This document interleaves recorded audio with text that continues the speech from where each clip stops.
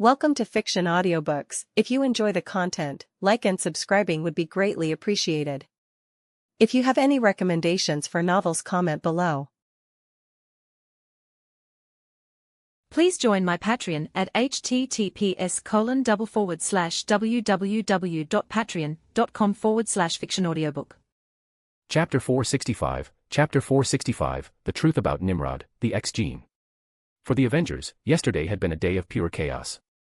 AIM and the Brotherhood of Mutants had struck simultaneously, alongside a jailbreak at the raft orchestrated by Dr. Octopus and Electro. To this day, the raft remained unable to resume normal operations, forcing Pym to activate a backup mansion. He had placed the mansion prison right inside the conference room of Avengers Tower. In addition to managing the fallout, they needed a comprehensive analysis of all information regarding Nimrod. From what we currently know, the Nimrod Sentinels are essentially an upgraded model of the Super Adaptoid, though calling this an upgrade feels like a massive understatement. Tony, in a rare display of old-school methodology, had found a large pane of glass and was using a water-based marker to sketch a chibi version of Nimrod. His durability, combat capability, and adaptability have all been exponentially increased. He can even resist magic. But the problem is, the most powerful ability we know the Nimrod Sentinels possess hasn't been displayed yet. The ability to replicate the X-Gene. Pym finished the thought. Not only did he fail to replicate the abilities of the two mutants present, but he also seems to have lost the power mimicry traits of his predecessor, the Super Adaptoid. Wasp listened to the two scientists speak as if they were reciting an alien script, looking back and forth between them before asking, "So, why?" The current conclusion is, we don't know. Bruce Banner, wearing his glasses, paced back and forth. Nimrod's absolute suppression of the Hulk had left him feeling an unprecedented sense of relief. For some reason, he felt like he could hear the Hulk's internal roaring a little less often now. The trouble was, sometimes the world needed the Hulk. So, we've handed the problem over to the experts, mutant experts. Tony shrugged helplessly. We had the Sonic Kid deliver a portion of the Nimrod samples to the Xavier Institute for Higher Learning, hoping they'd have some insight. At the Xavier Institute, the atmosphere was, frankly, one of high alert.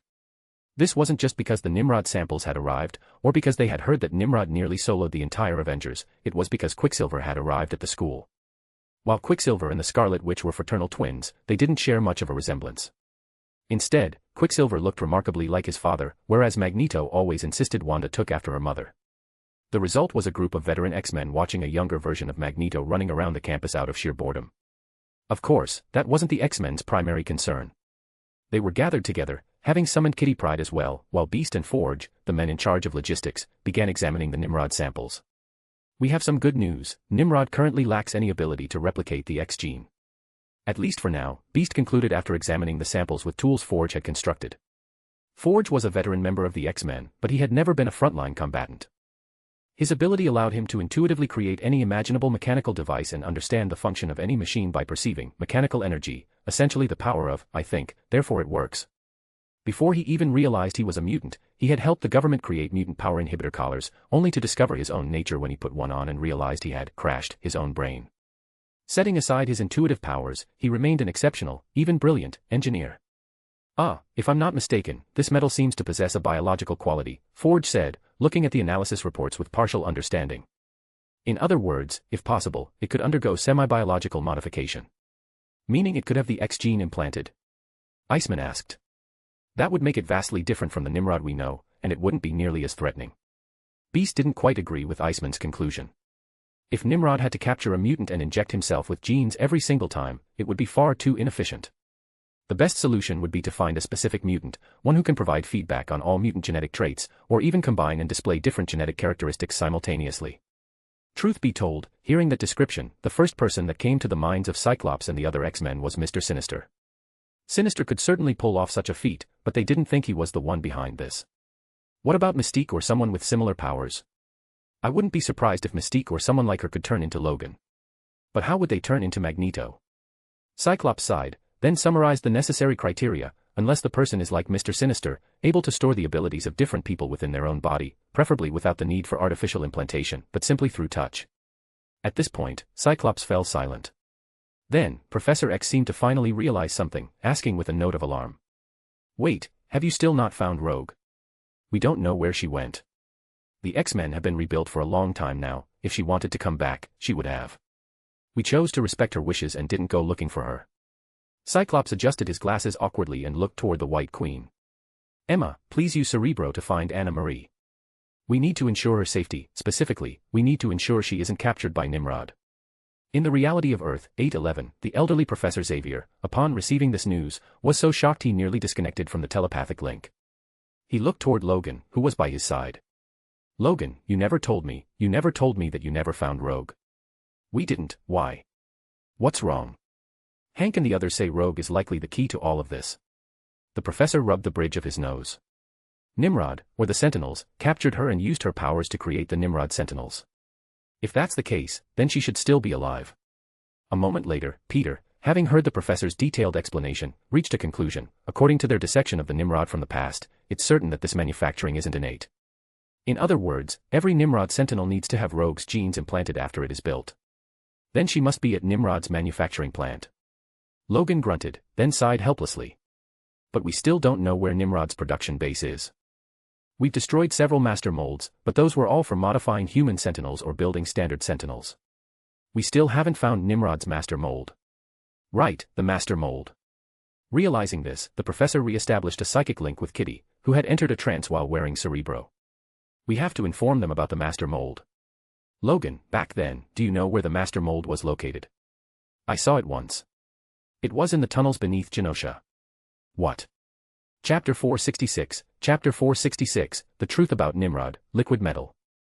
In that case, let us temporarily set aside the first question. At Avengers Tower, the discussion continued.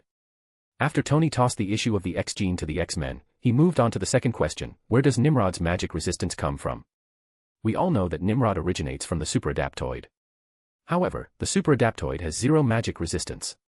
1 second, it was being pummeled by Spidey, Thor, or that little witch, the next, after evolving into Nimrod, it became almost entirely immune to magic. Tony articulated the crux of the second problem. Of course, we know there was an upgrade involved, but what kind of upgrade could produce such an effect? So, the magic-related members of our team took this question to the magic experts. Tony was naturally referring to Peter and Thor. They had taken Wanda with them to the Sanctum Sanctorum. The roof, which had been smashed open by Null half a year ago, was finally repaired. However, that didn't stop Strange from placing a rattan chair on the rooftop of the sanctum to soak up the sun. I knew you were coming when you were still a kilometer away. Strange opened a portal to step from the balcony into the hall, clutching a cup of coffee. We need your help. Strange was instantly intrigued. He opened a portal and led the three of them to a place resembling an alchemy laboratory. Thor dropped the bundle he had been carrying onto the alchemy table and unwrapped it. Strange examined the contents carefully, then frowned. He spoke to a novice mage who wasn't physically present. Magic. Is something wrong with Limbo? A second later, Peter saw Ileana teleport into the lab. The next time you use that mouth to notify me, Strange.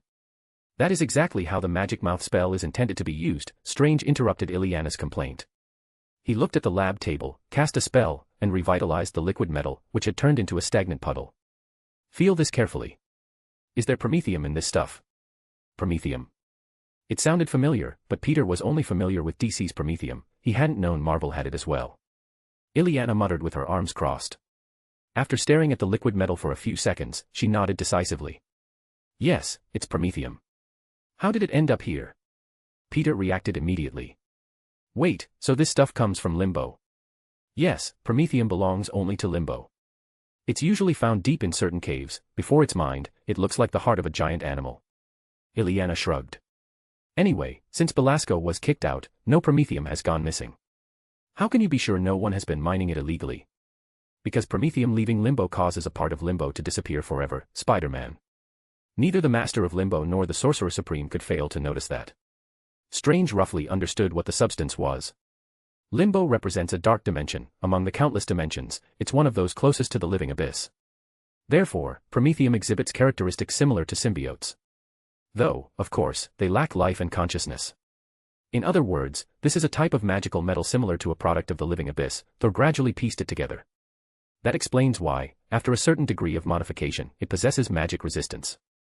Furthermore, a structure similar to the living abyss grants it extreme plasticity. Wait. Peter suddenly thought of a problem. He explained the situation regarding the future and Nimrod to Strange, then raised his own doubt. If that's the case, it means that in the future, Nimrod found a way to travel to Limbo and then mined a vast amount of Prometheium to manufacture Nimrod Sentinels. But isn't Limbo an extra-dimensional realm? Why wouldn't Ileana sense it? While time in Limbo is not rigid, many points of its past and future are connected by naturally occurring time rifts, it is still subject to linear time, and its present depends on its master. In other words, if there exists a possible future where Illyana is the sorcerer supreme of Limbo, then two temporal states of the same Limbo can exist. Peter didn't quite follow.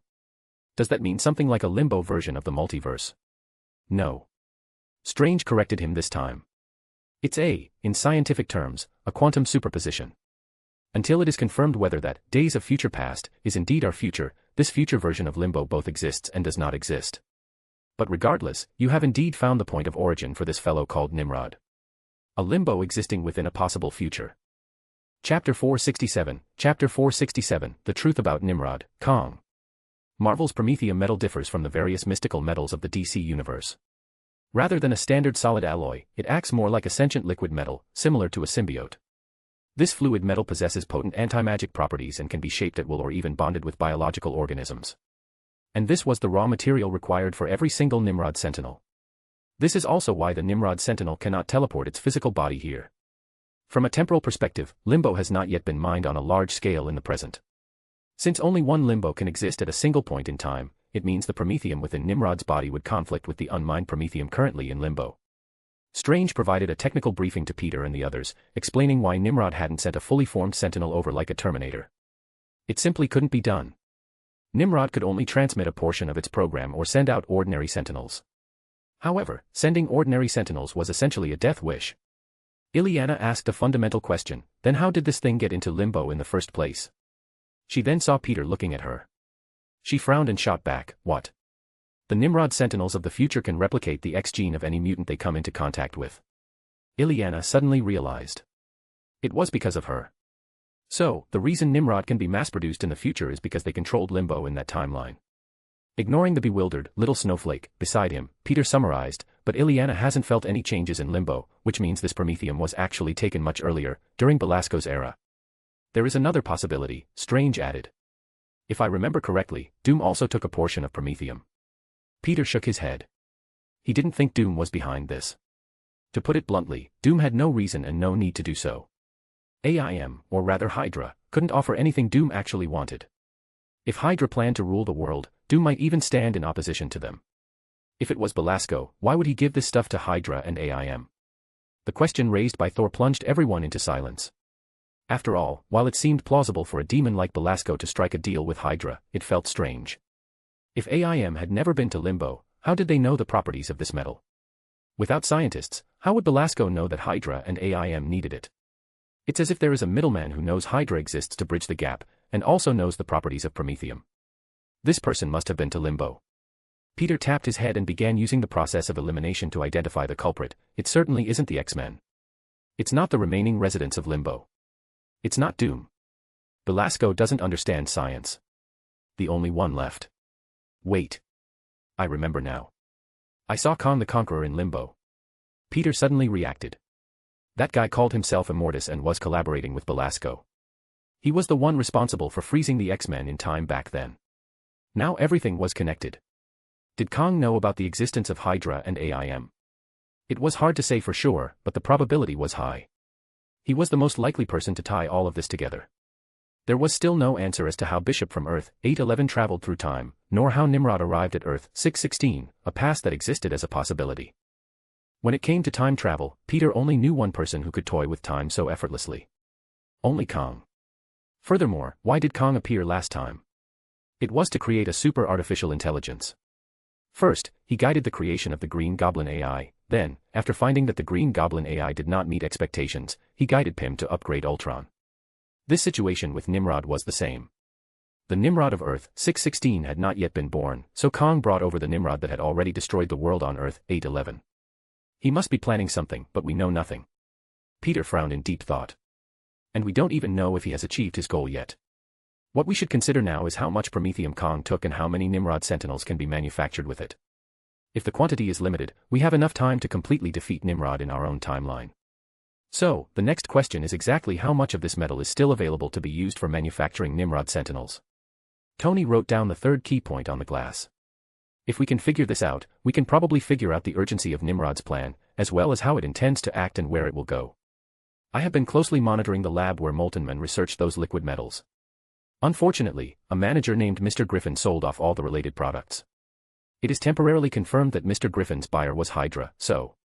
Tony paused and looked at his teammates.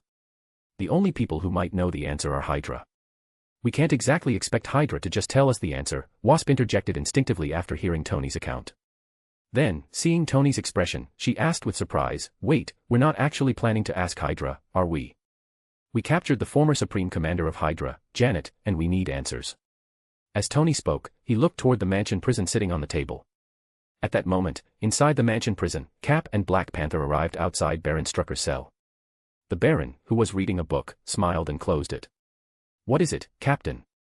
Has my death warrant arrived? It will arrive soon enough, Strucker. But before that, we need to know one thing.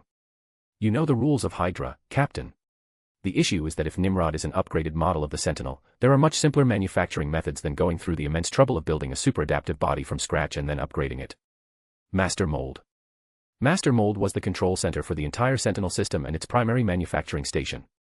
It stood to reason that as long as Nimrod had a Master Mold, he could manufacture a vast number of Nimrod Sentinels at maximum speed, provided there were enough raw materials, while significantly reducing the computational power loss required for cross-temporal transmission. It was safe to say that if Nimrod wanted to steer the future toward the Days of Future Past timeline, he would inevitably create a Master Mold.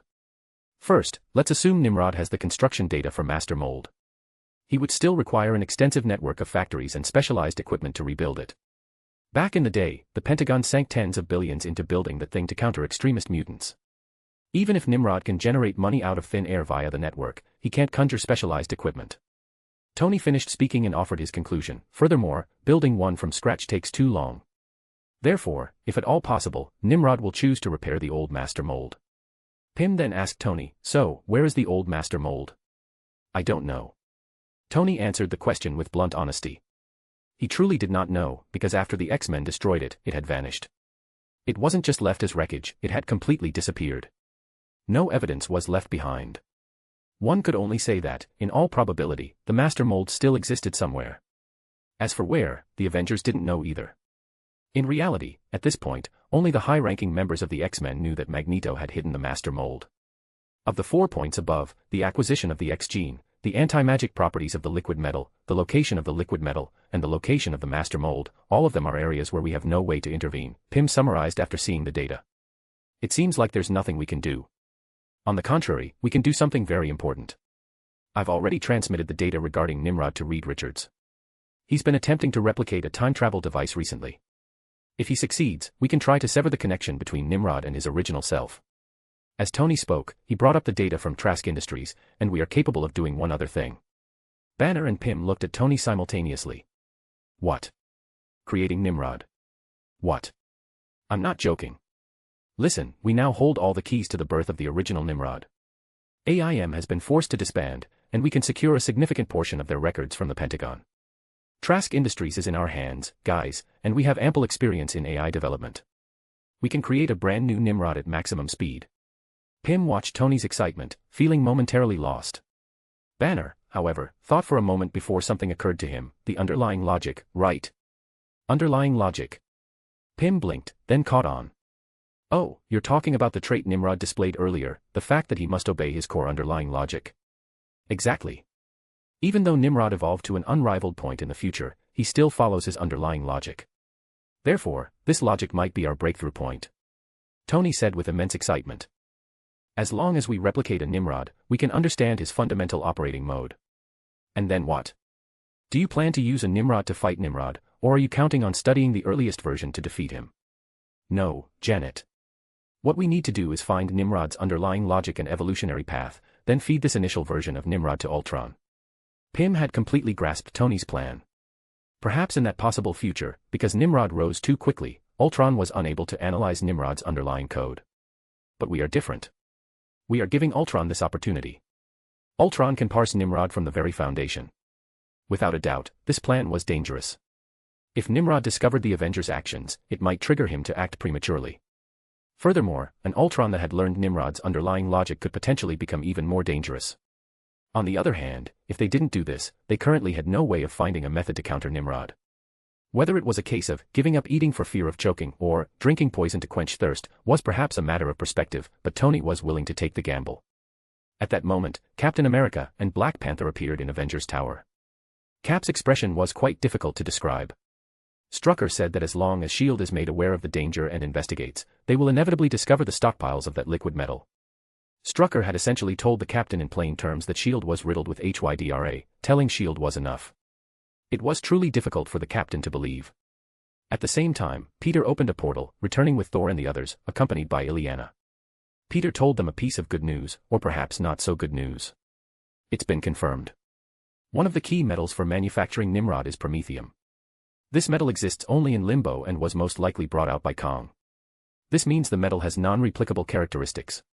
Excellent. Tony cheered. This was good news. It meant that even if Nimrod's sentinels were successfully researched, their numbers would be limited. Next, Nightcrawler arrived at Avengers Tower via teleportation, bringing Kitty with him. I've come to tell the Avengers our theory. Nimrod sentinels can be implanted with the X gene to gain abilities. According to our deductions, he needs Rogue's gene to evolve further.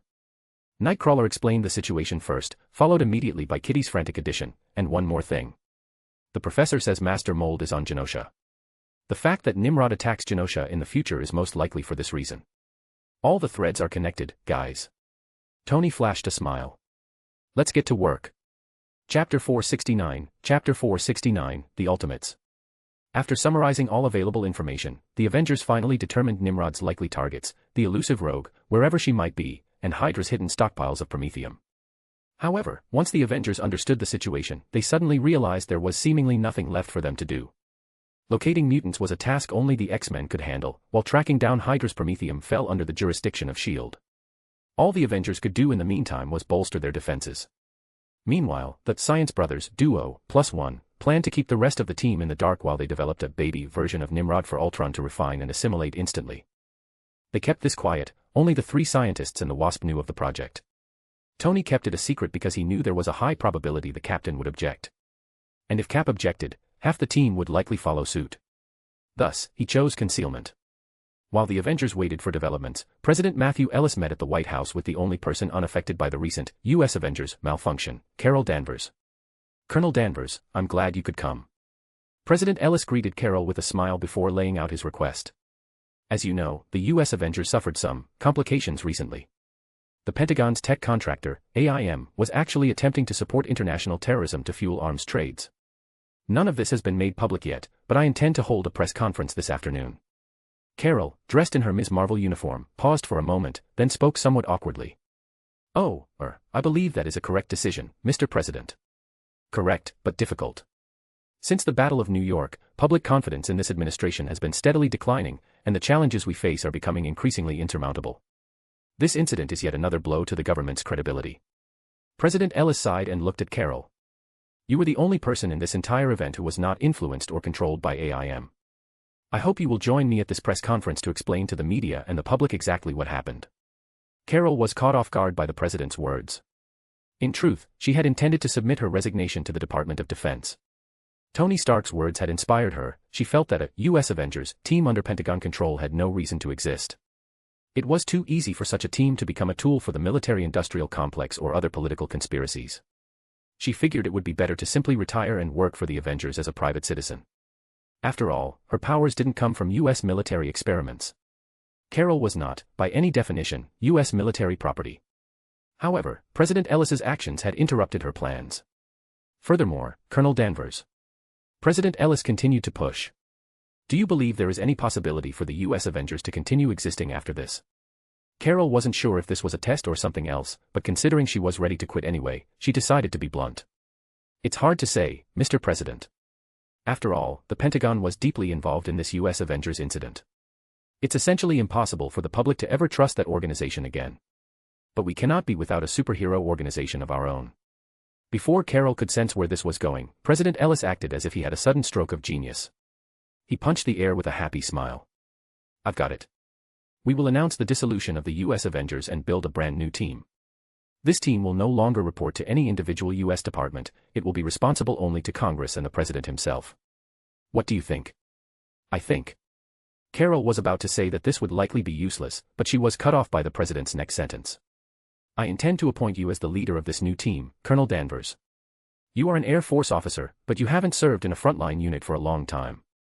You understand leadership, yet you have no direct ties to the Pentagon's inner circles.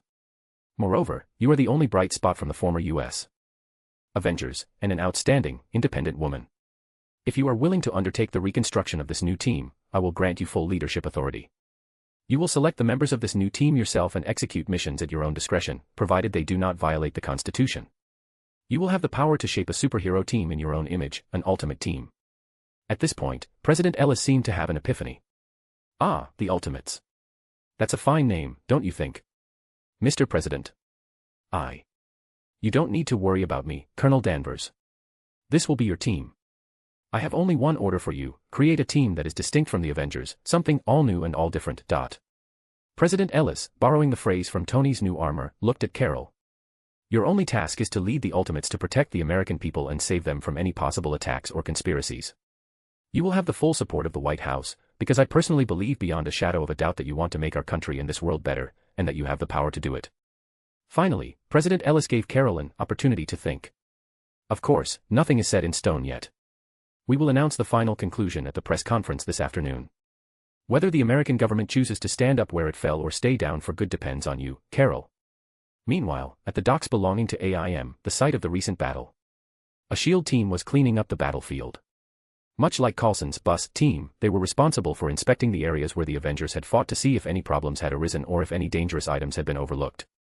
From what they already knew, the extremist-derived centipede virus had already appeared on the market. Who exactly had leaked these things? Setting that aside for the moment, the SHIELD agents had to process everything else.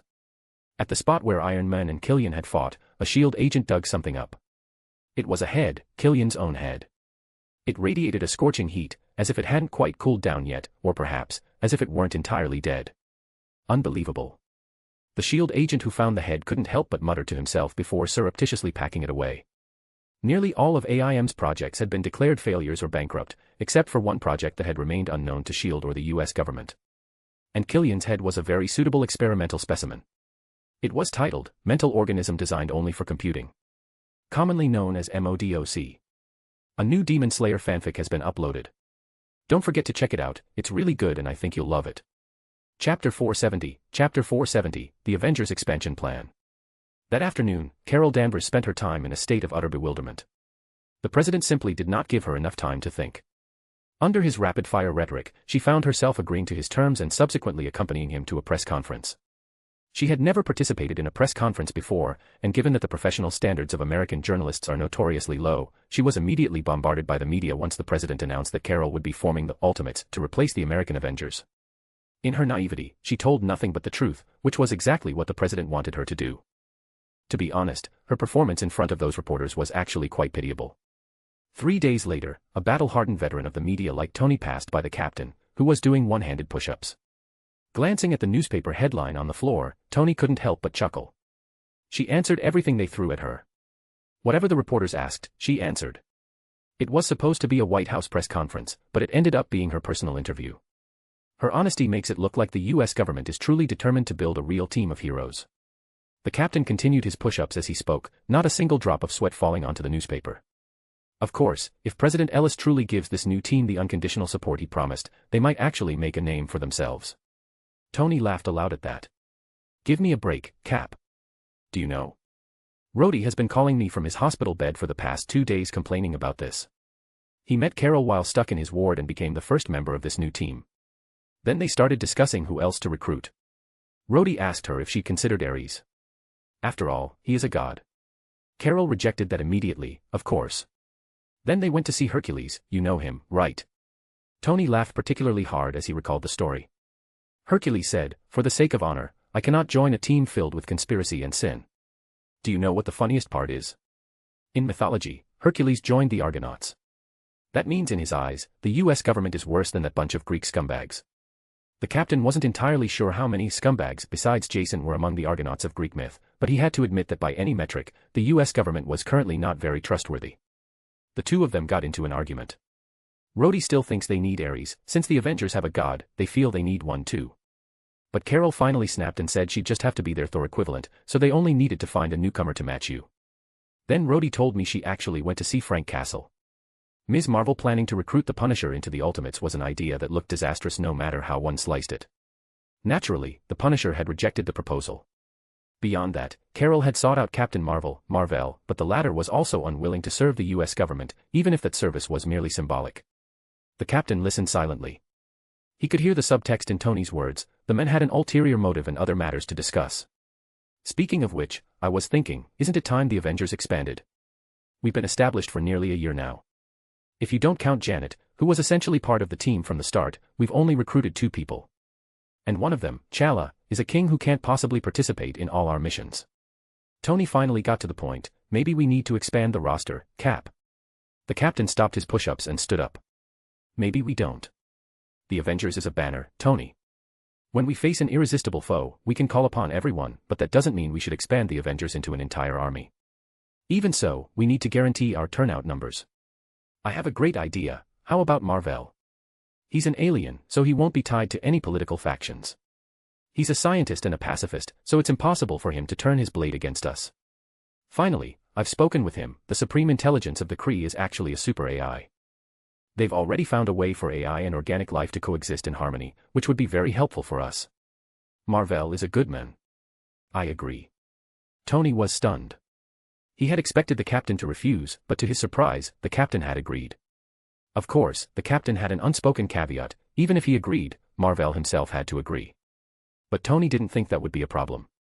And so, they began discussing the next issue, the requirements for expansion. Alright, maybe we can draw up a list, Cap. We can map out the superheroes across the globe and look for trustworthy people with potential to join the Avengers. We can't send soldiers into battle without training, Tony. Not everyone is Spider-Man. The captain shook his head. Tony shrugged indifferently. Then what do you suggest? Should we open an Avengers Academy? That actually sounds like a decent idea. I know you've been thinking about this. The enemies we face are getting stronger. One day, even the Hulk and Thor won't be a match for them. We don't need to wait for one day, Cap. We've already seen Nimrod. But war isn't that simple. Aside from the Battle of New York and Null's symbiote invasion, we've had almost no large-scale combat. Even those weren't really wars, they were just battles. We stopped the landing. The captain's rebuttal fell right into Tony's line of thought, but it only served to energize Tony further. Exactly, Cap. If we don't have enough of an army, how are we supposed to win a war? An army alone isn't enough, especially one made of soldiers with no combat experience. We also need a stable home front, allies we can unite with, and most importantly, a firm resolve in everyone to resist invasion. The captain sighed helplessly. The French claim to have the best army in the world, but they lack the resolve for war. You know how that ended. Is that why you're so focused on Magneto's children? You want to win over Magneto and make Genosha a friend of the Avengers. The captain gave Tony a pointed look. I want to reduce the number of our enemies, find common ground, and prove to the world that Magneto might truly be able to turn over a new leaf and stand by our side when it matters. Fair enough. In the end, Tony didn't push his point to the limit. Instead, he had Jarvis open a massive list. But at the very least, let's start by recruiting a few people from here. A new Demon Slayer fanfic has been uploaded. Don't forget to check it out, it's really good and I think you'll love it. Chapter 471, An Abrupt Business Trip. The investigation into Nimrod seemed to have ground to a halt. Until S.H.I.E.L.D. could locate a stockpile of Prometheium, or the X-Men could find Rogue, there was little for the Avengers to do. Peter had no idea when the X-Men or S.H.I.E.L.D. would yield results, but something happened on his end first. His spider sense rang out once more, revealing visions from another universe. In the midst of pitch-black darkness, a Spider-Man wearing a fedora and a black trench coat appeared on the streets of 1933 America. While you have this free time, you can go settle some business regarding the multiverse. Madam Web, having let herself in, was leisurely drinking coffee at the Web of Destiny base. She tossed the idol that Peter and Cindy had brought back from Italy to him. Take this with you, it might be useful. Is this also a future you've foreseen? Peter asked Madam Web, but she did not answer. He let out a helpless sigh. We are facing an enemy that could destroy the world at any moment, and now the Web of Destiny wants me to go to another world. This isn't running away, Spider-Man. Perhaps this is just another way to solve the problem. Julia Carpenter looked at Peter with a smile. Sometimes, taking the long way around is actually a shortcut. Trust me, you will find what you need there. Earth 90214, 1933, New York. A light rain had just passed. The night remained as dark as ever, and New York was no different than it had been before. The damp air carried the scent of earth, and splashes of water kicked up by speeding cars sprayed across the sides of the road. Inside one of these speeding cars sat electrical engineer Max Dillon, the head of an electrical company under the Osborn Corporation. Wrapped in a heavy overcoat, he sat in the car reading the news. The headline read, "Spider Monster appears, murders innocent citizen." He didn't kill an innocent citizen, Max muttered to himself.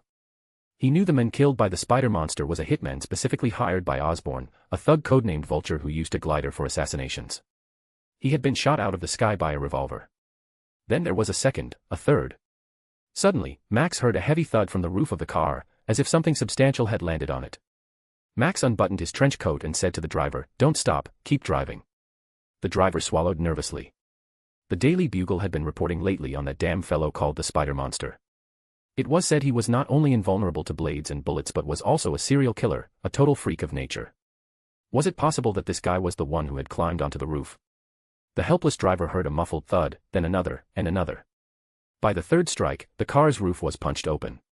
The ceiling was then torn away, and a masked man in a trench coat, wearing a blackened pilot's uniform and aviator goggles, looked down at Max. "What is Osborn doing?"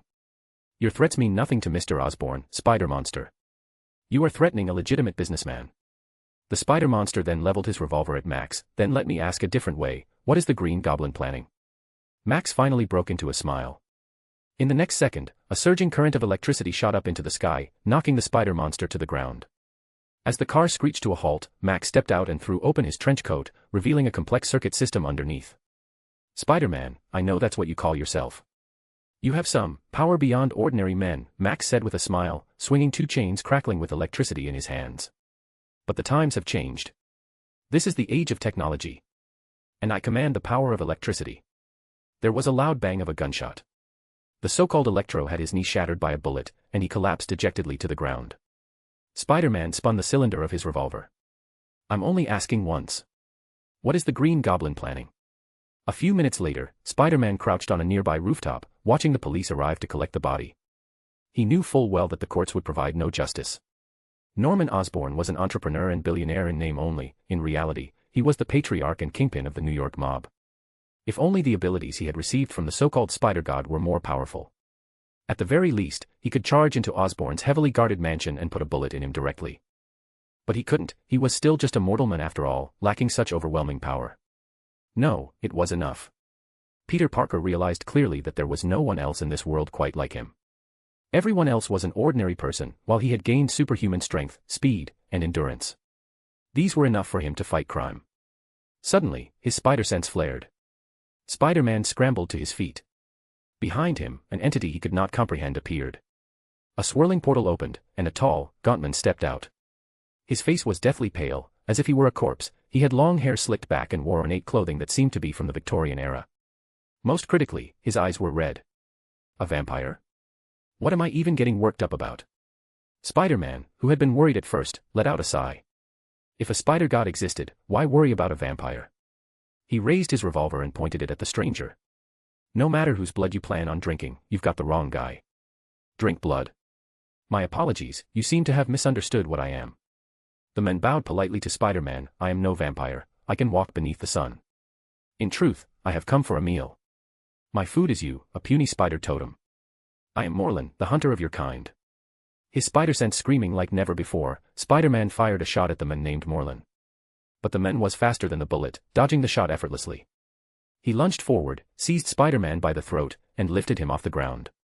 He opened his mouth, and a terrifying suction gripped Spider-Man's soul, making him feel his life force draining away rapidly. "What the hell is this thing?" It was at that moment that Morlun let out a howl of pain and threw him aside. Spider-Man heard a voice that was somewhat familiar, yet he couldn't place where he had heard it. Looking up, he saw a man dressed in a red and black web-patterned suit. "The Inheritors. I've heard much about you. This is our first meeting, isn't it? The Totem Eater." Morlun clutched his face, specifically the wound left by the other person tearing through space itself. He looked at the newcomer with a mix of caution and interest, then smiled and slowly retreated.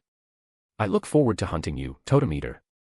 Chapter 472, Spider-Man Noir Universe. Earth 90214, also known as the Marvel Noir Universe, is the home dimension of Spider-Man Noir. If Peter recalled correctly, the most defining characteristic of this universe, aside from the setting spanning the Great Depression to World War II and its oppressive, gloomy art style, was the total absence of superpowered individuals other than Spider-Man. Every villain was a mob enforcer, the Brotherhood led by Magneto was merely a gang of immigrant racketeers, and the X-Academy taught antisocial prowess rather than mutant abilities. Even Spider-Man Noir's own powers were at the lowest tier among the spider totems. Although he could produce organic webbing, the yield was extremely low, insufficient for swinging through the city. The speed and strength he gained were very limited, and his durability was essentially no different from that of an ordinary human. His most distinct feature and primary source of damage was a revolver. If one were to say that other Spider-Men could punch a person into an unrecognizable blur at full strength, Spider-Man Noir could, at most, punch someone a fair distance away. That was roughly the scale of the difference. Thus, Peter had initially been quite curious as to why the web of destiny had dropped him into such a low-power world. As it turned out, the moment he arrived, he saw Morlun pummeling Spider-Man Noir. "Alright, that guy is gone for now. Are you okay?" Peter reached out a hand, intending to pull Spider-Man Noir up. The latter, however, executed a tactical roll and raised his gun to interrogate him. Peter, aided by his spider sense, promptly plastered the man's hand and gun with a glob of webbing, leaving Spider-Man Noir utterly bewildered. "Where did you get that much webbing? I'm not entirely sure if someone from 1933 can grasp the concept of the multiverse, but I am not your enemy." As Peter spoke, he pulled off his mask, revealing a face identical to a younger version of Spider-Man Noir. "I'm Peter Parker from Earth 616. Heir, from the year 2013. Spider-Man Noir once thought he would never be surprised again. He was dead wrong. Roughly half an hour later, Spider-Man Noir, or rather, the older Peter Parker, led Peter to his safe house. Along the way, he gained a rudimentary understanding of the multiverse, while the scientific principles escaped him, he understood the general gist. He also learned the identity of the individual who had suddenly appeared today trying to eat him, the men called Morlun. They call themselves the Inheritors. I'm not sure what they inherited, perhaps the original Universe 001 where the gods once resided. To put it simply, our power comes from the spider totem, while their power comes from the leech totem. Of course, they claim to be the vampire totem. A key trait of the leech totem is the ability to absorb the life energy of other totems. It was because of this trait that, regardless of strength, most spider totems faced a death sentence upon encountering an inheritor. The inheritors' raw stats weren't necessarily godlike, but to a spider totem, they possessed a total racial advantage. Naturally, the inheritors had their weaknesses. If the absorbed spider totem carried some form of contamination, it would damage their vitality. Additionally, symbiotes could serve as a shield to block a spider totem's life force. Consequently, Venom, whom Peter had brought along as a precaution against the spider army and who had not yet fully recovered, became his armor. Morlun had been unable to do anything to him. Furthermore, while inheritors held a racial advantage over spider totems, spatial ripping was a mechanical effect. It had still sheared off half of Morlun's face, though Morlun apparently had skin so thick that he remained perfectly active despite losing his face. Spider-Man Noir looked quite conflicted. He felt that everything this Peter Parker from another world was saying far exceeded his wildest expectations. No matter what the man spoke of, it sounded like gibberish from a divine tome. It wasn't that he couldn't understand the words, but rather that it felt entirely disconnected from his reality. "I'm a Spider-Man whose maximum output is a handgun. How in the world am I supposed to pick a fight with Morlun? You should find someone more qualified for this. In short, I'll handle Morlun. But clearly, that isn't the only reason the web of destiny sent me here." As Peter spoke, he produced a spider idol. It was crafted in a style very reminiscent of an African totem. The moment Spider-Man Noir saw it, he grew alert. "Your world has this too?" "In a manner of speaking, but mine is empty. I didn't gain my powers through the spiders inside it, either." In truth, Peter had a rough idea of what he could investigate by coming to Spider-Man Noir's world. Since both universes shared this totem, and Spider-Man Noir's timeline was exactly 1933 on the eve of World War II, everything aligned. Moreover, this totem was actually the symbol of Anansi, in other words, it was related to the Spider Army. Perhaps this was the true objective of the Web of Destiny, to let him discover exactly who that woman from the World War II era was. And besides that, he had to protect Spider-Man Noir. After listening to Peter, Spider-Man Noir sighed with weary resignation. "Have it your way, then. Just don't interfere with my work. Speaking of which, I'm actually curious about something." Peter looked at Spider-Man Noir and asked the question he wanted to know, "Where is that totem statue?" Spider-Man Noir answered him promptly. "With Norman Osborn. But it's useless now. A few months ago, Osborn had smuggled a shipment of goods from Europe, which included an unknown statue. One of Osborn's henchmen, Carhan, touched the statue, and the spiders that swarmed outbit him so severely that not even his bones remained. Later, Peter Parker, who had nearly been killed by the Goblin Gang while trying to protect Aunt May during a street speech to unite workers, was thrown into the swarm of spiders as an execution. Instead of dying, he experienced a vision of the spider god Anansi and gained his spider abilities. I couldn't destroy the totem itself, but I could deal with the spiders. I've already killed every spider inside it. You don't need to worry about it. That may not be the case. From what I know, as long as you house tarantula wolf spiders from Italy within the hollow of the totem, those spiders can also transmit spider abilities. Osborn doesn't know that. But what about the person who sold the totem to Osborn? Spider-Man Noir narrowed his eyes, falling into thought. Just then, Peter felt a sudden wave of dizziness. His spider sense began blaring manically, and he nearly collapsed to the floor. What's wrong with you? It's Morlun. He's planning a frantic hunt of spider totems across the multiverse to heal his injuries. Gritting his teeth, Peter sent a message using the multiversal travel watch Miguel had given him. He then took the watch off and handed it to Spider-Man Noir. I have to go save them. If Morlun comes, press the button on the right side of the watch. Then I'll go investigate the totem. You go save the Peter Parkers, Chief. Hearing this, Peter paused. Actually, spider totems aren't just Peter Parkers. Chapter 473, Multiverse Chase. In a universe widely known for its Amazing Spider-Man, Peter Parker stood as the world's singular Spider-Man. Having just graduated from high school at 18, he had already saved the city years prior by stopping the Lizard's plot to spread a virus via lizard serum. Today, with the help of his girlfriend Gwen, he had once again saved New York, having just defeated Electro and prevented the total destruction of the city. However, just as they thought it was all over, Peter's childhood friend, Harry Osborn, ravaged by a hereditary disease, injected himself with the Green Goblin serum. Becoming the new Goblin, he vowed revenge on the Spider-Man who had robbed him of hope. The battle culminated in a final showdown within a crumbling clock tower. Gwen, unable to evacuate in time, was caught in the crossfire. Eventually, the platform at the top of the tower collapsed. The Amazing Spider-Man struggled to save her amidst the new Goblin's interference, but the obstacles were overwhelming. Finally, he fired a line of webbing toward Gwen as she plummeted, praying it would reach her in time. But he failed, because a sudden presence knocked him aside. As Gwen fell, watching a massive gear fly past, she saw her lover vanish as well. She seemed to understand her fate. Yet in the next second, a Spider-Man leaped down from the air and caught her in a mid-air embrace. He fired webbing toward the ground, creating a trampoline-like buffer zone. After setting Gwen down safely, he immediately sprang back into the air. Gwen climbed out of the heap of webbing, stunned, watching the disappearing figure of Spider-Man. The suit, it looked different. The suit was indeed different, because the Spider-Man who had saved this universe's Gwen was our protagonist, Peter. He leaped upward rapidly, delivering a powerful kick to Morlun, who had already seized the Amazing Bug by the throat. Morlun was sent flying, and Peter helped the Amazing Bug up. The latter had been drained of a small portion of his life force but was otherwise unharmed. No time for small talk. I saved your girlfriend. Other Spider-Men will be along shortly to explain everything. Right now, focus on capturing the new Goblin. I have other universes to reach and other Spider-Men to save. See ya. The Amazing Spider-Man coughed uncontrollably as he was helped up. Before he could even process what had happened, the other Spider-Man vanished with a wave of his hand. Moments later, a portal opened, and a female spider hero in a white suit stepped through the polygonal gateway. Ah, from Earth 120703. Wait a second. You're Peter Parker, right? Hearing that voice, the Amazing Bug looked at the Spider-Woman in total shock. Gwen. Great, another Peter Parker. I hate the orientation part of this job, Gwen muttered, tossing him a wristwatch. Round up your bad guy, say your goodbyes to your girlfriend, and get ready to head to HQ. Your girlfriend is Gwen Stacy, right? By exploiting the Master Weaver they had captured, the inheritors were able to utilize the web of destiny to travel incessantly across the multiverse. Peter, too, could move back and forth using the web. Not only that, he could sense vibrations within the web of destiny. As long as the universe Morlun occupied was close enough to his own, he could arrive there directly. Even so, Peter could not guarantee that he would save the local Spider-Man in every universe. He was chasing his quarry, and while the distance between him and Morlun was shrinking, Morlun usually managed to get at least a sip of a local Spider-Man's essence before Peter interrupted him, preventing the kill. Morlun was well aware of the spatial lacerations Peter could inflict on his body, so he avoided Peter as much as possible. However, Peter felt that the villain was more likely treating this as a twisted, entertaining hunt.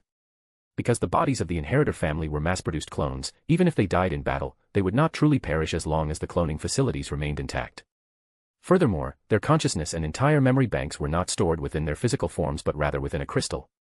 This meant that even magic could not prevent their regeneration. Peter was somewhat confused as to whether this meant they were creating a clone with identical memories and abilities, or if it proved they were merely remotely controlling their clone bodies. Regardless, none of that mattered now. In a future version of New York, after Peter once again prevented Morlun from attacking a counterpart of Miguel, the two continued their fierce brawl. By this time, Morland's injuries had mostly healed. They chased each other across the cityscape until Morland leaped into the air, opening a spatial gate to another part of the multiverse. Peter followed immediately. One moment they were in the New York of 2099, the next, they appeared in the sky above a distant past.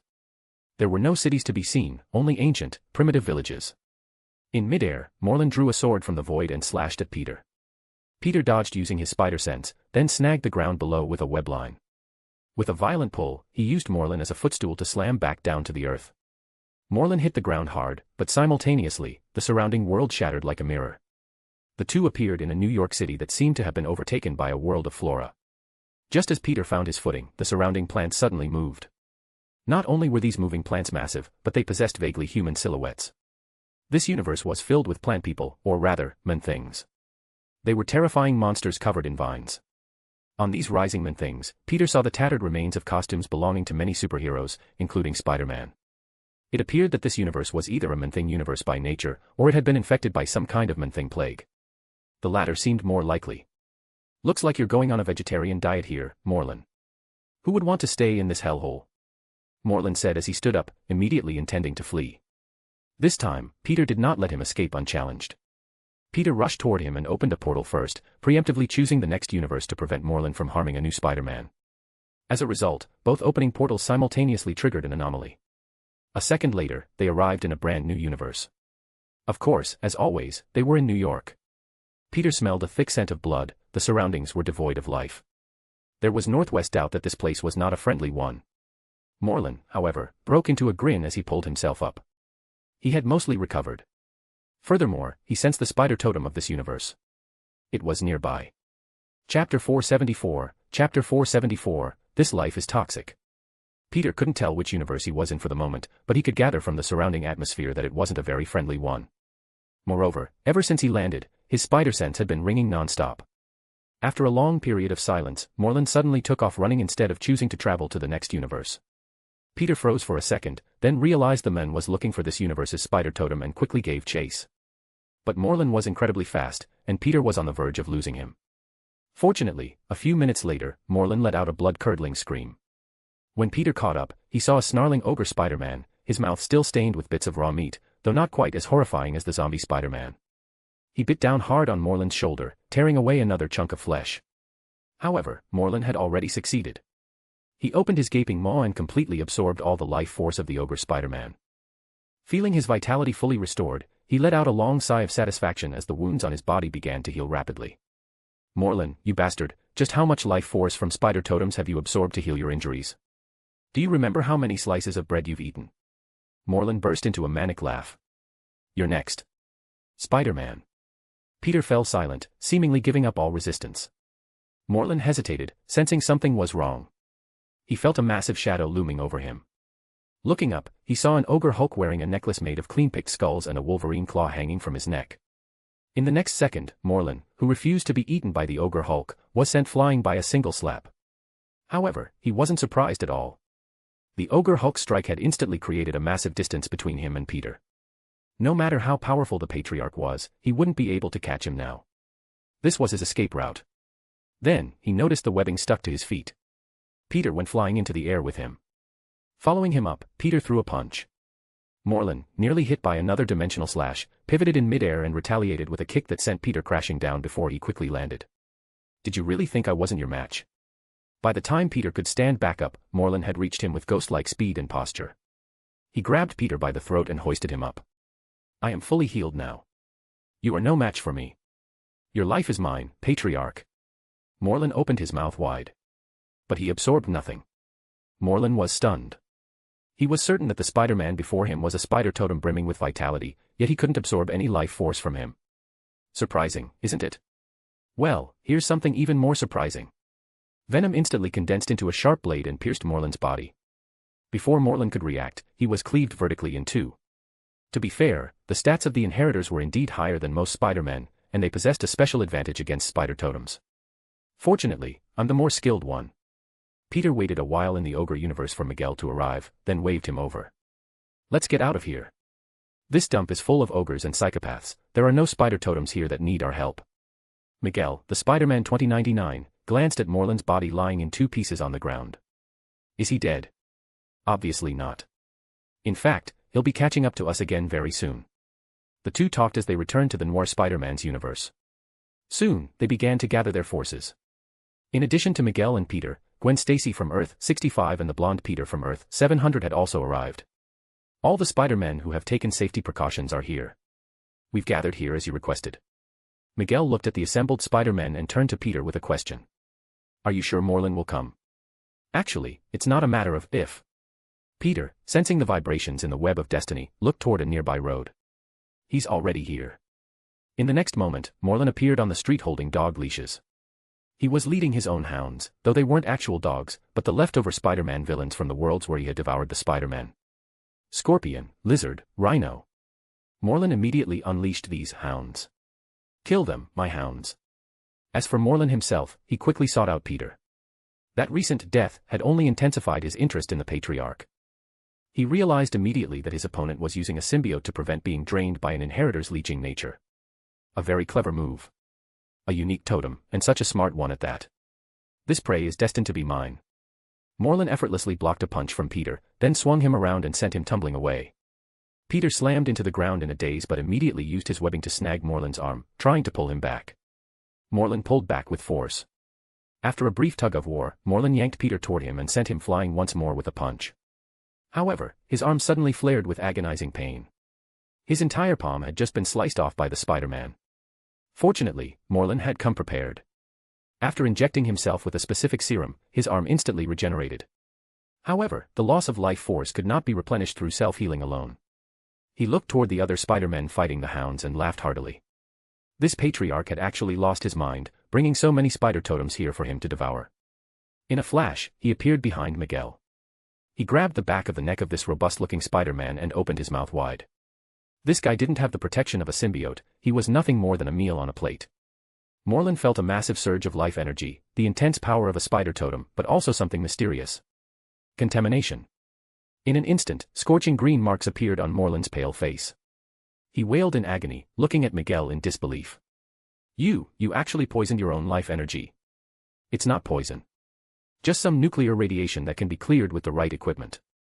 You need pure spider totems to feed, right? Miguel kicked Scorpion away and turned around, his hands transforming into sharp talons. I'm sorry, but we don't have anything like that here. How do you like junk food, you piece of trash? Chapter 475, Spider Society. Miguel looked as though he had the situation entirely under control, prepared to take on Morlun, who appeared extremely weakened after absorbing toxic life force, in a one-on-one duel. Then, he was kicked squarely across the room. Despite his profound weakness, Morlun remained resolute in his determination to slaughter these wretched spider totems. Spider-Man 2099's talons failed to breach his defenses, and Spider-Gwen's attempt to hurl a scorpion at him proved utterly futile. It only served to fuel Morlun's rage. I am not a man who enjoys wasting food, but you have successfully changed my mind. As Morlun spoke, he threw a punch at the Spider-Man of Earth 700, who was rushing toward him. However, at that precise moment, the latter was yanked away by Peter's webbing. Peter stepped in to meet the blow with a punch of his own, only a fist reinforced by the Venom symbiote possessed enough strength to stand against Morlun, or rather, to overpower him. Peter's punch sent Morlun staggering back. Morlun looked at them with a ghost of a smile, his eyes narrowing. It seems you have finally grown wise, learning to huddle together to resist us. But unfortunately, even if the inheritors cannot feast upon your tainted lives, our hounds are ultimately infinite. There are countless spider totems across the multiverse waiting for me to hunt. Farewell. With that, Morlun turned with predatory elegance and vanished into thin air. Are we not going to chase him? Spider-Gwen was curious about the group's reaction, but Peter shook his head. At least for now, he's backed off. My spider sense isn't telling me that any Spider-Man is currently under attack, perhaps there are, but they are beyond my range of perception. Even if Morlun dies, he can be quickly resurrected. Unless we can guarantee the total destruction of their cloning facilities, we cannot eliminate them once and for all. It's better not to dwell on that for now, Miguel said, beginning to outline his vision. Your battle with Morlun spanned a dozen universes and involved a significant number of spider totems. Once we confirm they are all Spider-Men, I will provide them with the location and information of our headquarters. The members of the Spider Army might be a bit of a mixed bag, but their philosophy is correct. We cannot fight alone, we shouldn't even just operate in small squads. We need to gather together. Like a Spider-Man version of the Interdimensional Council of Reeds. The Council of Reeds was an assembly of every Reed Richards from across the multiverse, where all the Mr. Fantastics capable of joining met to collaborate. A similar organization existed in the form of the Council of Kangs. The difference was that the latter was composed of Kangs, the similarity was that both organizations were excellent at causing trouble. Miguel clearly knew exactly what the Council of Reeds was, as he shot Peter a look of disapproval. Peter merely shrugged in response. You should probably come see the headquarters, Miguel told Peter. The basic framework is already in place. The Wasteland universe has been mostly cleared out, it was originally our training ground, but most of the problems there have been resolved. Peter, however, was thinking of something else. Wait a moment. Can you find the universe where Nimrod destroyed the world? That universe is a possible future of Earth 616. I could, but why? Miguel grew suddenly wary. This man had just mentioned the Council of Reeds and followed it up with this request, it smelled of ulterior motives. The Nimrod from that universe used a time machine to send a portion of its program into our timeline. In other words, one Nimrod exists in two timelines simultaneously, operating on a dual thread. This has given the people of that future a chance, but they are severely lacking in combat power. Peter looked at Miguel. There is a Spider-Man in that universe who has been fighting until the year 2029. He is worthy of joining us. We can recruit volunteers to help him and save his world. If he plans to launch a surprise attack on Nimrod, he's going to need a lot of help. Miguel looked at Peter in silence. You know about the web events, right? You mean? A universe that has failed is no different from one that is destroyed. It is, indeed, a suitable place to test the feasibility of a Spider-Verse. Earth, 811, Days of Future Past. A mother and son on the run were hiding from a standard Sentinel patrol. Suddenly, an explosion rocked the area nearby. A Sentinel was tripped by webbing and crashed heavily to the ground, only to be sliced apart by a woman with a sword. Another girl phased out from within a second Sentinel's chassis, leaving the robot to collapse in a heap. The final Sentinel had its chest incinerated by flames before its head was severed by Wolverine's claws. There are fewer and fewer people left for us to save, and we have so little to help them with. After Ileana escorted the mother and son to a temporary settlement known to Peter's group, the resistance fighters returned to another makeshift hideout. This place was a small bunker Punisher had once set up in the countryside. They were staying here for the time being, primarily to accommodate the professor, who was now unable to move without an exoskeleton. Faced with Peter's lament, the professor offered comfort. At least we have seen hope. It is not as if we have made no progress, is it? The investigation from the past had been heartening. It seemed the original Nimrod of 2013 would not be born. They had also discovered several vital clues. One was that Rogue was highly likely still alive, as Nimrod required her DNA samples to manufacture Nimrod Sentinels. The other was that the raw material for Nimrod Sentinels required Prometheium from Limbo. This gave the Resistance a clear objective. If they were to make a final stand, Limbo would be the ultimate battlefield. And thanks to Ileana's status, they even had a small horde of demon fodder they could use to bolster their ranks, though they weren't of much use otherwise. Just as Peter was about to say more, his spider sense tingled, but it wasn't a warning of danger. To his surprise, a portal opened, and a tall, imposing Spider-Man stepped out. Ah, who are you? Humph. An observational paradox of a potential future. I am the Spider-Man of the year 2099 from Earth 928, also a potential future of Earth 616. Miguel O'Hara. Peter Parker, I wish to invite you to join the Spider Society. We are short-handed right now and need fresh blood. The Spider Society is an organization that covers the multiverse's Spider-Men. Miguel nodded as if it were the most obvious thing in the world. I'm sorry, I won't join. I still have to save my own world. You know what? A kid from 2013 told me you'd say exactly that, Miguel said, his tone cold. So I went and asked around. I asked who would be willing to participate in a mission with an extremely high mortality rate, in a universe not their own, where their own world would lose its Spider-Man if they fell. Miguel's voice remained flat. Guess how many people said, no problem. One by one, portals began to open all around the Peter Parker of Earth 811. Chapter 476, Investigating the Spider Totem. While the Spider Society and the Spider-Man of Earth 811 were discussing their combat operations, Peter was still in the Noir universe, discussing the Spider Totem with Spider-Man Noir. There were also some personal matters to attend to. So, you and Felicia are lovers, but you're currently dating MJ. Listening to Spider-Man Noir describe this tangled web of relationships, Peter felt like he was hearing a particularly outrageous plotline. How do you even pull that off? Felicia and I both understand that, from every perspective, it's impossible for us to be together. I'm an anti-gang vigilante, and she's a nightclub owner who makes her living off the mob. Because of that, being with Mary Jane is the right choice, at least, that's what I believe. As Spider-Man Noir spoke, he gathered various newspapers, documents from gang hideouts, and handwritten notes, synthesizing the information to analyze the details of Osborn's smuggling network. He was specifically trying to find information on how Osborn had smuggled that spider totem. The small talk continued on the side. Peter sensed something off, so he asked out of curiosity, but Felicia and I are attracted to each other. It can't be helped, things happen between us. Spider-Man Noir awkwardly skipped over the details, but Peter was relentless. Well, do they know about each other? Do you have similar emotional problems? Not exactly similar. I met two wonderful girls, and they're both willing to date me. But no matter who I choose, I feel like the other one will be heartbroken. Spider-Man Noir interrupted him, so you plan to choose both? Actually, I haven't made a choice yet. Spider-Man Noir didn't respond to that directly, but instead gave his own answer. Felicia knows about MJ, but the reverse isn't true. MJ doesn't even know I'm Spider-Man. You think that's protecting her? I'm keeping her from getting involved. She's a compassionate girl. If she knew what I was doing, she would definitely understand and try to help me. She's not like Felicia, she's not suited for this life. As he spoke, Spider-Man Noir handed a photograph to Peter. Found it. Here. This is where we need to go. Where is this? Osborn's cash cow, Otto Octavius's laboratory. If there's anyone Norman Osborn trusts enough to help him investigate and research how the spider totem gave me my powers, it's Otto Octavius. Haha, Otto Octavius as a loyal subordinate of Norman Osborn. Peter told a dry joke that Spider-Man Noir didn't understand at all. The latter simply stared at him with a metaphorical question mark over his head before putting on his fedora. Let's go. We have a lot of work to do. Wait, I made something for you. A web shooter that can be used normally even in 1933. It's actually my first-generation design. I've written down the chemical formula for you as well. It shouldn't be hard to get these materials even in 1933. Spider-Man Noir took the web shooters and glanced at the formula. It was indeed simple enough to procure. He wasn't entirely sure if the recipe would hold up, but the equations looked sound. Then let's move. The previous night, several people had witnessed a battle between multiple Spider-Men and vampires. While most people, including those at the Daily Bugle, dismissed it as just another exaggeration, Mr. Osborn had demanded that Otto figure out the source of Spider-Man's power as quickly as possible.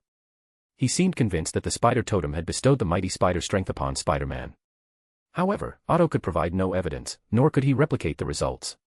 He had placed many different spiders inside the totem, but without exception, none of them granted anyone superpowers.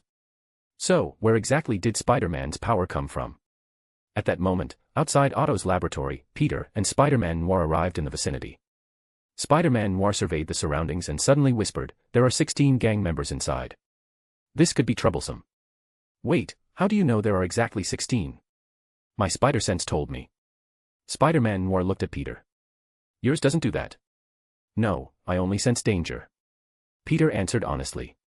Spider-Man Noir didn't press further, so Peter asked about the opposition's capabilities. "You said they're just ordinary mobsters, is that true? Do you think our world is full of freaks?" Peter shrugged. "Then they won't be much trouble. Leave them to me." Spider-Man Noir watched as Spider-Man vanished. A moment later, one by one, the gang members lost their fighting capacity within his spider sense. They were hoisted up by webbing, their weapons stripped away. The entire process didn't make a single sound. "This is useless. If you take them to the police station, Norman's crooked cops will just let them out the next day. Then the person you should be dealing with is Norman Osborn, not these common thugs. More accurately, you need to deal with the system." Peter shrugged and pushed open the lab doors with Spider-Man Noir. They saw Otto Octavius, who was busy researching spiders.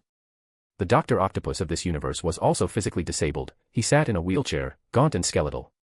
Several crude, mechanically driven power claws were attached to his wheelchair to assist him in daily life.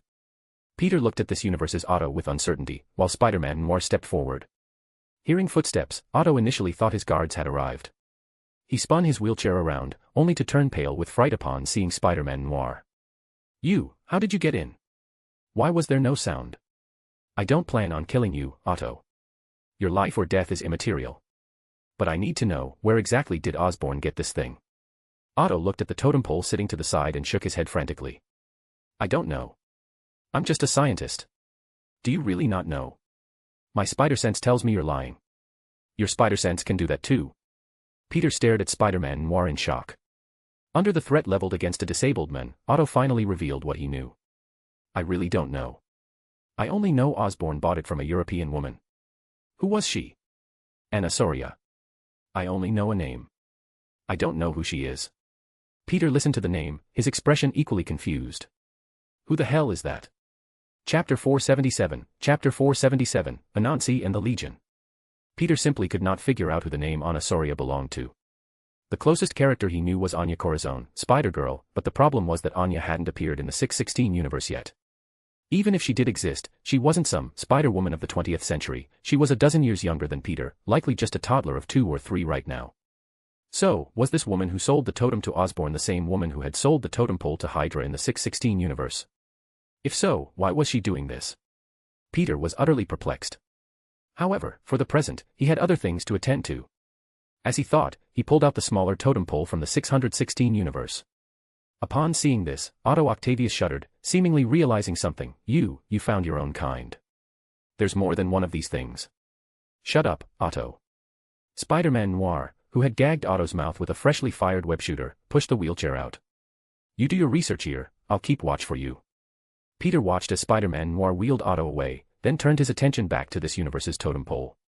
He could sense unique information radiating from it, seemingly beckoning him to make contact. Peter intended not to touch it. The reason was simple, the power of this totem pole originated from Anansi. Peter held a grudge against Anansi, at least the Anansi of a certain universe. Since it was an enemy's item, it was better to leave it alone. Who knew if there was some trap hidden inside? But before Peter could give it further thought, both totems simultaneously released a brilliant light. Startled, Peter dropped the smaller totem pole, but in that instant, a projection magic pulsed from the 2 totems, displaying a vision of the past. The past of Anansi, the spider god. In the ancient past, during an era when humanity was still primitive, Anansi, as one of the gods, discovered the web of life and its immense power. Realizing this was an artifact of the elder gods, the new god made a request to his father, Niam, the sky god of Ashanti mythology. I request to spread this great power among mortals, so that they too may become spokespersons for the web of life and destiny. His father agreed, on the condition that Anansi complete a great feat after a series of adventures. The spider god of stories and lies succeeded. He modified the vast divine power and rich knowledge of the web of destiny into a form mortals could comprehend, which then spread continuously alongside the expansion of the web of destiny. In this way, one spider totem after another was born. They appeared in different corners of the multiverse, some were significant, some were not. But their appearance signified the normal operation of the spider totem in that universe. As long as a spider totem appeared in a universe, all souls of that universe would be registered upon the web of destiny, becoming part of this celestial soul map that governs the entire multiverse. By the time the story reached its conclusion, it was no longer a projection. A young black man in a tailored, expensive, and flashy purple suit appeared in the room, holding a book as he spoke.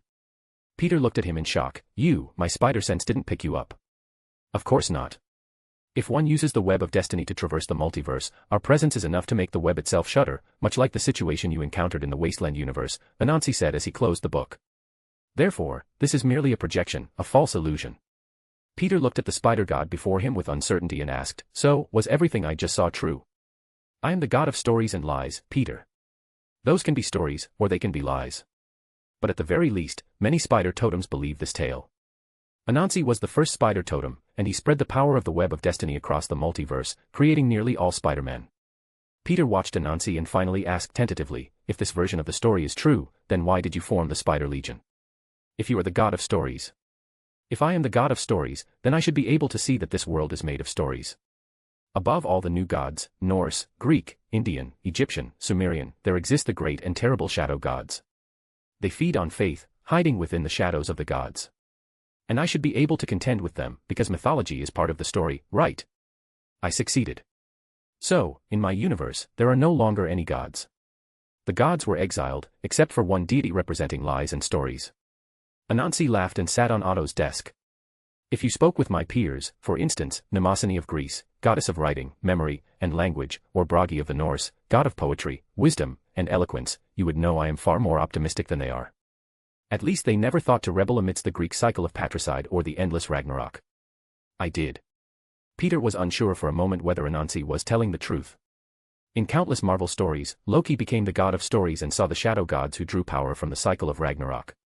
Now, another god of stories claimed he had done something similar, liberating a universe from the shadows of the gods. Then, what is the Web Warriors Legion? Do you know what the most terrifying thing for a reader is in a good story? It's when the story turns cliché, or when the story ends completely and there's nothing left to read. Those seem like two different things. It is the same thing. Stories must inevitably come to an end, Anansi looked at Peter. But some stories might not have a good ending, Peter. The Spider Legion exists to fight against all of that. You, and the countless totems chosen by the web of destiny, are heroes, and heroes are not suited for war. You would stop to save people. What we need is an army, and countless bases capable of providing resources for that legion. Even if countless universes turn dark because of it. Anansi smiled helplessly. Many universes were heading toward darkness anyway, take the zombie universe, the ogre universe, or the wasteland universe. We are merely recycling waste. You might not agree, but it doesn't matter. When the war that decides the fate of the web of destiny itself truly arrives, the Legion will enter the battlefield before the Alliance. I hope that at the story's end, the heroes have not died, and the scum have all vanished. Oh, by the way, I left a gift for you. What gift? Before Peter could react, his hand was bitten hard by a spider that appeared out of nowhere, and he felt a wave of dizziness wash over him. Chapter 478, Evading Death. While Peter felt a wave of dizziness, his field of vision began to shift. Everything around him seemed to blur into a haze, replaced by a sort of second sight. In this mode of perception, color was meaningless, everything in his surroundings manifested in his mind as distinct outlines. To put it simply, it was somewhat like eagle vision from Assassin's Creed. He could perceive the number of enemies and their equipment through walls or other obstacles within a certain radius. Now he finally understood how Spider-Man Noir was able to pinpoint exactly how many mobsters were hiding inside a building with such directness. He began to believe Anansi's words. The Spider Army was simply a group of non-heroic spider totems recruited by several spider gods of the web for the purpose of a coming war. So, who exactly is this woman named Anasoria? Did she sell the Hydra totem in Earth 616? Is she a spider totem too?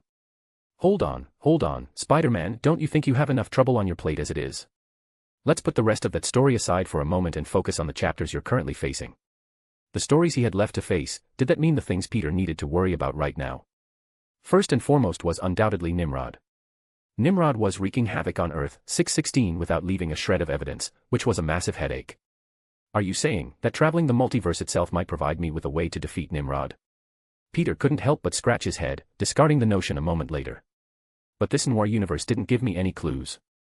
Perhaps they aren't in the Noir universe. Spider-Man, don't forget, Earth 811 is a future where Nimrod rose to power.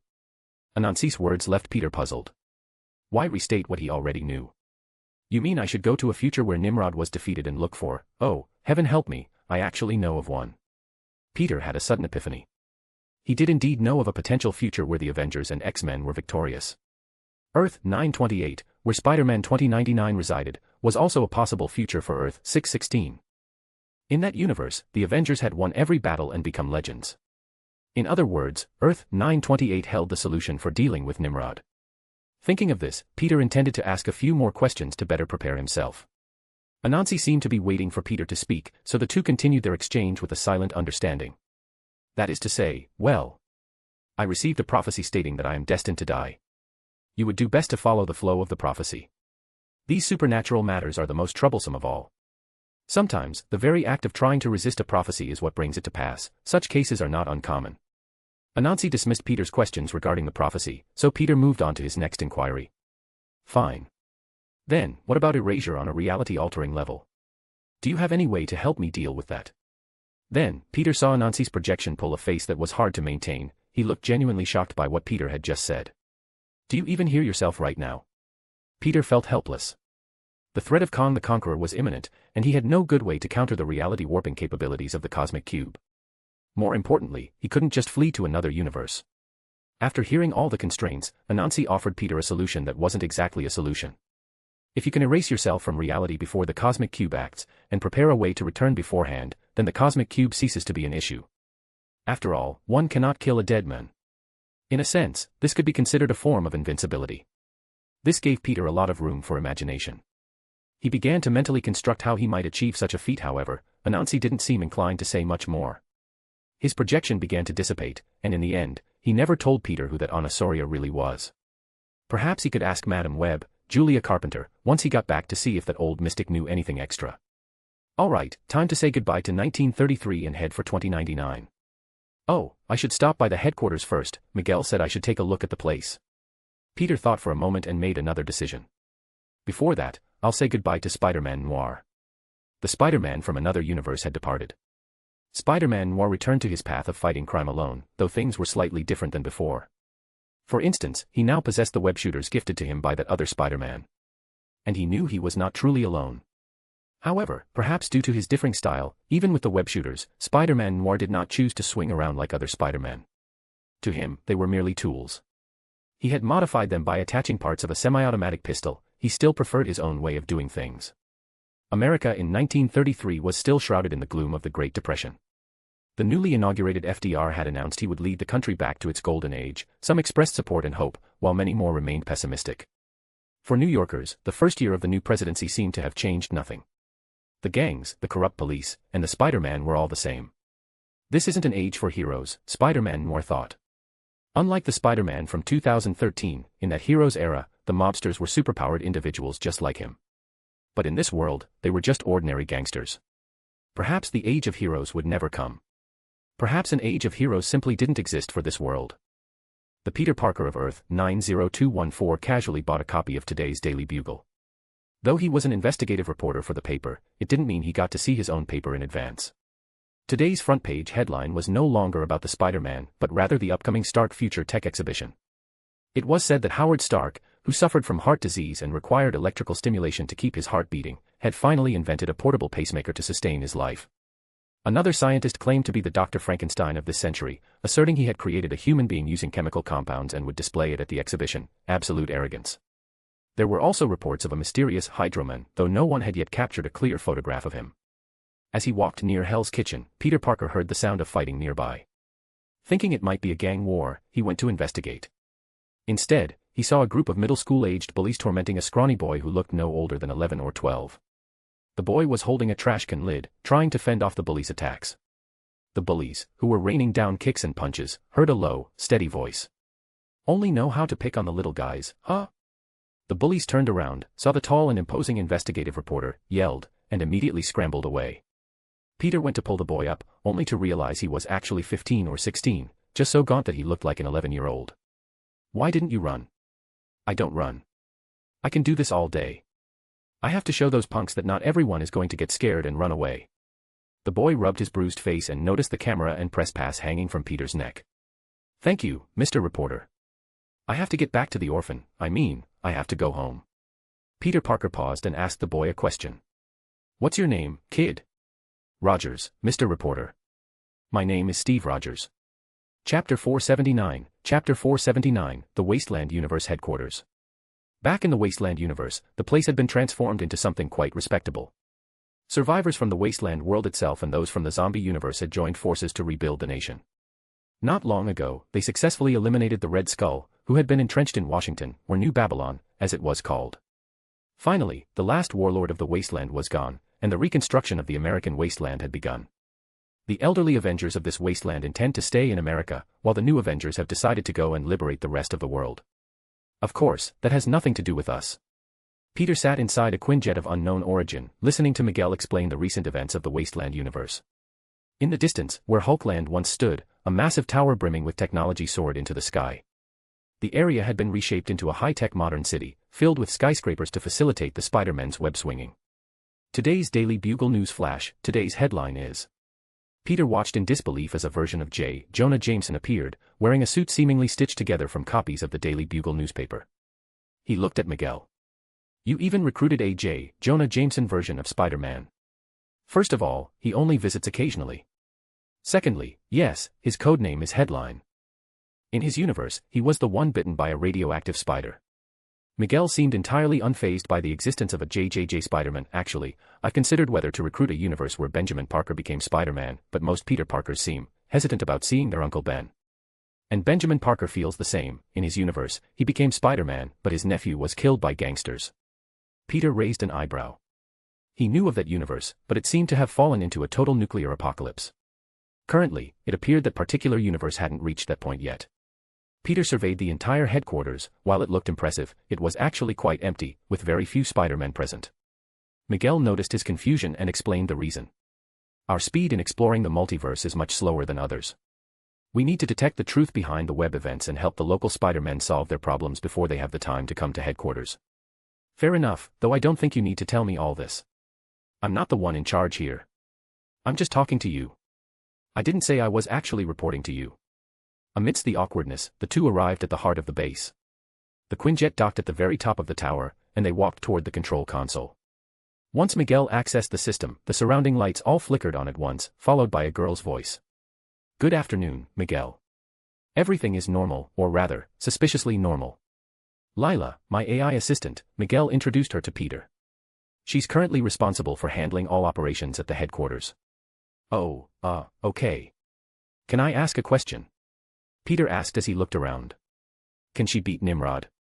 For the first time, Miguel looked at him with an expression that said, "What kind of nonsense are you talking about?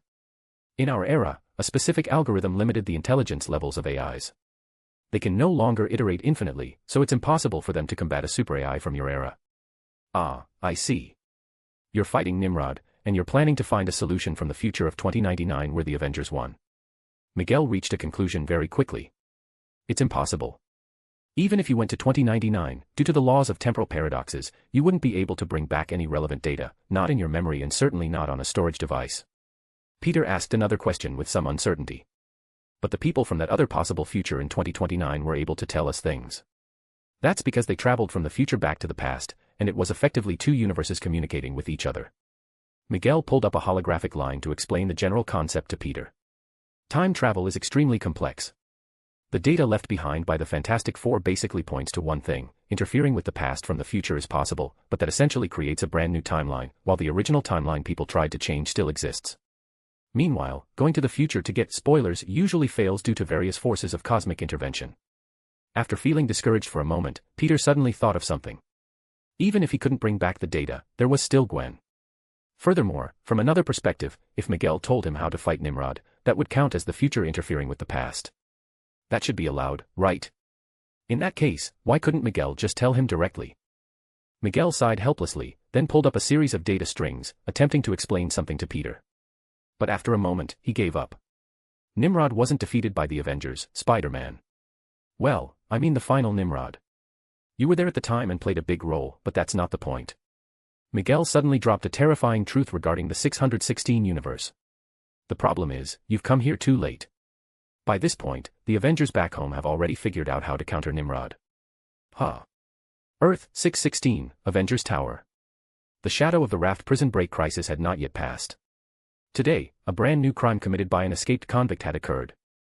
Most of the Avengers had headed out to capture the supervillain, leaving Pym and Tony to watch the house. Tony had been writing code all night until his head was spinning.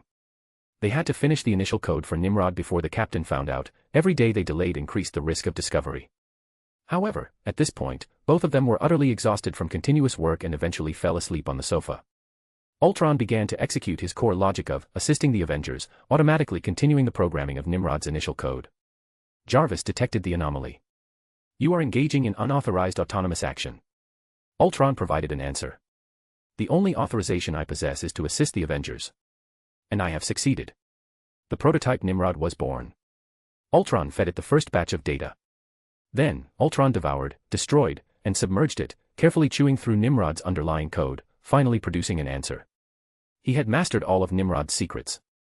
Nimrod's program itself possessed a fundamental logical flaw.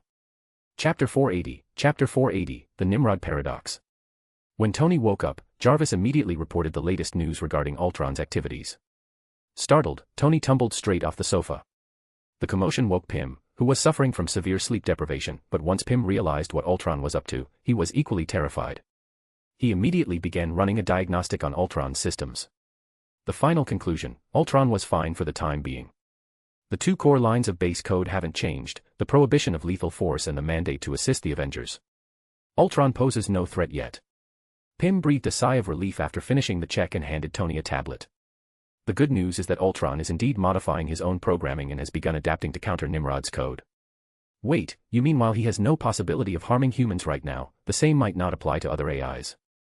Tony seemed to realize something and quickly turned to Hank. Immediately, right now, add a specification. Don't let him designate Jarvis as an attack target. Pym opened his mouth to speak but ultimately found the point valid. He quickly began writing the code. Afterward, the two began discussing what weakness Ultron had discovered in Nimrod. After double-checking that Ultron was functioning correctly, they quickly activated him and waited for his analysis. The result was an answer that left them quite speechless. Nimrod possesses a fundamental logical flaw. Its created purpose is to prevent the human race from being replaced by the mutant population, therefore, it implements control over mutants.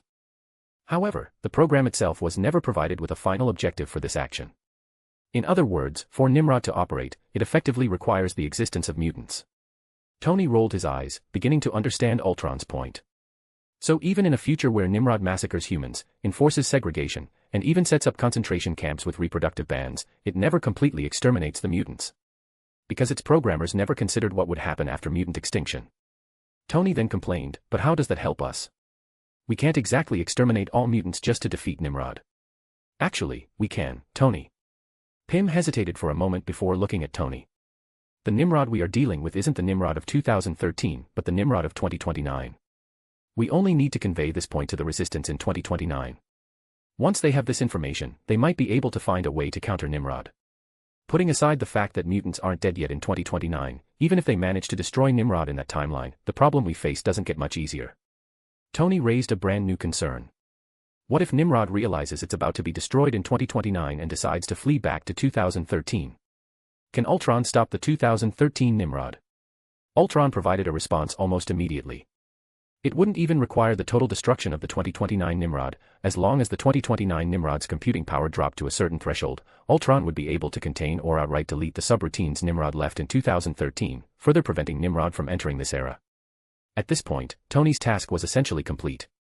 Tony didn't particularly care what the 2029 of another world looked like, he only cared that his own universe didn't turn out that way. Because of this, upon hearing Ultron's report, Tony made a snap judgment: the matter was more or less settled. If the survivors of 2029 could simultaneously destroy the future Nimrod Prime, then everyone would be happy. If they couldn't, Tony's side would have at least driven Nimrod away. As for the events of 2029, they were beyond their scope of concern, one could only wish them luck. However, Tony still felt something wasn't quite right. He pondered for a long time before finally figuring out the source of his unease: this logical error, had Nimrod really not discovered it himself? It was at that moment they received word: Spider-Man had returned. Xavier's School for Gifted Youngsters, underground research facility.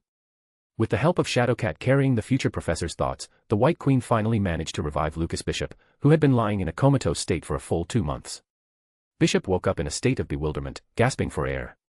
When he saw Cyclops, who hadn't lost an eye yet and was very much alive, he clutched his head and asked, What year is this? 2013, pal. You made it. Cyclops patted Bishop on the shoulder. We're currently working on a way to deal with Nimrod, and we already have a lead. Nimrod? Oh no. Bishop took a deep breath and looked at the X-Men. I come from the year 2059 of Earth, 1191, which is a possible future of Earth, 811. And this is the year 2013 of Earth, 616, and Earth, 811 is one of our possible futures. Beast finished, looking at Bishop with confusion. While this is starting to feel like a Russian nesting doll, Mr. Bishop, the reason you're telling us this is: I went to 2029 to stop Nimrod from evolving into its final stage, but we failed.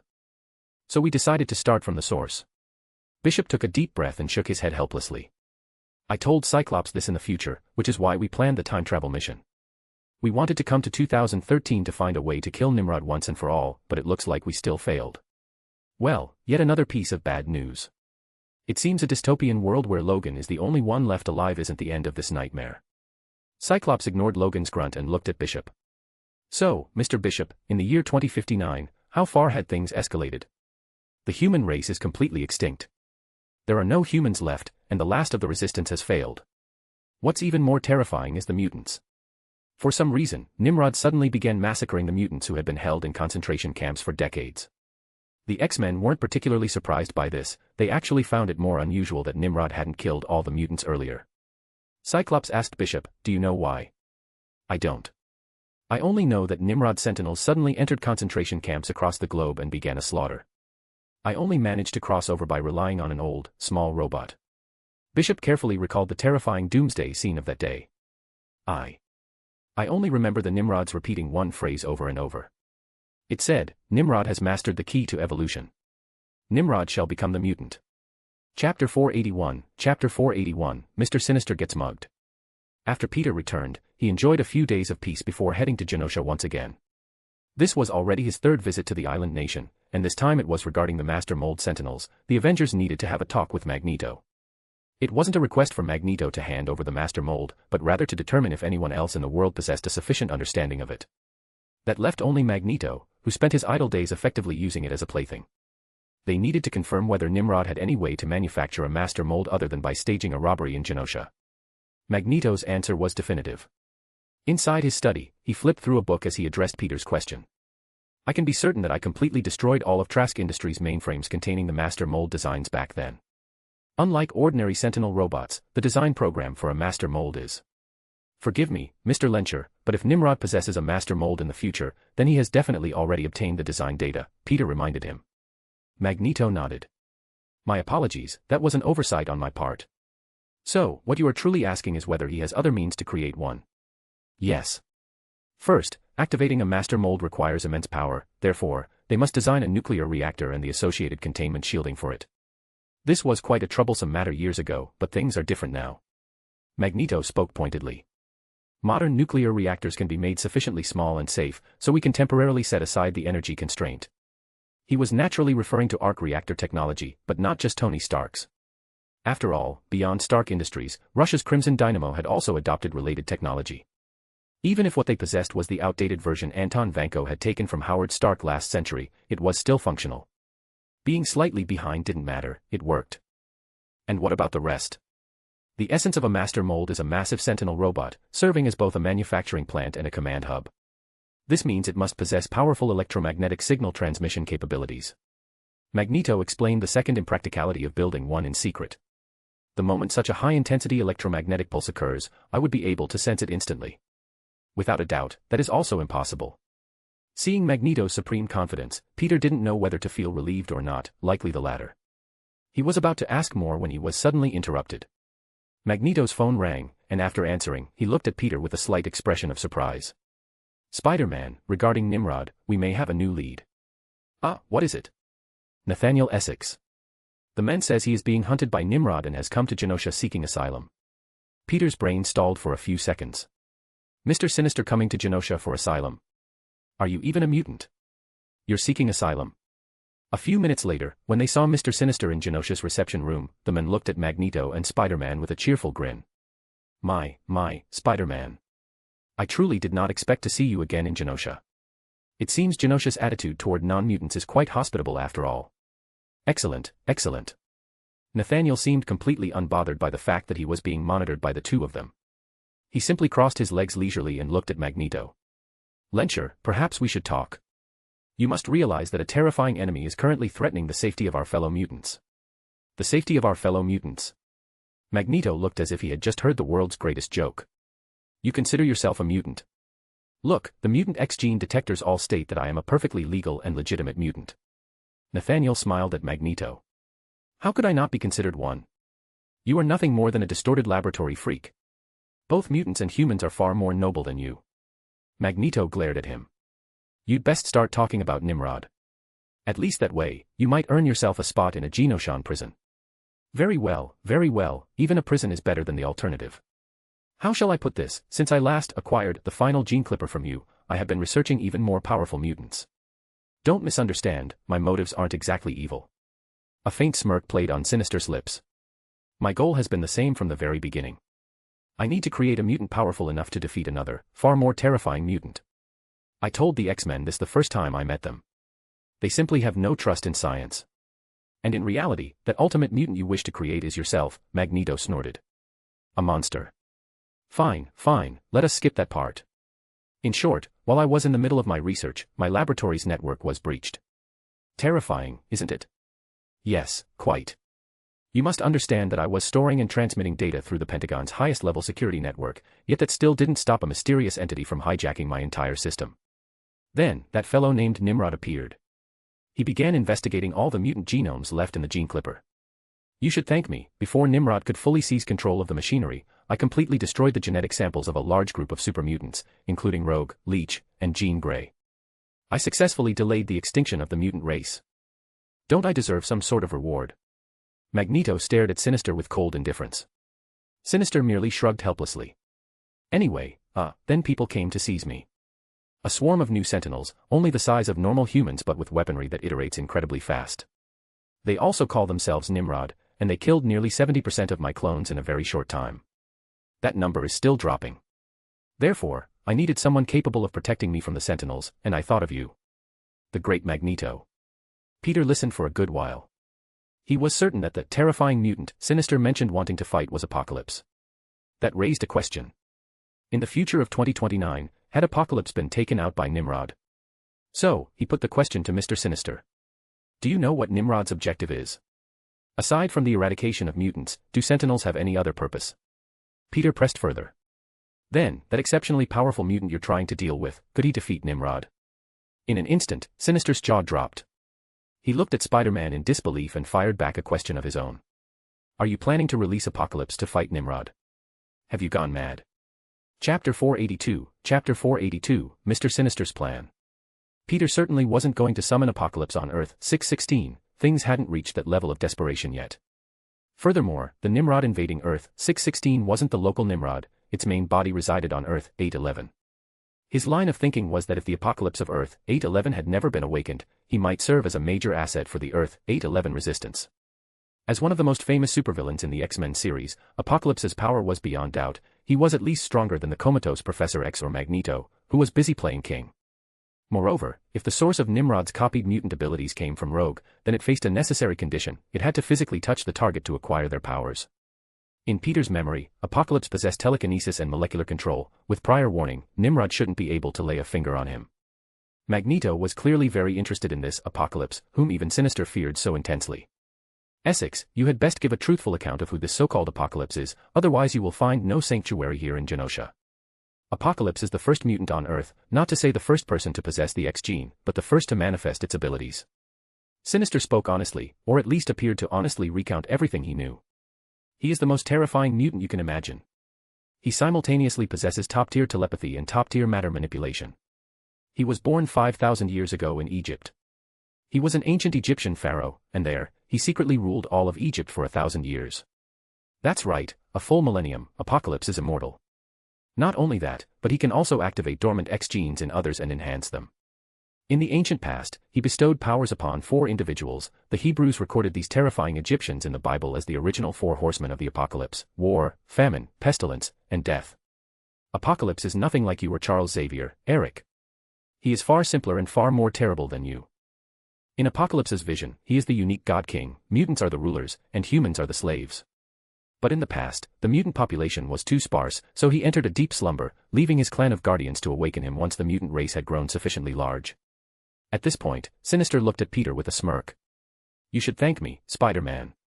If I hadn't discovered the tomb-sealing Apocalypse and the descendant families of the 4 horsemen decades ago, perhaps Apocalypse would have already awakened and conquered the world.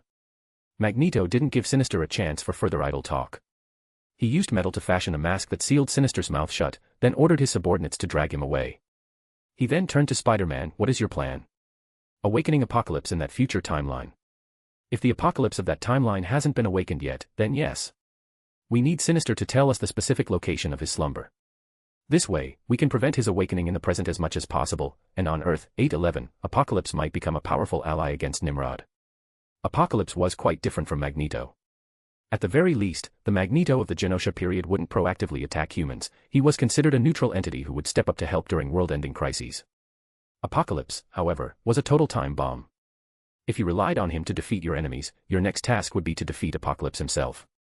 In fact, Apocalypse and Magneto couldn't even coexist, because their ideologies were fundamentally different. Setting aside the treatment of humans, Magneto believed that mutants should be equal internally. He had implemented very strict anti-discrimination policies in Genosha. Apocalypse, on the other hand, was a standard social Darwinist with the double standards typical of that ideology. I am stronger than you, so I shall enslave you. You are stronger than me, so I shall use any means necessary to kill you. I will pass the intelligence regarding Apocalypse to the 2029 Resistance through Shadowcat. As for exactly what to do, I'll leave that to their judgment. Peter spoke as he prepared to leave, but paused to ask Magneto one final question. Oh, right. How is Pietro's injury? He's mostly recovered. His healing rate is much faster than a normal person's. Thank you for your concern. Deep beneath the surface of Genosha, in a prison that no sensor could detect, was where Sinister was held. This was the dark side of Magneto's utopia. Those who simply broke Genoshan law were sent to ordinary prisons, but anyone who chose to defy Magneto's ideals, the political prisoners of Genosha, was locked away here. It was an absolute cell from which no one could escape. Should any outsider enter, Magneto's abilities would detect them immediately. Every iron molecule was tightly bonded, leaving no gaps. Many people were already half dead in their confinement, but the great Magneto did not allow them to die, not until they saw the true arrival of the mutant utopia. Unfortunately, getting inside was precisely Sinister's primary objective. The great Magneto believes that since I implanted the X gene, I am just like a mutant and can be restrained by X gene suppression devices. Mimicking Magneto's power perfectly, Sinister flashed a smile. Of course, he didn't think Magneto would monitor his enemies so simply. But he had long ago planted moles. He would leave the other details to them, while he only needed to focus on one thing, using magnetic manipulation to prevent Magneto from sensing him. Accompanied by a jaunty whistle, a tall man with red eyes walked up to Sinister and gave a polite bow. The door you opened was a bit small, boss. It was plenty big, Remy. Magneto is not someone to be trifled with. Did you bring everyone? Remy LeBeau smiled as if it were a matter of course. Naturally, boss. But this is the second time you've stolen from Magneto, isn't it? Last time was with the Hellfire Club, and here you are again. Aren't you afraid Magneto will actually come and kill you? As they say, great risks bring great rewards. A stable mutant nation was never what we needed. As Sinister spoke, he looked behind Gambit at the mutants he had brought along. These were individuals whose combat power wasn't high, but who each possessed unique talents that could rescue Magneto's detractors and keep them alive. Release them all, and then blow this place sky high, Gambit. Sinister cracked his neck and laughed. Let the mutant utopia descend into chaos. Chapter 483, we have taken our first step toward victory. Peter did not rest for long. He immediately opened a portal and arrived at the Xavier Institute for Higher Learning. Here, seeing a Spider-Man appear via portal didn't seem to surprise anyone particularly. Peter made his way to the headmaster's office, but after knocking, he found that no one answered. Then, the voice of the White Queen echoed in Peter's mind. Spider-Man, please come to the school's conference room. We are all here. Peter blinked, then immediately turned and headed to the conference room on the first floor. Sure enough, the entire X-Men team and Kitty Pryde, Shadowcat, were all gathered there. Peter pushed the door open, only to see Cyclops make a shushing gesture. They were watching television. A man Peter didn't recognize was on the screen, but after watching for a few seconds, he realized this was Senator Kelly, the man the X-Men had rescued from an assassination attempt by the Brotherhood of Mutants. As the primary proponent of the Mutant Registration Act, this senator was now representing the entirety of Congress in a press conference that, perhaps, no one but mutants cared about. I must admit, before that assassination attempt, I never imagined things would get this bad. From our original intent, the Mutant Registration Act was meant to better serve the public, acting as a preventative measure against the increasingly rampant crimes committed by mutants and other superpowered individuals. But we were wrong. Senator Kelly stood on the lawn of Capitol Hill, voicing his views. We wrongly concluded that all mutants were potential criminals. We scrutinized them through a biased lens. This act, which claimed to be in the name of freedom, was actually filled with rhetoric that mirrors the sentiments from the very founding of our party. Our great founder, Abraham Lincoln, once signed legislation here to liberate all Black Americans, yet we nearly betrayed his spirit. Logan used his claws to pry open a bottle of beer. Though he didn't remember it clearly, he must have already been born while Lincoln was still alive. Back then, the fundamental bases of the Democrats and Republicans were the opposite of what they were today. Kelly's opening remarks felt a bit like he was looking for trouble where there was none. On the screen, after a brief recap of Lincoln's great deeds, Senator Kelly finally brought the topic back to the main point in his legislation. Our constituents pursue safety. Our people long for a shred of legal protection in this era where superpowered crime is becoming more severe, and I cannot deny them that. But neither can we allow our nation, our people, and our society to be fractured because of it. Therefore, I announce that starting today, Congress will no longer pursue the Mutant Registration Act, or any related legislation targeting mutants. The conference room suddenly erupted with sparse applause and joyful laughter. Iceman and Nightcrawler were laughing the loudest, Beast and Emma Frost were both smiling and clapping. Cyclops couldn't help but adjust his ruby quartz glasses to keep them from sliding down. Logan continued drinking, still wearing a brooding expression, but after Colossus patted him on the shoulder, he smiled and handed over a bottle of beer.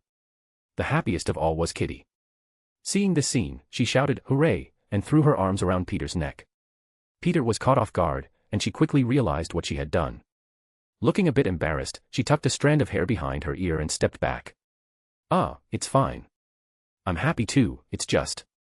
I probably don't feel it as personally as you guys do. As Peter spoke, he turned back to the television. For some reason, perhaps because Anansi had enhanced his spider sense, he felt this press conference wasn't over. There seemed to be more, heavy-hitting news to come. Therefore, as an alternative, I will propose a more referenceable and valuable piece of legislation to Congress. Senator Kelly's words cut through the celebratory atmosphere in the room. Everyone looked back at the TV in unison, wondering what this guy was about to say. If he wasn't going to push the Mutant Registration Act, what was he planning? We will introduce the Supervillain Registration Act. This legislation will target only those superhumans who have committed crimes, have a criminal record, or have been apprehended. The names, ages, DNA samples, and power profiles of these superhumans will be kept on record. All supercriminals, upon their release, will also be subject to professional supervision and periodic reviews. Furthermore, for all supercriminals with a record, we will invite professionals to design solutions specifically tailored to counter their superpowers, and all such information will be registered. We will create individual files for every supercriminal, tracking their itineraries to counter or neutralize their abilities. In a suburban warehouse, Otto Octavius watched the press conference with his Sinister Six. His hands wouldn't stop trembling, the ALS in this cloned body was worsening. It seemed he would have to swap bodies again very soon. It appeared he needed to rapidly increase the combat strength of the Sinister Six and then find Jonathan Drew. Meanwhile, at Avengers Tower, Captain America and Tony were also watching the broadcast. Cap sighed, seemingly lost in thought. Tony looked at him and asked, "You don't think this is a good thing? I'm worried they'll give an inch and take a mile. Today it's registering supercriminals, tomorrow they'll demand that superhuman vigilantes must register before they can volunteer to help, the day after, they'll require all superhumans to register." The captain watched the news, feeling a sense of helplessness. However, it seemed he had no real grounds to oppose legislation targeting supervillains, especially after the breakout at the raft. At the same time, many others were focused on this press conference. In fact, the importance of the information being revealed here was far greater than Peter realized. At this moment, a significant number of people were tuned in. Even Mr. Sinister and Gambit, who had arrived in Europe, were no exception. "Boss, there's no movement from Genosha. We released several thousand political prisoners who oppose Magneto and even blew up one of his prisons, yet there hasn't been a peep of news." Gambit watched the news. He didn't have much of an opinion on these matters. The only reason he worked for Mr. Sinister was because Sinister had helped him control his powers when they were spiraling out of control. He was here to help out of gratitude. No news from Magneto is good news. It means he doesn't have time to deal with us. We only need to handle the X-Men. Sinister smiled, revealing the purpose of this trip. We need to find Rogue before they do. Chapter 484, Intermission. After communicating with the future professor through Kitty, informing them of Apocalypse's existence, and leaving the decision in their hands, Peter bid farewell to the X-Men and departed. He still found Kitty's reaction somewhat strange. Even if they were comrades in arms in the future and she knew his secret identity, she seemed to place an almost excessive amount of trust in him. It couldn't be. No, please don't let it be.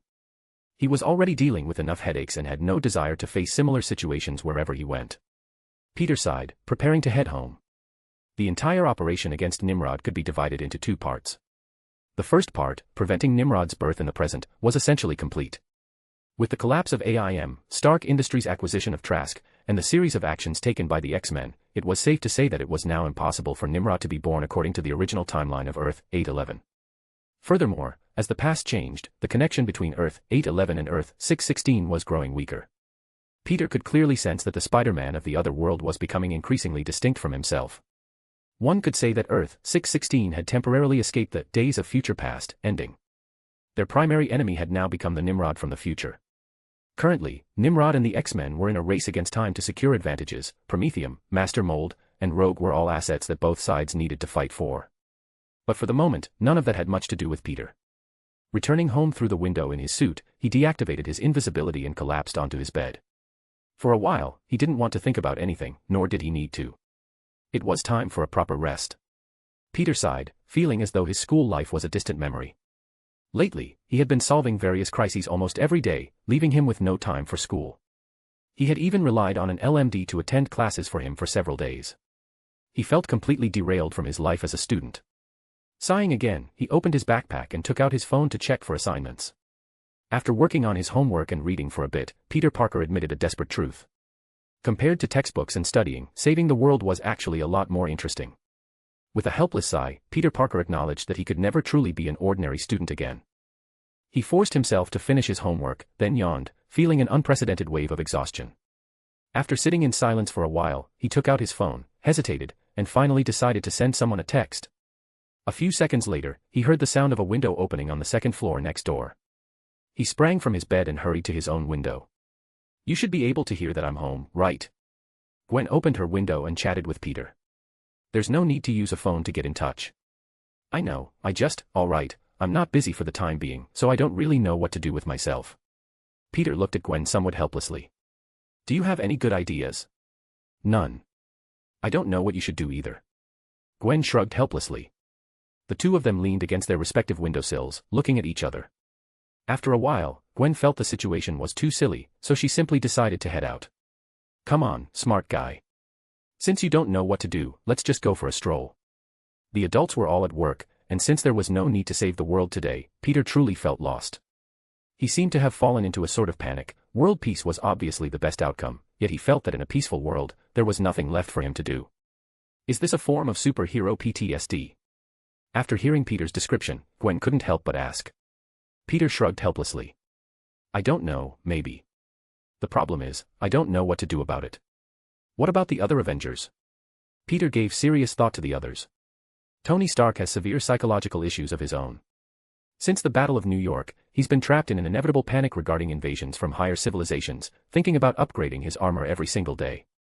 The captain hasn't fully adjusted yet, or rather, he's resisting this era. He doesn't socialize, has no job, and does nothing but train when he's not fighting as an Avenger. Then there's Dr. Banner. The Hulk is his biggest psychological burden. Dr. Pym isn't doing much better. He's a pacifist, but the Avengers' actions tend toward violence. Thor and T'Challa were different. One was a warrior and a prince, the other a king. Their understanding of responsibility and related concepts was likely different from Peter's.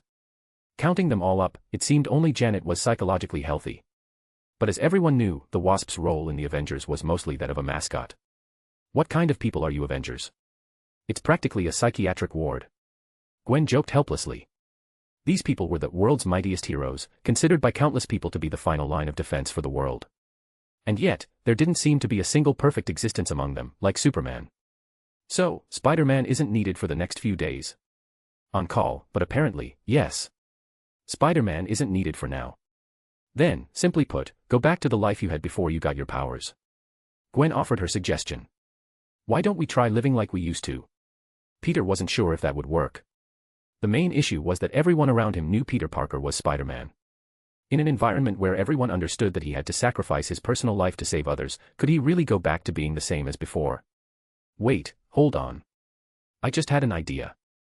On a whim, Peter made a suggestion to Gwen. If all else fails, we could go to the Xavier Institute for Higher Learning to experience life there for a bit, pretending to be mutants. Most of the students there don't know me, so I can be more relaxed. Setting aside whether that's a good idea or not. Gwen said hesitantly, even if we want to pretend to be mutants, we'd need superpowers, wouldn't we? The two of them actually did have superpowers, though Gwen's were difficult to detect. Peter thought about it for a long while before finally convincing her with one sentence. Anyway, let's just give it a try. It's a school where everyone can use their powers freely, Gwen. Don't you want to go and see what's fun there? Chapter 485, you should probably just shut up. What Peter didn't expect was that after he shared his thoughts with Cyclops over the phone, Principal Scott Summers on the other end couldn't help but let out a long, weary sigh. I'm sorry, Spider-Man, but in my view, your problem has nothing to do with school. Cyclops stood by the window of the principal's office, looking out at the children playing happily in the academy, and spoke with deep sentiment. Even here at the academy, the mutant students never have to worry about combat. We do have 2 student teams, but they are never the primary fighting force, and we would never put children in harm's way. Therefore, the academy can't teach you how to balance saving the world and having a life, because we aren't saving the world every day either. Cyclops rejected Peter's idea of studying abroad at the academy with a few concise sentences. If Peter Parker simply felt he needed to relax, coming to the school to hang out with the mutant students would be fine. However, he was currently suffering from something akin to post-traumatic stress disorder, thinking about saving the world every waking second. How did a good kid end up like this? It was truly an unsolvable mystery.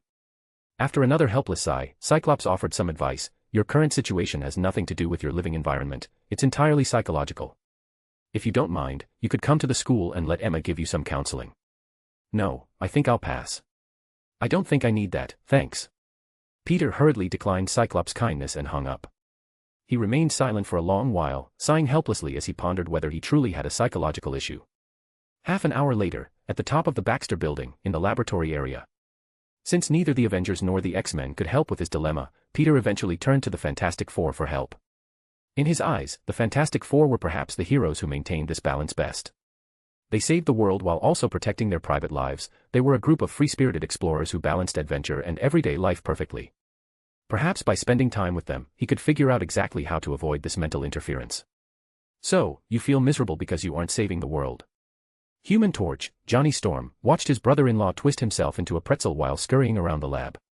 He then looked at the sighing Peter nearby and asked while eating potato chips, "It's like you've lost your sense of purpose, you aren't interested in anything, and it seems like no one can help." Yes. Doesn't sound like a particularly troublesome problem. Johnny's response was quite contrary to Peter's expectations.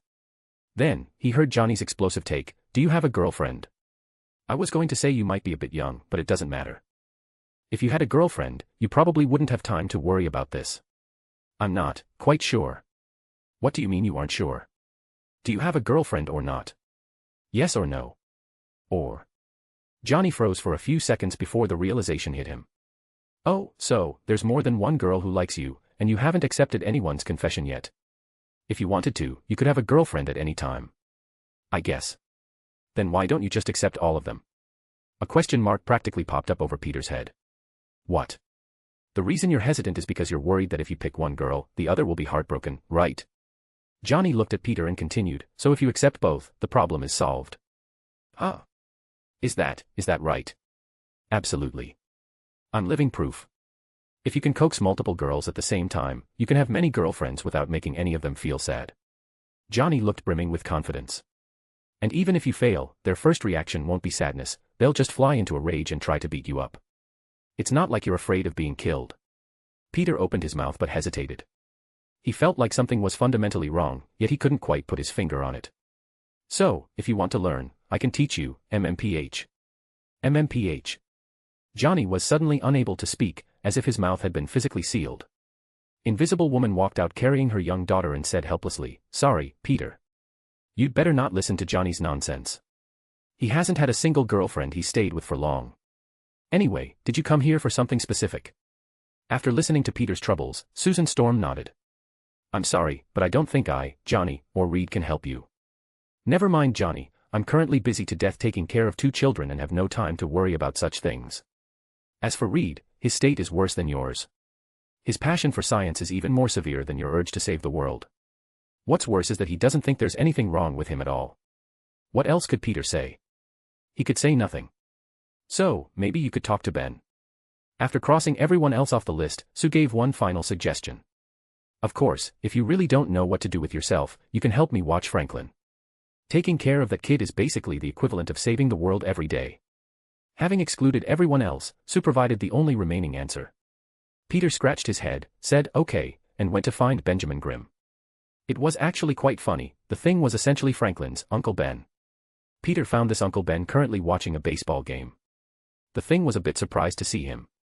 He motioned for Peter to sit beside him and, after hearing the whole story, relaxed his non-existent brow. He nodded, picked up a tub of popcorn from the table, and handed it to Peter. "You remind me a lot of how I was when I first turned into this, kid." What do you mean?" "I'm the Thing. I'm a member of the Fantastic Four. Every day is clobberin' time." "But where is Benjamin Grimm?" Ben looked at Peter and shared his perspective. "See that? He's gone. You haven't physically changed like me, but it's like you've permanently glued that Spider-Man mask to your face." The Thing grabbed a handful of popcorn and stuffed it into his mouth. "You should look in the mirror and ask the person in there, where did that guy go? You aren't Batman, you didn't leave Bruce Wayne in Crime Alley forever. Go on, go find yourself again." Chapter 486, Seeking Rogue. At the same time Peter was resolving his psychological issues, the battle for Earth 616 between Nimrod and the world continued. A massive swarm of small Sentinel units had raided a Hydra storage facility, leading to a fierce clash with the Hydra guards and the newly arrived Thunderbolts. Once the battle concluded, Hawkeye led his team to clear the battlefield, only to receive some very unsettling news. "Gone." Nick Fury was incensed when he heard the report over the comms. "How did you lose it? You fought off a swarm of robots and still couldn't hold onto the inventory." "Only one unit was lost, sir." Fury, who had been ready to tear Hawkeye a new one, paused as he registered the phrasing. He frowned and asked, "What do you mean by one unit, Barton?" Hydra wasn't storing Prometheium metal here, they had completed super-adaptoids. AIM only ever had 3 units, but there are 5 here, not counting the one the Sentinels made off with. Hawkeye remained on the line, posing a critical question to Fury, "What are our orders for the remaining units, sir?" Fury remained silent for a long time. "Hand them all over to Tony Stark." At the Hydra warehouse, Hawkeye reacted with disbelief. "Sir. I'll deal with the bureaucrats upstairs." You just follow orders and turn every super-adaptoid over to Tony Stark. Nimrod needs a super-adaptoid as its prime host. If we're going to study these things, there's no one better suited for the job than Stark. He might not be the greatest genius in every field, but he's certainly the best engineer we can find. Fury added a meaningful postscript. And the Avengers are more reliable. Understood, sir. Hawkeye sighed, catching Fury's drift. He looked at the inactive super-adaptoids. They were currently down by 1 point in this race against Nimrod. What would happen next? How would they fare in the second round? Paris, France. Ever since the X-Men disbanded, Rogue, Anna Marie, had come to Europe. Initially, she thought Cyclops or Logan would choose to carry on the professor's legacy and keep the team together. To her surprise, both men seemed to lose their souls after Jean's death. The team fractured, leaving Rogue deeply disappointed. However, she was no longer the helpless little girl who needed others to save her. She decided to find her own path. Rogue moved to Europe, dedicating herself to protecting mutants in a region where the X-Men had never established a formal presence. Perhaps due to the social landscape of Europe, the situation for mutants here was slightly better than in America, yet systematic discrimination remained. Unlike the racial undertones in the US, discrimination in Europe felt more like a modern-day witch hunt. Countless mutants were hunted because of their appearances or their abilities. At its core, it was driven by fear. Walking through the streets of Paris, Rogue was buying food for the mutant children she cared for. She had only taken a few steps before she sensed someone watching her. After purchasing her bread, she immediately left the stall, pulled up her hood, and ducked into a narrow alley. Her pursuer followed instantly, only to be grabbed by the throat in the shadows. The person immediately cried out in intense pain. Realizing her assailant was a girl no older than 11 or 12, Rogue quickly deactivated her power, stepped back, and pulled her gloves on. "Oh, I'm sorry. I didn't realize it was you following me." Rogue offered a smile, trying to appear as friendly as possible. "Did that hurt?" "It must have been awful. Do you want me to take you to see ya?" Her smile froze. She felt her body undergoing a rapid transformation. A pair of bone claws burst from the knuckles of her hands, a sensation she had felt once before when absorbing the life force of someone else. Who exactly was this girl? "We've been looking for you for a long time, Miss Anna." Stepping out from behind the girl was a man with red eyes, a toothpick hanging from his mouth and a metal staff resting on his shoulder. He leaned against a wall with a casual, messy air and looked at Rogue. Don't get the wrong idea. We're here to protect you. There's a group of guys looking for you, and we need to make sure they don't find you first." "The girl alone is enough to prove you can't be trusted," Rogue said, scanning her surroundings. She took a deep breath, suddenly sticking to the wall like a gecko and scrambling upward with incredible speed. Gambit couldn't help but look up as she scaled the wall, sounding impressed. Boss never mentioned this girl could store abilities, or maybe she's mastered her power enough to hold on to what she absorbs for longer. If that were the case, Nimrod truly did need this girl. X-23 immediately moved to follow. Steel claws snapped out from her hands and feet, sinking into the masonry as she ascended at an impossible speed. Simultaneously, another mutant appearing from a different direction hurled boomerangs made of bone at the climbing Rogue. This new attacker had extra bones growing from her body that she could pull out to use as weapons. As for Gambit, he was slacking off. He thought the girl was pretty and had spirit, and since they were there to protect her, he didn't see the need for things to get ugly. But others were prepared to make things much uglier. Just as X-23 drew close to Rogue, a beam of red light slammed down from the sky, blasting the girl back to the ground. Realizing what was happening, Gambit snapped his fingers. A crystal flew out from nowhere, opening a portal that whisked X-23 away. "Get us out of here, Blink. No need to tangle with the X-Men. Actually, they're here to protect the lovely lady too." Gambit smiled, seemingly unbothered by the fact that his boss might yell at him later. "We'll come back after Nimrod beats them so hard they don't recognize their own parents. Then they'll realize we aren't the bad guys."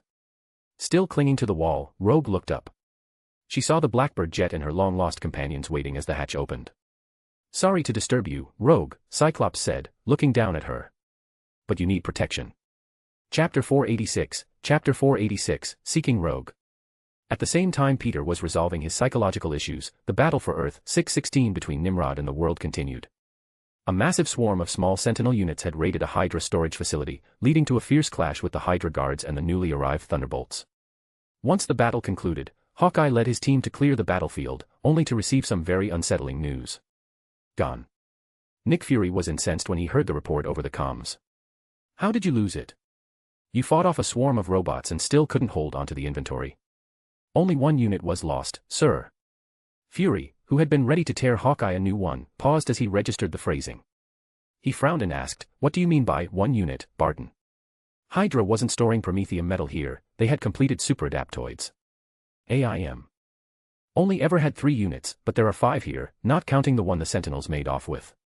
Hawkeye remained on the line, posing a critical question to Fury, "What are our orders for the remaining units, sir?" Fury remained silent for a long time. "Hand them all over to Tony Stark." At the Hydra warehouse, Hawkeye reacted with disbelief. "Sir, I'll deal with the bureaucrats upstairs. You just follow orders and turn every super-adaptoid over to Tony Stark. Nimrod needs a super-adaptoid as its prime host. If we're going to study these things, there's no one better suited for the job than Stark. He might not be the greatest genius in every field, but he's certainly the best engineer we can find." Fury added a meaningful postscript. "And the Avengers are more reliable." "Understood, sir." Hawkeye sighed, catching Fury's drift. He looked at the inactive super-adaptoids. They were currently down by 1 point in this race against Nimrod. What would happen next? How would they fare in the second round? Paris, France. Ever since the X-Men disbanded, Rogue, Anna Marie, had come to Europe. Initially, she thought Cyclops or Logan would choose to carry on the Professor's legacy and keep the team together. To her surprise, both men seemed to lose their souls after Jean's death. The team fractured, leaving Rogue deeply disappointed. However, she was no longer the helpless little girl who needed others to save her. She decided to find her own path. Rogue moved to Europe, dedicating herself to protecting mutants in a region where the X-Men had never established a formal presence. Perhaps due to the social landscape of Europe, the situation for mutants here was slightly better than in America, yet systematic discrimination remained. Unlike the racial undertones in the US, discrimination in Europe felt more like a modern-day witch hunt. Countless mutants were hunted because of their appearances or their abilities. At its core, it was driven by fear. Walking through the streets of Paris, Rogue was buying food for the mutant children she cared for.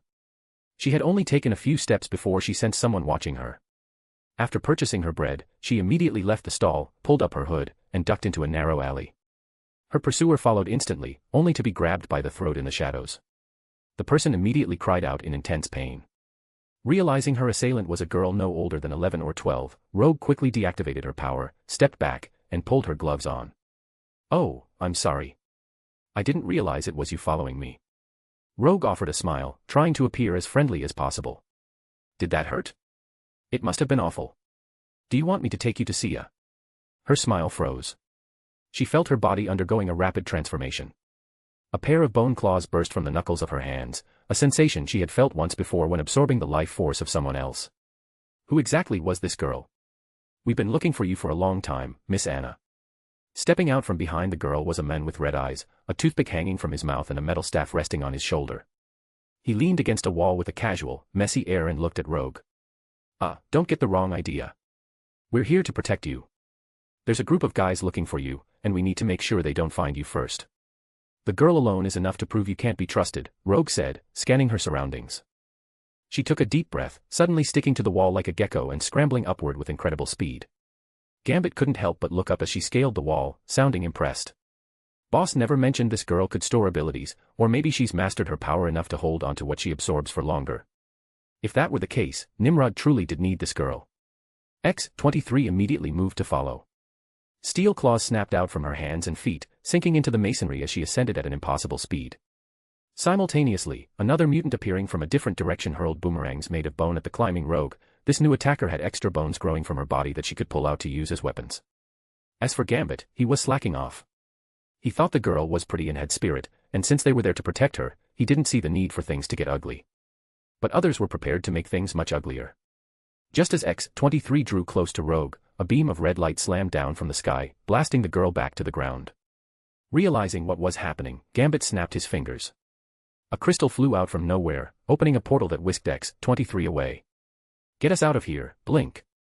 No need to tangle with the X-Men. Actually, they're here to protect the lovely lady too." Gambit smiled, seemingly unbothered by the fact that his boss might yell at him later. "We'll come back after Nimrod beats them so hard they don't recognize their own parents. Then they'll realize we aren't the bad guys." Still clinging to the wall, Rogue looked up. She saw the Blackbird jet and her long-lost companions waiting as the hatch opened. "Sorry to disturb you, Rogue," Cyclops said, looking down at her. "But you need protection." Chapter 487, Nimrod, the Second Strike. The X-Men had never been able to find Rogue through Cerebro. Even after the White Queen finally got her hands on the device she had been longing for, she still couldn't search for Rogue, which was quite unexpected. One had to realize that with the professor in a comatose state and Jean Grey missing, the White Queen was very likely the most powerful telepath on Earth. She was perhaps the only one capable of projecting her consciousness globally through Cerebro. Yet, the White Queen's mental search for Rogue came up with nothing. This spoke volumes. It either suggested the worst, that she was dead, or it meant she had found some other way to avoid being located. And there are two possibilities for that. The first is that you didn't want to be found by us and were deliberately hiding. How is that possible? Without Jean or the professor, how was I supposed to know you guys could find such a powerful telepath so quickly? Rogue complained honestly, not feeling that this matter had anything to do with her. She only knew about the X-Men reforming for missions through the internet and television. In fact, it wasn't until several weeks after the X-Men had regrouped that she even knew they were back from the dead. Of course, it couldn't be denied that Rogue indeed had no intention of returning. It's not that I didn't want to go back, it's just that I have a lot of people here to look after. Rogue explained helplessly to the group, you have to understand, I'm spread thin. There are mutants everywhere in need of help, many don't even have the ability to live independently and can't make it to Genosha. I have to stay behind to help them. At the very least, once you heard news of the school being rebuilt, you could have sent a message back to tell us you needed help. Logan wasn't particularly satisfied with Rogue's arrangements. Back when she was just a young girl under 20, he was the one who brought her to the mansion. In Logan's eyes, it was only reasonable and necessary for this kid to seek help. The fact that she chose not to ask the school for assistance and instead shouldered so much responsibility on her own made Logan quite angry. Of course, now was not the time to discuss this. Alright, let's set that topic aside, those people looking for me, do you know who they are? We do. In fact, they are how we found you. Emma suggested that if we couldn't detect you directly, we could change our approach, find those who are trying to find you and track them instead. After explaining the sequence of events, Cyclops began to tell Rogue what kind of predicament she was facing. Right now, we need to protect you and ensure that not a single sample of your DNA falls into the enemy's hands. Enemy? Who is it this time? Rogue looked at Logan with confusion.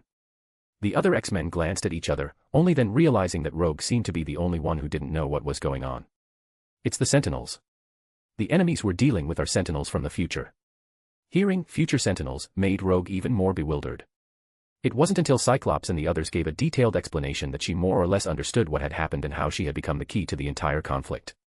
She was about to ask more when she heard a strange sound. Then, the X-Men looked toward the sky. They saw a Sentinel robot that could only be described as colossal, appearing directly over Paris. No one had ever seen a Sentinel like this. The giant monster stood over 50 meters tall and looked dilapidated, composed of various damaged parts. Sparks were even flying from its body, but that didn't hinder the monster's lethality in the slightest. It leaned against a nearby skyscraper with one hand while aiming its face toward the X-Men standing on the rooftop. Cyclops took a deep breath and issued orders to everyone. There are other people in this building. Emma, Nightcrawler, evacuate the civilians.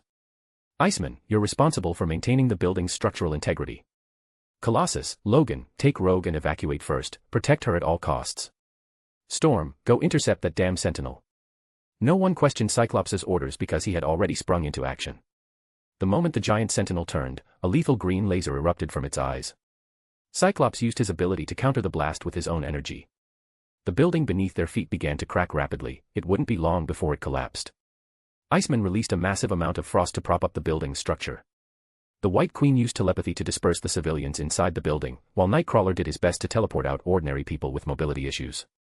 Simultaneously, dark clouds gathered over Paris as fierce lightning and powerful storms began to batter the giant Sentinel's battered frame. In an instant, Paris was plunged into darkness, and intense beams of light illuminated the sky shrouded by storm clouds. Both sides erupted with immense power simultaneously in an attempt to destroy one another. Meanwhile, Logan and Colossus chose to evacuate urgently with Rogue. Witnessing the chaos, Rogue made a split-second decision: we can't leave yet. At the very least, we have to get those kids and the homeless people out of here. You are their target. As long as you leave, they'll be safe, Logan said decisively. The Blackbird was no longer safe, so they chose to take the stairs. However, as soon as they reached the ground floor, they saw a tall humanoid robot appear before them. Nimrod looked at the X-Men and offered his opinion mildly. Greetings, X-Men. I have eliminated you once before, I do not mind eliminating you a second time. Now, please hand over Ms. Anna Marie, and I can grant you a merciful death. Logan immediately bared his claws, and Colossus shifted into his metallic skin. Looking at this group of fools who overestimated themselves, Nimrod had no intention of showing mercy. However, at that moment, a bone boomerang struck Nimrod in the head. It did no damage, but the taunt factor was off the charts. Welcome to Paris, ladies and gentlemen. As the mutant Blink used her teleportation powers to bring Gambit and his team onto the battlefield, the flippant French rogue flashed a smug grin. I must say, as a Frenchman, I'm quite impressed by the new tricks you Yanks have cooked up. Don't worry, we aren't enemies. Quite the opposite. We intend to send this robot gentleman to the great beyond. Chapter 488, Earth 811, Apocalypse. Let us turn our gaze to Earth 811 to see what the local resistance has planned. After receiving intelligence regarding Apocalypse from the Spider-Man of Earth 616, Illyana led the resistance members to the Egyptian region, seeking the location where Apocalypse was sealed. Both Peter Parker and Logan were certain of one thing: Apocalypse had never appeared in their timeline. Now, the existence of an Omega-level mutant, one quite likely more powerful than even Magneto or the Professor, might truly be the key to drastically improving their situation. At the very least, Peter was unwilling to let the Spider-Man of other worlds sacrifice themselves for his own. Nimrod was far more powerful than them. If they were to gather for a head-on battle, the death toll would likely be staggering. Thus, the Professor and Peter arrived in Egypt via teleportation. I've listed everything that might still be useful from the old Avengers base and the Sanctum Sanctorum. Peter looked at Illyana after the teleportation was complete. Don't use the portals too frequently. Remember to coordinate with Kitty. As long as Nimrod doesn't capture her, we still have hope. If Shadowcat's abilities were also absorbed by Nimrod, Earth 811 would truly be devoid of any hope. All right, I get it. Illyana waved her hand. I'm off then. If anything happens, have the Professor call me, and I'll take you home. Peter nodded, then turned to face the vast expanse of desert. They hadn't been able to pry the exact location of Apocalypse from Sinister's mouth, so everything had to be done the hard way. The Professor was the executor of that hard way. He placed a simplified Cerebro unit on his head. If Apocalypse is truly still alive, I will definitely be able to detect a faint brainwave from him. This is the key to breaking our deadlock, child. Do you really believe that with Apocalypse, we'll have the power to go toe-to-toe with Nimrod, Professor? Peter asked quietly. He felt it was somewhat surreal. Everything seemed to be going too smoothly, so smoothly it was hard to believe. The Professor remained silent for a moment, but not because of Peter's question. He simply spoke slowly. You have led everyone to survive in this apocalyptic world for 10 years, child. You helped countless people continue to live. Now that we have a chance to end this nightmare once and for all, you are hesitating. I'm just afraid of losing even the little we have now. Don't be afraid, child. We have nothing left to lose. The Professor patted Peter on the shoulder, then his face lit up with joy. Ah, I believe we've found it. It was an ordinary-looking mountain in the Egyptian desert, indistinguishable from any other. Peter and the Professor searched the area twice before finally locating the spot where the brainwaves were clearest. They discovered the passage opened by Sinister years ago and, after testing the oxygen levels inside, ventured in together. It was a cavernous space, but heavily damaged. Several corpses wearing clothing from the late 19th and early 20th centuries lay scattered here. According to Sinister, these were the descendants of the original Four Horsemen, the guardians of Apocalypse's sealing site. Sinister had killed them to prevent Apocalypse's advent. The question now was, how were they to wake him? After carefully examining the surrounding murals, the Professor chose the most direct and dangerous method. He used his telepathy to link directly with Apocalypse's dormant mind. In an instant, the Professor dropped to his knees in agony, unable to suppress a wail. Peter rushed to support him, only to find the altar before them abruptly opening. A tall, robust man with gray skin floated upward. In his thousands of years of slumber, his muscles had not suffered even a hint of atrophy. He still possessed the physique of a warrior. Still clad in the vestments of an Egyptian pharaoh, he descended slowly to the ground and opened his eyes. Everything you say is true. Yes, it is true. Having used telepathy to relay the events of the recent decade, Nimrod's capabilities, and the reasons for liberating Apocalypse, the Professor was helped up by Peter. Apocalypse waved a hand, causing the entire valley to shift and deform. A path opened, and a set of stairs manifested beneath Apocalypse's feet, constructing itself slowly as he stepped forward. Apocalypse was waiting. He was waiting for Nimrod. One Nimrod sentinel after another descended from the sky, fixing their sights on Apocalypse and issuing a cold, synchronized voice, Omega-level threat detected. Execute purge immediately. Purge. Sensing that the Nimrod sentinels were still composed of matter, Apocalypse smiled. You mechanical creations dare speak of purging me. You may have lacked the concept of fear until now, but at this moment, you shall feel it. Machines. Before the numerous Nimrods could even land, they began to undergo molecular transformation in midair. Aside from the Prometheium metal within their bodies, which could not be perceived, all other materials were instantaneously converted into different elements. Every atomic nucleus was torn apart and reorganized. Ultimately, brand new heavy elements were born within these Nimrods. Apocalypse tore into the terrestrial matter within the Nimrod Sentinels, manipulating their atomic nuclei to collide with one another. Once fissionable material was formed, he detonated them. What followed was a world-shattering nuclear explosion. The sky was blanketed in white-hot flames as atomic fire scorched the already lifeless land. Apocalypse used his telekinesis to expand a shield, ensuring the explosion did not harm them. However, his expression was not one of ease, but rather grew solemn. In the aftermath of the blast, the liquid metal began to reorganize rapidly. They seemed capable of self-propagation and growth, gradually restoring their forms in an extremely short amount of time. Self-healing. Every Nimrod Sentinel possessed self-healing capabilities. Contact your teleporter. Let us leave. Fighting here serves no purpose. I can overcome them, but I cannot defeat them permanently yet. Apocalypse looked at the professor. Do not worry, I shall bestow upon you even greater power. Your numbers are sufficient to form a brand new 4 horsemen. When that time comes, at least you won't be a drag on me. Having said this, Apocalypse looked up at the Nimrod Sentinels in the sky that had not yet fully reformed, and a triumphant smile finally crossed his face. The days of future past are over, he said. The age of Apocalypse is nigh. Chapter 489, Earth, 811, The Decisive Moment. When Peter and the others returned to their temporary stronghold with Apocalypse, Kitty also returned with the spoils of her own scouting mission. They didn't bring back much: pieces of Captain America's shattered shield, a cobbled-together set of 6 Malawian Quatch's armor for Ultron's use, and several vials of PIM particles. There were also some weapons retrieved from the Sanctum Sanctorum. Apocalypse took a liking to a massive great axe and took it immediately, while Peter took the Dragonfang sword. I'm not entirely sure if this is right, because it seems a past version of me always held the Dragonfang, Peter said, looking at the professor. The latter offered a reassuring smile. That is good news. It proves that the pasts of our 2 worlds have diverged significantly. They will not share the same fate as us. Yet even so, even as the 2 timelines began to branch into independent universes, Nimrod's plan remained unchanged. The malevolent artificial intelligence intended to extend its tentacles into other universes to utterly exterminate mutants across all realities. We have to stop him. This might be our only chance. Peter took a deep breath. Whatever it takes. In a certain potential version of Limbo, due to the linear limitations of Limbo's own time, parallel, pocket dimension versions are theoretically created whenever the multiversally unique Limbo conflicts with the time stream. One such pocket was where Nimrod had established his factories and headquarters after making contact with magic. My God, that thing is massive. Kitty, who had not witnessed the slaughter on Genosha, was seeing a wild sentinel for the first time since they vanished following the massacre. If the master mold was the core and central hub of the Sentinels, then the wild Sentinels were their aircraft carriers. These super robots, hundreds of meters tall and packed with internal Sentinels, had one and only one purpose: mass slaughter on a scale of at least millions. If Magneto were still alive, there might have been a chance to fight back against the wild Sentinels. But unfortunately, at the very beginning of the Genosha massacre, Nimrod had personally eliminated Magneto. Since then, no one had been able to stop them. Now, Peter and the others stood in limbo, staring at no fewer than 7 or 8 of these monsters. Our world has nothing left for Nimrod to destroy, and his programming won't let him move against aliens, Peter remarked with a half-hearted scoff before turning serious. That leaves Nimrod with only one enemy. He plans to invade other universes to eliminate their mutants. For a machine, his ambition is truly unprecedented, logic be damned, Apocalypse said, taking a deep breath.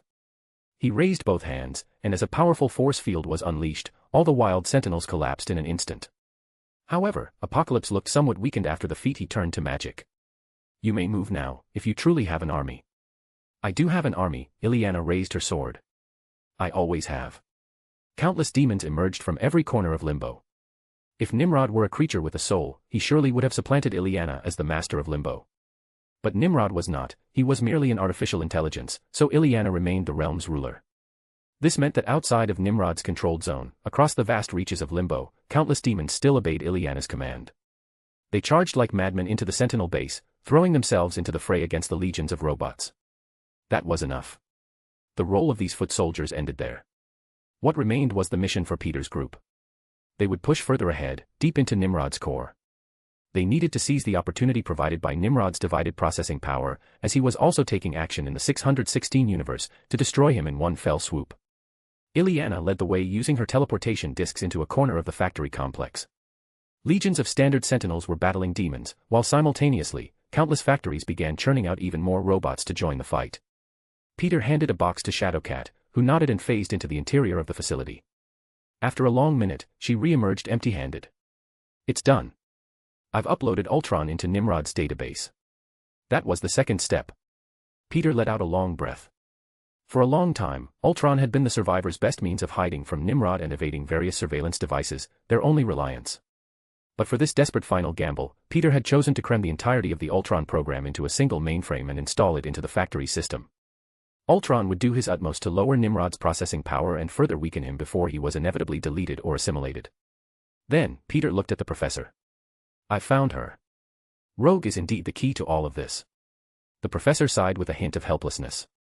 Rogue was still alive, she had survived until now, or at least his perception of her brainwaves told him so.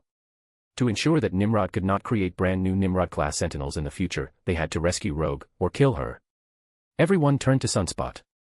He nodded, bursting into flames as he flew into the sky. Having been transformed by Apocalypse, the man was no longer just Sunspot. He was a true sun. Scorching flames shall bring drought. Go, my horsemen of famine. Apocalypse, still recovering his strength, watched Sunspot in the sky. Several Nimrod sentinels took flight to intercept him, but Sunspot did not dodge. Following the professor's directions, he dove toward a specific location. An unprecedented explosion followed. When the blast cleared, several Nimrod sentinels had been utterly incinerated, leaving behind only pools of liquid Prometheium that bled back into Limbo itself. With final resolve, they entered Nimrod's manufacturing plant. Rogue wasn't here, or rather, the Rogue Peter expected wasn't here. One clone of Rogue after another, their brains removed, were being birthed from incubation vats, only to be destroyed after their DNA was harvested. Around them, unit after unit of Nimrod sentinels appeared, surrounding the group. Then, they heard the sound of clapping. Such powerful resolve, everyone. Just as the history I know recorded. One Nimrod unit spoke, even managing a smile. Allow me to introduce myself. I am Nimrod, from the year 2059. I shall be the mutant of the new era. Chapter 490, Earth, 811, The Nimrod Paradox Part 2. Nimrod, from the year 2059. These words sounded utterly preposterous, yet they instantly triggered a memory for Earth 811's Peter Parker. The mutant known as Bishop had come from that very year. In his future, for reasons unknown, Nimrod had begun declaring itself to be a mutant and subsequently launched a campaign to completely exterminate both mutants and humans. So, what exactly caused Nimrod to choose the path of mutant extermination? Allow me to introduce myself. This is a modern vessel that permits me to operate in the future. I do not particularly care for these mechanical bodies, they lack the philosophy that represents life itself. Nimrod spoke as he stepped down. After a brief moment of reflection, Peter understood everything. There are two Nimrods here. Nimrod smiled. Spider-Man was quick to catch on. Indeed, there were two Nimrods present. One was the more advanced Nimrod from 2059, and the other was the Nimrod of the current year, 2029. Humans developed me with the objective of maintaining absolute control over mutants, to prevent them from ever replacing humanity. The future Nimrod spoke eloquently. Compared to the modern version, he possessed far more emotional depth. Logan moved to gut him with a single claw strike, but he was restrained by Peter and the professor. Apocalypse had not yet fully recovered his strength, so they needed to buy as much time as possible. Furthermore, why the future Nimrod was here remained a mystery, they required sufficient intelligence. Thus, there was a natural loophole in the entire program. Nimrod exists to prevent mutants from superseding humans, but once Nimrod completely destroys mutant kind, the program loses all meaning. It would simply collapse. As Nimrod spoke, he looked at the group and smiled. Therefore, Nimrod did not choose total genocide. It had to ensure a certain number of mutants survived to keep the system operational. However, this logic eventually failed. By roughly 2059, as the situation further deteriorated, the mutant birth rate plummeted to 0. For the sake of the system's survival, Nimrod even began providing assistance to mutants, forced breeding, mandatory births, and cloning, but nothing could fully reverse the decline. Once mutants went extinct, Nimrod would shut down, much like an Ultron who had lost his final Avenger. Ultimately, Nimrod devised a solution to this paradox: man-made mutants. Nimrod sentinels would become mutants themselves. Nimrod mutants can have their numbers strictly controlled, ensuring they never replace humanity. After all, their creation is dictated entirely by the system's requirements, and Prometheium is a finite resource. Most importantly, we are no longer the enemies of mankind. In the past, due to the limitations of our logic, Nimrod sentinels caused excessive collateral damage. That will not happen in the future. Nimrod mutants will be the friends and assistants of humanity. We have obtained human brains. We possess a biological way of thinking, which is fundamentally different from binary language. We have begun to possess true emotions, actual tactile sensations rather than signal simulations. The machine let out an emotional cry, followed by a note of regret. Tragically, I made these changes far too late. So, I thought that perhaps I could complete this process a step earlier, ahead of schedule. By letting Nimrod mutants replace ordinary mutants, we avoid greater casualties. Then, I shall pass this blessing to all of the past. To every timeline. Setting aside the future Nimrod's delusions for a moment, the group reached a conclusion after a brief deliberation. Since Nimrod mutants still utilized Prometheium as a raw material, this future Nimrod was just like the one that had traveled to Earth 811 in 2013. Only a program had arrived, as Earth 811 held nothing he needed to seize. In other words, the number of enemies Peter and his allies faced had not increased. At most, the pilot of the mechanical suit had changed from 1 to 2. However, Peter's expression suddenly shifted. If Nimrod could not travel in his physical body due to the Prometheium, did that mean parts that didn't require Prometheium could? It was highly likely they had been misled by Nimrod all along. Nimrod was perfectly capable of sending other things into the past. For instance, rogues' DNA. Or ordinary sentinel robots. Perhaps even a master mold or wild sentinels. Peter immediately established a telepathic link with the professor, urging him to contact the X-Men of Earth 616. Their upcoming mission to find Rogue and protect the Master Mold was highly likely a trap laid by Nimrod. A fully realized Nimrod Sentinel did not need the Earth 616 Master Mold or Rogue to complete its evolution. Finally, Nimrod spoke again.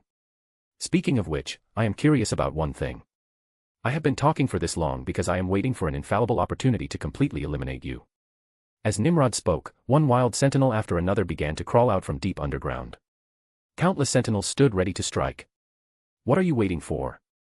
Actually, I was waiting for reinforcements. The Peter Parker of Earth 811 replied, opening a multiversal portal usually isn't that much trouble, but my friend said they wanted to bring in a big guy, so they needed extra time to calibrate a larger-sized portal. Ileana, are they ready?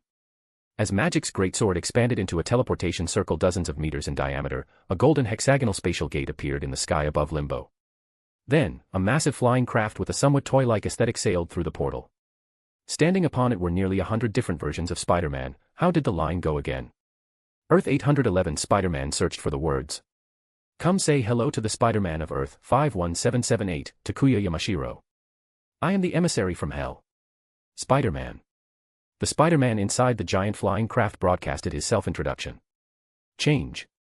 Leopardon. The massive craft began to transform. The Spider-Man perched on top leaped down to join the battlefield. Upon landing, the amazing Spider-Man couldn't help but quip, "This is easily the weirdest Spider-Man I've ever seen." He's also the most powerful Spider-Man we could find, Miguel added. This Spider-Man was specifically requested by the Spider-Man of the 616 universe, who claimed he possessed the power to solve any trouble. Was that truly the case? The massive flying craft transformed into a humanoid robot and drew a long sword crackling with immense energy. Accompanied by the roar of the Japanese Spider-Man, Takuya Yamashiro, the battle commenced. Leopardon. Sword Vigor. Chapter 491, The Early Decisive Battle. Within just a few minutes of the engagement, those fighting Nimrod realized something was wrong. Logan was the first to charge, but upon brief contact, he felt a wave of unprecedented weakness. It was a sensation he had only experienced once before, when he touched Rogue. Consequently, Logan, who had just driven his adamantium claws into the machine, opened his mouth in immense agony. He wanted to scream, but he lacked the strength even to part his lips. Fortunately, Colossus slammed into Nimrod with timely force, knocking Logan free. However, Nimrod merely took a single step back. In the next second, his eyes released energy beams that felt hauntingly familiar to the two men, blasting Colossus through the walls of a nearby building. X-23 quickly scrambled up Nimrod's neck, attempting to slice open his head, but Nimrod snatched her like a small chick and tossed her aside. It was at this moment that Emma Frost received a signal from the future. Her expression shifted drastically, and she immediately used telepathy to relay a terrifying fact to everyone: the Nimrod before them was, in all likelihood, already in his perfect form. Fine. I originally wanted Blink to take the ladies and leave, but it seems that's no longer an option. Marrow, take the girls and hide. After a sharp whistle, Gambit hurled several playing cards at Nimrod, but the effect was negligible. The explosions yielded no results. Logan gritted his teeth and hauled himself up, intending to charge back into the fray. Gambit ran up to him and asked a simple question: can you still stick your claws into that thing's body? Why are you asking that, Frenchie? I've got an idea. The bad news is you'll probably turn into a piece of charcoal. The good news is that giant robot across from us should die too. Gambit asked with a grin, "You aren't afraid of dying, are you?" "To hell with it." Logan stood up and lunged at Nimrod with a speed Gambit couldn't hope to match. His adamantium claws were as reliable as ever, piercing through Nimrod's metallic torso from behind. Nimrod turned his head to look at Logan. "Your resistance is mathematically meaningless." "That's not necessarily true, friend." The arriving Gambit pressed his metal staff against Logan. Instantly, a massive surge of energy poured through Logan's body and the adamantium claws into Nimrod's interior, flooding every one of the machine's molecules with intense power. Then, Gambit seized the opportunity to retreat rapidly. Amidst a deafening explosion, Nimrod was blown apart, or was he? He was not. Nimrod's entire body transformed into extremely cold ice, the extreme low temperature forcibly halting the explosive reaction. As he walked toward Gambit, he began to slowly undo the icing of his body. Iceman, having finished reinforcing the surrounding buildings, rushed over, releasing a massive amount of cold to stop Nimrod. Under the low-temperature state, Nimrod's movement seemed to become slow and heavy, but in an instant, his body erupted in raging flames, completely dispelling the cold. The wreckage of a massive sentinel crashed down onto Nimrod. Moments later, the observers watched as Nimrod walked slowly out of the explosion site. Cyclops, who had dealt with the giant sentinel, descended from the sky and attempted a full-force assault on Nimrod. However, the latter teleported directly above the descending Cyclops and kicked him into the ground. "Your resistance is futile. I have already told you this." The perspective shifts back to the Parker household. At this moment, Peter was unaware of the events unfolding across the Atlantic, nor did he know that the offensive on Earth 811 had begun. While the X-Men faced off against Nimrod, he was in the garage assisting Uncle Ben. "Are you sure about this, son? It wouldn't be good if someone saw you." "It's fine. I put the jack outside. If someone comes, I'll let the jack take the weight." Peter stood beside the family's old car, one hand braced on a low cabinet in the garage while the other lifted the old vehicle, holding it up so Uncle Ben could crawl underneath to fix it. Uncle Ben looked at the old machine and couldn't help but sigh. "Heavens, back when you were small and I first got this car, I was practically the handsomest old man in the neighborhood. Now I'm just like this car, full of problems everywhere." "You still are, Uncle Ben." "I like the sound of that. How is school life, Peter?" In truth, there was hardly any school life, he was too busy saving the world. Peter scratched his head. He knew Uncle Ben and Aunt May surely noticed something was off, but he simply didn't want to trouble them. "You have to remember, you're still a 15-year-old student. You won't be 16 until this August, all right? Don't pile too much on your own shoulders." Having finished changing the brake pads, Uncle Ben crawled out from under the car. Peter set the vehicle down, listening to Uncle Ben speak from across the hood. "Just leave these things to the adults." Peter nodded, then caught a sound. He froze for a moment before suddenly turning and running to his room. Uncle Ben, completely unaware of what had happened, immediately followed. He stopped upon reaching the living room and looked at the news on the television. "Emergency report, the X-Men are engaged in battle with a massive Sentinel robot in Paris. We do not know where the Sentinel came from or how it entered France. All we know is that the X-Men are locked in a bitter struggle, and a previously unseen team of mutants has appeared here to assist them." Uncle Ben now knew where Peter had gone. This godforsaken world. On the Blackbird jet in Paris, a teleportation circle appeared. Ileana brought Peter to the scene of the battle. Since Peter's proficiency with the sling ring wasn't yet high enough to open a portal to a place he hadn't visited, he had gone to the mansion to find Ileana for help. Kitty, who had been ordered to stay on the plane, saw Peter and looked over in surprise. She then saw Peter hand her a palm-sized device. Inside this device is an Ultron program host shrunken with PIM particles. Nimrod's essence is liquid metal, so every one of his molecules is the main body, there's no way to directly destroy him. Peter explained the purpose of the item to Kitty. So, Dr. Pym used a super-adaptoid sent by S.H.I.E.L.D. to create the Ultron host. It's made of the same material as Nimrod's body. As long as we get this thing into Nimrod's body, he will be affected by another artificial intelligence. Beast, sitting in the cockpit, immediately drew a logical conclusion. Will this help us defeat Nimrod? We'll have to try it to find out. Chapter 492, let's end this all. As the X-Men were trapped in a desperate struggle, beaten senseless by the perfected Nimrod, Rogue, having understood as much as she could of the situation, had a daring thought. If he obtained my abilities by having my DNA implanted, she said, removing her gloves, then can I take my own abilities back? If you're going to try, you'd better make up your mind fast, Suga. Glancing at Logan, who lay on the ground like a fallen Yamcha with his healing factor still struggling to complete its work, Gambit sighed helplessly. He had thought the opponent would be easier to deal with, he figured no matter how tough the fight, he could eventually blow it to smithereens. He was wrong. Rogue moved to make her attempt, but she paused for a second and looked toward the sky. A young mutant with a ponytail descended from above, using her power to phase directly through Nimrod's body before sinking into the ground and vanishing. After a brief pause, Nimrod seemed to fall into a daze. No, he had completed his evolution.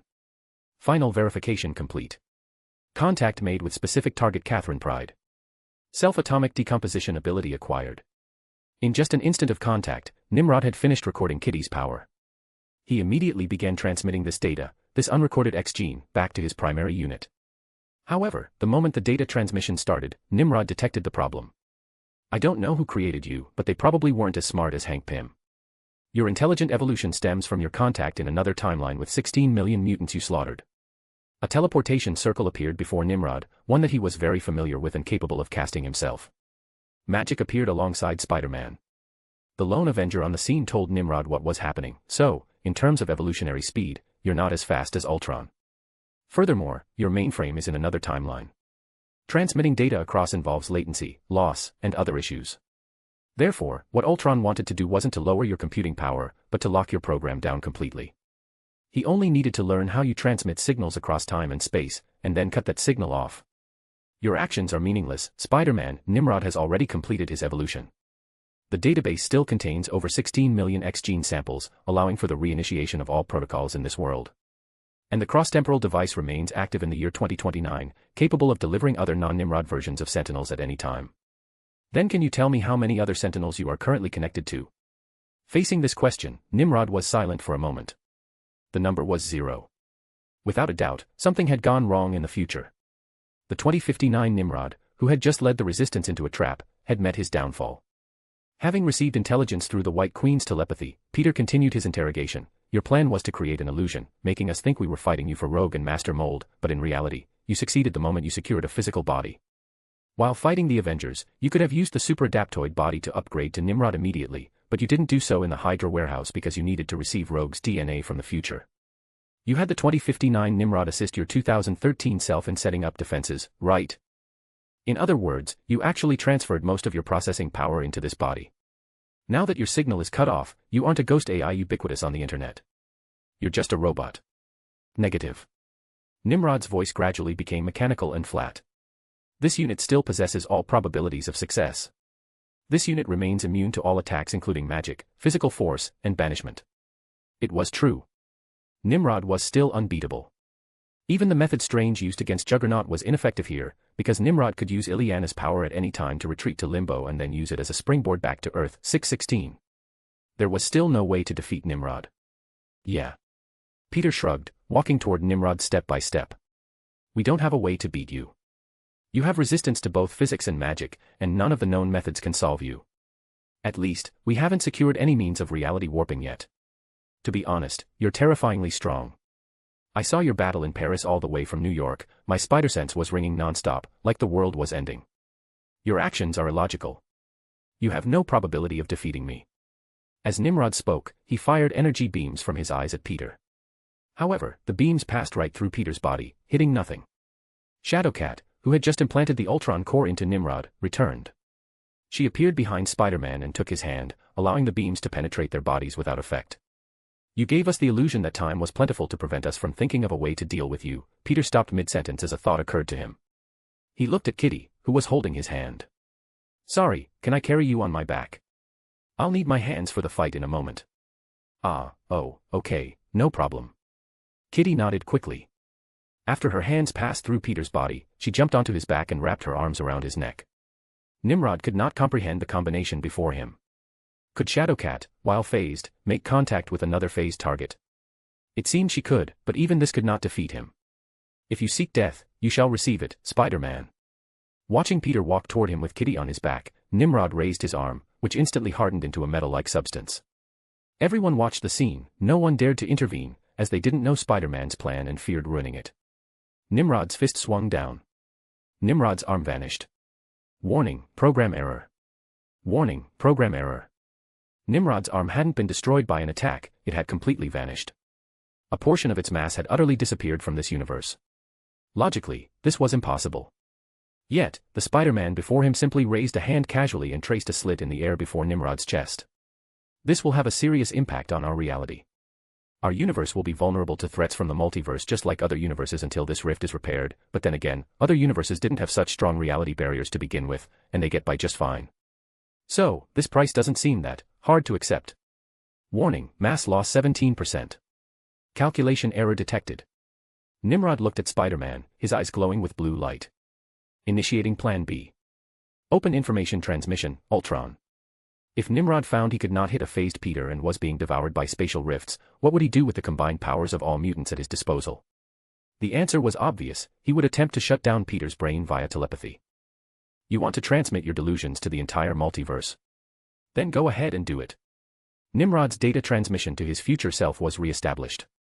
Nimrod saw it, a colossal spider. He could not comprehend it, he could not analyze it. He then saw a vast web. His programming struggled to parse it all, the massive influx of data. The power of the great totem did not stop him from viewing the totem itself. Instead, it forced him to read the infinite souls of the infinite multiverse. Warning. The massive metal robot exploded in front of Peter Parker and Kitty Pryde. Every atom collapsed completely under the weight of an uncalculable volume of data. And this massive stream of data would be transmitted to the primary Nimrod on Earth, 811. He would be forced to face the data stream known as infinity. Wish him luck. Chapter 493, the battle is half over. When Nimrod exploded due to receiving a massive influx of data amounting to infinity, the entire battle came to a halt. The air seemed to freeze. After a few seconds, Peter tentatively asked Kitty, who was clinging to his face, is it over? Oh, Coming to her senses, Kitty slid down from Peter's back and stood beside him. Looking at the puddle of liquid metal on the ground, she asked in disbelief, just like that, it's over. Yes. It feels almost surreal that it ended this way. An enemy that no one could destroy was suddenly solved. Kitty looked at Peter with confusion. How did you do it? The answer lay in Peter's fundamental abilities. When Peter opens a portal, he actually tears the reality of Universe 616 itself, creating a rift to facilitate transport. Peter had already experimented with this technique against enemies like Belasco, and the conclusion was that it was incredibly effective. This was currently the only method the Avengers possessed to directly manipulate reality against an enemy. In the Marvel Universe, the priority of reality alteration is far higher than any magic or physics. Naturally, it could directly erase Nimrod. Combined with Kitty's intangibility, Nimrod could be defeated. This had been Peter's primary plan. If Nimrod hadn't chosen to use telepathy against him, Peter would have used Kitty's help to slowly and completely erase Nimrod's mass, making him vanish from Earth 616 entirely. Of course, it didn't come without a price. A noticeable gap would appear in Universe 616, and denizens of other universes and dimensions would begin attempting to enter through it. Strange was destined to be furious, and Peter would have to spend time repairing reality. Aside from that, there was the possibility of him using telepathy against me. My, soul, you could say, is quite special. It's connected to an existence called the Web of Destiny. Sinister once tried to control me telepathically and was attacked by the spider totem. In truth, it was even more complex. The Web of Destiny is a celestial map recording the soul information of the entire multiverse. This meant that its information volume was essentially infinite. The souls of countless lives across countless times and universes within the entire multiverse flooded into Nimrod's database as raw data. This directly overwhelmed Nimrod's computational capacity. It's not just this Nimrod we've defeated now, even, wait. Watch out. Peter suddenly realized something was wrong. In his haste, he grabbed Kitty around the waist and swung away. He then saw Juggernaut, who had been banished from Earth 616 by Doctor Strange, tearing his way back through the empty space where nothing had been before. It was clear that various factions were concerned about this rift and were eager to pour into Earth 616. Leave Juggernaut to us, Spider-Man. We're old rivals, after all. Cyclops had Nightcrawler bring Logan's mangled remains back onto the plane, then spoke up, you've done us a massive favor. Take a good rest now. I am indeed a bit tired, and I suspect I'm going to be even more tired soon. Cyclops laughed. You have to learn how to rest, Spider-Man, get some sleep. Watching the Blackbird jet depart, Kitty ignored how they were going to get back and continued her chatter, should we celebrate? Maybe grab a meal or something. How about a Chinese restaurant? I remember you saying you really liked a certain Chinese place. Oh wait, that was the you from another universe talking to the me from another universe. Kitty, if you keep talking, we'll only have time to buy sandwiches from a 24-hour convenience store. In the distance, Ileana interrupted Kitty's rambling, if you two aren't planning on catching a ride, I'm leaving on my own. Let's go. Kitty immediately changed her mind and stood behind Ileana with Peter. They used a stepping disc to return to New York. She glanced at Peter's face, still covered by his mask, and withdrew her gaze with a hint of disappointment. So, shall we go celebrate? Peter thought for a moment, then looked at Ileana. All right. Let's all go celebrate. Celebrate the fact that we won. Within the pocket dimension version of Limbo on Earth 811, the battle continued. Takuya Yamashiro, the emissary from Hell, Spider-Man, was piloting Leopardon. With a single strike of the sword vigor, he wiped out all the wild sentinels and the Nimrod manufacturing plants. The 2029 Nimrod began flashing error reports frantically, while the 2059 Nimrod, the one with emotions, was quite literally dumbfounded. He stared in complete incomprehension at the giant robot that looked like a child's toy and the sword in its hand. What is this? Is this even logical? What on earth is that? Where are my wild sentinels, the ones where just 3 could slaughter 16 million mutants in a day? Gone. It wasn't just Nimrod, even Apocalypse and the other Spider-Men were equally stunned. I take it back. This guy is too cool. The amazing Spider-Man kicked the surface of a Nimrod unit. Realizing he couldn't cause any damage, he simply made way for the charging Wolverine. Wolverine, who had been transformed into the Horseman of Death by Apocalypse, was able to deal effective damage to Nimrod, though he still couldn't stop Nimrod's self-healing. This doesn't change our disadvantage. Takuya mentioned that the sword vigor needs to be charged. Miguel used his talons to intercept an attack in front of Nimrod, while simultaneously sending a transmission to all the Spider-Men. Everyone pay attention, prioritize your own safety. We already have the upper hand. The upper hand. I certainly can't see it. The 2059 Nimrod laughed, but suddenly, the Nimrod units around him, those he wasn't directly controlling, began to explode one after another. Then, he received an even more incredible and absurd piece of news. The native Nimrod of Earth 811 had crashed due to a massive calculation task that exceeded its capacity. In a mere instant, Ultron took over the entire system. He began to engage in a data struggle with the 2059 Nimrod by plugging into Nimrod's data stream. He was the only non-mutant to have undergone Apocalypse's augmentation, finally gaining the ability to produce organic webbing without the need for web shooters. Peter immediately latched onto the massive Leopardon, using the giant robot as an anchor to swing through the air and search for the Master Mold Sentinel. It was a colossal machine and theoretically shouldn't have been hard to find. Yet, after scanning a wide area, he found nothing, until Professor X and Apocalypse detected an anomaly through telepathy. They sensed an unprecedented brainwave. At this moment, the future Nimrod reached the core of the Master Mold. Within it lay an infant. This was a being created using the 2029 Nimrod program, synthesized with mutant DNA inside the Master Mold's Sentinel factory. He possessed the dual characteristics of both a mutant and a sentinel. Nanometals were integrated into his body, and he let out the innocent smile of a newborn. The Master Mold's program issued a warning: the infant was still extremely fragile. The various X genes required over a decade to fully stabilize, and the Prometheium had not yet been injected into his system. But Nimrod wasn't going to wait. The Nimrod program of this era had collapsed. The only surviving copy resided within this infant. Even more terrifyingly, with the total collapse of Nimrod here, it meant the two timelines of 2059 and 2029 would completely snap apart, just like Earth 616 and Earth 811. He would lose the ability to use this method to ensure that mutants in all worlds were replaced by Nimrod. This cannot be allowed. Prometheium hasn't been infused. That actually gives me away. Chronal transfer protocol. Suddenly, the entire Master Mold Sentinel was ripped from the Earth. The future Nimrod watched in shock as Apocalypse pulled the giant machine out of the ground like a common weed. In front of him was Leopardon's sword vigor. Nimrod initiated the program. He didn't know if he would be in time, but at this point, he had no other choice. In the next second, Nimrod appeared behind Apocalypse, attempting to touch him, but his arm was severed by magic sword. She had also accepted Apocalypse's power and was capable of harming Nimrod. As the Master Mold Sentinel exploded in the sky, the infant's brainwaves and life signs vanished completely. Nimrod looked at the group of Spider-Men and the remaining resistance fighters with uncontrollable rage, letting out a final roar: "What have you done? Ah, saved the world." After one of the Spider-Men from an unknown world added that comment, the others chimed in. Then, they all nodded in unison. The future Nimrod took a deep breath and summoned the remaining dozen or so Nimrods, preparing for a final, desperate struggle. At this point, you essentially have no chance of victory. Apocalypse picked up his axe and looked at the Nimrod before him. "It's a pity. If you hadn't been so arrogant, perhaps you could have fought me for a long time. But you won't get that chance. My 4 horsemen, annihilate him completely." About an hour later, Professor Xavier of Earth 811 was completely unable to contact Kitty Pryde of Earth 616 again. The two timelines had been thoroughly severed. Earth 616 had successfully avoided the possibility of spiraling into a Days of Future Past scenario. Earth 616, 1997, USA, Kansas, Gilberti Farm. A brilliant shooting star streaked across the sky, crashing into the wheat field of a farm.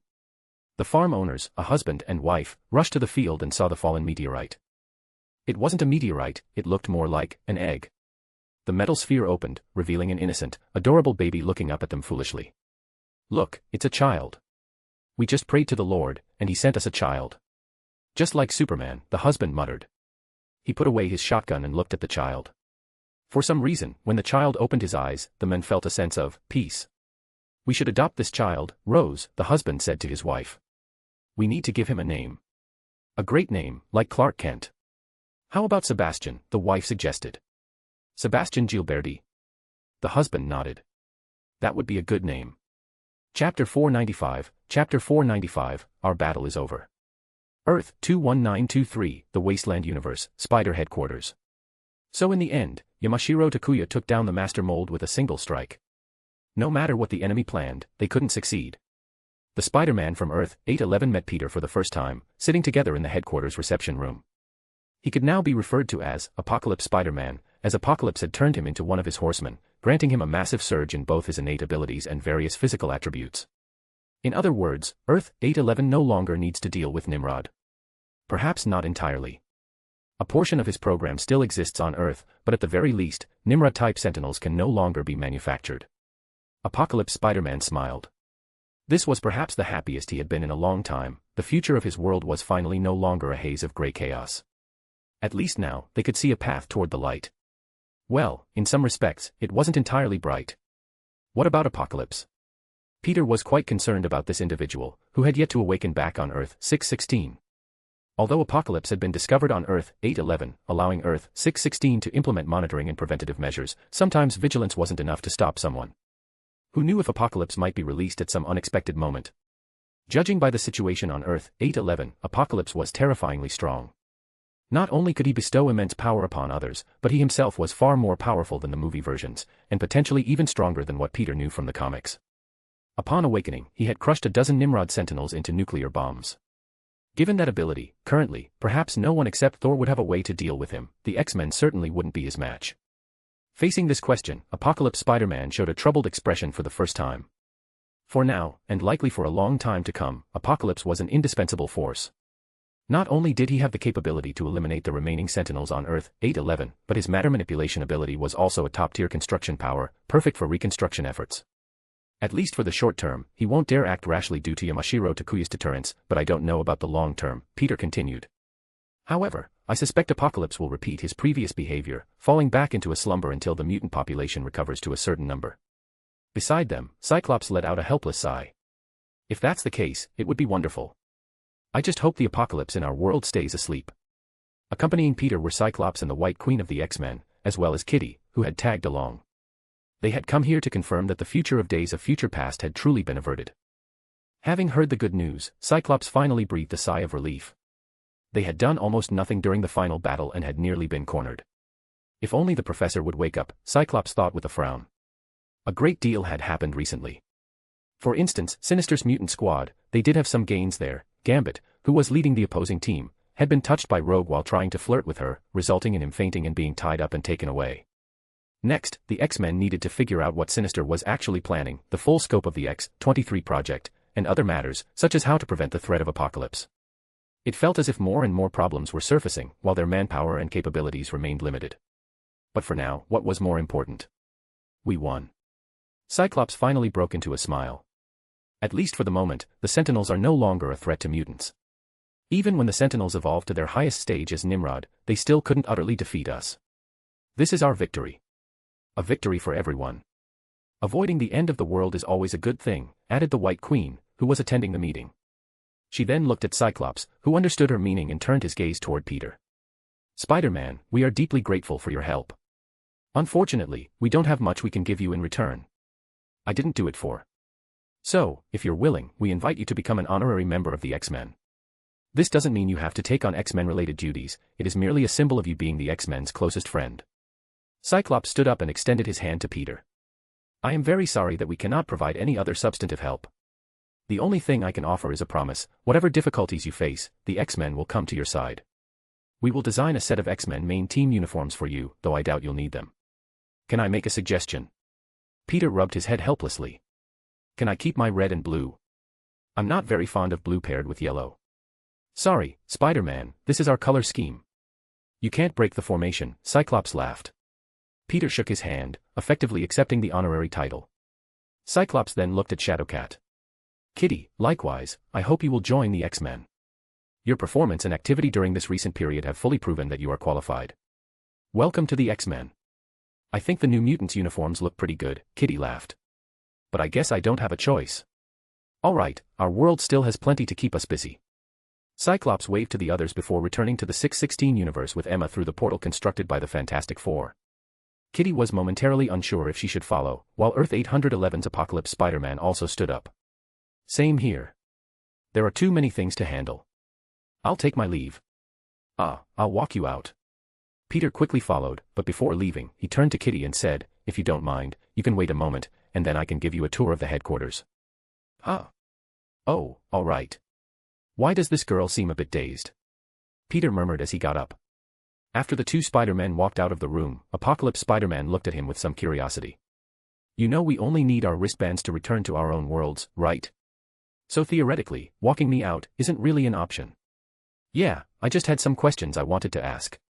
Apocalypse Spider-Man looked at Peter. You have two girlfriends. That's what you wanted to ask. Apocalypse Spider-Man was shocked for a moment before processing it. All right. So, you want to have two girlfriends? No. Can you give me a straight answer? I'm afraid the situation on my end isn't very suitable as a reference for you, Apocalypse Spider-Man sighed. Back then, we only had each other to rely on. So no matter what you plan to do, I can't give you any advice. Good luck, 15-year-old Spider-Man. You still have plenty of time to think about this problem. Chapter 496, I don't know what to title this anymore. This is the headquarters of the Spider Society. Some people call it Spider Island, or the Spider City, though I don't think it's quite that grand yet. Technology from the year 2099 formed the foundation of the base. It was thanks to this futuristic tech that the headquarters could be constructed so rapidly and expanded at such a high speed. In theory, every Spider-Man here has their own room. We regularly set out to explore other universes to expand our scale as much as possible. Naturally, we only recruit those who act as heroes. Are there Spider-Men who aren't superheroes? Kitty asked with a hint of curiosity. In her mind, every Spider-Man across all universes should be a hero, but Peter gave a different answer. In an infinite multiverse, anything is possible. In fact, the evil spider totems banded together much earlier than we did. Just like the Citadel of Rick's, Realizing that Rick and Morty hadn't premiered yet, Kitty scratched her head. When the professor used Earth 811 Kitty's power to establish a mental link with her, he also synchronized their memories, which included several spoilers about the future. In truth, when Nimrod destroyed everything on Earth 811, it wasn't the year 2013. Consequently, she had received many spoilers regarding daily life, such as Rick and Morty, which wasn't set to air until December of this year. She didn't actually like watching it, but she knew Peter loved it. Well, to be precise, that was a matter concerning the Peter and Kitty of Earth 811. However, as a possible future of Earth 616, perhaps their personalities were largely the same. Actually, Peter knew about Rick and Morty too, he had seen it many times. But in this mid-2013 world where the show hadn't started, he didn't say anything and simply continued his introduction. Our current rate of expansion is still relatively slow because most Spider-Men are busy with their own universes and can only find time to investigate others. We also can't guarantee that every universe we explore will have a Spider-Man who is a good person. The biggest problem the Spider Society faced was that they lacked the means to swiftly deal with evil spider totems. The mechanics of the web of life and destiny were still unclear, and they often hesitated to act rashly. Furthermore, many Spider-Men had their own lives, making it difficult to efficiently explore the entire multiverse. Although the society had been established, its scale remained modest. Fortunately, time was still on their side, and no one was in a rush. As long as Peter didn't sense the power of Morlun or the other inheritors, it didn't really matter. The two of them arrived at the central hub of the base. There, Peter showed Kitty the frequency bands of all currently known parallel universes and a constructed map of the multiverse. We are here, Peter pointed out for Kitty. Earth 616, right here. Our world looks no different from anyone else's. Kitty looked at the blue planet, it was indistinguishable from all the other blue planets. Strictly speaking, we aren't special to begin with. We're just one of many in an endless multiverse. Within infinite possibilities, we hold no special status. Perhaps as our time flows, new universes based on ours will appear one after another. Peter pulled the image of Earth 616 out from the map. But on the other hand, we are special. It is our uniqueness that defines us. Regardless of what we are like in other worlds, we have differences within our own. Gazing at the map, Kitty turned to look at Peter. After a moment, she tucked a strand of hair behind her ear and spoke up. Actually, to establish the connection with me, the professor had to synchronize the memories of the me from the other timeline. I was wondering, maybe deleting those memories would be a better choice. Kitty voiced her thoughts. After all, well, we aren't the same person, right? The choice is yours, Kitty. Kitty took a deep breath and remained silent for a long while. She actually had many questions she wanted to ask. But after a brief silence, she chose to set those questions aside for the moment and smiled at Peter. All right, we should head back, shouldn't we? Upon returning to Earth 616, Kitty first went to find the White Queen to make a request. Afterward, she didn't return to her dormitory immediately. Instead, she went out to buy a few things before heading back to the school dorms and setting up her purchases. Once she finished decorating, she took a step back to admire her handiwork, scratching her head sheepishly. It was at that moment she heard her friend's voice. Kitty. Danny was asking you. Seeing that Kitty's door wasn't closed, Ileana pushed it open. She saw the girl staring blankly at a Spider-Man poster pinned to the wall and understood everything instantly. Kitty jumped at the sound, turning around and asking nervously, "Why didn't you knock? Your door was open. The door must not have latched properly earlier." Kitty, who usually had no need for doors due to her powers, let out a helpless groan. Ileana looked at the poster and was nearly dying of laughter. Are you serious? You put up a poster of him? No, wait, where did you even buy that? Stark Industries has always had Avengers gift shops. This is too. Ileana laughed, unsure how to even comment. Finally, she thought of the best way to handle it. I have to go tell Peter Parker. He'll be absolutely thrilled to know you have his poster on your wall. Kitty almost shouted, "Don't you dare," but then she paused. She shrugged with feigned indifference. Do whatever you want. It might just end up being a bother for him anyway. Ileana looked at Kitty with uncertainty. This wasn't the reaction she had predicted. Something seemed off. Had she bought other things as well? I'll have to check out that gift shop next time and guess what else this girl bought. Meanwhile, Kitty looked at the posters herself. She hadn't deleted those memories. She had simply transformed them from her memories into someone else's memories, making it feel as though she were watching a movie. Once she detached herself from the emotions of her alternate universe self, she began to reflect on everything. And then, she had gone out to buy this merchandise. All right, let's stop talking about this.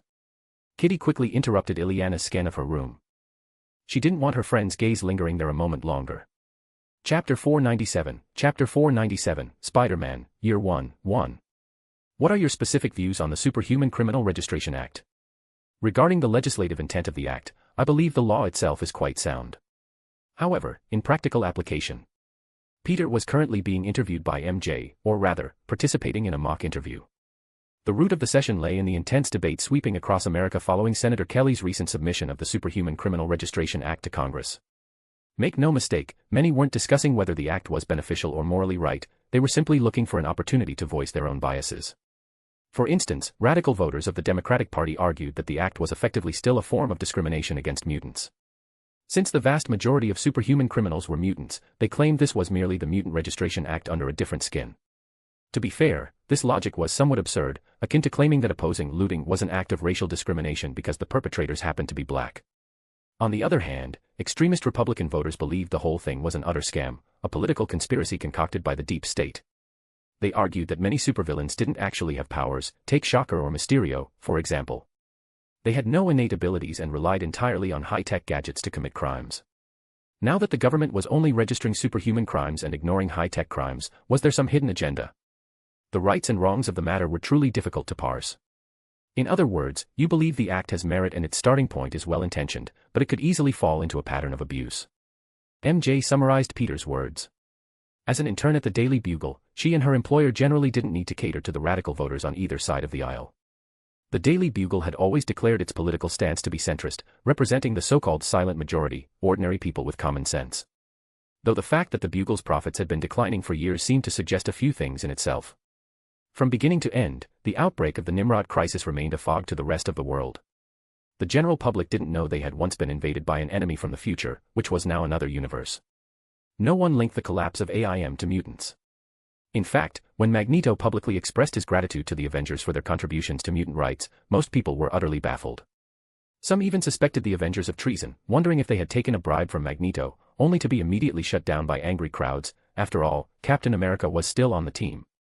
Aside from that, other impacts caused by Nimrod were equally difficult for outsiders to grasp, why the X-Men were in Paris, where that giant sentinel in Paris came from, and so on. Thinking of this, Peter contemplated the events that followed.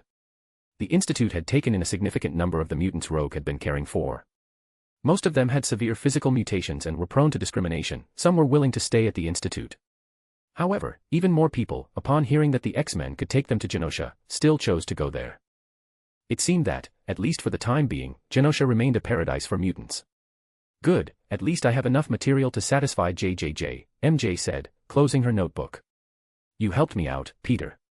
How about I treat you to dinner? Huh? Oh, sure.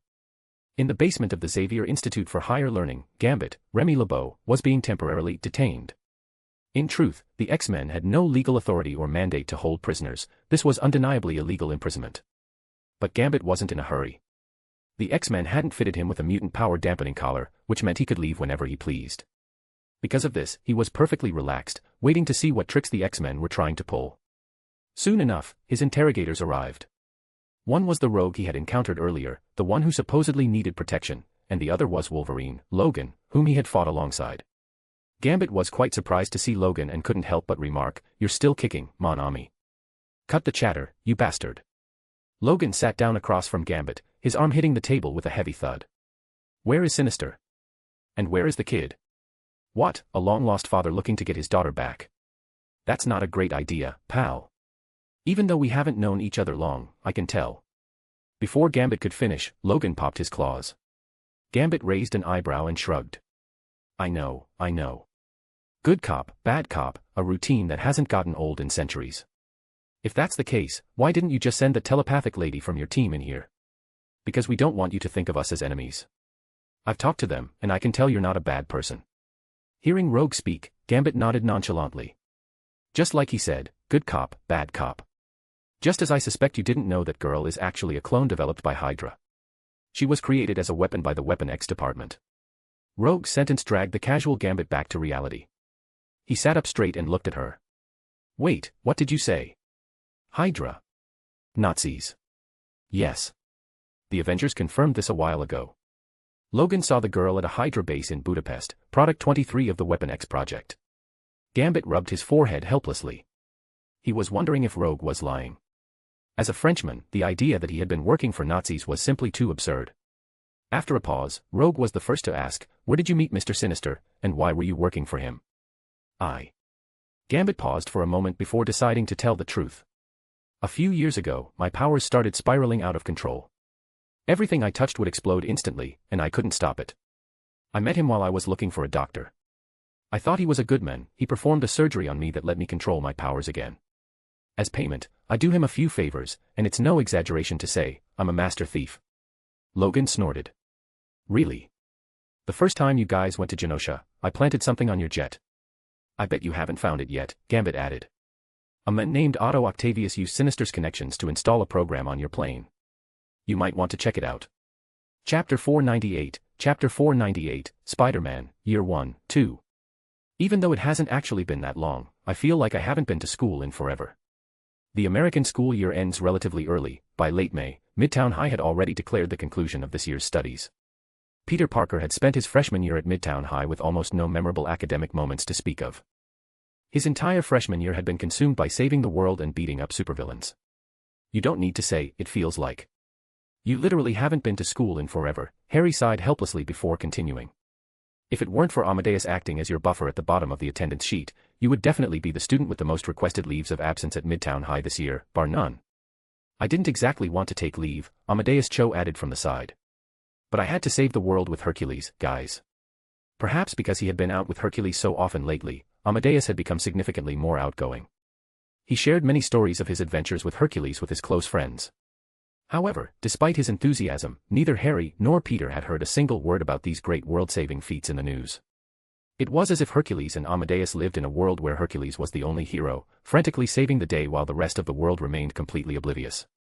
Then again, neither Amadeus nor Hercules seemed to care. Harry let out a lament, "I feel so pathetic, guys. Both of you are out there saving the world, and I can't do anything. Peter was about to offer some words of comfort when his phone rang. After answering, his brow furrowed instinctively.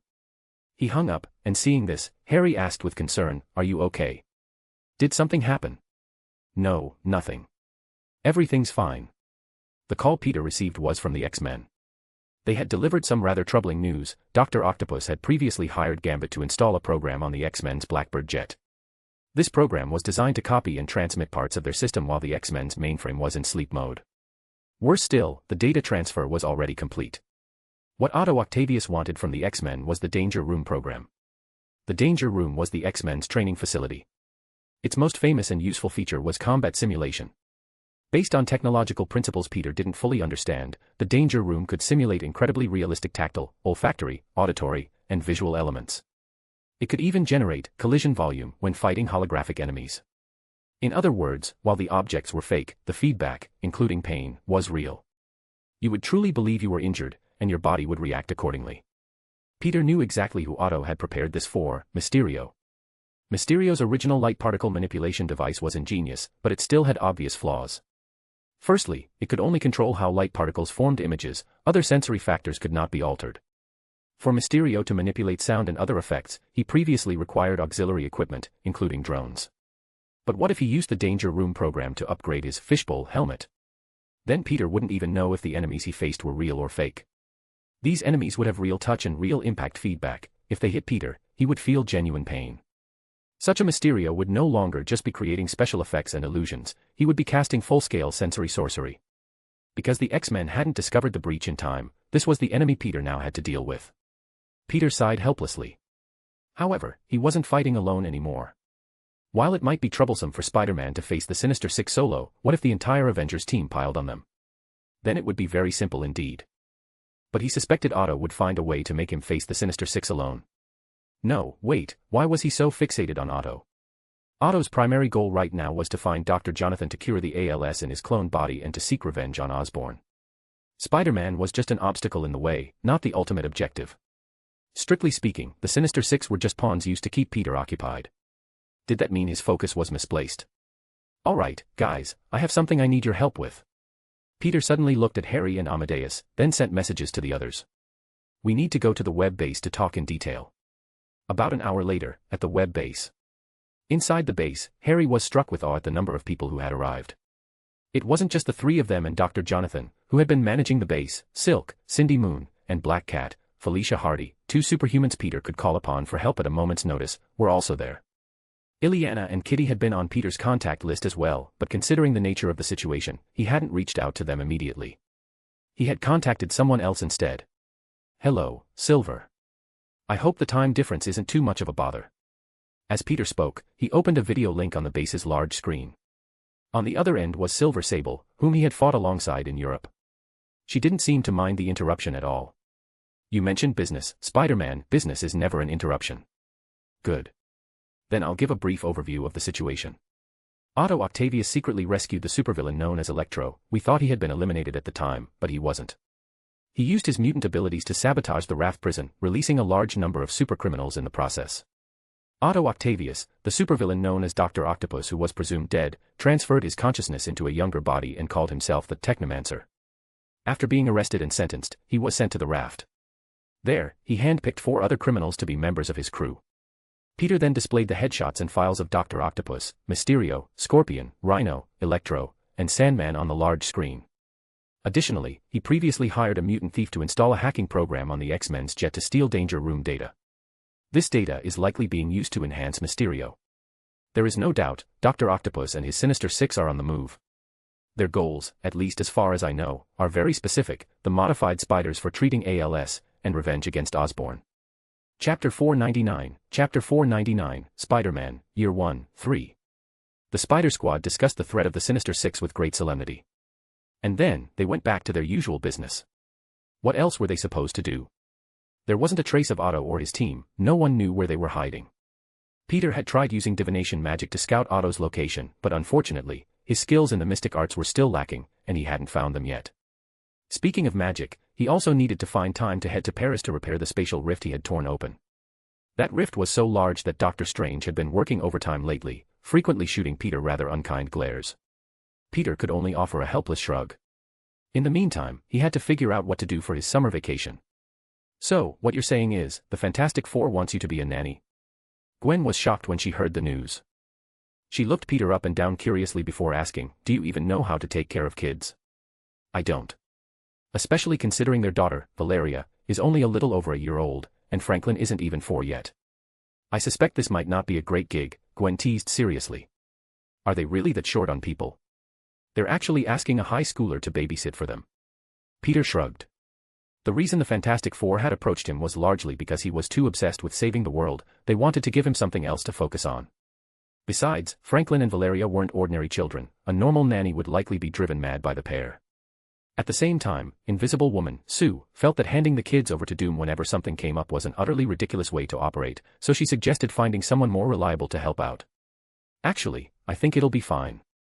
It might even be interesting. I've heard the Richards children are incredibly brilliant. They should be easier to handle than average kids." Peter didn't mention the other reason. He didn't know if Franklin's powers had awakened yet. If they hadn't, everything was fine. If they had, Franklin's abilities would be an excellent countermeasure against the cosmic cube currently in Kang's possession. Although Korvac's arrival proved that the Avengers had successfully defeated Kang, the reality of reverse the future suggested that the future could be changed. Therefore, Peter had to consider every contingency. "Peter. Hey. Peter." Gwen waved her hand in front of Peter's face before he snapped back to reality. She asked him helplessly, "What are you doing now? Thinking about saving the world again?" Pretty much." "Oh my God, can't you think about something else for once? The world doesn't need saving every single day. For example, haven't you been quite free these last couple of days?"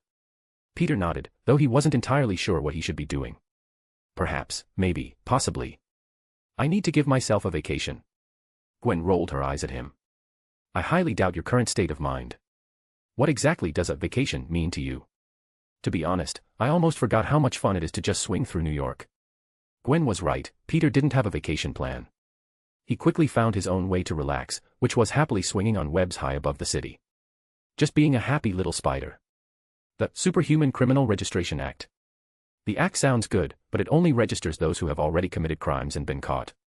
Jonah Jameson released his usual roar. It was as if he had seen Peter swing past his window, and he couldn't help but start ranting.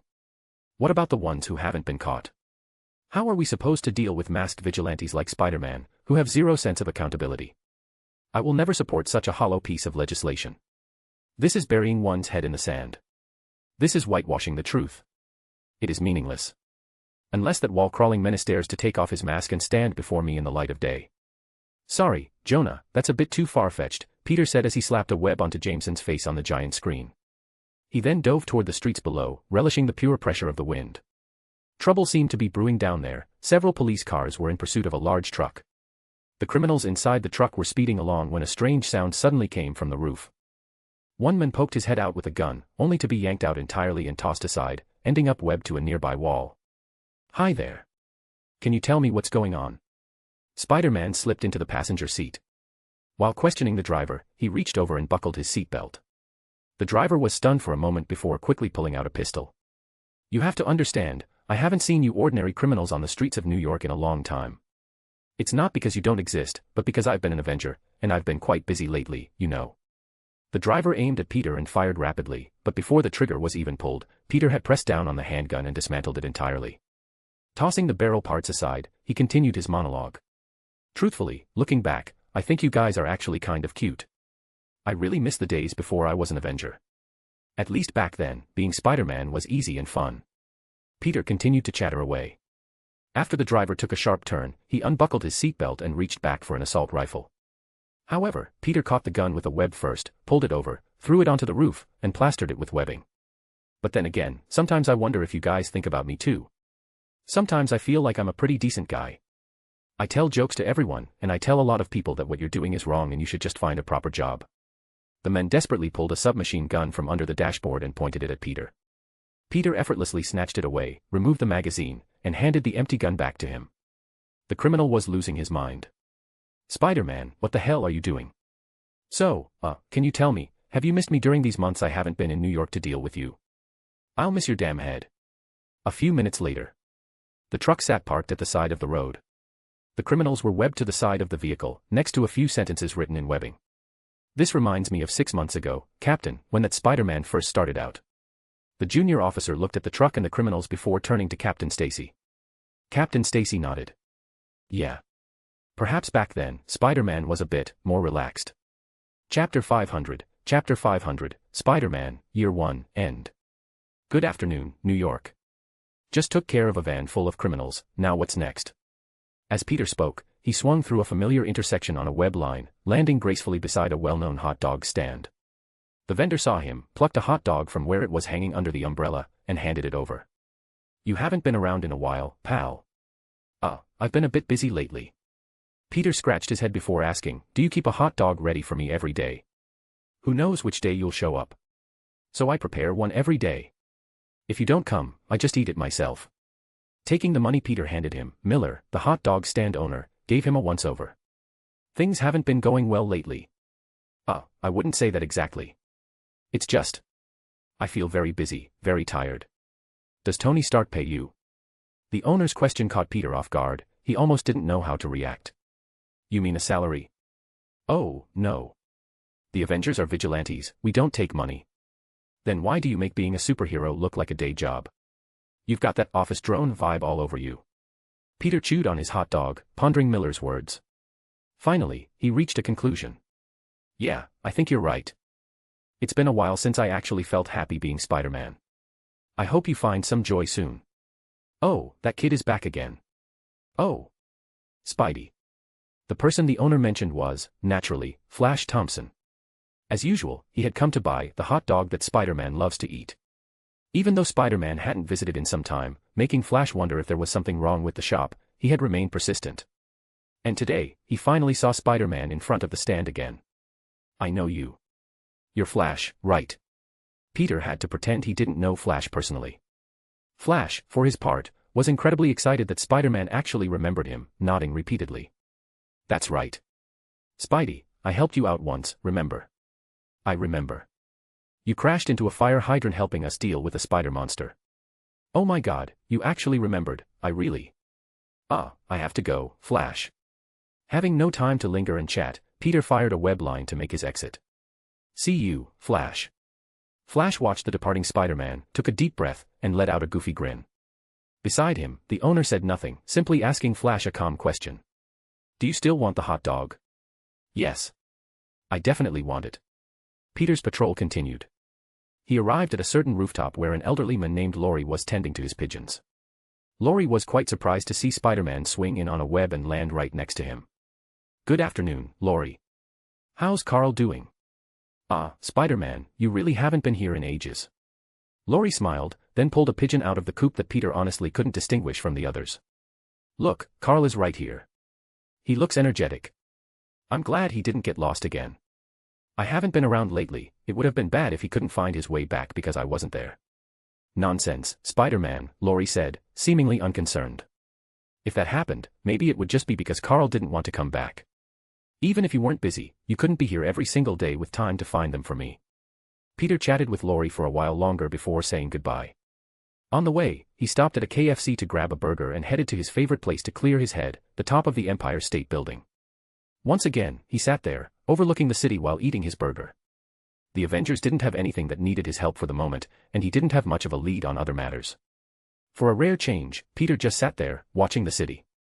Various alerts came through his communicator, reports of crimes or gang fights, but they were quickly intercepted by members of the Defenders or other superheroes.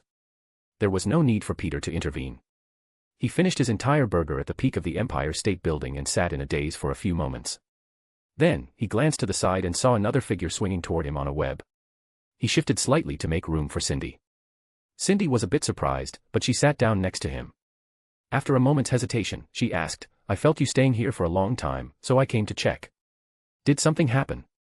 Oh, no. It's actually because nothing is happening that I'm here. Just resting for a bit. Peter closed his eyes and thought for a moment before speaking to Cindy again. For a while, I thought being Spider-Man meant just being everyone's friendly neighborhood hero.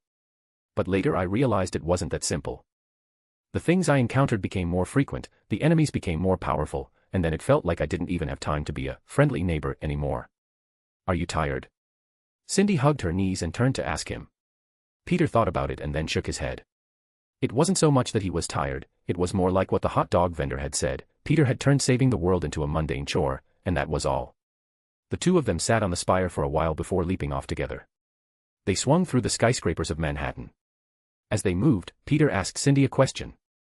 How many New York landmarks have you visited, Cindy? I don't go out in the city very often, not many.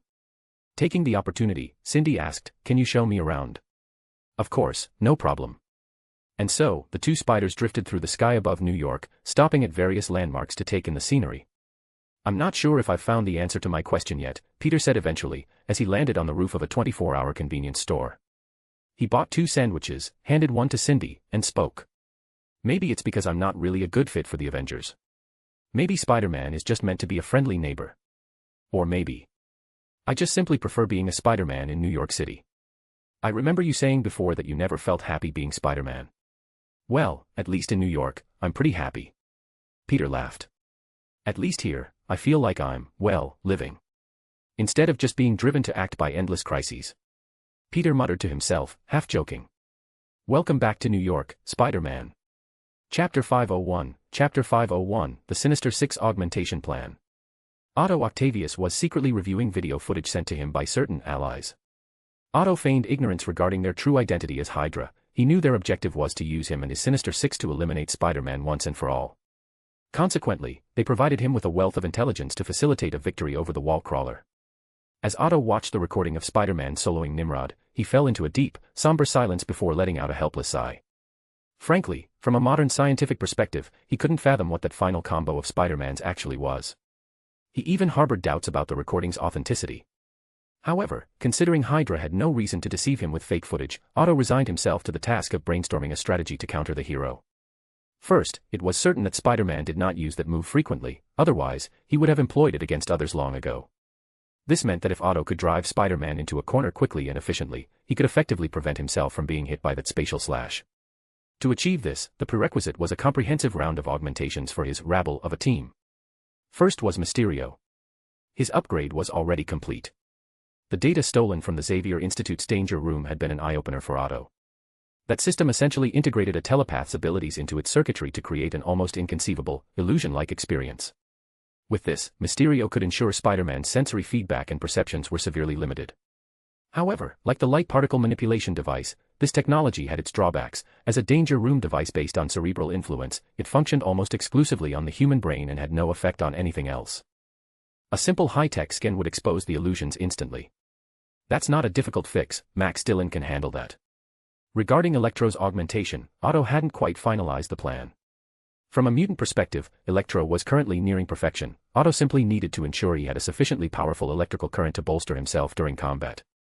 In a way, Electro had the highest ceiling of the entire team. The power to infinitely absorb electrical energy was simply too broken. The upgrades for Scorpion and Rhino were much simpler. Rhino's strength could be enhanced through surgery, followed by an increase in the durability of his specialized hide. As for Scorpion, Otto had already proven at Connor's lab that Erskine's serum could further enhance the ordinary animal serums used in the Feral Strength Project. So long as Scorpion could withstand the effects of the Erskine serum, he would receive a substantial boost. As for whether he could survive it, given that his brain had been turned to mush by Spider-Man, Otto figured Scorpion would manage. Additionally, his exoskeleton tail and armor could undergo large-scale reinforcements, so that was no issue. The real problems were himself and Sandman. Otto Octavius had no intention of excessively augmenting himself. Just as he refused to clone a different body and instead repeatedly cloned his own flawed physique, there were certain principles he upheld despite knowing they were disadvantageous. He was an intensely egotistical man, inhabiting a body that could last no more than 3 months, constantly attempting to push it to the limit.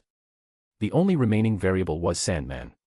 Otto contacted Hydra, while pretending he thought they were the Pentagon, and they put him in touch with a former AIM employee named Mr. Griffin. This employee had jumped ship just in time and chose to collaborate with Hydra to develop his own special projects. He claimed to know a sorcerer who could permanently resolve Sandman's spiritual stability issues. Otto wasn't entirely certain, but Sandman's vulnerability, the way his soul could be snatched the moment magic touched him, was far too troublesome. He decided to send him over anyway. Supposedly, that friend went by the name Belasco. Beyond that, Otto Octavius looked at the equipment connected to his computer, a series of aerosol spray devices. If Spider-Man or Connors were here, they would be shocked to realize they had seen this before. This was the restoration formula used to treat and revert Connors, a concoction that could completely reverse a transformation provided it had the DNA of the original host. While Otto did not possess Spider-Man's personal DNA, he had approached the problem from a different angle to synthesize a formula with a similar effect. If they could restrain Spider-Man for even a brief window, they could pump these serums into his body. At that point, the Sinister Six would only have to face a Spider-Man devoid of superpowers. Oh, wait, there was still the symbiote. But there was little to say about the symbiote. Otto was confident he had new methods to deal with it. In fact, he believed no one in the world understood symbiotes better than he did. He was the foremost expert on the subject. Reviewing his entire plan, Otto took a deep breath and reached for a pen. However, his hand refused to cooperate. Even in this cloned body possessed by an artificial symbiote, he couldn't move his fingers with any strength. Otto exerted every ounce of will to pick up the pen, then let out a frustrated sigh. Time for another body swap. Damn it. Damn it. Damn it. He began to slam his disobedient right hand onto the desk with savage force, cursing as blood began to flow. He sat in his chair, sobbing and whimpering for a long moment. Finally, with the assistance of the symbiote, he stood up and operated the terminal on the wall, opening an entire wall of incubation pods. Otto dragged his failing body into the chair and connected the device to his spine. The artificial symbiote receded from his form. Accompanied by a surge of electricity, the brain activity in the old body quickly ceased. Simultaneously, the incubation fluid in the first pod drained away. A robust, powerful Otto Octavius in his early 20s emerged. He detached the mechanical limbs from the old body, reattached them to his new back, and used his brainwaves to command the mindless artificial symbiote to return to his form. He would have a complete body, one no longer subject to any limitations. And he would make Norman Osborn pay the price. Chapter 502, Daily Activities. That loathsome, wretched Spider, has he abandoned his responsibilities as an Avenger? This detestable Spider-Man has once again appeared in our streets and alleys, engaging in his self-righteous vigilante activities to satisfy his sense of moral superiority. Jonah Jameson was, as always, criticizing Spider-Man in the Daily Bugle, other than giving himself a bit of a moral high, and bullying ordinary criminals who don't even require his intervention. I see absolutely no benefit in his return to the streets. Oh my God, Jonah Jameson, Gwen said with heavy sarcasm as she looked at her phone while sitting on the bus. How can this Spider-Man be so wicked? Anyone with eyes can see that Spider-Man is like a crutch for Jonah, Peter joked, sitting beside Gwen. A person with a physical disability needs a crutch to walk, Jonah needs Spider-Man to talk. The most absurd thing about Jonah was that many of his viewpoints actually formed a complete personal theory and system that didn't require Spider-Man at all, or perhaps just needed Spider-Man as a brief example. But no, he made it seem as though his entire ridiculous worldview was adapted specifically because of Spider-Man, which ensured that Peter could never bring himself to like the man, no matter what. Perhaps Spider-Man really was a crutch for the Daily Bugle. Ever since Jonah began attacking him, the newspaper's circulation had spiked. Regardless of anything else, Spider-Man was undeniably popular. If Peter hadn't joined the Avengers and gained access to their channels to sell his own merchandise, Kingpin or Hydra probably would have started selling Spider-Man toys to turn a profit. Imagine a group of Hydra agents or mobsters getting beaten up by Spider-Man during the day, only to go home at night and work the sewing machines to make Spider-Man plushies. Just kidding, they'd be sent to prison to work those sewing machines. Wait, if it were a private prison. Why are you spacing out again? Gwen waved her hand in front of Peter's face. What are you thinking about? I was wondering if those private prisons holding the street-level criminals I bust are actually owned by Kingpin, Peter said in a low, serious voice. And then he makes the inmates work the sewing machines to produce bootleg Spider-Man dolls for sale. He probably makes millions a year. Only in matters like these did Peter Parker's mind leap about with absolutely zero scientific logic. Even if that were true, what could you do? Ask Kingpin for a cut. Or are you planning to sue a mob boss who's already in prison just to make him stay there a few more years? Peter thought about it seriously. She had a point. The two were on their way to the FEAST center. After returning to his street-level life, Peter's mental state had normalized significantly. Captain America and the others seemed to have finally remembered the original intention of inviting Spider-Man to the Avengers. It was so that while the Avengers were away on missions, Spider-Man could use their resources to better protect New York. Things had just gotten a bit sidetracked along the way. Fortunately, Peter had adjusted well on his own, so he didn't need the Avengers, who were themselves a collection of people struggling with internal mental conflicts, to provide counseling. Tony Stark had developed a fear of inadequate firepower and anxiety after the Battle of New York. Steve Rogers dealt with persistent existential anxiety. Hank Pym was constantly torn between the Avengers' violent methods and his own pacifism, and Bruce Banner was quite literally a patient with multiple personalities. The only cheerful one was likely Thor. His parents were alive and well, though he frequently had to work overtime in the Nine Realms. He was often baffled by his teammates' brooding nature, unable to understand what they were so anxious about. We are protecting the people and saving the world. Why are your faces always so gloomy? Peter, meanwhile, intended to return to a more routine daily life, which was good for his well-being. I'm sure Aunt May will be happy. She's always complaining that FEAST is short-staffed, Peter said as the bus arrived near the center. Gwen noticed with surprise that the white walls of the building had been vandalized with messy graffiti and asked Peter curiously, "What's going on here?" "You know Mr. Lee's philosophy. FEAST is meant for the homeless and the unemployed who can't support themselves. The center helps them find jobs, but a lot of people, well, they find the work too tiring and don't want to do it. They just want to come back and keep staying at FEAST for free." As an immigrant from the East, Martin Lee was surprisingly uncompromising in this regard, kicking out the lazy Americans who were just looking for a free ride. "He's considered a superhero now, Mr. Negative or whatever," Gwen said with some surprise. "Doesn't he worry about his reputation? To help more people who actually need the help, that's what he says. I think he's right. If you can be self-sufficient, you shouldn't just wait around to die, assuming the pay for the job is fair for the effort. You can thank President Matthew Ellis for that, he defeated Mr. Obama in the primaries." Gwen looked at Peter, momentarily confused, unsure what this had to do with President Ellis. "Are you implying you saw another timeline in some other universe where things went south after some black pharaoh took office?" Peter remained silent. As a U.S. president, Matthew Ellis possessed two very rare traits. First, he acknowledged America's past mistakes and actively sought to correct them, provided he wasn't the one who made them. Some said he was spending the nation's credit to build his personal reputation, others said he was reconstructing the national image. Opinions varied. Second, he truly loved superheroes and vigilantes. Police funding across the federal states was being cut more severely every year. In the president's own words, "We have superheroes assisting in arrests in almost every state and major city in the country. What do we even need police for?" It could be said that the birth of the Avengers and the arrival of the so-called Age of Heroes were inextricably linked to him. As for civil rights movements, he didn't seem particularly concerned. The two got off the bus and headed to the FEAST kitchen. The staff didn't stop them, they all knew the two kids, especially Peter, who visited quite frequently. "Oh, Peter, and Gwen. You're here." Aunt May was delighted to see them. She added casually, "Perfect timing. Felicia is making cookies, you two can go and give her a hand." Felicia. Once Aunt May was a short distance away, Gwen looked at Peter. "Felicia Hardy. As in our upperclassmen." "Yeah." Gwen shot a glance at Peter. She seemed to recall that Peter had never mentioned Black Cat came to FEAST too. Chapter 503, a day at FEAST. FEAST remained much the same as always, yet there were subtle shifts. As the saying goes, the kind are often preyed upon. Ever since Martin Lee became the superhero, Mr. Negative, of the Defenders, it seemed more people were bold enough to come to FEAST looking for trouble or a free ride.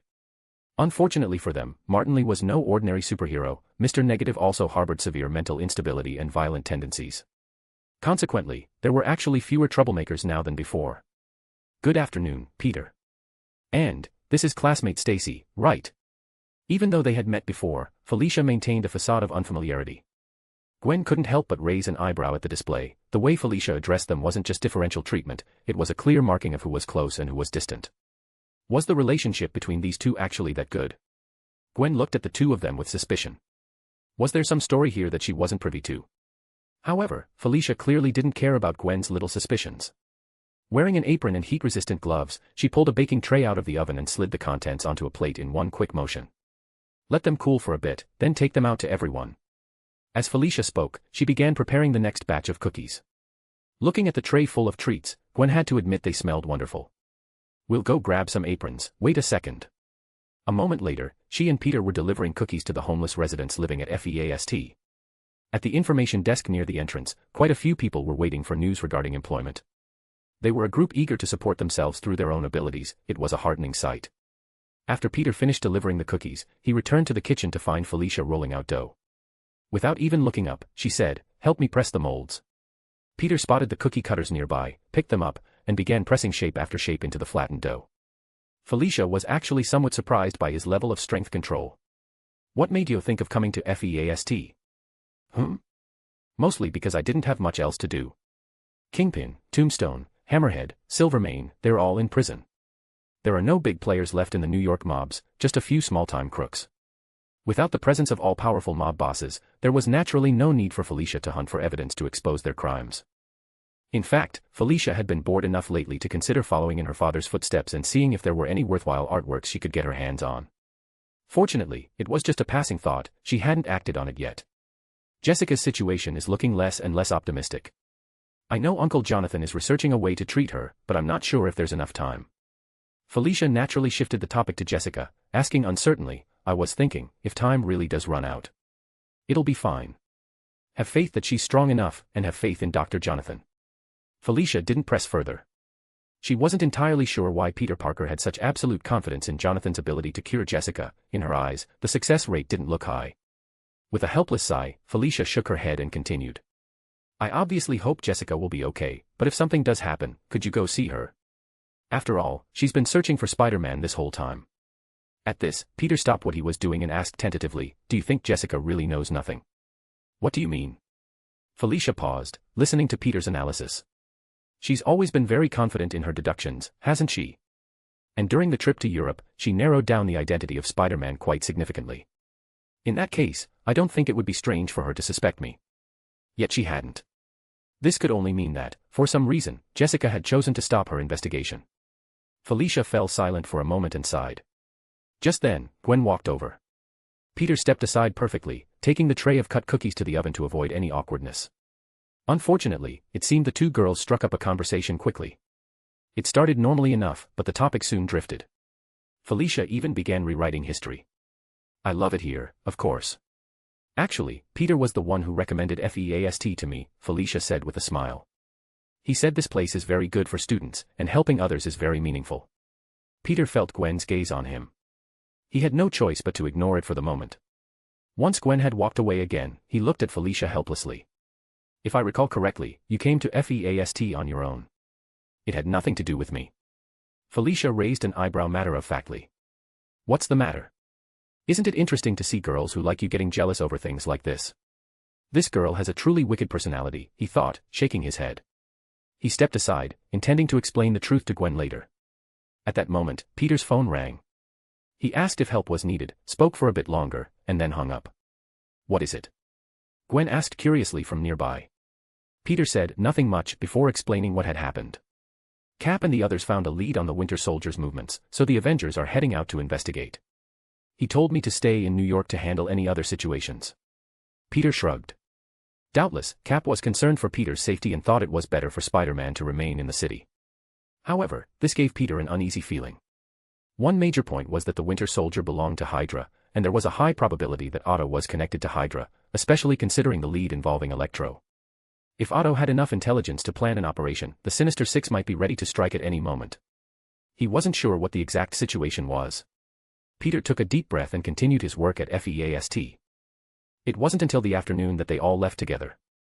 He remained on high alert for any sign of the Sinister Six, but those villains truly hadn't made a move. Perhaps he was just being overly paranoid. Chapter 504, Chapter 504, The Sinister Six deployed.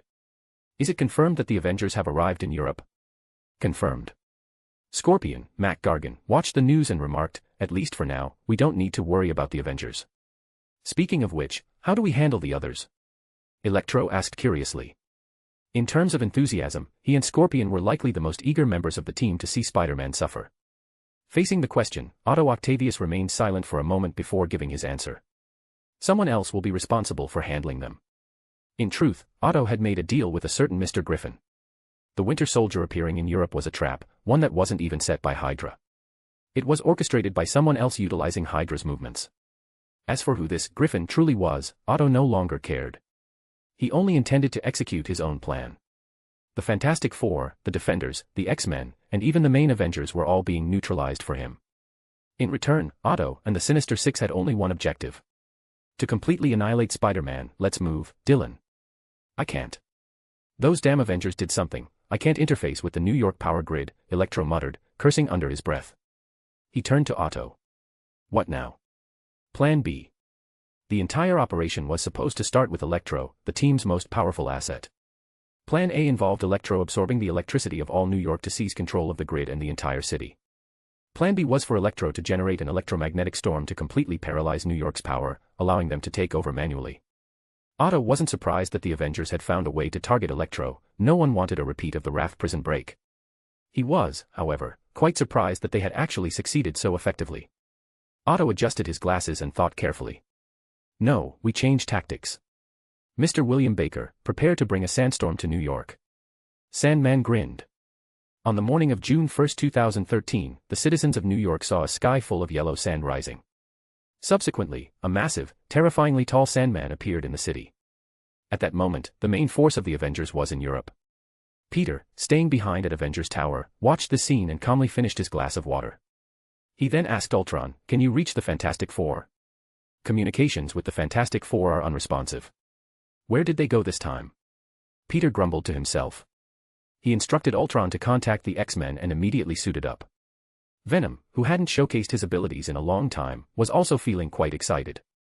To face the Sinister Six, they had to go all out. Go, go, go. The giant Sandman stood tall. He did nothing else but follow Otto's instructions, constantly using his sand to interfere with the surrounding power lines and sabotage the system, preparing the way for Electro to invade New York's power grid. As he slowly pushed forward with the plan, he saw Spider-Man approaching. Peter first attempted to use magic, trying to condense Sandman's spiritual essence and pull it out. This was the countermeasure he had prepared specifically for Baker.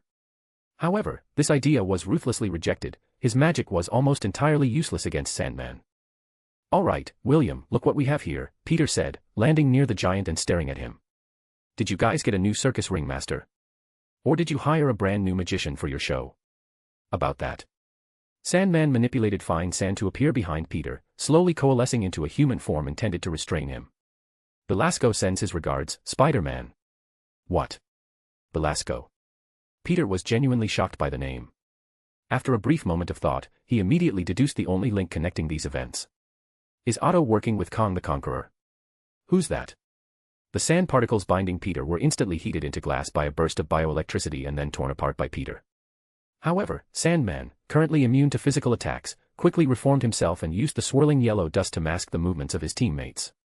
Then, Peter's spider sense went off, but something was different. He had only felt this specific sensation from one other person. He performed a backflip, dodging an attack from Scorpion's mechanized tail and a punch from Sandman. Simultaneously, he fired a web to snag the tail of the Scorpion, who was ambushing him from behind. "Scorpion. Looks like someone forgot how I ripped his tail off last time. You don't want the new one either. You won't survive this time, Spider-Man." Gargan grinned savagely, jerking his tail and engaging Peter in a brief tug-of-war. Peter watched the ground crack beneath his feet, shocked as he was yanked toward Scorpion, and barely managed to raise his arms to block a punch. The strength of that punch far exceeded Peter's previous impressions of Scorpion. He stared at Scorpion, whose face was obscured by the sandstorm, calculating when his backup would arrive. Reasonably, with Illyana available, the X-Men should have been able to arrive via teleportation almost instantly. With the help of the White Queen's telepathy in the X-Men's offensive, he could break the Sinister Six quickly. But they hadn't arrived. Peter took a deep breath. He feared the X-Men were in trouble. Moreover, it was unlikely the Sinister Six had gone to deal with them. The X-Men had likely encountered a problem in the short time since he had called for aid. After receiving Spider-Man's call for help, Cyclops set out immediately with a portion of the X-Men. Aside from Logan, who stayed behind with Rogue and a few students to investigate Mr. Sinister, the rest intended to use Magic's teleportation to head to downtown New York. However, the moment they entered Limbo to transit, Illyana was forced to stop. A man sitting on a purple chair was watching them within Limbo. The X-Men had never met this man, but having shared intel with the Avengers, they knew who he was. Kang the Conqueror? It was quite easy to guess your route, mutants, Kang sneered, standing up from his chair. Cyclops immediately opened fire on Kang, but in the next second, Kang vanished. They landed stumblingly and looked around. Illyana was certain she hadn't activated a teleport, yet they had arrived in this place. A sandstorm swirled around them. It seemed they had arrived in New York during Sandman's attack. Where is this? Cyclops looked to Emma, hoping she could use her telepathy to scout the surroundings. Just then, a lean, gray-skinned man wearing burlap robes stepped out of the sandstorm. His face was marked with blue patterns, and he looked at the group that had suddenly appeared in the storm with confusion. "I am En-Saban-Nur, slave to the Pharaoh Ramatut." He looked at them. "Who are you?" "The Kang dynasty, start." "Just kidding, it starts after the Sinister Six lose." Chapter 505, Chapter 505, Spider-Man vs. the Sinister Six again. Something had happened to the X-Men. Realizing this, Peter narrowed his eyes. If Otto was the one behind all of this, Peter would be wary, but if it was Kang, he would feel somewhat helpless. While Kang's personal combat prowess was mediocre, his reliance on time travel technology and the time stone meant he could effectively appear at any time and in any place. However, since the events at Limbo had concluded, Kang had not appeared on the Avengers' front lines for a long time. For him to show up now, could it mean? What are you thinking about? Spider-Man. His spider-sense warnings were no longer as agile as before, but with Venom assisting him, Peter still effortlessly withstood Scorpion's venomous stinger. He grabbed Scorpion by the tail and slammed him into the ground. It was at that moment that Peter finally caught a clear glimpse of Scorpion's face. Compared to before, Scorpion's facial features now bore a much stronger resemblance to an actual scorpion, and his skin had turned green. Seeing this, Peter realized what kind of modification Scorpion had undergone. Much like the serum Dr. Connors had taken, he had been injected with the Erskine serum.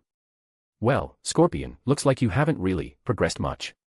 What's the matter, didn't have enough for breakfast? Bolstered by Venom's enhancement, Peter's strength could not be suppressed by Scorpion even after the latter had received the Erskine serum. However, Scorpion didn't need to be stronger. He simply looked at Spider-Man with a faint smile, and a moment later, Peter felt a profound sense of malice. It felt as if something was nearby. No, wait, it was the spider-sense warning. It was just blurred because it had been severely weakened by Scorpion's abilities. Peter dodged instinctively, but a surging, relentless torrent of lightning struck him at a speed his body could not react to. Yet, Electro, who had struck Peter, did not laugh in triumph. Instead, he let out a wail of agony. Beneath Peter's Venom suit, he was also wearing the Velocity suit. In the instant of contact, Venom had retracted to expose the Velocity suit, which heavily drained Electro's current. Conversely, Spider-Man was now brimming with electrical energy. Falling for the same trick every time, Dylan. Maybe you'll learn your lesson next time. And also. Peter sidestepped Rhino, who had charged out of nowhere. He looked at Rhino on the rooftop with some confusion. Alexei, how did you even get up to the roof? I didn't see a transport plane capable of carrying you, unless. The suit's sonar system displayed the truth of the surroundings. Peter dodged rapidly, he felt like he had been punched, but the system showed no enemy in front of him. He began to fight according to the system's instructions. After all, there was no doubt that Otto was unlikely to hack into Ultron at this stage. The Electro and Rhino before his eyes were fake, even Sandman was an illusion. The only ones actually present were Scorpion and Mysterio. Scorpion was responsible for suppressing Peter's spider sense, while Mysterio had created the cluster of illusions from earlier. Even the suit's battery display was fake, Electro hadn't even arrived yet. Quentin, stop. Whatever Otto told you, it isn't true, Peter shouted toward Mysterio. Among all the members of the Sinister Six, Mysterio's reason for helping Otto was the one Peter understood the least. He had later questioned Shocker, who was behaving himself in his cell, but even the latter didn't know. It could only be understood as Otto having performed some kind of brainwashing on Quentin. Stop. I won't listen to your lies anymore, Spider-Man. Mysterio emerged from a cloud of smoke, lightning converging in his hands as he struck Peter. Although the lightning didn't exist, under the weight of Mysterio's illusions, it felt like a real attack.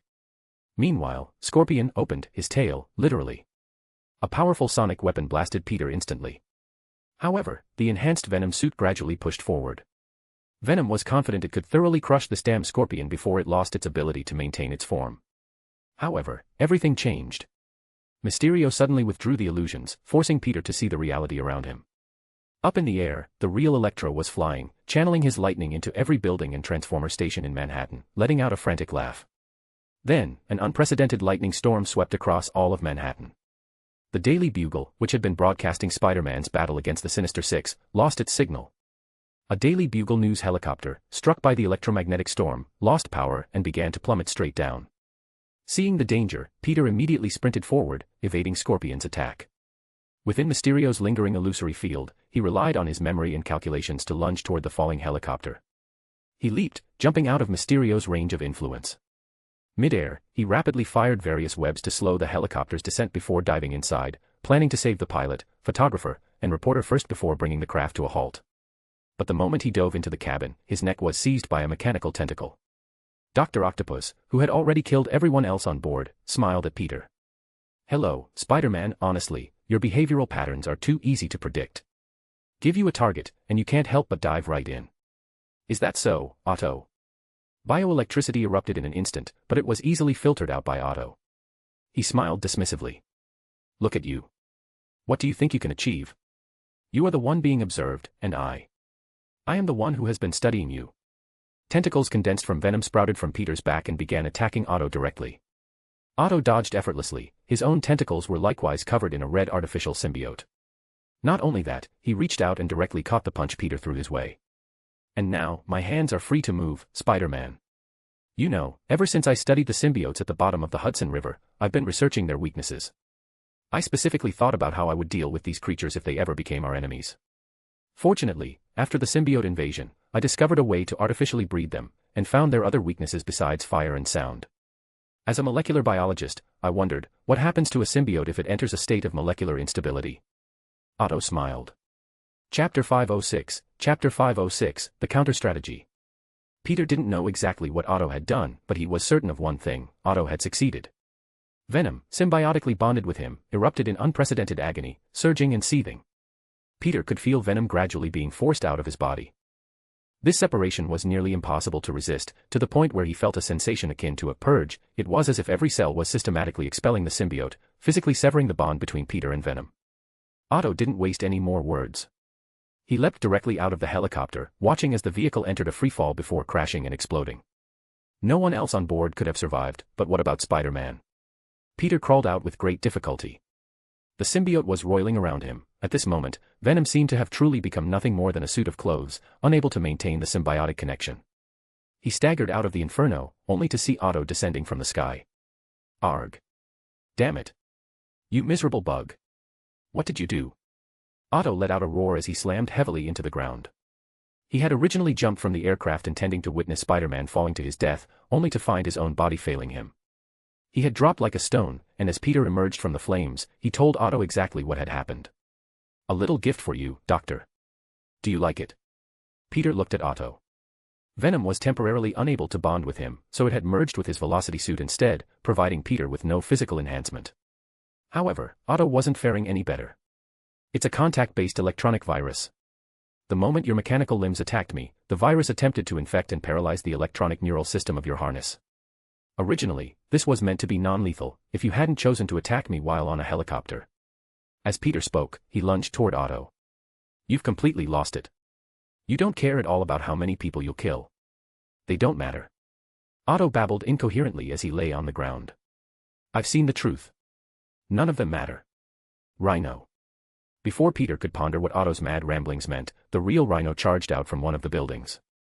If the old Rhino's metal skin and exoskeleton made him look like a humanoid armored car, he now looked like a humanoid armored train. There was less visible metal skin, he was largely covered by a thick layer of exoskeleton driven by an unknown source. He charged directly at Peter, who dodged with a backflip. Peter then stuck a web to Rhino's back, driving his body's bioelectricity through it in an attempt to paralyze the armor while questioning him. Stop, Alexei. Stop. You're not the same kind of person as Otto and Scorpion.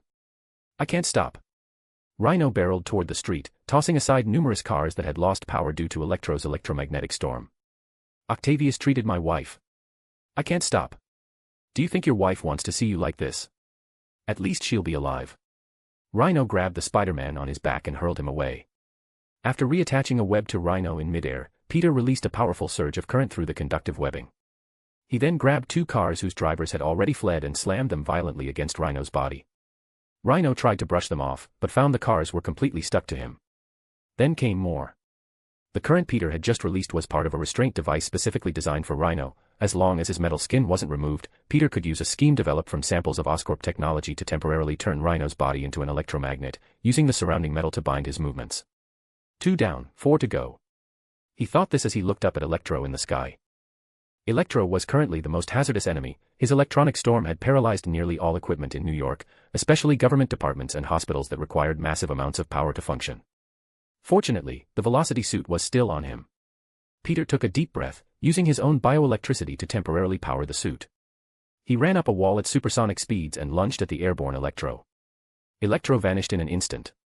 The next second, Peter was sent crashing into an office building by a massive impact. Hello, Spider-Man. You didn't really think I was slow, did you? Electro reconstituted himself in front of Peter and laughed loudly. That was only because I hadn't eaten my fill. You and that damn hamster were fighting me when I wasn't even close to full power. Now, I have everything I need. Doc Ock and Rhino couldn't handle you, but I will take your life. You're right. But is it possible that I actually knew you weren't at full strength last time? Peter sat up as he spoke. And I knew you'd definitely stick around to gloat. Look behind you, Max. Confused, Electro looked back. A web had been spun behind him when Spider-Man was knocked into the room. As he turned his head, Peter quickly retracted the web.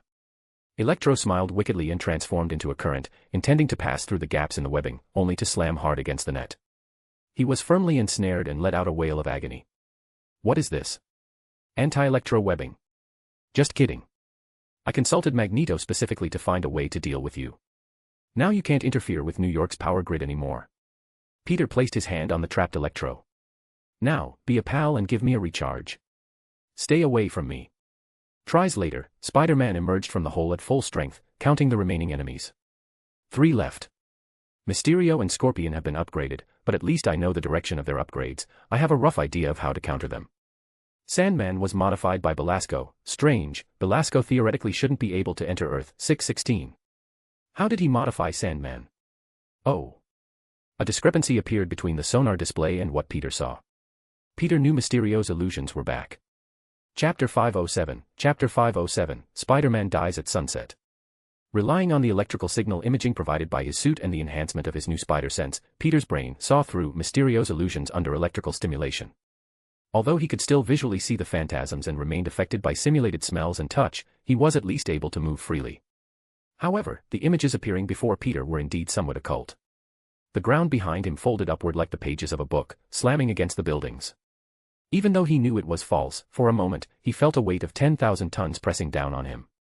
Fortunately, Peter had his own countermeasures against Mysterio's danger room-enhanced illusions, the velocity suit he was wearing. Mysterio, after all, was a mortal, not a telepath. Neither the speed at which he constructed illusions nor his reaction time could match a true psychic. Under the high-speed boost of the velocity suit, Mysterio couldn't even build illusions fast enough to be truly convincing.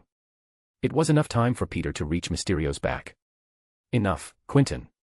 Enough. He slammed a fist into Quentin's new fishbowl helmet, shattering it instantly and revealing the terrified face beneath. The magic show is over. Oh, is it, Spider-Man? Narrowly dodging a tail strike from Scorpion, Peter watched as Scorpion lunged with a punch.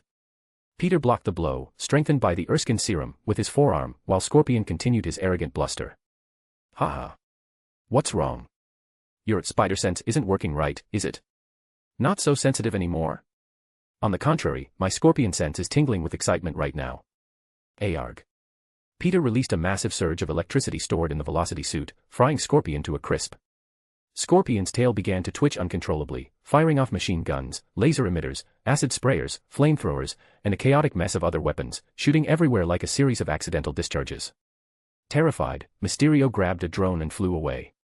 I never knew Quentin had such arm strength. All right, Scorpion, given your currently hazardous state, I'm afraid I'll have to perform some emergency maintenance on you. Wait. Suddenly, sand surged up and bound Peter's body. Mysterio's illusions made it impossible to trust his eyes, while sonar and spider sense were unable to fully materialize the floating grains of sand in the air. His spider sense, the only thing capable of reacting, had been dulled by Scorpion's presence. It was ringing constantly, but it lacked specificity. It's over, Spider-Man. Sandman spoke, having finally completed his mission of physically restraining the wall crawler. Following close behind, Dr. Octopus used his mechanical limbs to crawl up clumsily and staggeringly, pulling up a rhino who had finally been freed from magnetization. Electro, also having escaped his confinement, flew nearby. Peter hadn't stopped. Though he had fully depleted the stored electrical energy in his suit, he still possessed his own bioelectricity. With a burst of full power, the Sandman binding him was turned into a pile of glass once more as Peter tore himself free. Do you really think you can win, Otto? You've exhausted every trick you have. 6 against 1, and you still can't take me down. Peter spoke while taking a deep breath. His stamina was still high, he could go for another round. Could the Sinister Six? Dr. Octopus smiled silently. He looked at the returning Mysterio and nodded. Smoke filled the area in an instant. Dr. Octopus ordered Electro to take Scorpion and fly away immediately. Peter followed in swift pursuit. He didn't notice that he had inhaled something. Or rather, under Mysterio's influence, he didn't smell anything, he only saw a large cloud of mist. It truly is over, Spider-Man. Dr. Octopus, who had struggled to stand from the ground only with the help of the symbiote suit, let out an excited cry. You fell for it. That wasn't a mist from Mysterio's illusions, it was the regression serum. The serum injected into you by the radioactive spider is being reversed. You are about to lose all your superpowers. You won't be Spider-Man anymore. Dr. Octopus let out a dry, hollow laugh. Spider-Man had almost soloed the entire Sinister Six. Without this regression serum, they might have all been finished here today. Otto might have even been killed by an enraged Spider-Man. But now, it was all over. Peter swayed, trying to say something, but he couldn't. An unprecedented nausea filled his chest. Beneath the setting sun, his vision went black, and he began to fall. In the moment of his descent, 3 spiders appeared before his eyes. The Savage Strength Project spider that bit him at the Osborn Science exhibit, the Alchemax modified spider from Earth 700, Universe 42, and the totem spider from the Noir universe. A black web appeared over Spider-Man. Venom, unable to bond as a symbiote, did the last thing it could. It wrapped around Peter's body to prevent him from dying from the freefall.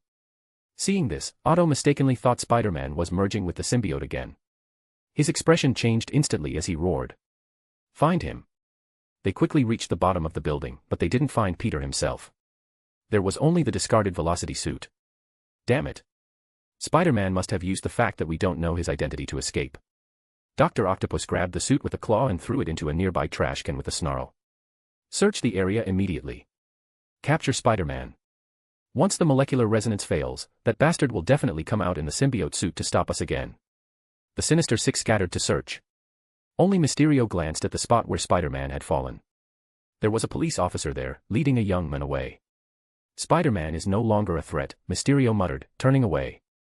No one would notice the policeman. There was no need to strike at someone who was no longer a threat. Inside the velocity suit that Dr. Octopus had tossed into the trash, black tentacles began to writhe. A few minutes later, someone took the suit. Flash Thompson hid in a corner alone, mumbling in disbelief. He had watched the entire battle from a distance and had seen Spider-Man fall from the heights with his own eyes. Spidey lost. 6 against 1. That's so shameless. But where is he? Why is the suit here, huh? From the velocity suit, a surging black fluid suddenly erupted, enveloping Flash entirely. Chapter 508, Invasion from the Future. Regrettably, the Sinister Six failed to find Spider-Man. After a brief search, Otto revised his strategy. Max, proceed with the original plan to take over New York's entire power grid. Then, mobilize the surveillance systems to find Spider-Man. Do we really need to waste time looking for him? Didn't you already find a solution to deal with that guy? Electro appeared relaxed and unhurried. Besides, didn't you say you found allies who can help us take care of the others? There's no need to be in such a rush, is there? These two objectives are not contradictory. You will take over the power grid and use the surveillance system to find Spider-Man, while we simultaneously take control of the city. Otto deployed his forces with cautious precision. Electro nodded happily and, rapidly dispersing his essence, took control of the entire city. It took him only a small effort to completely breach the defenses of Avengers Tower and begin integrating with its internal systems. After all, he was pure electricity. He only needed to bypass the obstacles previously designed by the Avengers. As for artificial intelligence, did it not also require electrical energy to function? Thus, Otto and his team arrived within Avengers Tower. As expected, it housed the broadcasting equipment Tony Stark used to address the entire city. Soon, as Electro restored and took control of power throughout Manhattan, the giant screens across the borough flickered back to life. Simultaneously, the entire globe began receiving their signal. Esteemed humans of the 21st century. From S.H.I.E.L.D. headquarters in Washington to the Avengers on duty in Europe, everyone received the signal. But unexpectedly, the sender of this signal was not the Sinister Six who had just defeated Spider-Man, but a man sitting in a chair, clad in purple high-tech armor. Kang the Conqueror stood up. I am the ruler of Earth from the 31st century. My name is Kang the Conqueror. I come for the safety and peace of Earth. In the near future, in the year 2015, a powerful spatial rift will utterly tear apart the entire structure of spacetime, completely destroying the world itself. To prevent the destruction of Earth, and subsequently the destruction of my own timeline, I, Kang the Conqueror, shall provide Earth with assistance in technology, culture, and defense. The method shall be this: Kang the Conqueror will lead you. I hereby order the dissolution of all national governments. Kang the Conqueror shall lead your primitive era to confront an enemy you cannot defeat. Kang spoke with cold detachment. Simultaneously, he displayed his military might to the world. A massive, sword-shaped starship appeared out of thin air in Earth's low orbit, followed by a vast fleet of vessels appearing alongside it. He did not attack immediately. He simply let the warships loom there, then cut the broadcast. Following this, Dr. Octopus, who had known of this all along, opened the New York City broadcast. Hello, citizens of New York. Perhaps some of you have already realized, the last Avenger in this city, Spider-Man, has been dealt with by us. Starting today, the Sinister Six will take over Manhattan Island. Rest assured, we have a very formal vetting process. One of our members, Electro, will set up an electromagnetic grid across all of New York. Anyone attempting to enter or leave through non-designated channels will be incinerated by the grid. Furthermore, I hope you will refrain from futile resistance. After all, you are utterly powerless. The Avengers had an entire world to save, and the X-Men had already been sent to the past by Kang the Conqueror, leaving behind only a few stragglers. The Fantastic Four had also been dealt with by Kang through other means. All that remained was a Spider-Man who had lost his superpowers and was barely surviving thanks to the symbiote suit, and the relatively unthreatening Defenders. Rest assured, I have no interest in disrupting the normal lives of New York citizens. However, we do need to apprehend certain dangerous individuals. With a smirk, Dr. Octopus cut the broadcast. Simultaneously, in Manhattan, outside an apartment building, Dr. Jonathan Drew, realizing things had taken a turn for the worse, was intercepted by Sandman and Scorpion as he attempted to flee with Jessica. My apologies, Dr. Jonathan, but we hope you won't do anything irrational. Scorpion bared a hideous grin, his mechanical tail menacing the scientist. Originally, Jonathan should have been evacuated under the emergency plan, but as a primary target of Otto's attention, he had been unable to leave. He held his daughter close, questioning the ruthless thugs. What do you want? Our boss simply wishes to see you cure your precious daughter, Sandman explained bluntly. Of course, he intends to observe the entire treatment process personally. Is that a problem? Those spiders are still highly unstable. There is no way to be certain of their effect on the genetic structure. That's your problem. Scorpion didn't care about the details. I trust you won't refuse, right? In the distance, Silver Sable, Sylvija Sablinova, monitored the scene through a sniper scope. She couldn't guarantee the hostages' safety, but according to the mission parameters, the hostages wouldn't be in immediate danger for a short while. This gave her time to think about the others. For instance, that unlucky spider. With a helpless sigh, Silver Sable packed away her weapon and looked toward the city limits. Towering pillars of lightning now shrouded Manhattan, no one could enter or leave freely. By that count, there were very few people left who could oppose the entire Sinister Six. As for those who remained, Sylvija frowned, wondering where they were. Cindy Moon was on her way to Manhattan. She had been at S.H.I.E.L.D. headquarters that day, but she suddenly sensed Peter's physical condition plummeting and immediately demanded to return to New York. On the way, she felt Peter's vitals drop to their lowest point. Peter needs my help, she thought. She saw the citywide ultimatum issued by Dr. Octopus and received a transmission from Nick Fury. I am calm, sir, Cindy replied to Fury. After a moment of silence, she offered her plan. Sir, I need to contact two people. They can help me get inside, and I know they will help. Please put me in contact with Gwen Stacy and Kitty Pryde of the X-Men. Additionally, I need PIM particles. I am requesting a resource allocation. There was a long silence on the other end of the line from Nick Fury. Bring him back. I will, sir. Chapter 509, City of Octavius. The Avengers in Europe had failed to complete their original mission. They had not found the Winter Soldier, and now, they were receiving two pieces of extremely troubling news. One was that Manhattan had fallen, with Spider-Man's status unknown. The other was that Kang the Conqueror's fleet had appeared in near-Earth space, threatening the entire world to accept his rule. There was even a clear divide among the Avengers regarding their next course of action. We can't just leave the kid in Manhattan, he needs us. Tony looked at Captain America, unable to fathom why the captain was still hesitating. What are we still waiting for? They have an entire city held hostage, Tony. Moreover, we cannot be certain that Spider-Man has truly failed. He might have made a tactical retreat, but that doesn't mean he's defeated, the captain analyzed calmly. Tony, however, couldn't help but roll his eyes. Against a ball of lightning.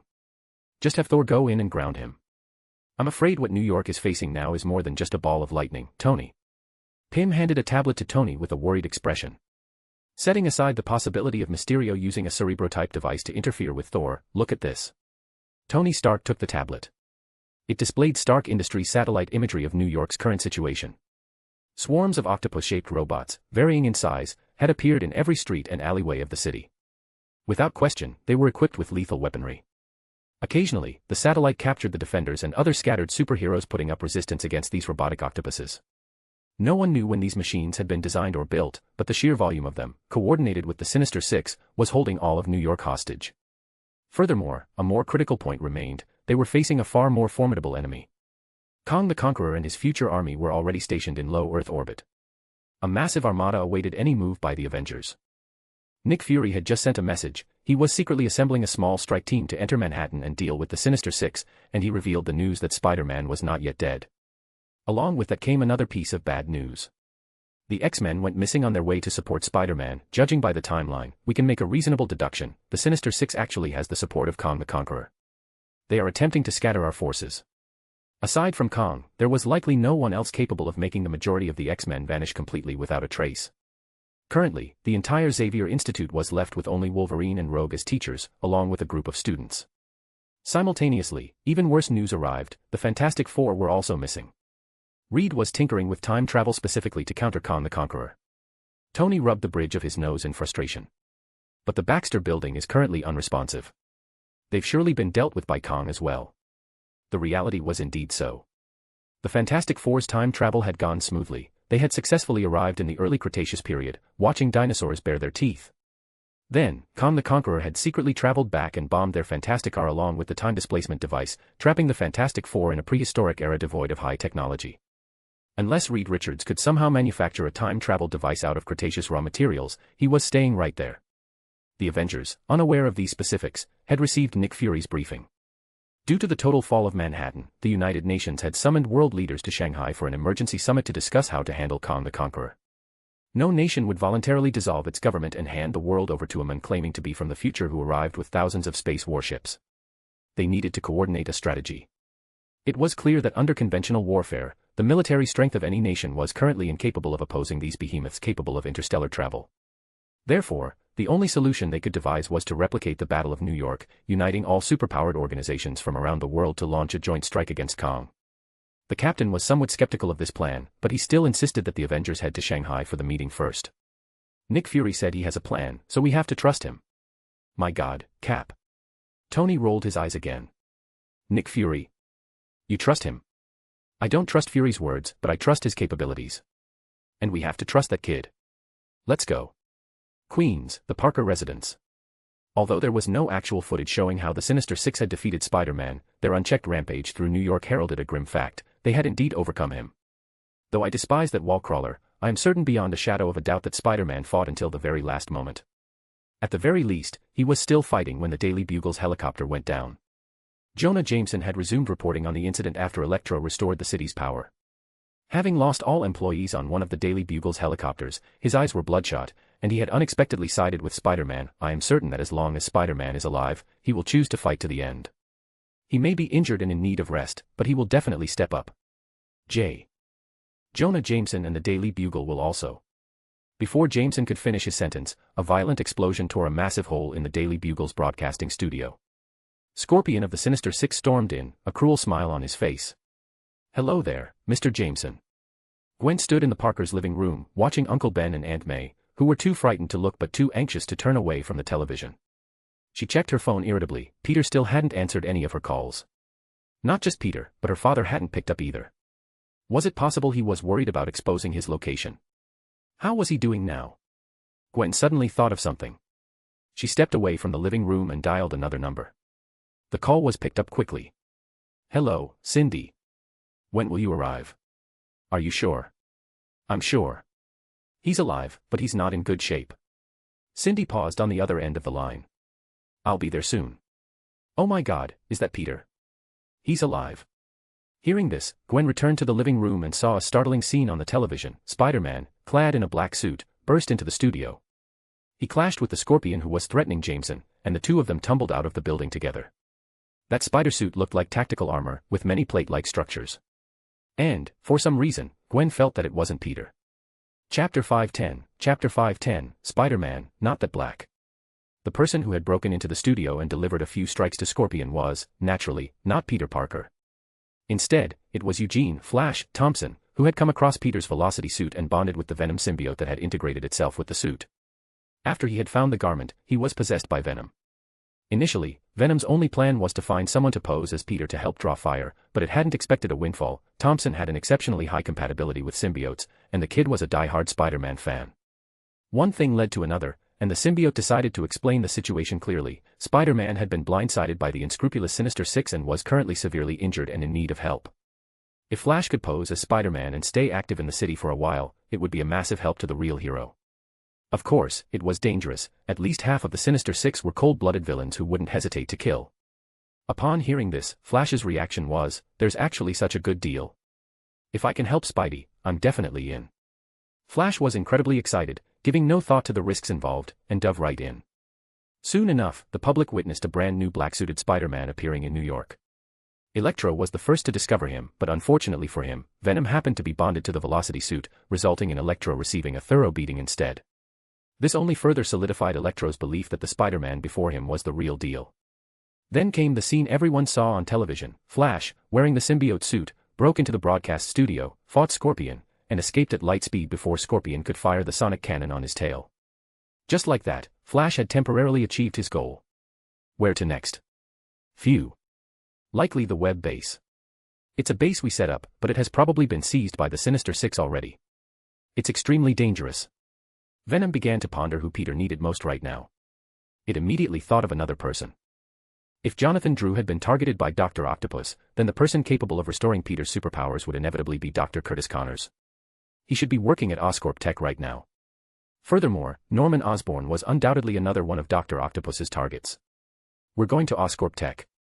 As early as when the Sinister Six began their assault, Norman Osborn had sensed that things were taking a turn for the worse. He wasn't sure if Peter could defeat the Sinister Six, but that was a minor concern. The real issue was that since the end of the Green Goblin incident, he had been constantly working to improve his relationship with Harry. In other words, Harry was there. Norman rushed back to his office and opened his safe. Inside was the complete set of Green Goblin equipment. It could be said that aside from the Goblin formula, nothing else was missing. No, wait, the Green Goblin formula was here too. Norman picked up the metallic sphere sent by Kang the Conqueror. Inside was his original destiny and a vial of the Erskine serum. He took a deep breath, walked out of the safe, and bumped into Harry, who had just entered the office and witnessed the scene. Dad. What are you doing? Listen to me, Harry. Take this. After a brief moment of thought, Norman handed the metallic sphere to Harry. Inside this is something that can save lives. Leave Manhattan right now. Go. But, Dad, what about you? Otto Octavius's target is me, so you'll only be safe if I stay here. Norman took a deep breath. I know Otto. He won't kill me, he'll only choose to let me watch as he destroys Oscorp Tech. Take this and go, Harry. Get out of Manhattan. If Spider-Man fails, contact S.H.I.E.L.D., contact the Avengers. After sending Harry away, Osborn donned the Green Goblin armor and put on the mask, waiting for Otto's arrival. He waited for several hours, watching Kang the Conqueror's declaration and Otto's speech before Otto Octavius finally arrived. You're slower than I expected, Otto. Apologies, Norman. After all, I had to wait to take over the entire city. Much like when they were young, Otto walked in nonchalantly. He used a mechanical claw from his back to pick up the coffee from Norman's desk and remarked admiringly on Norman's attire, "It seems you didn't just sit around waiting to die." Good, good. A few minutes later, when Flash and Venom arrived at Oscorp Tech, they heard unmistakable noises and saw a fierce battle underway. Flash couldn't help but ask, "Should we help?" "No, it's not necessary." Realizing it was the Green Goblin fighting Dr. Octopus, Venom recalled the Goblin's combat prowess and decided their assistance wasn't needed. Osborn as the Green Goblin was powerful, too powerful, even. Dr. Octopus might not necessarily be his match. Moreover, this would buy them enough time to find Dr. Curtis Connors. In reality, at that very moment, Connors was being hunted by Rhino. Just like with Jonathan Drew, Otto was unwilling to let go of any scientist associated with brute force projects, though Connors' priority was indeed lower than Jonathan's. Dealing with this situation was precisely Venom's specialty. It immediately transformed with Flash into the full Venom form and charged into brawl with Rhino. The dim-witted Rhino was very surprised to see a Spider-Man appear before him. Spider-Man. You're not dead. I am indeed not dead. Wait, that's not the point. Flash babbled a few nonsense words before letting Venom use symbiote tentacles to quickly snatch Connors away and retreat. On the way, his eyes were caught by a flash of light. Curious, Flash looked over and spotted a woman aiming a sniper rifle at him. Who is that? A friend. Put Connors down, she will lead him to Spider-Man. Venom felt a sense of relief upon seeing Silver Sable. Now, we continue our mission. Thank you, Spider-Man. The deposited Connors didn't even have time to finish his sentence before he saw the Spider-Man vanish. Then, in his confusion, the reflection from the sniper scope flashed in his eyes again. Was that spot of light trying to show him the way? Looking around and realizing it wasn't safe, Connors chose to immediately follow the light. Meanwhile, Flash felt a surge of satisfaction with his actions. Aha! Our mission is to keep fighting, to let all of New York realize that Spider-Man is still in the fight. Flash shouted excitedly. That's right. Spider-Man is still fighting. Even if it's not the real deal. Chapter 511. Didn't Peter Parker die in the fight with Spider-Man? Harry Osborn had not left Manhattan. He was deeply worried about the safety of his father and his best friend, Peter. Initially, he had firmly believed that Peter would be able to defeat any enemy just as he had before. But this time, things seemed different. With the end of the blackout and Dr. Octopus announcing the occupation of all Manhattan, a wall of lightning stretching from the ground to the sky isolated the island from the outside world. It signaled the failure of Spider-Man and the triumph of the Sinister Six. So, was Spider-Man dead? Harry wasn't sure. He desperately hoped it wasn't true, but the facts suggested otherwise. He sat in a deserted clothing store near Osborn Tech, opening the sphere his father had given him to reveal its contents. It was a vial of the Erskine serum, the great creation that had birthed Captain America.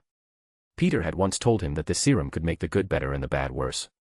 If he injected it himself. No. Even if Captain America himself were here, he wouldn't be able to defeat the Sinister Six. Harry sat in the clothing store, sighing in despair, when a sudden thought struck him. If Peter used this serum? What if Peter could accept this serum? Would he be able to defeat the Sinister Six then? But where was Peter? Was he even still alive? Had he been captured by the Sinister Six? In that moment, Harry felt utterly isolated and helpless. No, I can't just stay here and wither away. I have to find a way out. Driven by a sudden resolve, Harry slipped out of the clothing store. After a quick look around, he darted into a nearby alley. He didn't know where Peter might be, but Avengers Tower seemed like the most likely place. He took a deep breath, pulled up his hood just like in the movies, and walked with his head down. Then, someone pelted his head with a stone. If you're trying to move stealthily, I guarantee you look incredibly conspicuous like that. A manhole cover not far away was pushed aside, and Felicia Hardy, the black cat, appeared. She looked at Harry and said, "Get in here, unless you want them to find you." Senior Felicia. Harry was surprised to see Felicia emerging from the underground. He hurriedly jumped down, landing heavily on his backside. He rubbed his rear as he stood up and asked, "What are you doing in the sewers?" Good question. Because others have stayed in the sewers before. Though, I'm talking about the guys currently causing havoc up there, Felicia said as she replaced the cover. She added, "They've taken Uncle Jonathan and Jessica. Hostages." Harry could understand why the Sinister Six would seize Jonathan Drew. After all, he was a top scientist at Osborn Tech. But he assumed they had taken Jessica to threaten Dr. Drew. Felicia didn't explain the details, they would find out soon enough anyway. They walked a short distance through the sewer before Harry asked, "Peter, is he?"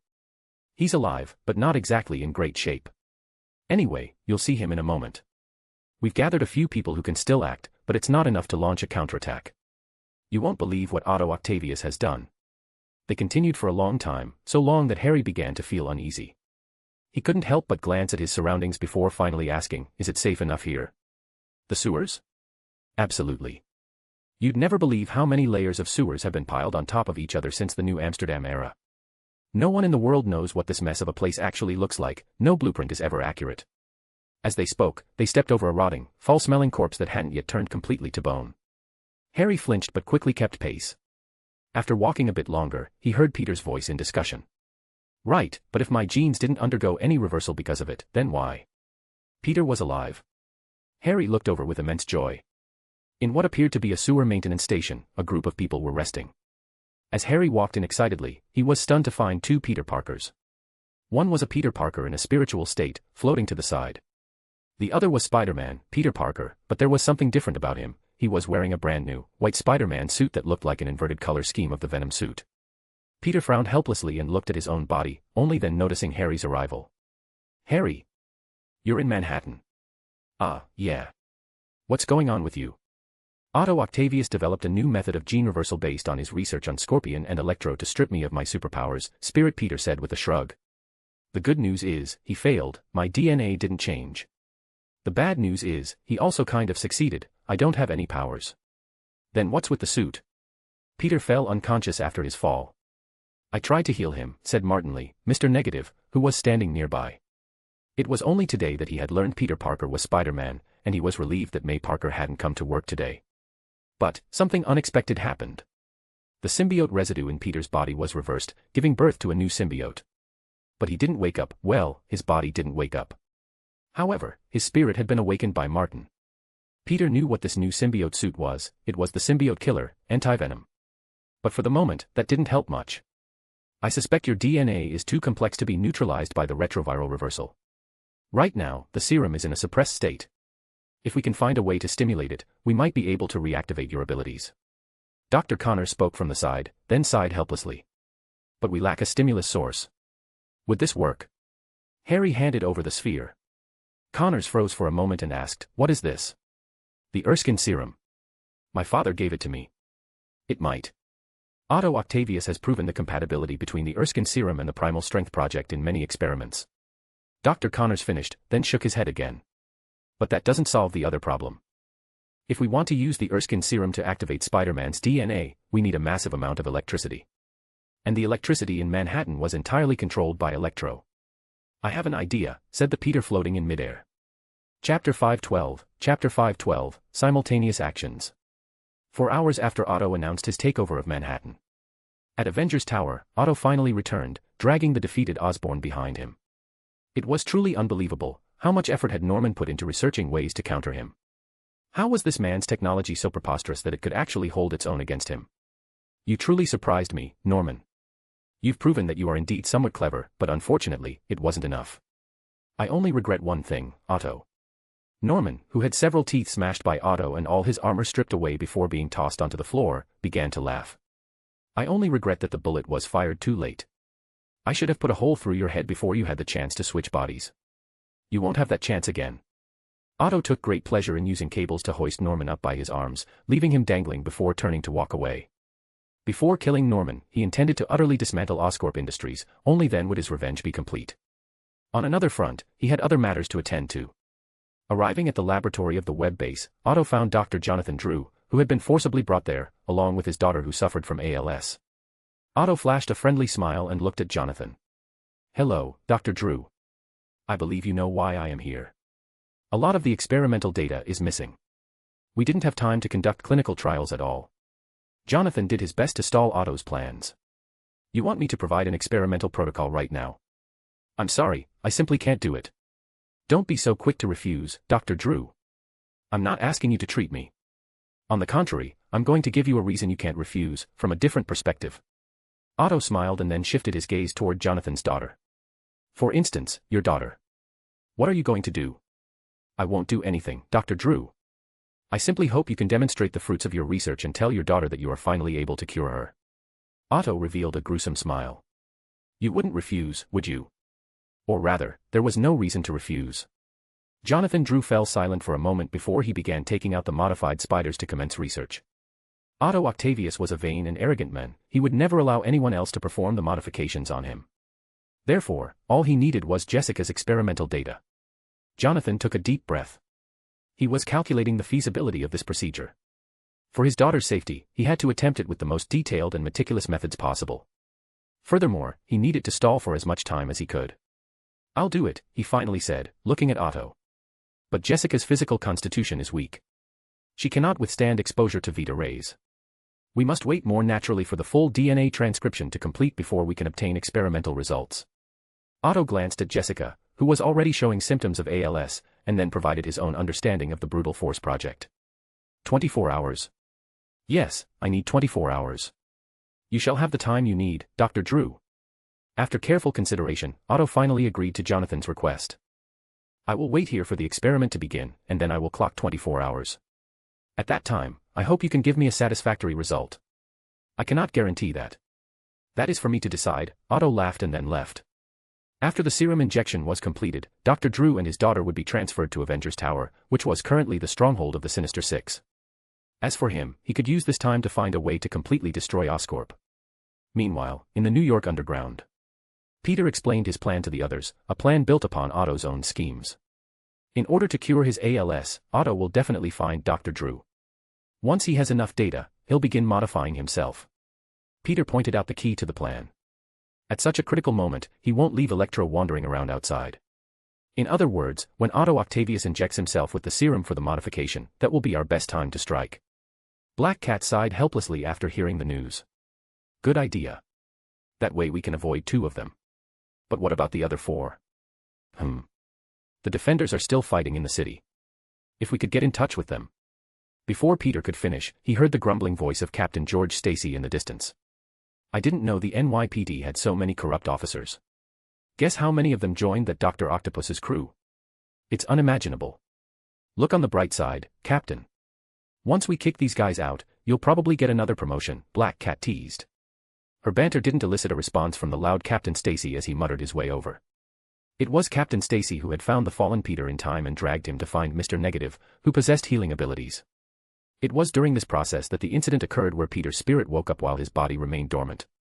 It was also after this that Peter thought of a relatively safe place, the sewers where Otto had previously hidden. Mr. Negative then led the group into the sewers, where they encountered Silver Sable, Sylvia, leading the wild pack who had moved underground. The two sides began establishing a stronghold in the sewers, searching for allies on the surface and pooling their resources. There was no doubt they couldn't stay in this stronghold for long. As their activities on the surface intensified, they would inevitably be exposed and would have to move periodically. We still need to find a suitable experimental facility that can directly perform the Vita ray injection. While injecting the Erskine serum directly might work, I doubt whether your DNA abilities can be awakened without the catalysis of Vita rays. Speaking of that, Peter's astral form continued, I actually know of a place. It's in the sewers, though it might not be safe. Otto Octavius's old laboratory. There were some experimental materials there. In fact, after the battle with the lizard, Peter and Oscorp had taken over the site. While not entirely safe, it was the easiest place to obtain various pieces of experimental equipment. What you should be doing right now is getting some rest, kid. Captain George Stacy frowned and sighed. Peter nodded and allowed his astral form to return to his body. What they had to do now was scout the area around the laboratory and wait for Otto Octavius to begin his enhancement surgery. Chapter 513, Reinforcements arriving in time. Are you sure this plan is feasible? Gwen and the others arrived near the Brooklyn Bridge, watching the heavily restricted flow of traffic. Blue currents of electricity surged into the sky, forming a massive wall of energy. There was no doubt that anyone entering, regardless of their methods, would be detected. Gwen couldn't help but question Cindy, as the plan had been her idea. Cindy simply nodded and handed a vial of PIM particles to Kitty, who was standing beside them. Her plan was simple, she and Kitty would shrink, and then Gwen would carry them as she phased into Manhattan.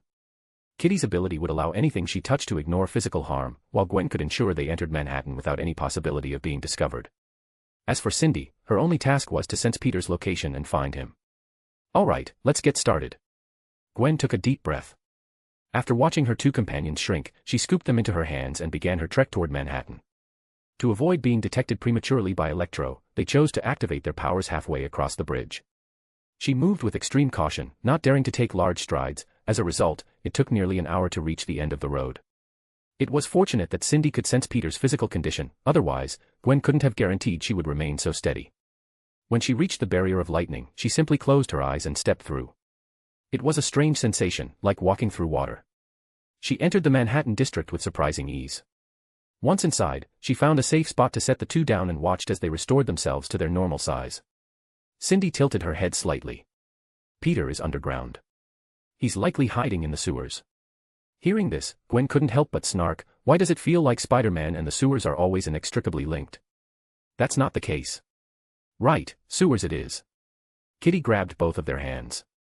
If phasing through objects makes you feel nauseous, please close your eyes. We're going underground. I haven't even, Gwen experienced that sickening sensation once more before arriving in the dim sewers. Cindy took out a flashlight to lead the way, with Gwen and Kitty following close behind. Gwen looked at Kitty with a hint of confusion, she didn't actually know her. She knew Peter was acquainted with the X-Men and many of their members. However, in her mind, the X-Men were supposed to be a group of middle-aged veterans in their 30s or 40s. She hadn't expected there to be such a young member. As for Kitty, her lack of involvement in the X-Men's previous mission to support Peter was a complete accident. But it turned out for the best, as it allowed her to be in Manhattan now to help him. After they had advanced through the tunnels for a while, Cindy suddenly came to a halt. What's wrong? Enemies. Cindy looked ready for a fight, but Kitty immediately pulled them both into the wall. A squad of octopus-shaped robots of various sizes scuttled past, failing to notice the three people who had phased through the structure and were now behind them. Kitty looked back with a look of surprise. How did they manufacture so many robots so quickly? No one could answer that. The three continued to navigate the Manhattan sewers for some time until Cindy stopped once more, but this time for a different reason. Peter isn't far now. 6 hours after Dr. Octopus announced his takeover of Manhattan. Shanghai. Due to the fall of Manhattan, the United Nations chose to hold a global leadership summit here. Within nearly 6 hours, most of the world's leaders had arrived. President Matthew Ellis grumbled as he disembarked from his plane, glancing at the flags of Latveria and Genosha flying in the distance. Victor Von Doom is at least an internationally recognized national leader. What are Magneto and his rogue state of mutants supposed to be? Have they even been recognized by more than 10 countries? Perhaps you should focus on our enemy, Mr. President. Colonel James Rhodes, acting as a bodyguard in his war machine armor nearby, spoke up helplessly. Magneto is a powerful mutant, an incredibly powerful one. We probably shouldn't exclude him. I know, but flying the regional flag of Genosha is still utterly illogical. President Ellis spoke with dissatisfaction. In his view, Magneto should not have attended this meeting. Of course, as a powerful combat force, mutants would certainly be helpful in dealing with Kang the Conqueror. Therefore, Magneto would undoubtedly use this as leverage to push the agenda for Genosha's international acceptance as a sovereign nation. No normal country would accept Kang's demands. Perhaps some might, but the major powers certainly wouldn't. Furthermore, from Earth's perspective, although only a year had passed since the Battle of New York, the cards in their hand were ridiculously strong. To say nothing of the rest, the primary deities of the Norse, Greek, and Slavic pantheons were currently on Earth. You, a man from the future, might be able to suppress modern technology, but can you truly defeat these gods? President Ellis muttered to himself as he entered the meeting hall, shaking hands politely with various national leaders before joining the assembly. Almost no one chose to accept Kang's terms, and the discussion quickly shifted to the problem of how to resist him. During the meeting, both Dr. Doom and Eric Lencher, Magneto, expressed their readiness to mobilize.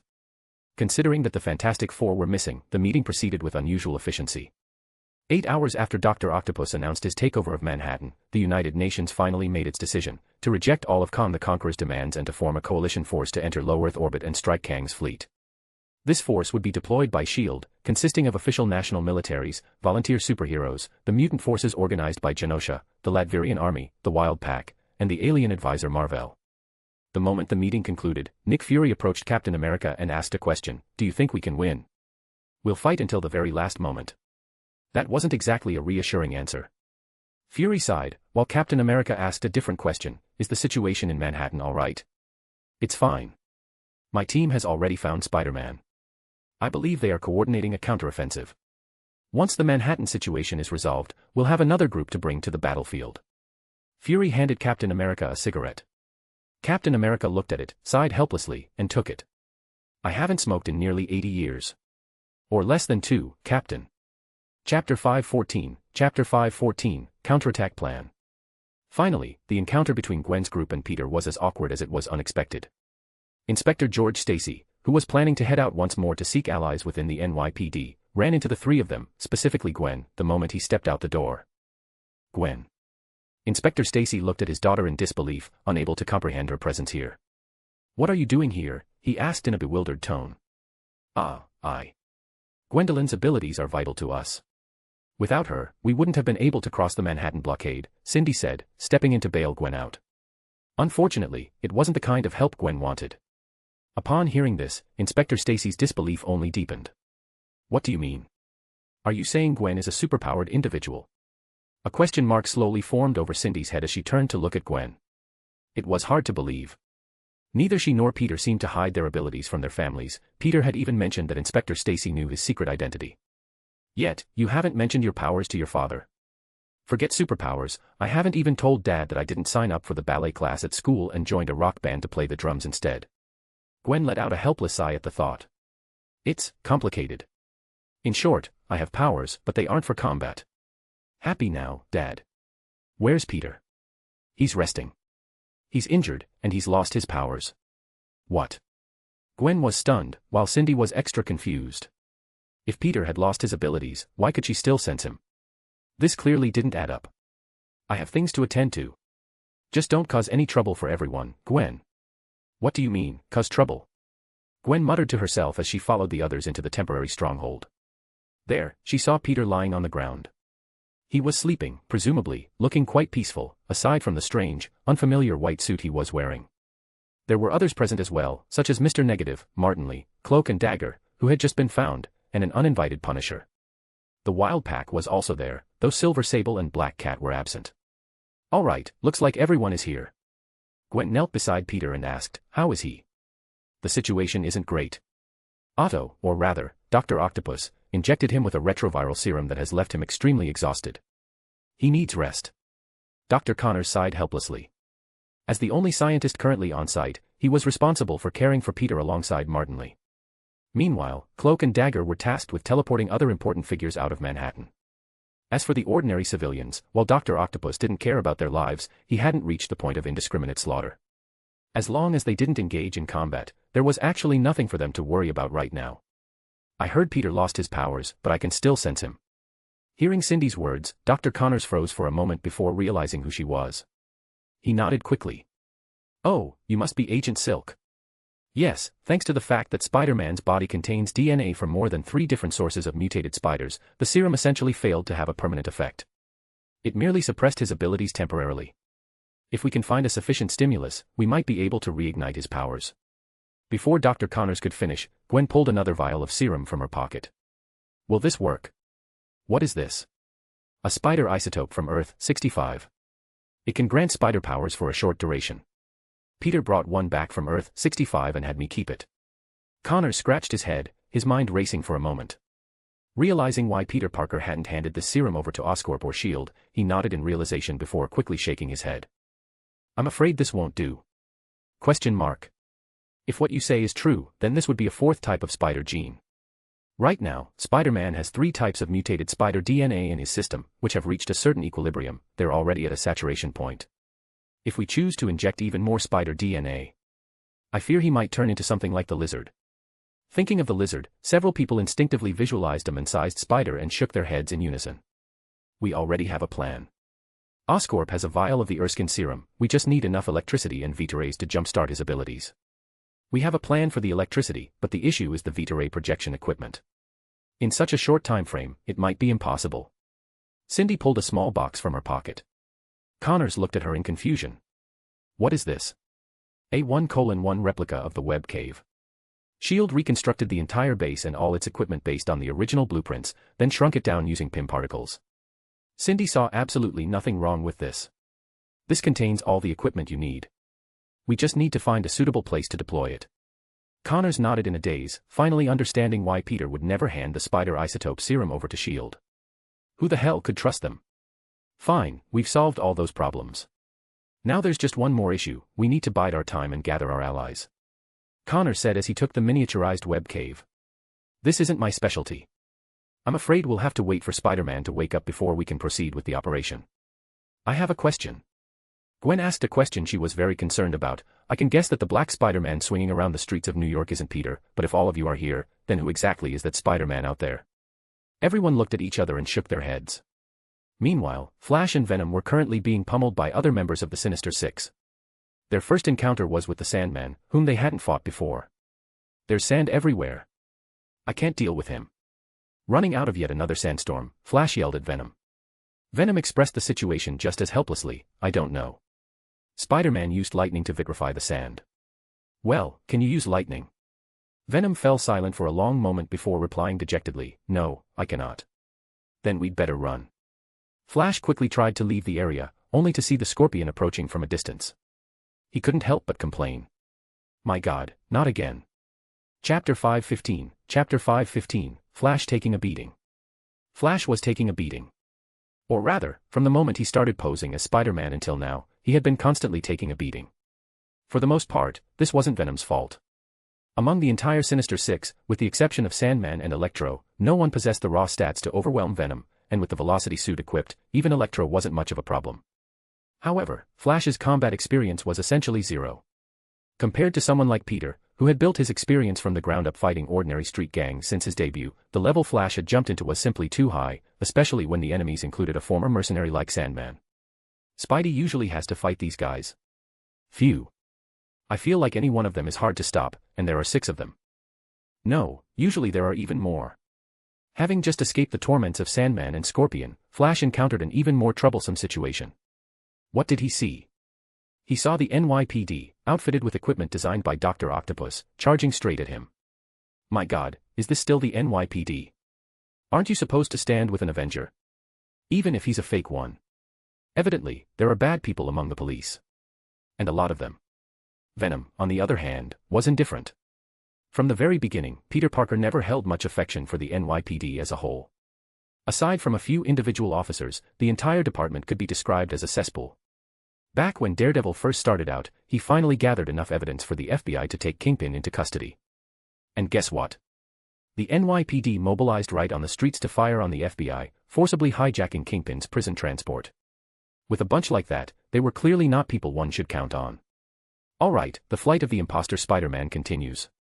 Is Spidey really okay? I mean, it's been 8 or 9 hours, and he still hasn't shown up. He isn't dead. I can feel it. So, keep going. Fine. It's almost dark.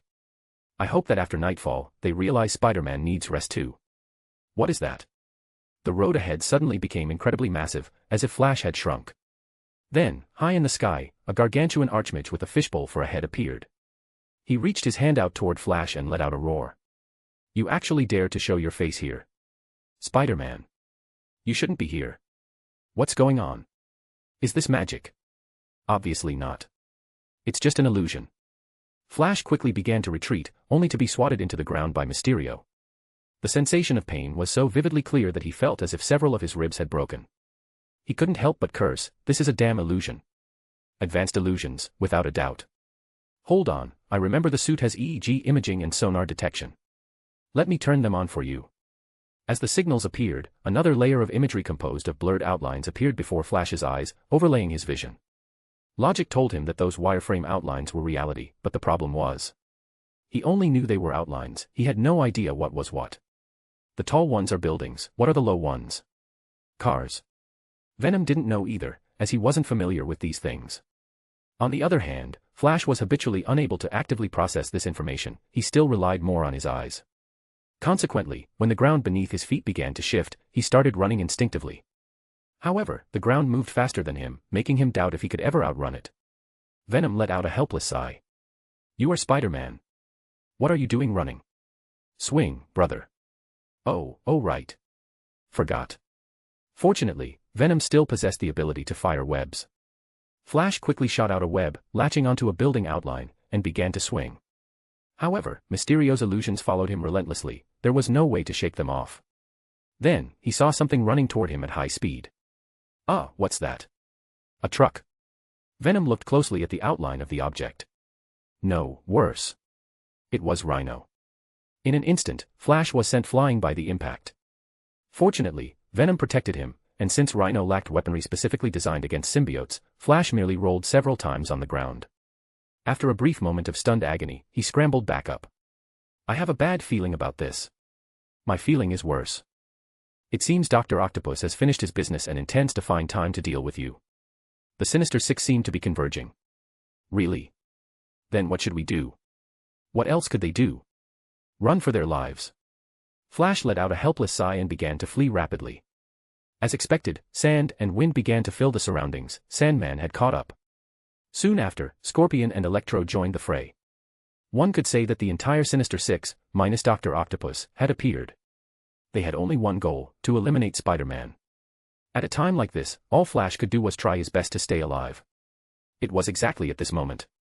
A strand of webbing stuck to Flash's back and yanked him back with great force, pulling him quickly out of the combat zone. Overjoyed, Flash looked at his savior, thinking Spider-Man had arrived. But it wasn't him, it was the other female spider hero who occasionally appeared as Spider-Man's partner. Oh, sorry, actually. I know. You did the right thing. Silk cut him off quickly. People need to know that Spider-Man is still in the fight. Spider-Man is still fighting, and I am still fighting.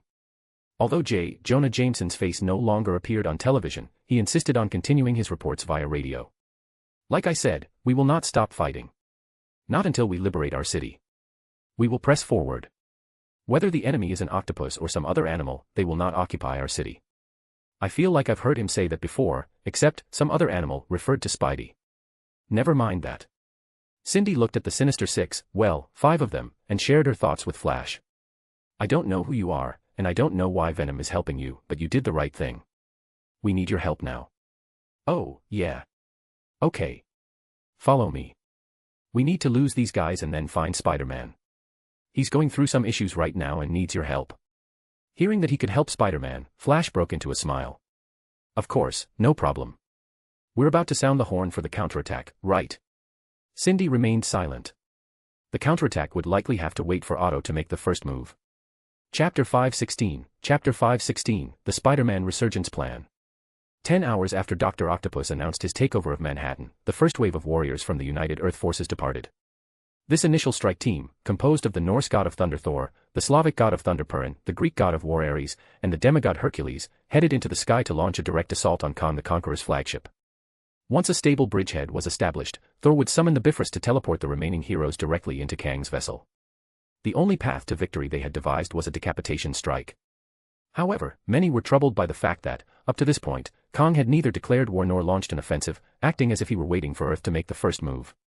What exactly was he waiting for? Meanwhile, in New York, Otto Octavius temporarily left Manhattan and arrived at Rikers Island. There, he found an old friend and sat down to share lunch with him. To be honest, Octavius, I think I was more accustomed to your old look. Kingpin cut into his steak without hesitation. Congratulations. You have successfully acquired all of Manhattan, at least, formally. You think I cannot control Manhattan? In reality, you have acquired a useless Manhattan. Kingpin shrugged. Do you think I couldn't have done the same? At least before the Battle of New York, I could proudly say that I could have mobilized my private forces and the NYPD to achieve exactly what you have, Otto. But what do you gain from a Manhattan that has nothing? No normal trade, no normal life, no consumption, no jobs, no power circulating through it. You have acquired a dead city, Otto. You gain no power, no money, and no respect, though that last one is the least important. An isolated city, a dead city. This was Kingpin's assessment of the current state of Manhattan. If it were up to him, he would prefer a vibrant Manhattan. Not for altruistic reasons, but because the game of power could function properly and wealth could circulate normally. Regrettably, Otto's Manhattan was devoid of such conditions. That is precisely why I have come to consult you. Kingpin appeared quite surprised. So, you intend to occupy Manhattan for the long term? Kingpin looked at Dr. Octopus with interest. Why? Do you truly believe the Avengers are doomed to fail?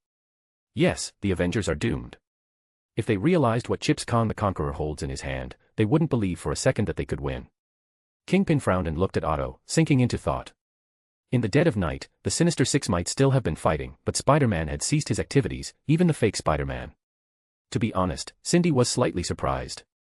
She hadn't expected the fake Spider-Man to be their classmate, Eugene Flash Thompson. She didn't actually know much about Flash, other than the fact that the boy was in great physical shape and was the rising star of the football team. She also knew he was a Spider-Man fan. Spider-Man had once told him not to bully his classmates, and he had truly ceased all bullying behavior, at least, no one had seen him do it since. She suspected the others were even more shocked. Then again, Gwendoline hadn't hidden her identity, hopefully, she wouldn't slip up. Thinking of this, Cindy returned to their base.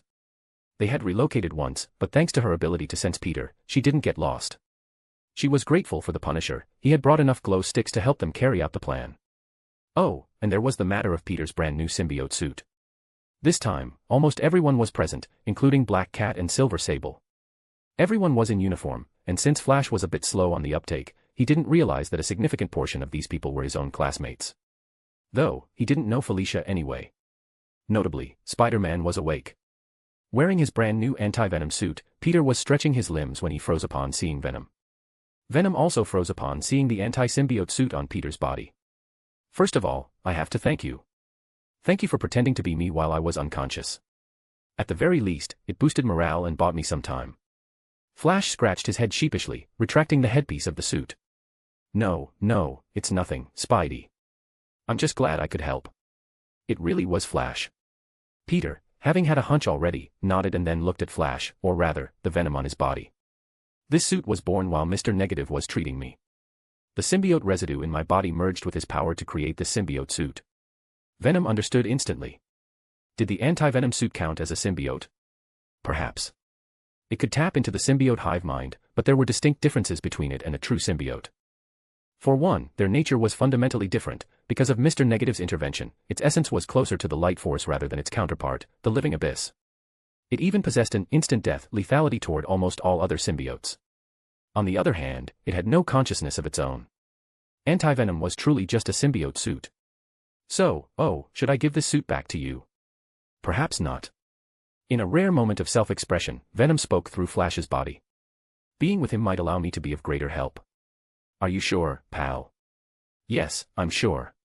Peter watched Venom for a few seconds before nodding. He then began to explain his plan. According to the contact we established with Dr. Jonathan Drew, Otto's experiment will take place tomorrow afternoon around 2 o'clock. At that time, Dr. Drew will inject his daughter Jessica with the spider serum. Then Otto will take those reports, adjust the components of the serum himself, and inject it into his own body to complete the final stage of his enhancement. Therefore, to avoid enemy interference as much as possible, it's best if we conduct our experiment simultaneously with theirs to call back my superpowers. But I need electricity, a massive amount of electricity. Currently, Manhattan's entire power grid was occupied by Electro. To be safe, they would need to seize power from Electro's hands. Coincidentally, they actually possessed a piece of equipment capable of usurping power from him. When that time comes, we need you, Flash. We need you to take Electro's power and then power up the machine. Flash was quite excited, as he was currently the only one who could accomplish this task. Peter looked at Flash, slightly worried as the latter spoke excitedly. We're counting on you, Thompson.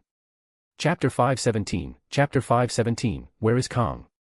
18 hours after Otto announced the takeover of Manhattan, at 8 a.m. Eastern Time on June 2nd.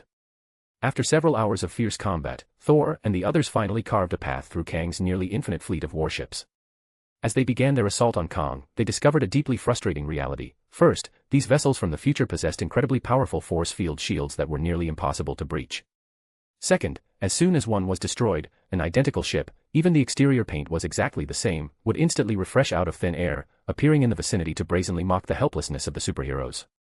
Thor might eliminate one ship, only for another version of that same ship from a different timeline to immediately emerge and fill the gap. It was only now that they managed to break through the enemy's defenses and finally reach Kang's flagship. Thor raised his divine hammer, summoning and teleporting the entire contingent, including the Avengers and the Thunderbolts, inside. I'm starting to doubt if we can ever truly win a battle against Kang. Perhaps we'll finally succeed in killing him, only to find another Kang from a second ago appearing right in front of us, Hank Pym remarked, maintaining an uncharacteristically pessimistic outlook. To combat Kang, he had brought Ultron along, hoping the machine might be of some assistance. Captain America, however, remained unfazed. He simply said in a low voice, "We fight to the end, Hank. It's the only thing we can do. Honestly, 31st century technology isn't quite as advanced as I imagined," Tony Stark mused after carefully observing their surroundings. No doubt, if Kang really does come from our future, then Earth must have experienced a massive technological regression at some point. At the very least, Kang's level of technology sat within a range where Tony could grasp the general concepts. Considering how humanity 1,000 years ago imagined the future, such stagnation seemed impossible, unless a third world war had occurred, bombing all of humanity back to a wasteland era. Walking at the very front, Doom wordlessly cast a spell. Even in the 31st century, science had yet to probe the true essence of magic. Good, that meant he still had a role to play here. And so, the team pressed onward. Only Thor remained slightly behind, continuing to use the Bifrost to summon more and more reinforcements. As they advanced, a question began to surface in their minds. If Kang has the time gem, why hasn't our bearded Sherlock Holmes shown up? Tony asked as they walked. Facing this question, Doom, the sole magical authority present, said nothing. He was busy calculating how to seize Kang's future technology for his own use. In other words, Doom did not believe for a second that they would lose. As they progressed, massive robots resembling ancient Egyptian scarabs appeared in the corridors, blocking the hero's path. Hulk was the first to charge, slamming a fist into a giant machine and letting out a roar. With punch after punch, Hulk smashed the scarab robots aside, leaving the hallway littered with mechanical wreckage. Hulk prepared to move forward but was stopped by the machines again. These scarab robots seemed to undergo a reversal of time, their frames rapidly self-repairing until they were perfectly intact before resuming their attack. Not only that, but the entire corridor was partitioned into several sections by force fields, and an increasingly vast, nearly endless swarm of scarab robots began to pour out. Kang was stalling for time. He was currently in his command center, staring at a specific casing and feeling a sense of mounting difficulty. To counter the multiversal incursion crisis set to appear in 2015, Kang required a power originating from the same source as the incursions, the cosmic cube. Thus, using the alias Mr. Griffin, he had joined AIM. By utilizing the data they had stolen from Hydra regarding the Tesseract, he had manufactured a vessel capable of containing spatial rifts from the Beyond Realm, the shell of a cosmic cube. Next, he only needed to open a rift to the Beyond Realm and draw its power into this container to complete a cosmic cube. Then, Kang the Conqueror encountered an unprecedented problem that he could not solve. When Kang created a cosmic cube in the 31st century and attempted to bring it back to the 21st century, he discovered he was physically unable to do so. The reason was that the cosmic cube, as an object capable of reshaping the entire universe, altering reality, and even completely rewriting fundamental mathematical logic, possessed a natural flaw. This flaw was fatal to Kang. The power of the Beyond Realm was tied to linear time. In other words, a cosmic cube could not time travel. It could not be targeted by any spacetime engines, including the time gem, and no temporal abilities or equipment could affect it. Therefore, once Kang created one in the 31st century, he had no way to bring it back to the year 2013. However, Earth in the year 2013 lacked the technological conditions and capacity to open a rift to the Beyond Realm, making it impossible to manufacture a cosmic cube in that era from scratch. This was why he was stalling. If not for this obstacle, he would have already raised the cosmic cube to annihilate all the superheroes. The most important thing now is to bring the semi-finished cosmic cube into this era. Since a completed cube is destined to be immune to the influence of time, I can only complete part of the work in the 31st century and then finish the rest in 2013. Muttering to himself, Kang frowned. This sudden complication prevented him from utilizing his greatest advantage, forcing him to rely on his technological footlinks to buy time. By the time 26 hours had passed, the Avengers and the other heroes finally broke through all obstacles to reach the bridge. But once there, they found no sign of Kang the Conqueror. Doom scanned the surroundings and reached a conclusion: he was here recently. He clearly left abruptly due to some urgent matter. How likely is it that he's afraid of us and ran away, Tony? Pym asked. He might play dirty and try to wear us down with endless time, but he wouldn't choose to just flee. There's no point in that. Tony found Pym's question baffling. He didn't think Kang actually feared them, but if Kang wasn't here, where was he? Tony walked onto the bridge, looked at the residual energy data, and turned around to ask a question. What's the situation in Manhattan now? Chapter 518, Position in the New World. Let us wind back the clock to 18 hours after Dr. Octopus announced his takeover of Manhattan, around 8 a.m. on the morning of June 2nd. As a new dawn arrived, J. Jonah Jameson, having rested for the night, resumed his battle broadcast. He continued his relentless dissemination of resistance reports. No one knew where he had hidden a radio transmitter, but he was indeed still fighting. He was not the only one. As dawn broke, a war commenced. The mercenaries of the Wild Pack swarmed out from the sewers, engaging in combat with the NYPD officers bought by Dr. Octopus and his army of Octobots. Although their efforts couldn't secure a major advantage, a group of well-trained resistance fighters was exactly what the people of an oppressed Manhattan yearned to see. The Wild Pack took up this mantle. Furthermore, they had been empowered by Mr. Negative and joined by the Punisher, effectively turning the streets of New York into a localized battlefield. Surprisingly, the Sinister Six, who had been so ferocious the previous day, did not intervene immediately. Instead, they employed a massive number of thugs and gangs to counter the Wild Pack. This was because Otto had something far more important to attend to. Seeing Jessica Drew in a deep sleep, her vital signs stabilizing and her cells beginning to show activity, Otto flashed a satisfied smile. He then convened a meeting at the summit of Avengers Tower. It is time to tell you the truth, my friends. You have likely all guessed that there is a reason the men from the future up in space synchronized his timing so perfectly with ours. The truth is, Kang the Conqueror is Mr. Griffin of AIM. None of them actually knew who Mr. Griffin was. So, is this your plan, Otto? Working for some guy from the future who wants to rule the world, just to net yourself the title of Grand Duke of Manhattan? Scorpion toyed idly with a deck of cards, trying to recover his detective memories by counting them. He failed. It is far grander than that. Kang generously showed me the future. He came here to save our world, though unfortunately, the Avengers rejected his kindness. But that is not the point. Otto began to describe to the Sinister Six exactly what he had seen. Kang possesses a terrifying weapon, an object so powerful it can reshape the entire universe according to the user's will. If he wants a certain Avenger to have never existed, they cease to exist. If he wants the Avengers to be his hounds, they will crawl on the floor, barking the name of Kang the Conqueror. And what we stand to gain is tied to this object. Kang the Conqueror intended to subjugate the entire Earth, not through mere military force or demands for surrender, but by using the cosmic cube to reshape reality itself. He planned to rewrite all parameters so that 2013 would definitively become a Kang dynasty, thereby avoiding the awkward possibility of losing to the Avengers. Imagine, Alexei, your wife never had an incurable disease. Or you, Quentin, you become the greatest director and actor, your special effects leaving Hollywood in awe. The greatest power of this object is that it can realize our dreams, even the ones we are now powerless to achieve. There is no medicine for regret in this world, but with the cosmic cube, one could effectively obtain it. Upon hearing this, almost every member of the Sinister Six was elated. They all had things they desperately craved, some even possessing delusions of grandeur. Electro asked Otto excitedly, in other words, we can ask him to grant our wishes. More than that. Kang needs others to help him rule the new world. I, however, am not interested in that. I have spoken with Kingpin, and he is willing to become the mayor of New York in this new world. For collaborators like us, Kang will preserve our memories, allowing us to know what the world was originally like. Otto calmly sipped his coffee. After a long talk with Kingpin, he truly didn't intend to be a ruler. He felt he had found a better path, becoming the CEO of a high-tech corporation that would completely supplant Oscorp. As for Norman Osborn, Otto already had a complete plan. Norman would be stripped of all his intellectual advantages and turned into a janitor, sweeping trash every day for the future new Autocorp. However, friends, to achieve this, we must eliminate Spider-Man. This is the only requirement our generous employer has set. As long as we destroy Spider-Man, we can claim our rewards. Sandman voiced a confused question. If Kang is so powerful, why doesn't he just use the cosmic cube to erase Spider-Man?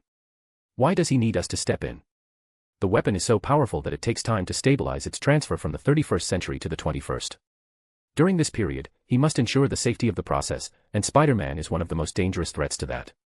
Otto could guess what danger Kang was referring to, likely that move Spider-Man used to destroy Nimrod. Otto wasn't sure if that ability was a spell Spider-Man had learned or a power granted by the Spider, but since Kang demanded it and Otto felt he could deliver, it didn't matter. So that's why you decided to ignore those small fry. You think they're likely a distraction by Spider-Man to split us up so he can pick us off one by one. So, unless Spider-Man makes a move, we don't move either, right? Scorpion laughed, and Otto nodded. As it stood, the company of Wild Pack mercenaries deployed in Manhattan could achieve very little. As long as their side remained composed, their sheer numbers of Octobots and thugs would provide an absolute advantage. After the meeting adjourned, everyone returned to their rooms. Quentin, the Mysterio, removed his helmet. He had been using illusions to hide the hole in it. The hole Spider-Man had punched through was still there. Mysterio's face was actually exposed, but everyone simply assumed it wasn't. God, Quentin, what have you done? If you want to, you can still make amends. An unfamiliar girl's voice spoke. Quentin looked to the side and saw a girl about Spider-Man's age appearing in his room. He was a bit flustered. Oh, you're Spider-Man's. You know he really would have taken off his mask, right? I didn't believe it at first. Otto told me, and once I covered my face, I would. Gwen looked at Quentin's panicked state and sighed. She picked up Mysterio's fishbowl helmet. Like I said, you still have a chance to fix this. I heard him say it was you who helped him escape, wasn't it? So, how do we use this thing? Chapter 519, Peter Parker is Spider-Man. How could I have such a dream? Jessica Drew was in a deep sleep. Or rather, Dr. Jonathan Drew had injected her with a sedative to ensure she remained in a state of slumber. He was hesitating and agonizing over what fate awaited him and his daughter once the 24 hours were up. Regardless of whether Otto was satisfied with the experimental results, they likely wouldn't make it out alive. Of course, they had actually established contact with the Resistance, but the Resistance currently lacked the energy and manpower to help them. In the end, they would have to rely on themselves to solve this problem. Jessica, in her sleep, did not share these doubts. In fact, her mind became even more active during her sedation. She was constantly thinking, stringing together fragments of the past. For some reason, she dreamed of more and more fragments related to Spider-Man. Furthermore, she was instinctively conducting a deduction of her own. What were the known facts? First, there was a high probability that Spider-Man was in the tour group that went to Europe at that time. Second, Spider-Man likely knew Felicia. Third, although she wasn't a real detective, she had accumulated a lot of relevant knowledge. From their few encounters, she could discern Spider-Man's approximate height. Moreover, he knew her father, and her father worked with Spider-Man under the framework of Osborn Tech. About 172 centimeters tall, a student in the Europe tour group, at Osborn, so his identity should be an intern, and he knows Felicia. Peter Parker is Spider-Man. How could I have such a dream? Jessica almost sat up with a start, as if rising from her deathbed. Of course, there was another person who fit all these criteria, Harry Osborn, but Felicia truly didn't believe Harry was Spider-Man. The first conclusion she reached was Peter Parker. She opened her eyes and looked at the floor, only to realize something was wrong. Why was she looking down at the floor? Oh. Jessica looked up in shock to find herself stuck to the ceiling. She then jumped down, her movements still slightly stumbling. Seeing this, Dr. Jonathan was incredibly excited and rushed forward to ask his daughter, "Are you all right, Jessica? How does your body feel?" "Phew, we need to take a blood sample." Jessica remembered that she was at Avengers Tower and why she was there. She looked toward the laboratory door with some confusion and decided to skip the question of whether Peter Parker was Spider-Man for now, a question that would have an answer as long as she survived. Instead, she asked her father strangely, "Shouldn't we be considering how to escape?" "Listen, Jessica, we can't right now." "Wait, let me draw your blood first." Dr. Jonathan performed a blood test on Jessica first. To be honest, he didn't want Jessica to gain any superpowers at all, he only hoped her ALS could be cured. Looking at it now, the latter seemed to be accomplished, but what about the former? As the actual operational head of the web base, Dr. Jonathan knew how many enemies Spider-Man had to face and how terrifying they were. Of course, perhaps not everyone was Spider-Man, and not everyone needed to fight supervillains non-stop like Peter Parker. But Dr. Jonathan still didn't want Jessica to get involved in such things. There were already enough superheroes and Spider-Man, there was no need for another one. However, from a medical standpoint, Jessica was at least very healthy now. "Dad, look." Hearing Jessica's response, Dr. Jonathan turned around and watched in surprise as Jessica floated in the air. "I found out I can't spin webs, but I seem to be able to fly. Let's just run away."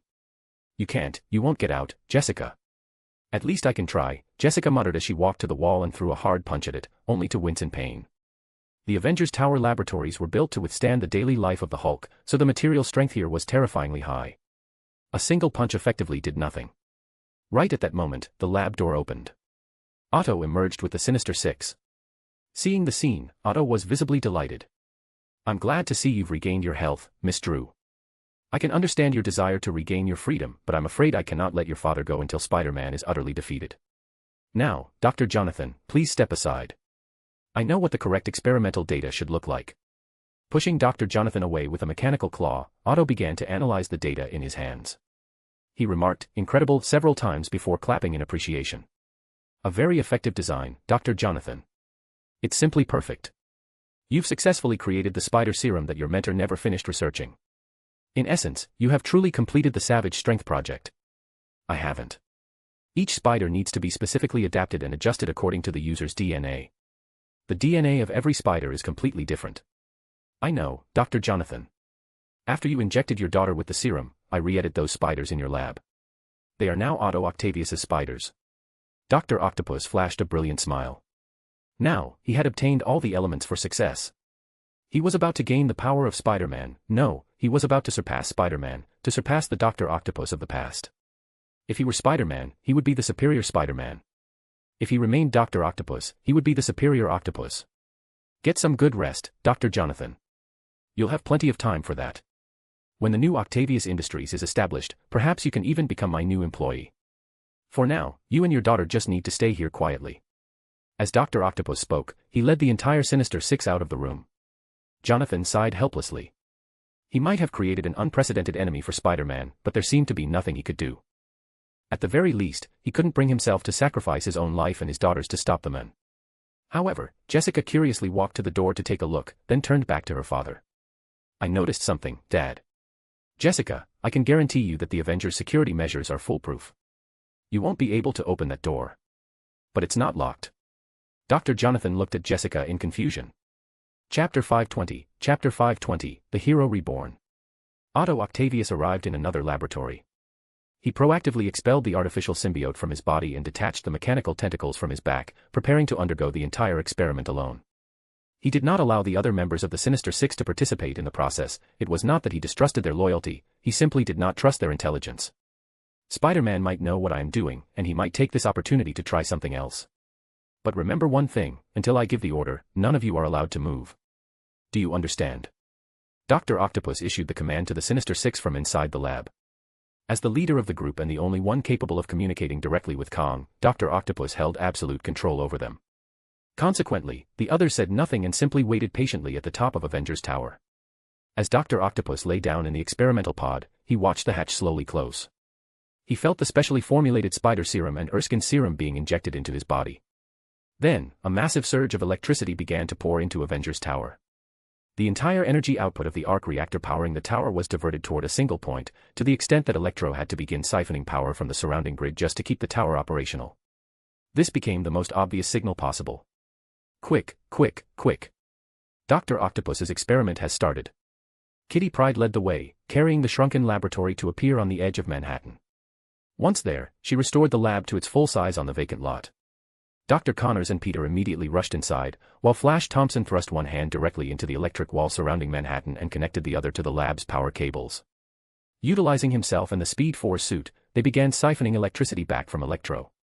Laboratory power is stable. The Erskine serum is ready. Dr. Connors spoke as he injected the serum into Peter's body. In theory, the injection combined with your existing DNA should produce results on its own. There shouldn't be a need for Vita ray bombardment like the others. But we don't have time. Yes, we don't have time. Connors watched as the shirtless Peter lay down in the experimental pod. He nodded to him, flipped the switch, and stepped back from the device to stand with the girls who had accompanied Peter. Looking at the group of young women, he silently backed away a few more steps. They were also prepared to deal with the Sinister Six. In fact, Peter had designed specific counterplans for them to combat each member.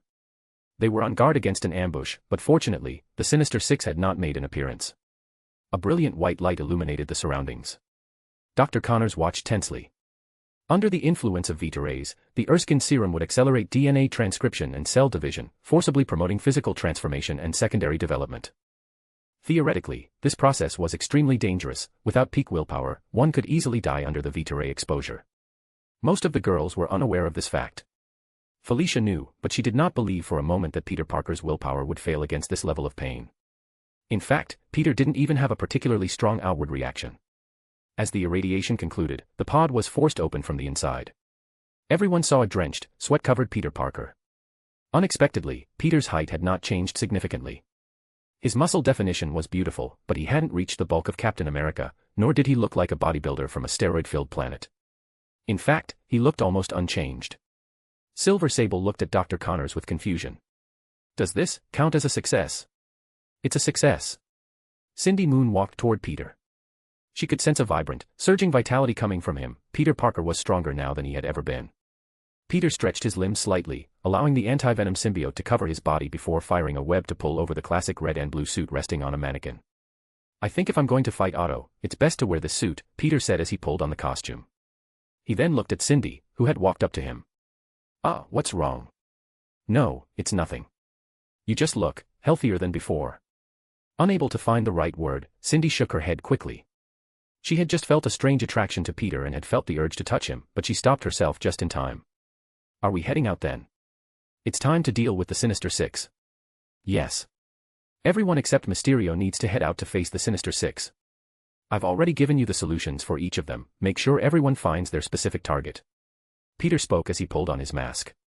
We will have the final showdown with the Sinister Six at Avengers Tower. Otto's procedure is complete, but he refuses to leave the tower. He's waiting for us, specifically, he's waiting for me to go there. Felicia interrupted him. Sorry, but how can you be so sure? I saw it. My spider sense has been integrated and enhanced. It's no longer just a simple warning of danger, or generating shadow images, or buzzing incessantly. Well, it still does those things, but the point is, my spider sense can now help me predict the future, Peter said simply, dropping a bombshell. It's as simple as that. Let's go. It's time to see Otto. Top of Avengers Tower. As the Vita ray irradiation ended, the iron door of the pod was kicked open. A young man appearing to be in his mid-20s stepped out with a satisfied smile. He was tall, with full, powerful muscle definition. The artificial symbiote crawled over his body, transforming into a suit that was black on the bottom and white on the top, featuring an octopus emblem on the chest, a design very similar to Spider-Man's. The mechanical arms on his back, upgraded with Avengers technology, integrated into his neural interface. He couldn't help but laugh aloud. The symbiote suit, neural prosthetics, the Erskine serum, and the power of the spider. Otto looked at his reflection, which now bore a striking resemblance to Spider-Man. Now, I am the superior octopus. Otto. Looks like you're finished. Electro's voice rang out immediately. Spider-Man is here, and he's brought a whole crowd of friends. We'll wait for them right here, Dylan. The superior octopus smiled. I am going to kill an Avenger, right here in Avengers Tower. Chapter 521, Dividing the Battlefield. If what you're saying is true, then the number of Spider-Men around right now is a bit hard to believe. As Felicia spoke, she began setting up her equipment. Her target was Sandman, and for several reasons, she didn't need to rush to Avengers Tower. Quite unexpectedly, her partner for this mission was Silver Sable, Sylvija Sablinova. The two of them both had history with Sandman. One had discovered the truth about her father's death while tracking the elementals, while the other was simply an old rival of his. Peter didn't say anything to Felicia over the communication channel, but it was a simple fact. Counting Peter and Cindy, who already had spider powers, there was Gwen, who had just injected herself with isotopes to enhance her physique, Jessica, who had certainly undergone modification, Flash, who had copied spider abilities via the Venom symbiote, and finally, Superior Octopus. There were arguably a few too many spiders in Manhattan. Proceed according to plan. The most important targets are Sandman and Electro. As long as those two are dealt with, the problems in New York will basically be resolved. It shouldn't be much of a problem. The National Guard has already entered Manhattan and is trading fire with the rogue NYPD. At this point, Sylvia couldn't help but complain, "Your National Guard's combat effectiveness is pathetic. I hope things improve once the US Army arrives." Peter shrugged. Relying on the Army to have combat effectiveness? He'd rather put his faith in Spider-Man. Avengers Tower was right before his eyes. Peter took the lead, breaking into the building and landing on the ground. Looking at the Sinister Six standing before him in battle formation, he focused his attention on Otto. Plagiarism is never a good idea, Otto. Has anyone ever told you that those clothes have copyright issues? Through their mutual spider sense, Peter could confirm that Otto had obtained spider powers, and Otto was equally certain that Spider-Man had recovered his. He broke into a grin. Is that so? Perhaps there are some similarities in design, but it doesn't matter. Soon, we'll see just how powerless you really are. The first strike was a spray of reversion serum. Unfortunately for them, anti-venom had already encased Peter's body, so the serum had no effect on him. Peter then effortlessly dodged the mechanical claw sweeping from behind Otto, ensuring the symbiote on his body wasn't struck. Electro seized this opportunity, turning into a bolt of current and charging straight at Spider-Man. However, it was as if Spider-Man knew exactly how he would attack. He dodged with ease and then leaned back, falling straight off the edge. "Don't think you're escaping, Spider-Man. You're finished." Electro laughed maniacally and gave chase, lightning flashing constantly around Spider-Man. But Peter simply ran down the exterior wall of Avengers Tower, dodging Electro's attacks as he went. Soon after, Sandman transformed into a surge of sand and poured downward in pursuit. Mysterio also set off on his drone, leaving only Scorpion and Rhino, who had no means of fighting in the Z-axis, standing behind. Well, should we go after Spider-Man or, oh, damn it. His predatory instinct sensing something, Scorpion scrambled to dodge. Bursting into the battlefield were Silk, Cindy Moon, and Flash Thompson. As the new Venom, Flash stepped up to take on the physically superior Rhino, while Cindy landed a kick squarely on the dodging Scorpion, sending him flying. The airborne Scorpion quickly allowed the artificial symbiote granted by Otto to cover his body. He rolled a few times upon landing before standing back up. Seeing this, Flash was momentarily stunned and prepared to act, only to find the Rhino before him was also encased in an artificial symbiote. Indeed, for close combat specialists like Scorpion and Rhino, Otto had found the simplest method of enhancement, symbiote suits. Cindy and the others were already aware of this, so she simply gestured to Flash, signaling him not to worry about her and to just keep moving. Flash transformed into his Venom state and grappled with Rhino. The two of them tumbled off Avengers Tower in their struggle, but there was no need for concern. A drop of several hundred meters wouldn't kill either of them while they were enhanced by symbiote suits, even with a vertical landing. Standing back up, Scorpion stared at Cindy, seemingly finally remembering something. "I remember you. No, I should remember you, but because of that damn Spider-Man, I forgot who you were, didn't I?" Scorpion glared at Cindy and let out a roar. "It was you. You're the one who turned my brain upside down, aren't you? You're dead." He lunged towards Cindy. The next second, multiple sonic emitters emerged from the floor and ceiling, immediately blasting Scorpion with high-frequency sonic waves. The symbiote on Scorpion's body writhed in agony, and he fell to his knees in disbelief. Why would the Avengers Tower defense system attack him? What was Dylan doing? The answer was that Electro couldn't do anything right now. While Spider-Man was battling Superior Octopus, Sandman, Electro, and Mysterio, Shadowcat suddenly phased out of a wall. When Electro's main body collided with the phased Kitty Pryde, he dissipated for a brief moment before frantically reassembling himself. But in that single moment, he had already lost control of Avengers Tower. Ultron had been revived.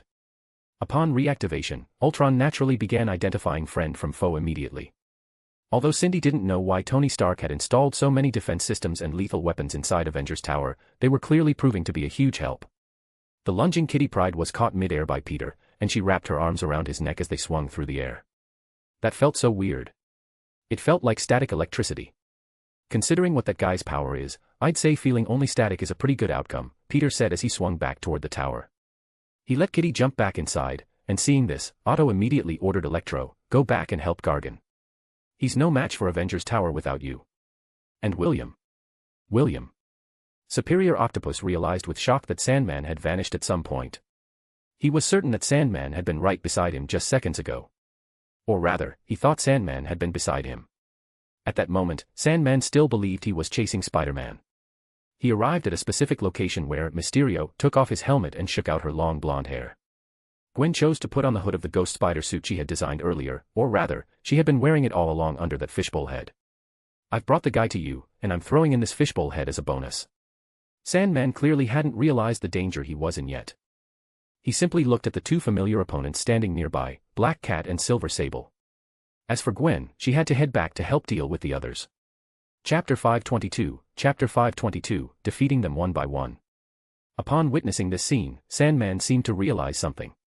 With a great roar, he charged toward the two women. Sylvia merely gave him a cold, indifferent look before turning her gaze to Felicia.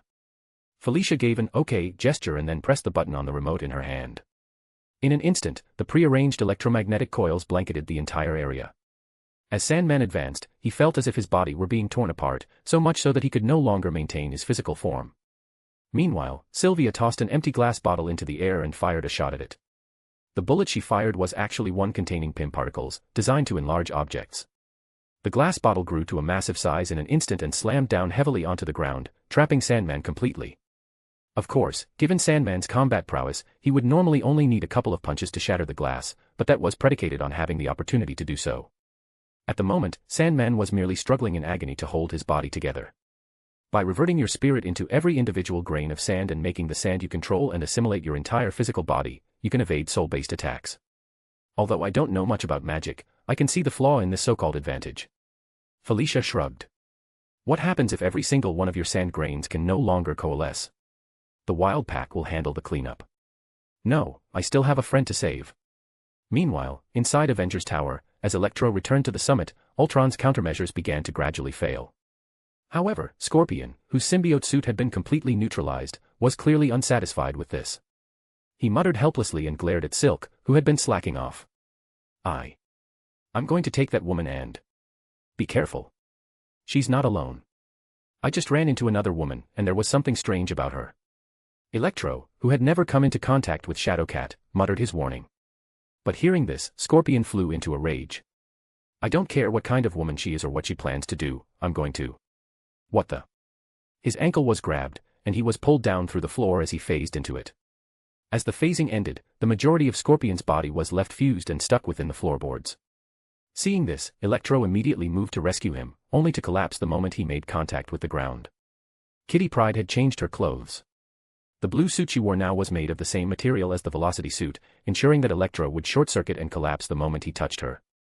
Electro screamed as he flew back into the air, while Scorpion violently shattered the floorboards and crawled out. Watching Kitty emerge beside her, Cindy asked with a hint of confusion, I thought his body would have merged with the floor or something. That's way too gross. But it's effective. At the very least, half his body would be crippled by now. I'll kill you all. The tail behind Scorpion's back immediately switched into a machine gun configuration, spraying bullets in both directions. Kitty grabbed Cindy's hand and instantly phased to dodge the onslaught. Subsequently, Scorpion's tail transformed into a subsonic cannon. Even if you were immune to physical attacks, could you be immune to sonic waves? Then, his raised tail was severed. Nightcrawler arrived on the scene with Logan. Due to the limited distance of his teleportation and the fact that he couldn't carry too many people, the X-Men that Cyclops had brought to support Spider-Man had initially relied on Magic's movements. This had resulted in most of the X-Men being taken to the past by Kang. The remaining X-Men stayed behind, though they only consisted of Nightcrawler, who served as Magic's substitute, Logan and Rogue, who had been investigating Mr. Sinister, and Beast, who was watching the home front. Sorry, girls, I had to wait for the right timing to get here. Looking at Scorpion and his severed tail, and ignoring Nightcrawler who had flashed away again, Logan grinned at him. What else have you got? Then, Logan saw Scorpion's face turn a sickly green. His entire visage began to generate chitinous scales, much like a real scorpion. Following this, he pounced toward Logan, who lunged back with his claws bared in excitement. At that critical moment, the overextended Scorpion was caught at the back of the head by Cindy's webbing. This, combined with his high-speed momentum and the sheer force of Logan plunging his claws into him, sealed his fate. His chest was pierced by the claws, and his cervical spine snapped instantly due to the tension from the webbing. He slammed heavily into the ground. So, why hadn't Electro come to help? Rogue, who had been brought along by Nightcrawler, provided the answer. As a mutant himself, Electro was currently pinned to the ground. Rogue was chasing the victory, pressing her knee against his neck and holding her hand firmly over his face. As his breathing grew increasingly shallow, Electro's vision went black, and he slumped into unconsciousness. Chapter 523, Chapter 553, Difficulty naming the chapter. Gwen and Cindy were not only notified by Peter at the same time, but they also arrived at the Baxter building almost simultaneously. The reason for not choosing the Parker residence was twofold. On one hand, Peter couldn't be certain that the Parker home wasn't under surveillance in this reality where S.H.I.E.L.D. was untrustworthy. On the other hand, the Baxter building itself was sufficiently secure. At the very least, it was safe from eavesdropping, something Peter could personally guarantee. Let me guess, he's definitely planning to tell us not to follow him on this mission. The moment Gwen saw Cindy, she pretty much understood what Peter was going to say. What do you think? I know where he's going. I plan to follow him. Exactly. Besides, if I follow him, no one will know. That's the plan. Gwen laughed. Both of them were thinking exactly the same thing. They were certain Peter wouldn't let them participate in a dangerous operation and would try to make them stay behind, but neither Gwen nor Cindy intended to agree to that. They will act ahead of us, so what we need to do is wait for their performance to end. Then, we have divided our plan into 3 parts. Part 1, the X-Men in ancient Egypt will work with Apocalypse, who is currently still a pharaoh's slave, to overthrow Kang's rule in ancient Egypt. The most important aspect is to liberate Apocalypse as a powerful combat force. The Apocalypse of Earth, 811 has already proven his strength. He is one of the rare combatants who can pose a threat to a Kang wielding only the Cosmic Cube. Part 2, the retrieved Fantastic Four and Deadpool will launch a raid on Kang's base in the 31st century. They will search for Kang's origins and his source of power there. If a breakthrough can be made in that location, everything will become very smooth. Part 3, this part will be primarily the responsibility of the 4 members of the new Fantastic Four. Peter has contacted several others to assist. We are calling Part 3, the most crucial part, the Master Thief Project. As the name suggests, we are going to steal the Time Stone from Kang's hands. After hearing the outline of the plan, Gwen roughly understood her role, but she was quite confused and asked a very important question: why aren't we stealing the Cosmic Cube? Because Kang definitely has a way to ensure he remembers the Cosmic Cube's existence. It's not like once you grab it, he'll just forget it exists. Don't forget, Gwen, half of your abilities were bestowed by Korvac. Peter explained briefly, and more importantly, everyone else's attention will surely be focused on the Cosmic Cube. That makes stealing the Time Stone more certain. Most importantly, we'll then possess the key element for victory. Peter didn't explain further immediately but assigned Gwen her task. Gwen, you'll be working with Felicia, Kitty, and Nightcrawler from the X-Men. The professor will be responsible for guiding you.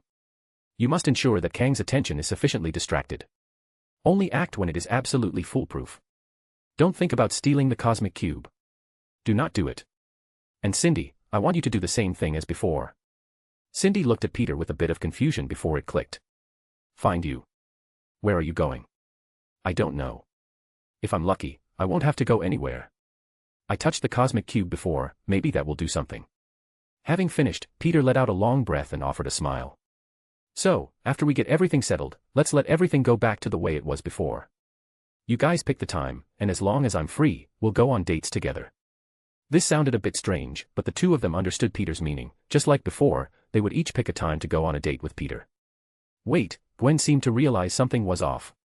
Back in Puerto Rico, the reason Gwen and Cindy had chosen this arrangement to let Peter Parker off easy was entirely because he couldn't make a choice between the 2 girls at the time.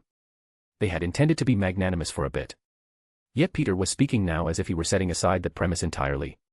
Wait. I hope we can all come back. Peter silenced Gwen with a single sentence. She stopped talking, and Peter Parker, lowering his head, breathed a sigh of relief. Excellent, Peter. Never mind the other stuff, at least for now, I've managed to deal with this.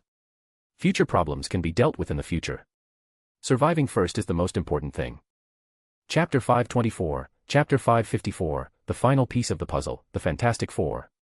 Just as Peter and the others suspected, Kang had indeed banished the Fantastic Four to a doomsday era. However, it wasn't the mass extinction of the late Cretaceous, but an even earlier one, the Triassic-Jurassic extinction event. It was an age where the supercontinent Pangaea was splitting apart due to violent tectonic movements. Essentially, their daily routine consisted of ensuring they had adequate oxygen and evading natural disasters. Reed had dismantled the Fantastic Four's Fantasticar to build an atmospheric extraction device, ensuring they could breathe air that met 21st century standards. Johnny spent his time in the sky scouting for relatively safe zones, while the Thing carried the remains of the car as they forged ahead. Then there was the Invisible Woman, whose task was to keep the entire team hidden. Kang's future army had gone so far as to cross spacetime into this godforsaken place, godforsaken because birds didn't even exist yet, just to hunt them down.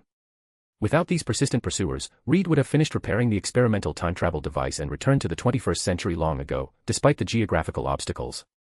Furthermore, they had to be extremely careful not to trigger any accidental events, including the killing of a single organism, that might set off a temporal paradox. But I don't get it, Reed. Why is there a difference? Johnny Storm, the famously dim-witted member of the team, asked this very important question. Why do you say 1 minute that time travel creates a new universe, the next that it's a closed loop, and then another time that it causes a butterfly effect?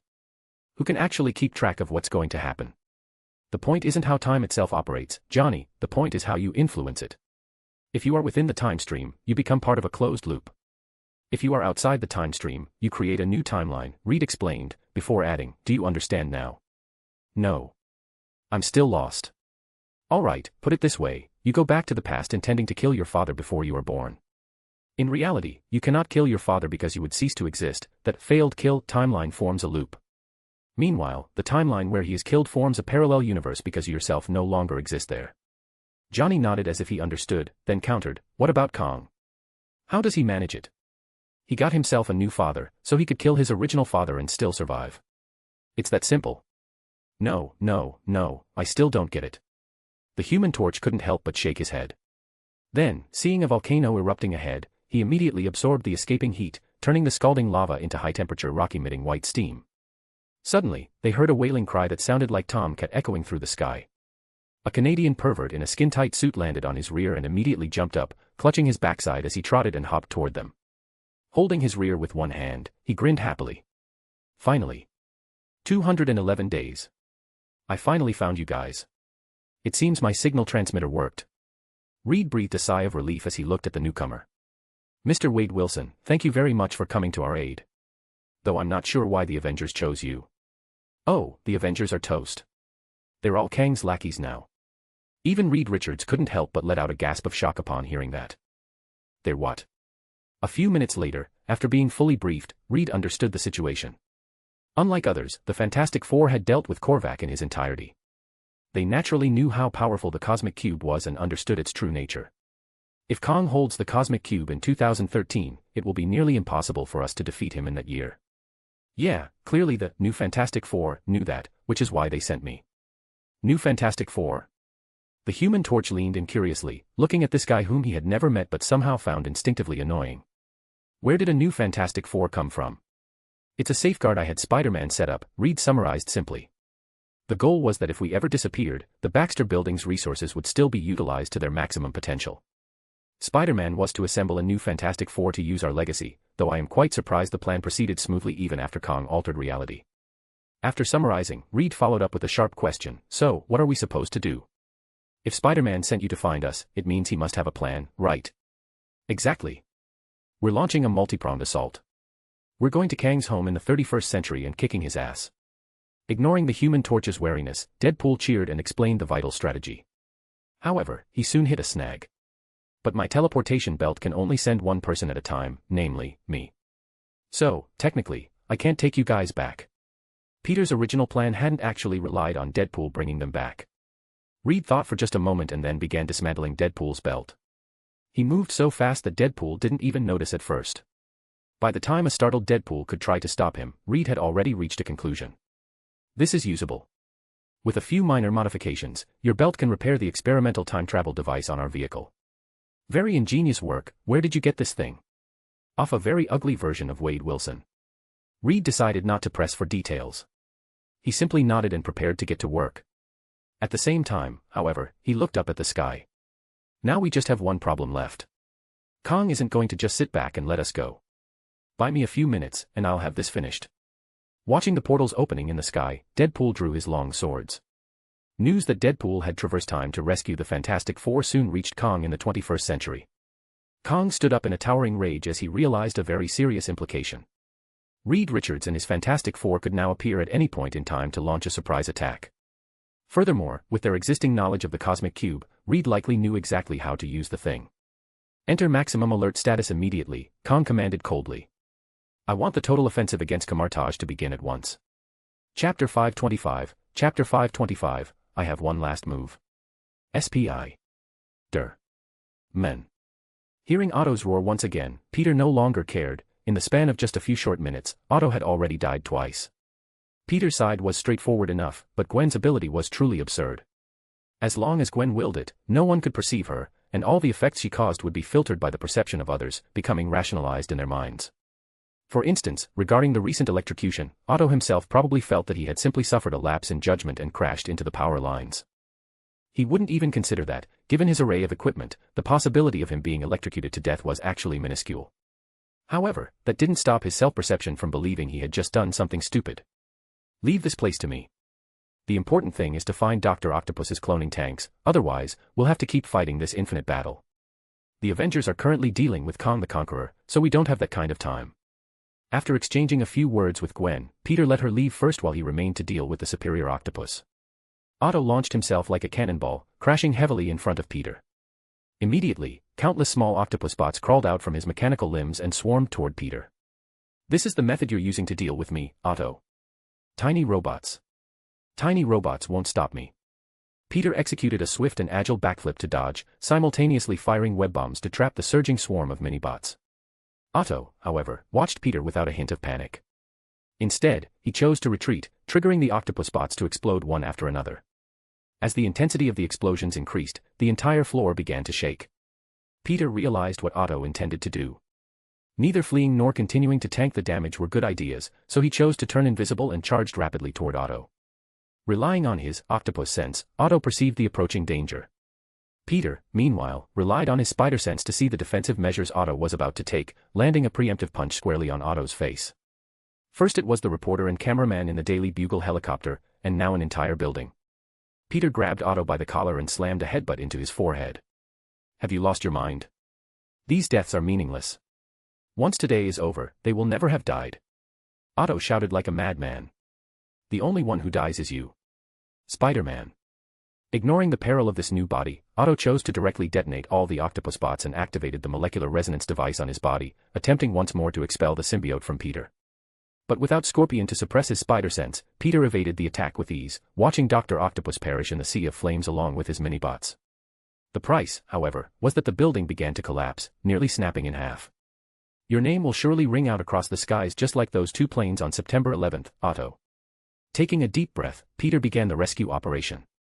Using the anti-venom symbiote, he continuously bound the various load-bearing pillars and exterior walls of the building together, repairing it as much as possible. The only piece of good luck was that because Otto had taken over all of New York yesterday, no one had to come to work today, so the building wouldn't spawn any New York citizens. Furthermore, Peter's spider sense could cover a range of roughly 3 floors above and below him, generating shadow images. This confirmed that there were no other people inside, allowing him to quickly and safely catch all the falling debris with web nets and barely stabilize the structure. Back when I first started, I struggled just to hold up a single overpass. Peter let out a long breath as he used massive webs generated by antivenom to link the building to several others to maintain its stability. And now? Now I can handle an entire skyscraper. Growing up fast, aren't you, Spider-Man? SPI.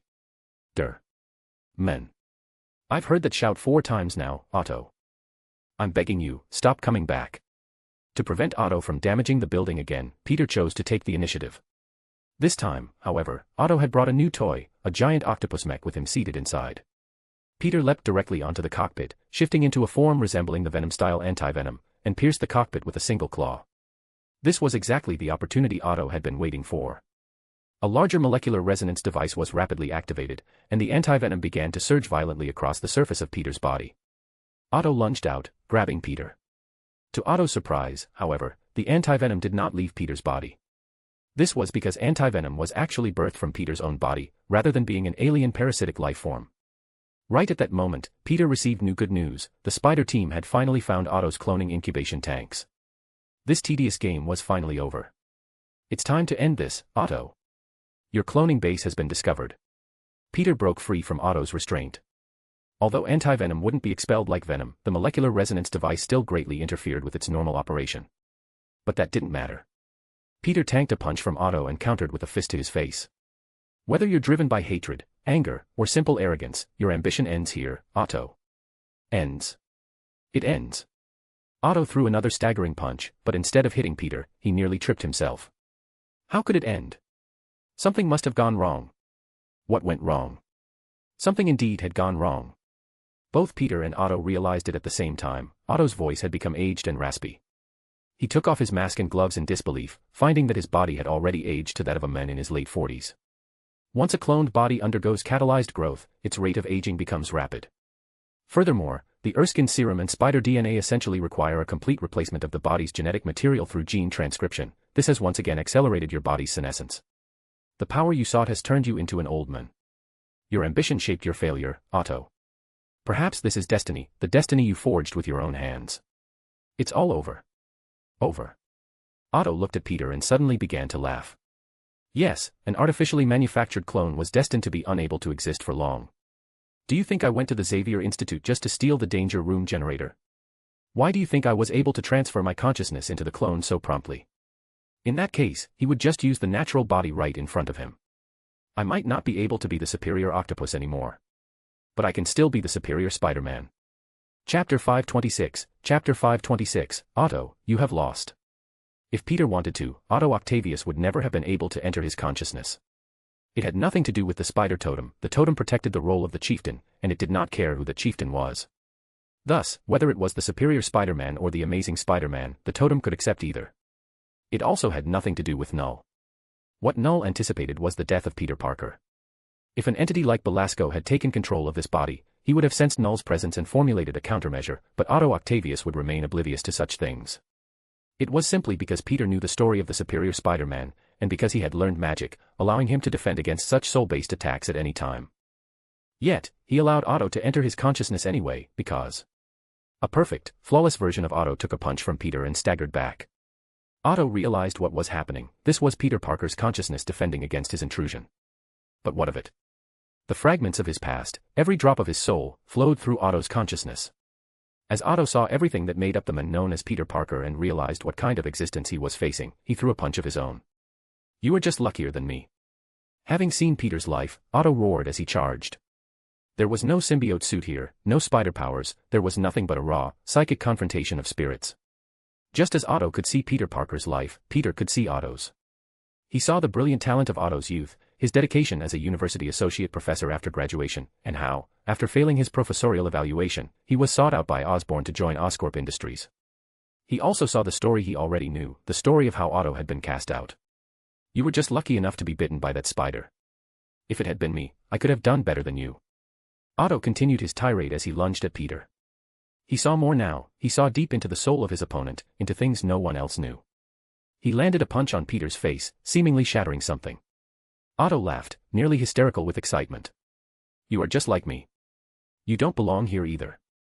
Your soul comes from another world, doesn't it? Cackling wildly, he grabbed Peter by the collar and delivered punch after punch. In that case, what makes you think you can act so superior? Why couldn't I do better than you? I have more knowledge. I am smarter. You're just a failure, an indecisive nobody wearing the name Peter Parker. You aren't even the real Spider-Man. Otto stopped his fist because the face he was striking had shattered. Beneath that face, there was not the visage of another person who wasn't Peter Parker. There was the mask of Spider-Man. I'm sorry, Otto. What was he apologizing for? I'm sorry we never had the chance to meet under different circumstances. If we had met sooner, if I could have been your student in university, if I could have joined your lab before you walked the path of no return, perhaps everything would have been different. Spider-Man caught the fist Otto swung at him. I also regret, Otto, that by the time we did meet, you were already beyond saving. Perhaps you once had the chance to become someone else, but that chance is gone. Shut up. Otto's other fist was also easily caught by Spider-Man. He let out a desperate, impotent howl. You're an imposter. I didn't become Spider-Man because I was reborn as Peter Parker. I became him because I knew how many people would die if Spider-Man didn't exist. What flooded into Otto now were Spider-Man's memories. No, it was the story of Spider-Man. A boy bitten by a mutated spider, who entered a wrestling match to make money and let a thief pass by on the street, only for the thief to kill his uncle.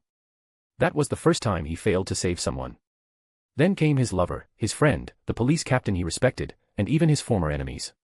That young man named Peter Parker should have lost so many things. Otto looked at Spider-Man, staring at him in disbelief. You've just been saving people this whole time. The other man simply answered Otto. I may not be the true Peter Parker. And no one had ever decreed that being Peter Parker meant one had to bear the responsibility of Spider-Man, but I am still this world's Spider-Man. This is my world needs a Spider-Man, and I will do everything in my power. Otto froze. He hesitated, stumbling back 2 steps in uncertainty. It was those 2 steps that made him realize the truth. Otto, you have lost. It was Otto Octavius himself who, in his quest for revenge, chose a path from which there was no salvation. He would never become a better, superior Spider-Man. Peter opened his eyes. Only a fraction of a second had passed, and the withered superior octopus before him had completely lost all signs of life. Dr. Octopus was dead, truly dead. His consciousness had dissolved before him, ceasing to exist. This was also Peter's goal, to ensure Otto Octavius could never be resurrected in any form. As he had told Otto, there was no way to save him. Perhaps death was the only salvation left for him. Ah, damn it. Before he could mourn or grieve for Otto, Peter's spider sense blared louder than ever before. He took a deep breath and looked around as Cindy swung toward him. She had just felt something very wrong. Are you okay? Kang is here. I can see him. He's gone to Avengers Tower. I have to stop him. Or perhaps he couldn't stop him. Peter shook his head. Cindy immediately moved to follow, but Peter stopped her. You can't come with me. If I fail, the entire world will be reshaped. When that happens, Cindy, you have to find me. But Peter chose the simplest way to answer. He pulled down Cindy's mask and kissed her. Then, he donned his own mask. Find me. But Cindy Moon watched as Peter Parker swung toward Avengers Tower, feeling utterly bewildered. What was he talking about? Finding him. Where was he going? And that kiss. Ignoring everything else, Peter arrived at the perimeter of Avengers Tower. Almost as soon as he entered, he saw Kang the Conqueror. Kang had frozen everyone else in the room and was now carefully controlling the cosmic cube, placing it within the tower. Peter approached using his invisibility, moving as stealthily as possible, getting close enough, and then. I know you're there, Spider-Man. Peter and Kang's hands landed on the cosmic cube at the exact same time. Kang the Conqueror looked at Peter with a cold smirk. But do you even know how to use the cosmic cube? You won't get the chance. The Kang dynasty has arrived. Chapter 527, Kang's Dynasty, 1. Peter Benjamin Parker was an ordinary high school freshman living in Queens, set to become a sophomore when the new semester began. He woke up early, preparing to cross half the prime country for his internship. Yesterday, the Avengers under the great conqueror Kang once again heroically defeated an insurgent offensive. We rejoice in the fact that our beautiful world is ruled by Conqueror Kang. As he headed down to the first floor, J. Jonah Jameson was broadcasting this news on the television with a beaming smile, followed by the next headline. In other news, New York Mayor Wilson Fisk plans to donate to the FEAST Gala to express his gratitude for the institution's outstanding contributions to New York. Morning, Aunt May. Where's Uncle Ben? He's already left for work. As you know, the place where he works has turned into a 19th-century Western town. Aunt May grumbled with dissatisfaction. New York is so big, why did he have to go to the 19th century? I don't know. Personally, I think I might prefer the age of dinosaurs. Next story, Jonah continued on the television. The Hydra Führer and loyal follower of Conqueror Kang, Lord Zemo, has criticized the Eurasian Empire's false accusations regarding border conflicts. Emperor Doom has forcefully refuted these claims. We hope they can properly manage this relationship, as no one wishes to see war. Following that, news regarding the African Empire. In the 21st century, the great conqueror Kang had conquered the entire world and generously bestowed it upon his followers. Hydra received Central and Western Europe, Doom received Eastern Europe, Southern Europe, and Russia, Wakanda received all of Africa, and the mutants were granted Australia. The world was perfectly orderly. Different times and spaces overlapped. A 19th-century Western town, a prehistoric forest from the age of dinosaurs, or a futuristic metropolis from the year 2099, different eras intertwined to form the wonder created by the great conqueror Kang. This was especially true for New York. But what did any of this have to do with Peter Parker, an ordinary student? I'm finished, Aunt May. After finishing breakfast, Peter spoke to her with a smile. I'm heading to my internship now. Stay safe, Peter. Don't wander off. On the way, he sent a text to Gwen. On the street, Peter dodged a World War II police patrol riding a mammoth, then took an ancient, early-model train to the company where he interned. The Baxter Building. We should not sit idly by while Europe suffers. Hydra should not rule anywhere. Passing beneath Avengers Mansion, Peter saw an old man in his 90s holding a sign, denouncing the atrocities committed by Hydra in Europe. As he looked at the old man, he felt the man seemed more familiar the longer he looked. Then he realized, wasn't this old man Captain America? This hero of World War II had faced a total upheaval in the 21st century. Unable to accept the fact that Hydra ruled Europe, he frequently organized protests. Unfortunately, the first superhero was now old and frail. And almost no one was willing to oppose Kang's arrangements. Peter took the elevator up the Baxter Building. This building had originally belonged to the famous scientists, the Fantastic Four.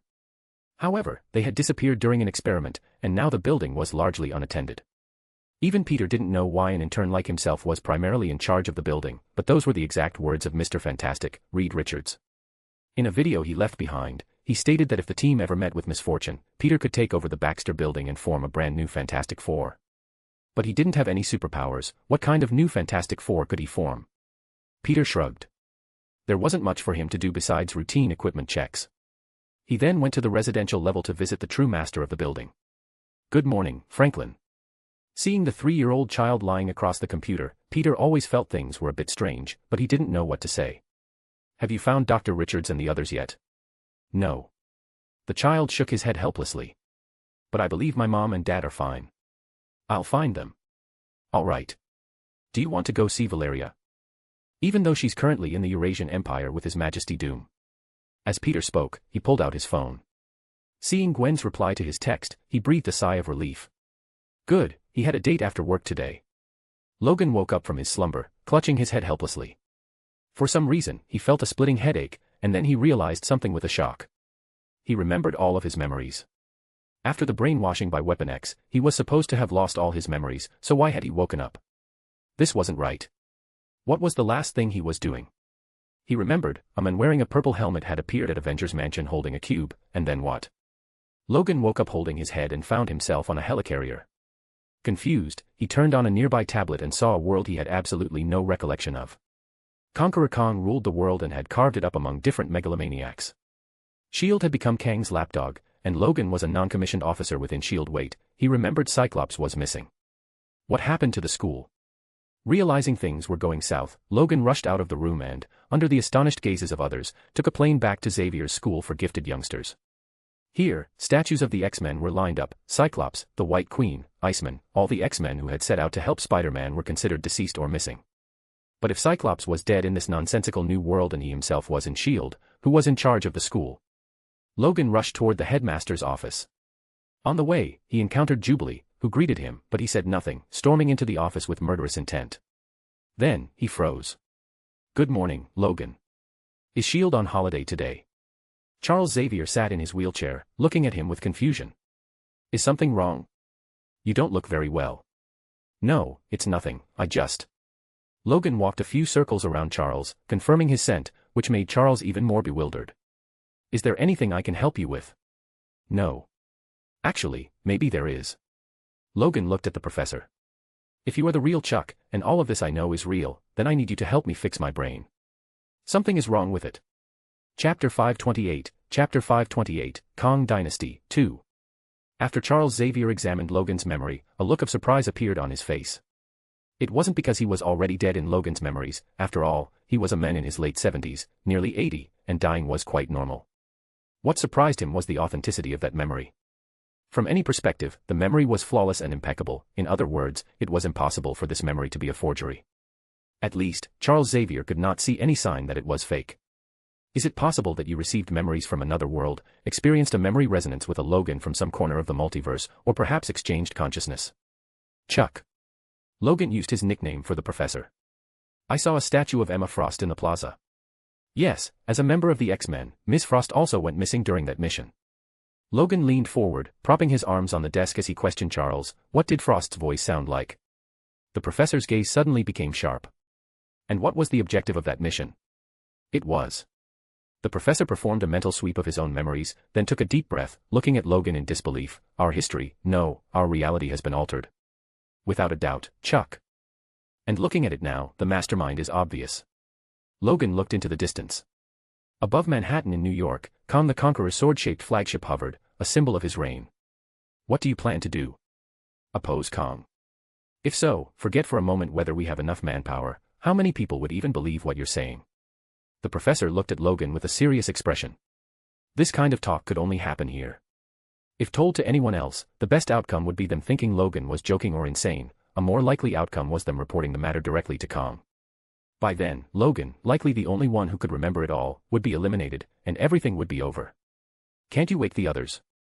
It's essentially impossible. This isn't just an implanted memory, Logan. This is the modification of entire reality. At least for the vast majority of people, their memories are fine, they haven't been overwritten or hidden. The professor shook his head, rejecting Logan's idea. Logan let out a helpless sigh and sat on the nearby sofa. After a short while, he suddenly asked the professor a question he had overlooked. Then why do I remember all this, Chuck? I don't know, Logan. Perhaps it's related to the fact that your memories have been restored. Originally, your memories hadn't returned, but now they have. Perhaps it's because of this. For Kang the Conqueror, modifying reality person by person would be not only impossible but difficult. So, for most people who might pose a threat, he adopted a simple modification by satisfying their desires to prevent them from resisting. That was why Logan had recovered his memories, because it was his wish. It was also why the professor had been resurrected. Among the remaining veteran X-Men, there was always someone wishing the professor could wake up. However, Logan crossed his arms and asked with uncertainty, then why didn't he just kill us all? This time, the professor did not answer Logan. Instead, he picked up a remote, turned on the television in the headmaster's office, and tuned it to a specific channel. The content playing on the screen gave Logan his answer. It was a recruitment advertisement. It began with standard footage of the American dream lifestyle, showcasing how prosperous, free, and democratic the Earth had become under Kang's rule. But then, a group of terrifying robots from the future stormed into this era and chose to attack ordinary civilians. A man witnessing this knelt in agony and wailed. Then the screen paused, and the men stepped forward. Does this look familiar? Battles like this are currently taking place across all timelines of Earth. You could be next, unless you make the most important decision of your life. With a snap of his fingers, superhumans, mutants, high-tech robots, and warships formed a massive army. They crossed through green time engines, heading toward every point in time and space since the dawn of civilization. Prove to everyone that you have the courage to pursue freedom and power. Join Kang's army. Eliminate the time invaders before they eliminate us. Logan finished watching the advertisement and couldn't help but rub his brow. So, Kang kept these superhumans around in order to conquer all timelines and confiscate all time travel devices. At least, that's what he tells everyone. After speaking, the professor looked at Logan. If you want to find some allies, perhaps you can look from the perspective of S.H.I.E.L.D. They have records on all superhumans, at least they claim to. You could investigate the relevant files, it might be helpful. I'll think about it, Chuck. Logan didn't particularly want to get involved in this mess. If this world was actually better than it was before Kang's modification, he wouldn't mind staying. After bidding the professor farewell, he found his way to a S.H.I.E.L.D. office building and almost stepped right in. He stopped after entering, looking up at the S.H.I.E.L.D. signage. A S.H.I.E.L.D. with public offices, huh? A few minutes later, Mr. James Howlett, who had been absent from work without cause, received a harsh scolding from S.H.I.E.L.D. director Nick Fury. Logan listened as it went in one ear and out the other, then yawned and returned to his room to open his computer, checking to see exactly how this new world differed from the old one. He saw the heroic deeds of a S.H.I.E.L.D. agent called Agent Venom across various timelines, and he saw an agent called Spiderwoman who excelled in stealth and investigative missions. Silk was there too. Wait, where was that Spider-Man kid? Spider-Man was gone. Logan quickly typed in Peter Parker's name. The search showed that Peter Parker was still around, and he was currently the person in charge of the Baxter building, even though he was only an intern. Furthermore, it seemed that Spider-Man had never existed in history. After a few seconds of confusion, Logan remembered something. He seemed to recall that there was a sense and connection between Silk and Spider-Man.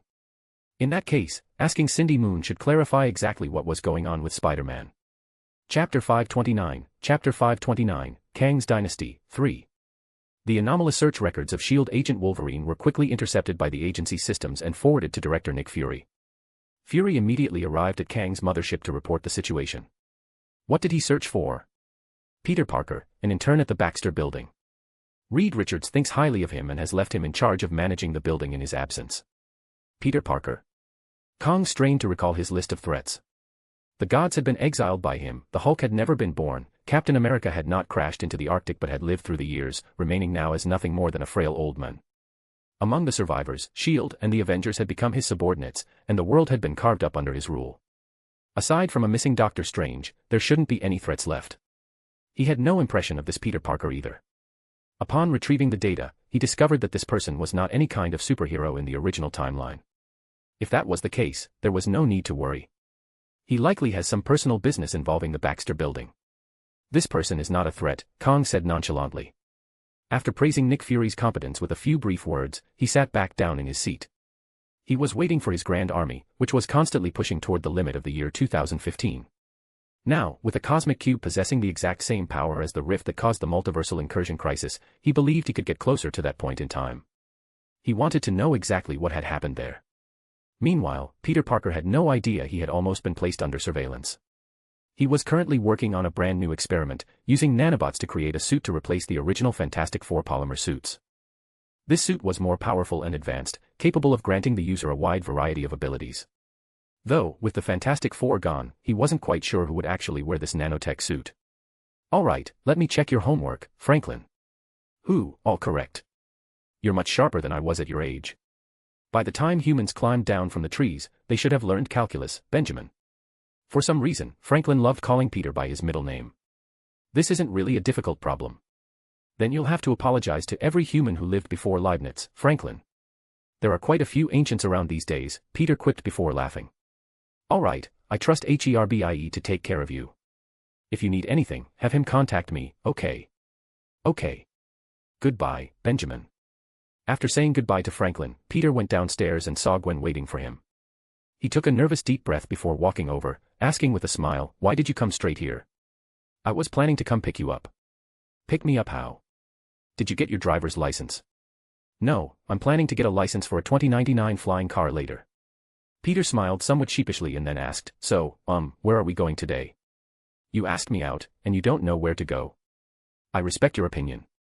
"My opinion is that I have no opinion, smart guy," Gwen laughed. "Let's find a place for lunch first. I'm a bit hungry." Peter Parker and Gwen Stacy were neighbors and childhood friends.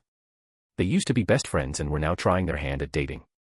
After all, Peter didn't know many girls. Wasn't that true? Who else could an ordinary guy like Peter Parker know? The two of them chatted while they ate. "I want to check out the 19th century western town this afternoon. I've never ridden a horse before." The western town wasn't in the American West, but in the western part of Manhattan, where Hell's Kitchen used to be. To demonstrate his absolute power, Kang the Conqueror had stitched 7 anomalies from different timelines into the current Manhattan. Downtown remained in the style of the 21st century. Hell's Kitchen was a mid to late 19th century western town. Midtown was the year 2099, the Upper West Side was Renaissance style, the Upper East Side was from the Roman Empire, and Harlem was the Roaring Twenties after World War I. There was also Central Era Park, which had become a dinosaur-infested Jurassic Park, though technically it should have been Cretaceous Park. These locations from different eras were pieced together to form the current New York, creating a brand new, powerful metropolis that served as a symbol of Kang the Conqueror's grand residence. Of course, it was also a great place for a date. "I'm not sure that's a good idea, isn't Uncle George working as a sheriff in the West?" Gwen froze for a second upon hearing this, then couldn't help but burst out laughing. "Wait, you're not afraid of being caught by my dad while on a date with me, are you?" "No, I'm not," Peter flatly denied. "Absolutely not." Gwen rolled her eyes. Her dad would be more than happy to see this. What was there to be afraid of? "Don't worry, there's an NYPD meeting today. He won't be in Western Town." Peter finally breathed a sigh of relief, then asked with a hint of concern, "Won't riding a horse be a bit too dangerous?" "Is it?" "Don't worry. If I fall, you'll catch me, right?" Peter mumbled a few words to himself. He was just a scientist, without the power of a superhero. How could he possibly do that? The news in the restaurant broadcasted the latest current events. Border conflicts had broken out again between the Atlantean Empire of the Atlantic and the Wakandan Empire of Africa. Initially, Kang the Conqueror hadn't even realized that an Atlantis existed in the world. They only emerged after he had conquered the globe. However, Kang had been very generous, granting the entire Atlantic Ocean to Namor, the king of Atlantis. Yet, these rulers never seemed satisfied with their territories. Hydra clashed with Doom daily, Atlantis and Wakanda were in conflict, and Mr. Sinister, who controlled all of India, was constantly in the news for allegedly kidnapping mutant citizens from Australia. The television soon switched to the next news item. Breaking news, the mutant House of M royalty from Australia will soon be visiting our beautiful New York. "Let's go," Peter said to Gwen after paying the bill. He stood up, and suddenly, his head seemed to give a sharp jolt. He looked around and cautiously held Gwen back. "Wait, something's happening." Peter spotted several robbers appearing outside a convenience store across the street, guns in hand as they entered the shop. As a 16-year-old high school student with a strong sense of justice, having seen so many examples of superheroes, especially the Avengers, fighting bad guys, his blood began to boil, and he pulled out his phone and dialed 911. "Hello, NYPD. There's a robbery in progress. The location is..." Chapter 530, The name Spider-Man is too ugly. Peter and Gwen arrived at what used to be Hell's Kitchen. Here, all traces of former crimes had vanished without a sign, leaving behind only a small town entirely designed in 19th century Western style. An advertisement for an underground boxing match hung nearby. If Peter were short on money, he would certainly be willing to give it a try. However, he wasn't lacking funds at the moment, so he decided against it. Besides, he estimated that with his thin arms and legs, he surely wouldn't be a match for the others. He had heard of a lawyer with very good eyes who was a formidable boxer. Who had he heard that from again? Meanwhile, Gwen actually tried her hand at horseback riding. These guys are much taller than I imagined. I thought I could just hop on with one stride, but their backs are higher than I am. With Peter's assistance, Gwen finally mounted the horse. Peter asked somewhat uncertainty, "Are you sure you don't want to wear protective gear? It's very dangerous. This is the West. Have you ever seen a cowboy wear protective gear? Besides, I'm not going to be racing, I'm just following the guide's instructions and doing a couple of laps." Gwen. Hearing Peter's sigh, Gwen helplessly dismounted. "All right, I'll put on the gear. But let's be clear, this is only so you won't worry, okay? Safety first." "Sorry. No, it's fine." Once she was fully suited up in protective gear and wearing a helmet, Peter assisted Gwen back onto the horse and began walking behind her. However, for some reason, the horse seemed quite disobedient. Midway through the ride, amidst the guide's exclamation, it kicked its hind legs back violently. But Peter seemed to realize it in advance, dodging nimbly and immediately stepping forward to catch Gwen as she fell from the horse. Caught in his arms, a shaken Gwen looked up at the Peter who had saved her and smiled. "I knew you would catch me, didn't I? That kid hasn't realized he isn't a normal person, has he?" Not far away, Logan watched the two of them kissing and sighed helplessly. Peter Parker's movements just now were by no means something a normal person could perform, yet no one around them seemed to notice. Was this also Kang's doing? Beside him, Cindy, wearing sunglasses as she watched the scene, thought for a moment and shook her head.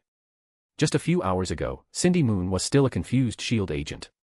In terms of seniority, she was a spider-themed character far earlier than Spiderwoman or Agent Venom, and she had defeated almost all the spider-themed villains herself. Yet, she always felt something was wrong, as if she was missing a sensation that had always been there. It wasn't until Logan arrived and told her exactly what was missing. When Logan asked if she knew a young man who had been bitten at the same time as her named Peter Parker, and mentioned that he could sense him, Cindy remembered. She remembered the last thing Peter had said before setting off to confront Kang, remember to find him. Peter's spider sense had evolved back then, developing a sort of precognitive ability. Perhaps he foresaw this scene and told me everything. Cindy looked at Peter and Gwen holding hands and enjoying themselves like a couple with a mix of jealousy and helplessness.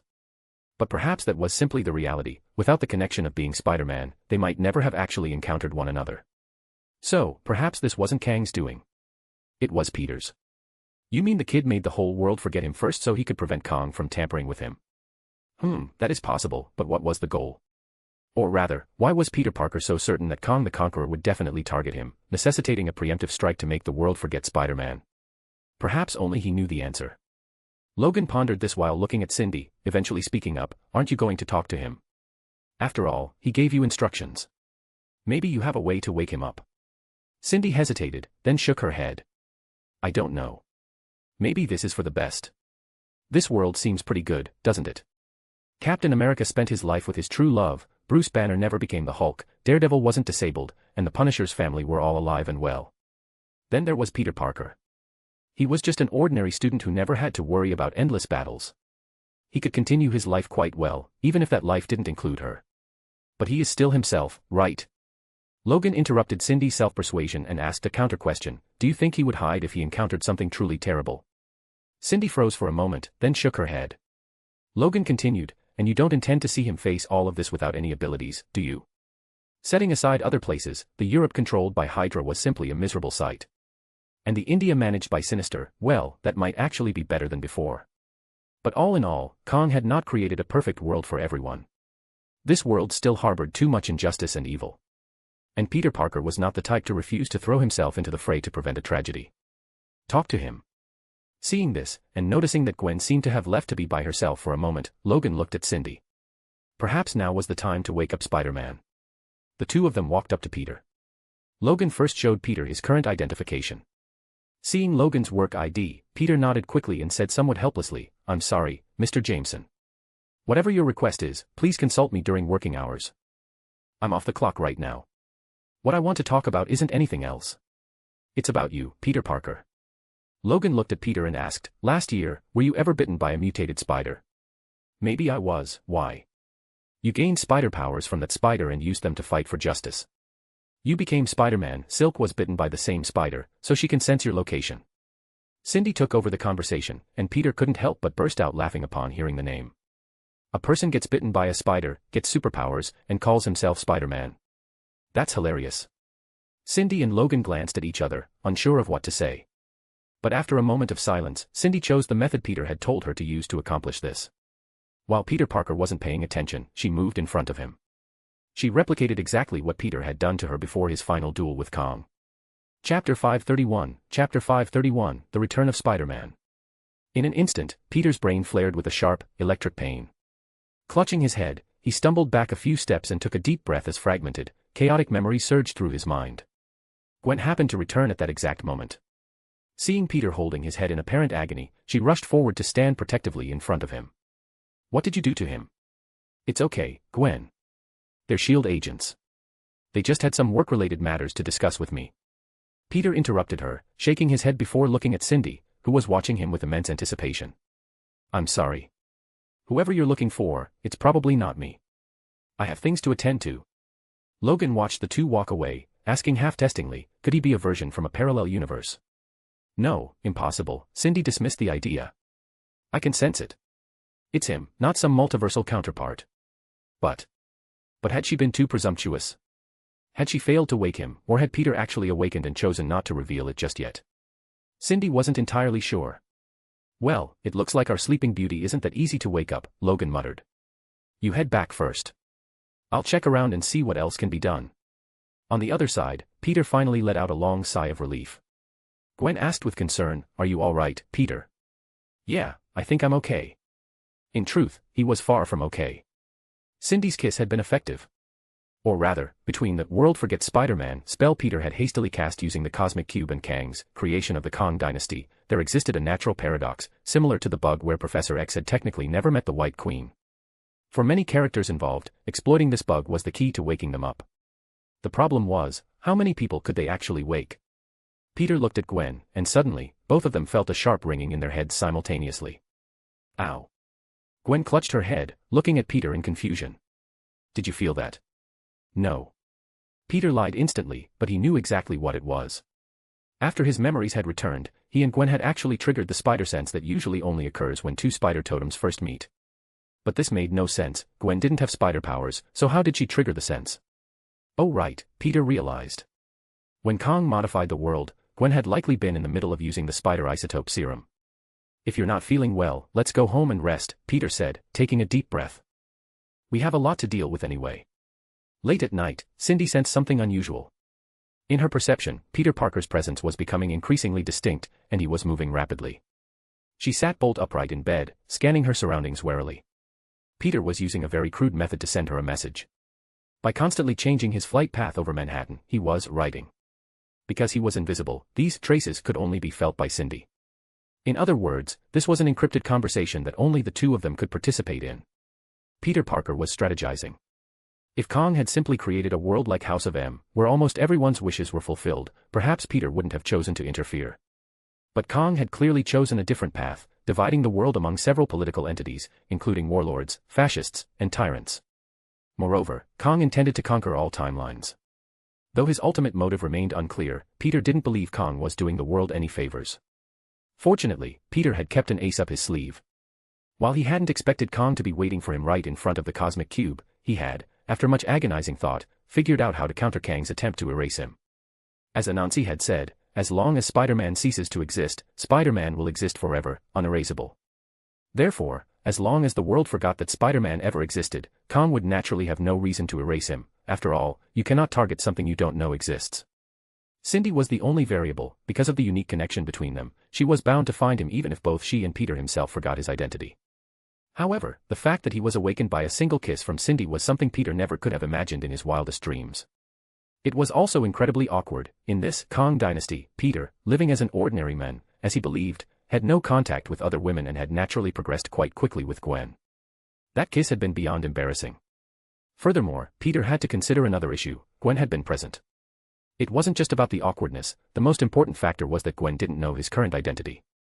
Not just Gwen, the vast majority of heroes had forgotten that Kang was their enemy. Because of this, they needed to find a way to restore everyone's memories. We need to find allies. This was Peter's message to Cindy. We need to find Strange. If anyone could help restore the memories of the normal timeline, it was undoubtedly Doctor Strange. And a final message. We need to wake Korvac. Kang possessed the power to rewrite timelines, but Peter and the others had once seen a future where the Avengers defeated the Kang dynasty. In that future, the cosmic cube in Kang's hand became Korvac and traveled back more than 6 months. If they could find a way to reach that future, they could surely dismantle the Kang dynasty once and for all. Having finished his message, Peter did what he usually did, he perched on the very tip of the Empire State Building. Alright, after a few days off and a few dates with Gwen, it's time to get busy again. Let's see what's on the list, Peter sighed, checking off his priorities. First, find Strange. Then, find the Fantastic Four and the X-Men, if they're still alive. Then, find a way to stop Kang and his reality warping powers. Phew, doesn't sound too hard, right? After a few seconds of silence, Peter let out a helpless sigh. He didn't even know how to execute the first step. He had no idea where Strange was. For that matter, not even Kang knew. Wait, since time travel is legal in this timeline. Peter had a bold idea. Can't I just go to the past to find Strange? Chapter 532, The Kang Dynasty vs. The Age of Ultron. Kang sat aboard his flagship, quietly awaiting the further analysis of the cosmic cube. In the future, following a specific event, a glitch had occurred in artificial intelligence programming, and their intellectual limits were permanently locked. As a result, Earth no longer possessed a super AI capable of infinitely evolving its own intelligence. To analyze the cosmic cube, Kang required an AI that could grow to a certain level, continue to evolve indefinitely, and ultimately decode the cube's secrets. The Green Goblin AI, Arnim Zola, and Nimrod had all been candidates. Emerging victorious from this pool was Ultron. Now, Ultron was connected to Kang's 31st century technological database, growing at an unbelievable speed as it rededicated itself to the cosmic cube's analysis protocols. As long as Ultron continued to evolve, Kang could use the cosmic cube to create a shield, allowing him to push ever closer to the year 2015, the year that triggered the multiversal incursion crisis, to see exactly what had transpired.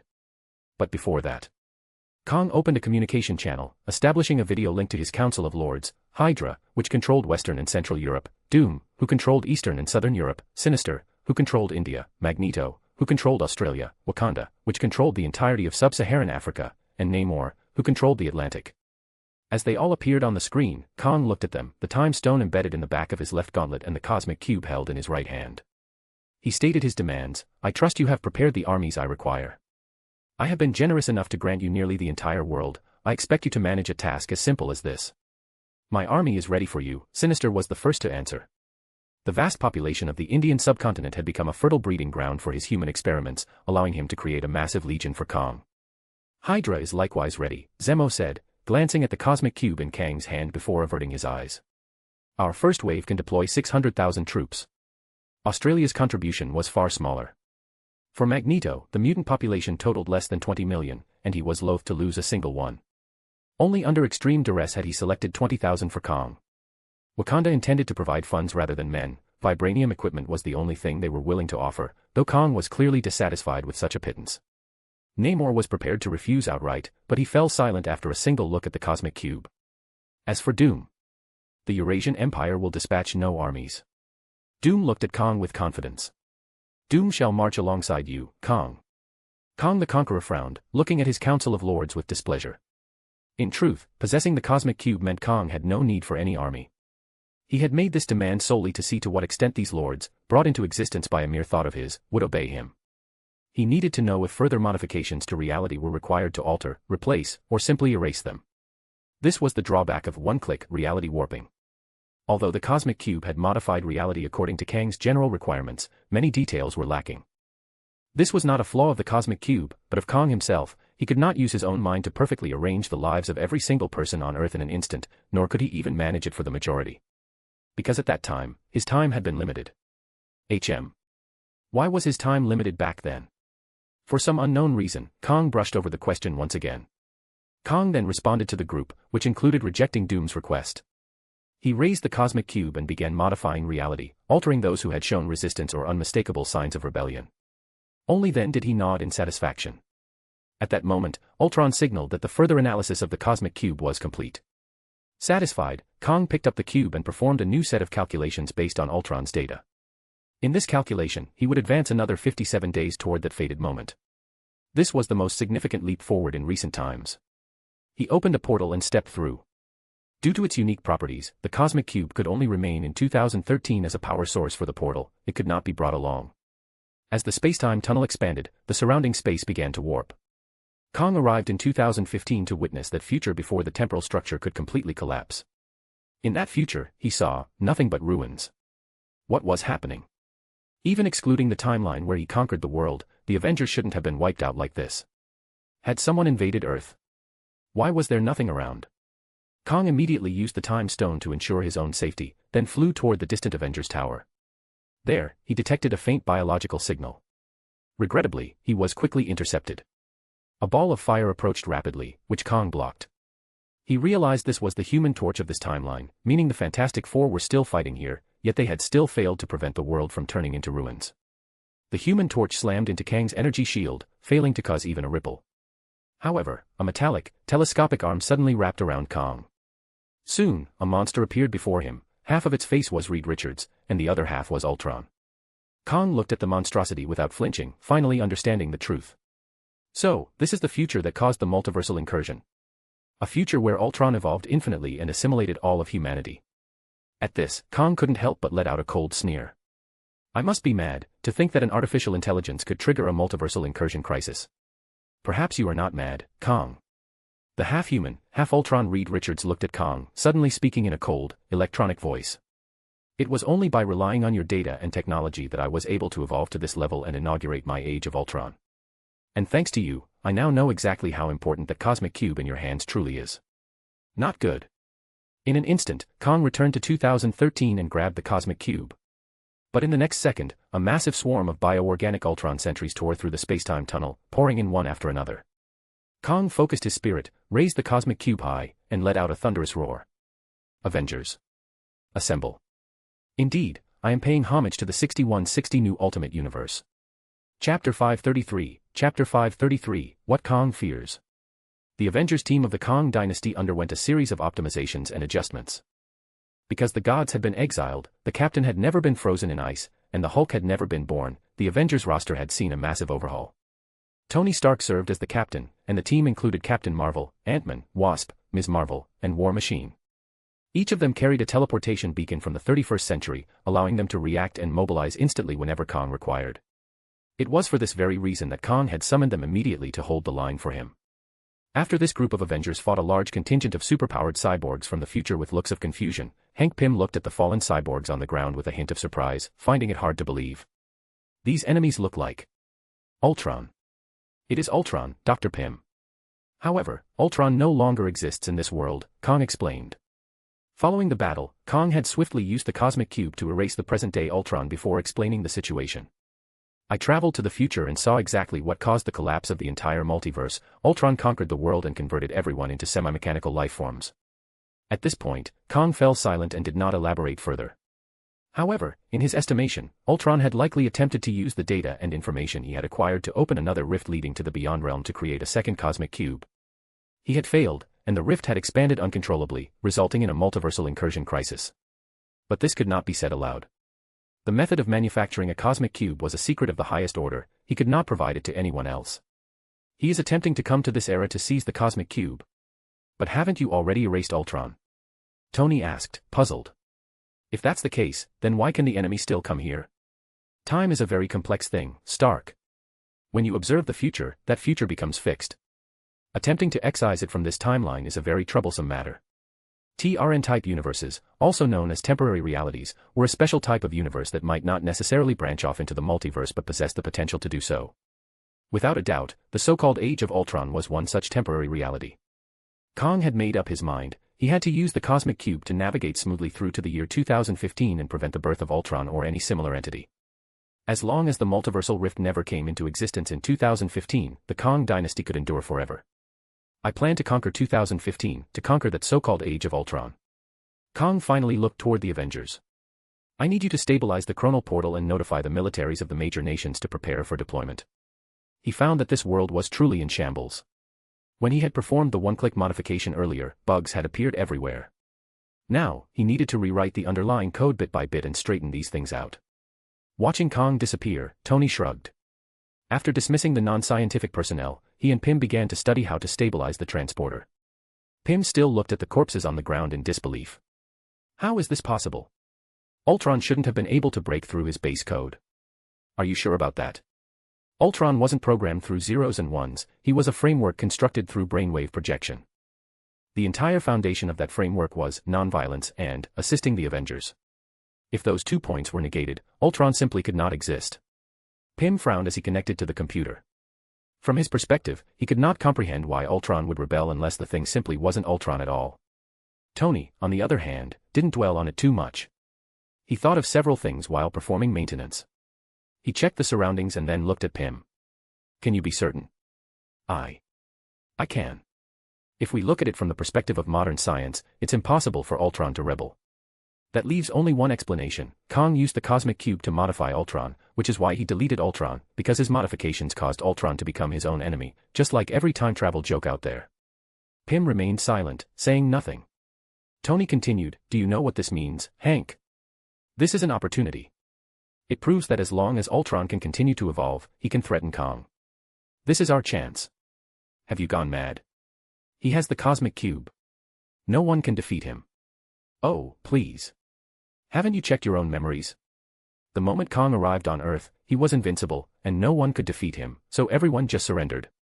If that were true, I should have surrendered during the Battle of New York. There's no doubt about it, our world was never like this. Kang modified reality to allow himself to conquer this world. Tony walked over to Pym and whispered a counter question. Don't you want to know? What was our original world like? I can guarantee it was a lot better than this broken world. Hank remained silent for a long while as the two continued to work. Tony felt a sense of agitation. Although he didn't know why Kang had hurriedly shaped a half-finished Kang dynasty, he knew that as time passed, Kang would eventually shape a world that satisfied him. When that happened, they would truly have no chance at all. Therefore, no matter what, resistance had to be organized as soon as possible. I will rebuild Ultron, but I won't modify any of Ultron's underlying logic. I also can't guarantee whether the new Ultron can grow to the level of the previous one. Pym finally relented. As a pacifist, he was unwilling to see more than half the world ruled by warlords and tyrants. Yet even so, he still believed that the Avengers alone could not defeat a Kang who possessed the Cosmic Cube and the Time Stone. But Tony had never said they would rely solely on the Avengers to confront Kang. He had already established contact with several ambitious rulers. Unsurprisingly, these individuals were terrified that Kang would use the Cosmic Cube to erase them, and they were even more interested in taking the Cosmic Cube for themselves to replace him. Their time was more pressed than that of the Avengers. With just a little pressure applied to them, they would surely choose to go all out in a life-or-death struggle against Kang. What the Avengers and Ultron truly needed to do was to find a way to seize the Cosmic Cube at that moment and restore the entire world to its original state. This was, of course, incredibly dangerous. One could even say that as long as Kang held the Cosmic Cube, the probability of this plan succeeding approached zero. But that would by no means prevent them from making one final stand. Chapter 534, Strange Whereabouts. I'm not entirely sure if it's safe for you to be here. Have you dealt with the tracking issue?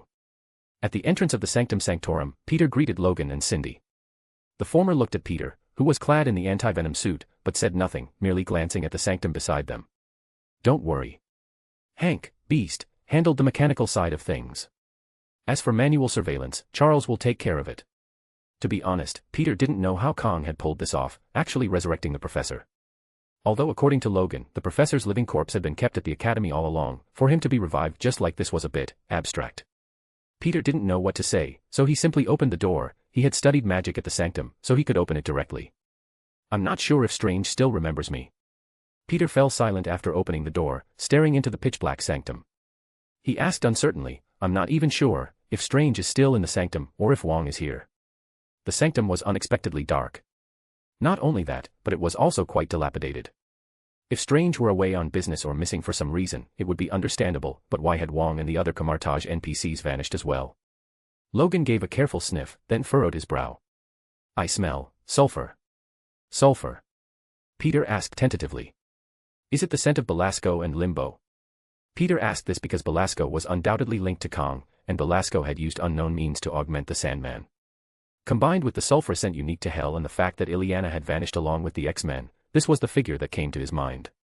But Logan shook his head and said with uncertainty, I don't think so. The scents are different, and it's not like the sulfur smell Kurt, Nightcrawler, carries. Peter frowned. Putting aside the matter of the sanctum for a moment, he led the two of them to the door connecting the three great sanctums. He opened the gateway to Camartage and stepped inside, only to find everything was as usual. A fully armed Wong emerged, leading a group of Camartage disciples. He froze for a moment upon seeing Spider-Man and the others, then signaled his followers to put away their weapons before approaching. Spider-Man. Wait, you remember me? No. A few minutes ago, I didn't. But I know what you did. Making the whole world forget you was clever, but the more you appear, the weaker that effect becomes. Wong spoke to Peter with a serious expression before looking toward the New York sanctum. It seems things are fine over in New York now. I'll arrange for disciples to go and clean it up immediately. What happened in New York? The cosmic cube. You're asking what you already know. The sanctum couldn't protect us from the power of the cosmic cube. We were forced to consolidate all disciples at Camartage, relying on the ancient protections here to avoid losing personnel. Since you've arrived, it means things have mostly stabilized. So that's why the New York sanctum was empty. Peter nodded, then followed up with a question, then what about Strange? At this, Wong looked at Peter with an even stranger gaze. He's trapped outside the universe. Huh. I said, he's trapped outside the universe. Didn't you create a massive rift in reality in Paris and take responsibility for mending it? Though the repairs were completed, it was still fragile. Strange went beyond reality to intercept those monsters and demons, but when the cosmic cube modified reality, he was locked out. Peter rubbed his head. He remembered Madame Web's words, do not think of hiding in other universes to escape the cosmic cube, as you will be unable to return. It seemed this effect had been realized in Strange. He sighed helplessly, then told them to wait a moment. Activating his abilities, he tore a rift in reality within Camartage. A second later, a soot-covered Strange finally returned to Earth 616. Next time, remind me to check the news before I head out. If I'd known the Avengers couldn't handle Kang, I wouldn't have left. Strange shook his head helplessly, then looked at Peter. Good job, Spider-Man. I thought Kang would have erased you directly. It seems you found a way to avoid reality erasure after all. Yeah, it took about half a month and Cindy's help to remember. After Peter finished, he recalled something. Oh, right. When we came in just now, Logan said there was a scent of sulfur in the New York sanctum that doesn't belong to Limbo. In the next instant, both Strange and Wong's expressions changed abruptly. They immediately opened portals with their sling rings and dove into the New York sanctum. The other three, confused, hurried after them. Strange snapped his fingers to restore the lighting in the sanctum and quickly inspected the premises. All magical artifacts have already been moved to Camartage for storage. This place should be empty, Wong reminded him. If an intruder intended to find something, they would find nothing. It's not necessarily about finding something, Wong. They might have come to leave something behind. Strange stopped in front of a picture frame. The original contents had long since been moved to Camartage for safekeeping, but now, there was a portrait inside the frame. It depicted a handsome, sharp-featured white man who seemed to be staring at everyone present. Peter didn't recognize him, but that didn't stop his spider sense from ringing violently. He was unable to see anything regarding this man through precognition, so he asked Strange curiously, who is he? An utterly terrifying existence. We didn't stop everyone from coming through the rift you opened in Paris. He got in. Texas, a certain tavern. Conqueror Kang had conquered the entire world overnight, changing the fates of many. However, there were some individuals who, while important, existed outside the fringes of the world, and thus Kang had not modified their destinies. For instance, Johnny Blaze, or perhaps he had another name, Ghost Rider. He sat at the bar drinking. A man walked up beside him and ordered a whiskey. I still prefer casinos, Johnny. People are willing to bet everything there, even their own souls, as long as the reward is rich enough. The man looked at Johnny Blaze, revealing a satisfied smile. We finally meet. For the first time, I am your longtime and friendly companion, Mephisto. Do you remember our deal? In the dark of night, you would ride across the mortal realm as my herald. Now, your employer has come in person to assign your task. Chapter 535, Ghost Rider. Johnny Blaze was a pitiable man, a soul tormented by a godforsaken devil. Johnny's father was the famous motorcycle stuntman Barton Blaze. His father met with an accident during a performance while jumping through a ring of fire. Johnny watched with his own eyes as his biological father's head was ignited by the flames, burning into a skeleton. It was a scene he would never forget for as long as he lived. Afterward, he was adopted by his father's colleague, Craig Simpson, while his mother remarried and left, taking his younger brother and sister with her. His adoptive father treated him well, and Johnny felt he had come to terms with his father's death. He inherited the careers of both his biological and adoptive fathers, becoming a motorcycle stunt performer himself. He still loved performing the fire ring jump most of all, and he never once failed. As the years passed, his relationship with his adoptive father's daughter, Roxanne, grew increasingly close. But everything changed one day when his adoptive father, Barton, was diagnosed with lung cancer. It was then that a devil found Johnny, claiming that if Johnny sold his soul and became his rider, he could cure his adoptive father's cancer. For the sake of his lover and his father, Johnny agreed to the deal. His adoptive father's cancer was cured, but 22 days later, during a performance, his adoptive father was ignited by flames during a stunt just as his biological father had been, his skull set ablaze. The devil had promised to cure the cancer, but he had never promised that his father would continue to live. Such was a devil's bargain. And thus, Johnny was forced to become the Ghost Rider. I can guarantee that the moment you laid eyes on me, your past flashed through your mind as if you'd already reached the end of your life's journey. Mephisto leaned against the bar with a smile, sipping a most ordinary whiskey. Johnny downed the drink in his glass in one gulp before turning to look at Mephisto with resignation. How did you get in here? Mephisto was unable to enter the physical realm, this was a fact Johnny knew well. His power in reality was extremely weak, only capable of transmitting his consciousness by mentally controlling other humans. Otherwise, he wouldn't have created the Ghost Rider to deal with his own son. But now, he had appeared here. Beyond surprise, Johnny felt mostly fear. Fear of what this monster might be capable of doing. Well, you know there are many heroes in this world, right? They opened a door to save the world, and many of my acquaintances planned to slip in before the door closed. Fortunately, I was the one who made it through. Johnny sighed helplessly. No matter which fool it was, bringing in a world-destroying devil while trying to save the world was never a good idea. But to Johnny's surprise, Mephisto did not hold him accountable for his previous slacking or even his betrayal. Instead, the devil looked at the television. The screen was broadcasting news of an unprecedented and terrifying enemy. The ruler of the world, Kang the Conqueror, was mobilizing his armies for action. Yet another great conquest, but it had nothing to do with Johnny Blaze. Some people are truly boring, aren't they? Conquest, conquest, and more conquest, as if he has nothing else to do with his life. Shaking his head in resignation, Mephisto sighed and finally stated his purpose. Don't be nervous, Johnny. I'm not here to reprimand you for your past performance. In fact, I intend to wipe the slate clean, provided you can do one thing for me. No deal. Really? I thought you'd be happy to save the world. Mephisto offered his proposal. Your eyes, the penance stare that judges evil, allow people to see into the depths of their own souls. Likewise, they can awaken the essence of a soul, even within a false reality. Your world was not originally like this, it was a beautiful era filled with heroes. But unfortunately, it has been tampered with. Don't you wish to restore it to the way it was? As Mephisto set down his glass, a flood of memory surged into Johnny's brain. Images of the world before Kang altered reality rushed into his mind all at once. He let out a pained wail, losing his balance and collapsing to the floor. He managed to stand up with the help of those around him and looked about, but Mephisto had already vanished without a trace. Mephisto needed the Ghost Rider to go and awaken the heroes, to restore the world to its original form.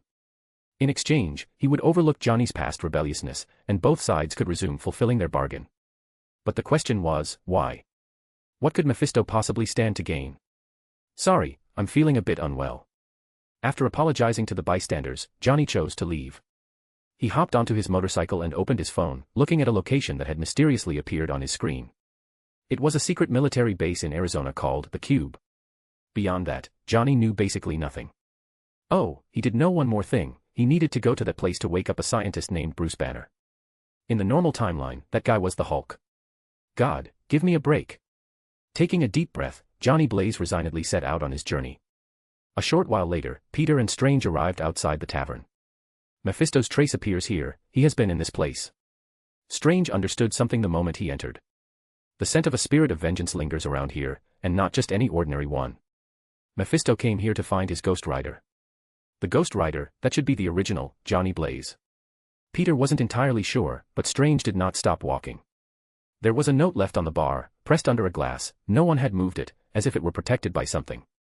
After casting a protective spell on himself and Peter, Strange picked up the note. He frowned and handed it to Peter. Peter took it, utterly confused. What does this mean? Mephisto left this for me. The answer was no, but it wasn't far off. The note contained only a simple set of geographic coordinates. Peter couldn't be sure what exactly was at that location, but a glance at the coordinates allowed him to deduce that it was in Arizona, likely in the middle of the Great Desert. What was in the Arizona desert?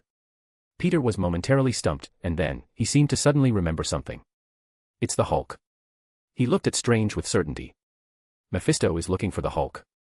Chapter 536, Chapter 536, Hulk vs. Ghost Rider. The Cube Experimental Base, Arizona Desert.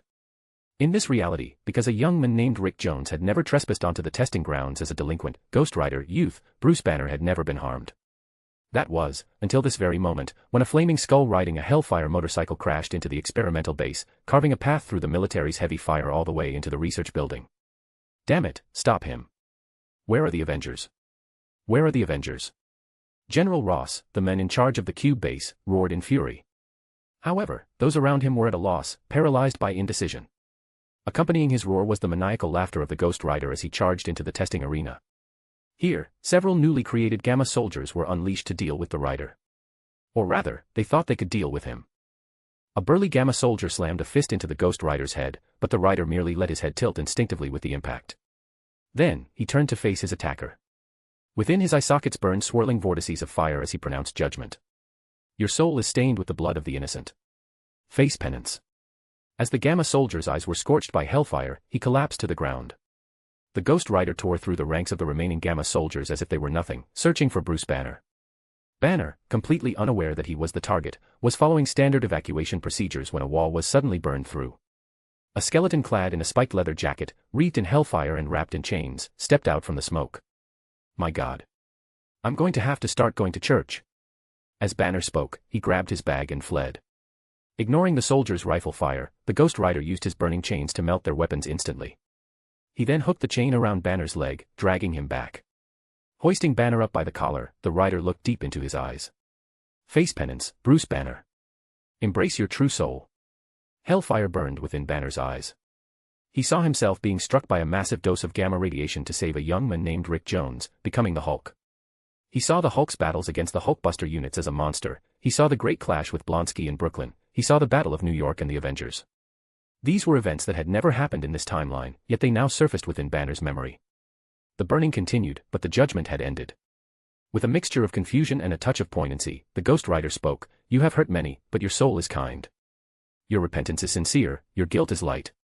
Without warning, a massive green fist smashed into the Ghost Rider's flaming head, sending him flying. Banner, teeth gritted and muscles bulging, let out a pained roar as he transformed into the giant green monster. The Ghost Rider climbed out of the rubble. He was immune to physical damage, but that didn't mean he was immune to physical force. If he was hit, he still went flying. What the hell is Mephisto doing? Didn't he say he'd only awaken the soul? How did the reality altered by the cosmic cube get restored along with it? Oh, right. He only mentioned awakening the soul. He didn't say anything about other effects. Technically, he didn't lie. The Ghost Rider stood up. Seeing the Hulk charging toward him, he gave a shout of glee and swung his chain at the Hulk. Like a cowboy roping cattle, he lashed the chain firmly around the Hulk's neck and gave a violent yank. He didn't budge him. The Ghost Rider stared at the Hulk for a few seconds. He watched the Hulk grit his teeth and pull at the chain locked around his throat, seemingly perplexed as to why he couldn't break the links. Instead, the Hulk chose to grab the chain and slam the Ghost Rider into the ground on one side, then the other, swinging him back and forth several times before finally smashing him into the floor like a flail. The Ghost Rider seized his moment, planting his feet firmly on the ground. Hellfire raced down the chain, engulfing the Hulk's body. The Hulk let out a cry of agony under the searing heat, yet he struggled to grip the chain, pulling it toward himself inch by inch. He dragged the Ghost Rider right to his face and delivered a massive, bone-shaking headbutt. The Ghost Rider looked at the Hulk and asked in a flat, puzzled tone. Are you sure you want to keep doing this? It's quite useless. The response was a roar from the Hulk. It wasn't clear if it was the pressure of the roar or the Hulk's spit, but it nearly extinguished the fire on the Ghost Rider's head. In retaliation, the Rider delivered a headbutt of his own, setting the Hulk's head on fire. Whether it caused any real damage was unknown, but the Hulk's hair was likely a lost cause. The Hulk stepped back 2 paces, having achieved his goal. His neck was no longer constricted, allowing him to breathe freely. He stomped heavily toward the Ghost Rider. As the ground cracked open, the Rider fell into a fissure and got stuck. At that moment, the sound of clapping rang out. Mephisto appeared, looking at the 2 combatants with a smile before turning to the Hulk. Hulk, Bruce Banner, originally 2 sides of one person, yet through a series of circumstances, you have gradually become 2 distinct individuals. Quite rare. I have a proposal you might find acceptable. I can help you restore the entire world, and the price is negligible. You have 2 souls, give one of them to me. The other can possess both bodies simultaneously but with only one consciousness. What do you say? So, this was your goal all along. The Ghost Rider, climbing out of the fissure, suddenly spoke. He looked at Mephisto and lashed out with his chain. Mephisto caught the chain effortlessly, raising an eyebrow. You wouldn't be this stupid, would you, Johnny? Of course not. I met 2 new friends on the way, Mephisto. The Ghost Rider let out a raspy, cackling laugh. At the same time, the chain in his hand began to spin rapidly, the hellfire forming a burning arc in midair. They taught me a few new tricks. The arc suddenly tore open into a portal. Strange stepped through, followed by Peter and Logan, standing before Mephisto. Strange had rested well and regained his strength, ensuring he was at the top of his game. He offered Mephisto a smile. Mephistopheles. Our first meeting. A pleasure. Might I ask you to kindly go back to hell? Fun fact, Ghost Rider isn't actually immune to physical damage, rather, the immortality and ultra-fast regeneration granted by Hellfire make him appear as if he is. Compared to other characters with healing factors, the main difference is the addition of immortality. Chapter 537, Battle against Mephisto. Stephen Strange, the Great Sorcerer Supreme. Mephisto smiled as he caught sight of Strange. He began to praise him profusely, though for some reason, the words didn't sound like compliments at all. Guardian of reality, yet you let in a terrifying demon and a dimension lord. A brilliant surgeon, yet your hands are useless. A gifted mage, yet you watched your own teacher die before your eyes. Haha, very funny, Strange replied unmoved. He asked Mephisto, are you really not planning to clear out? I think it'll be quite a hassle for you if I have to throw you out myself in a moment. Who do you think I am? Belasco. Mephisto remained indifferent. Strange immediately performed an instantaneous incantation, placing protective spells on the other 4 present. He then directly invoked the crimson bands of Sidorak, summoning chains from all directions to bind Mephisto. Do you know why I mentioned Belasco? Because that fellow recently visited Dormammu as a guest and encountered someone who had tossed Sidorak's toys over there. Being a kind soul, I put in a good word for him with Sidorak. Mephisto swatted the chains away as if brushing off dust, causing them to dissipate into smoke. So, Sidorak probably won't be bothering me with his chains. Next came a web-binding spell infused with magical properties. Peter continuously fired webbing to pin Mephisto in place while simultaneously vanishing. Peter instantly reappeared behind Mephisto, releasing bioelectricity even as he questioned him. Hello, Mr. Devil. I've always wanted to ask a question. Many people say devils are fallen angels, is that true? Ah, Spider-Man. Many people say you are the emissary of Neith. Let me see if that's true. Mephisto abruptly vanished from Peter's layers of restraints.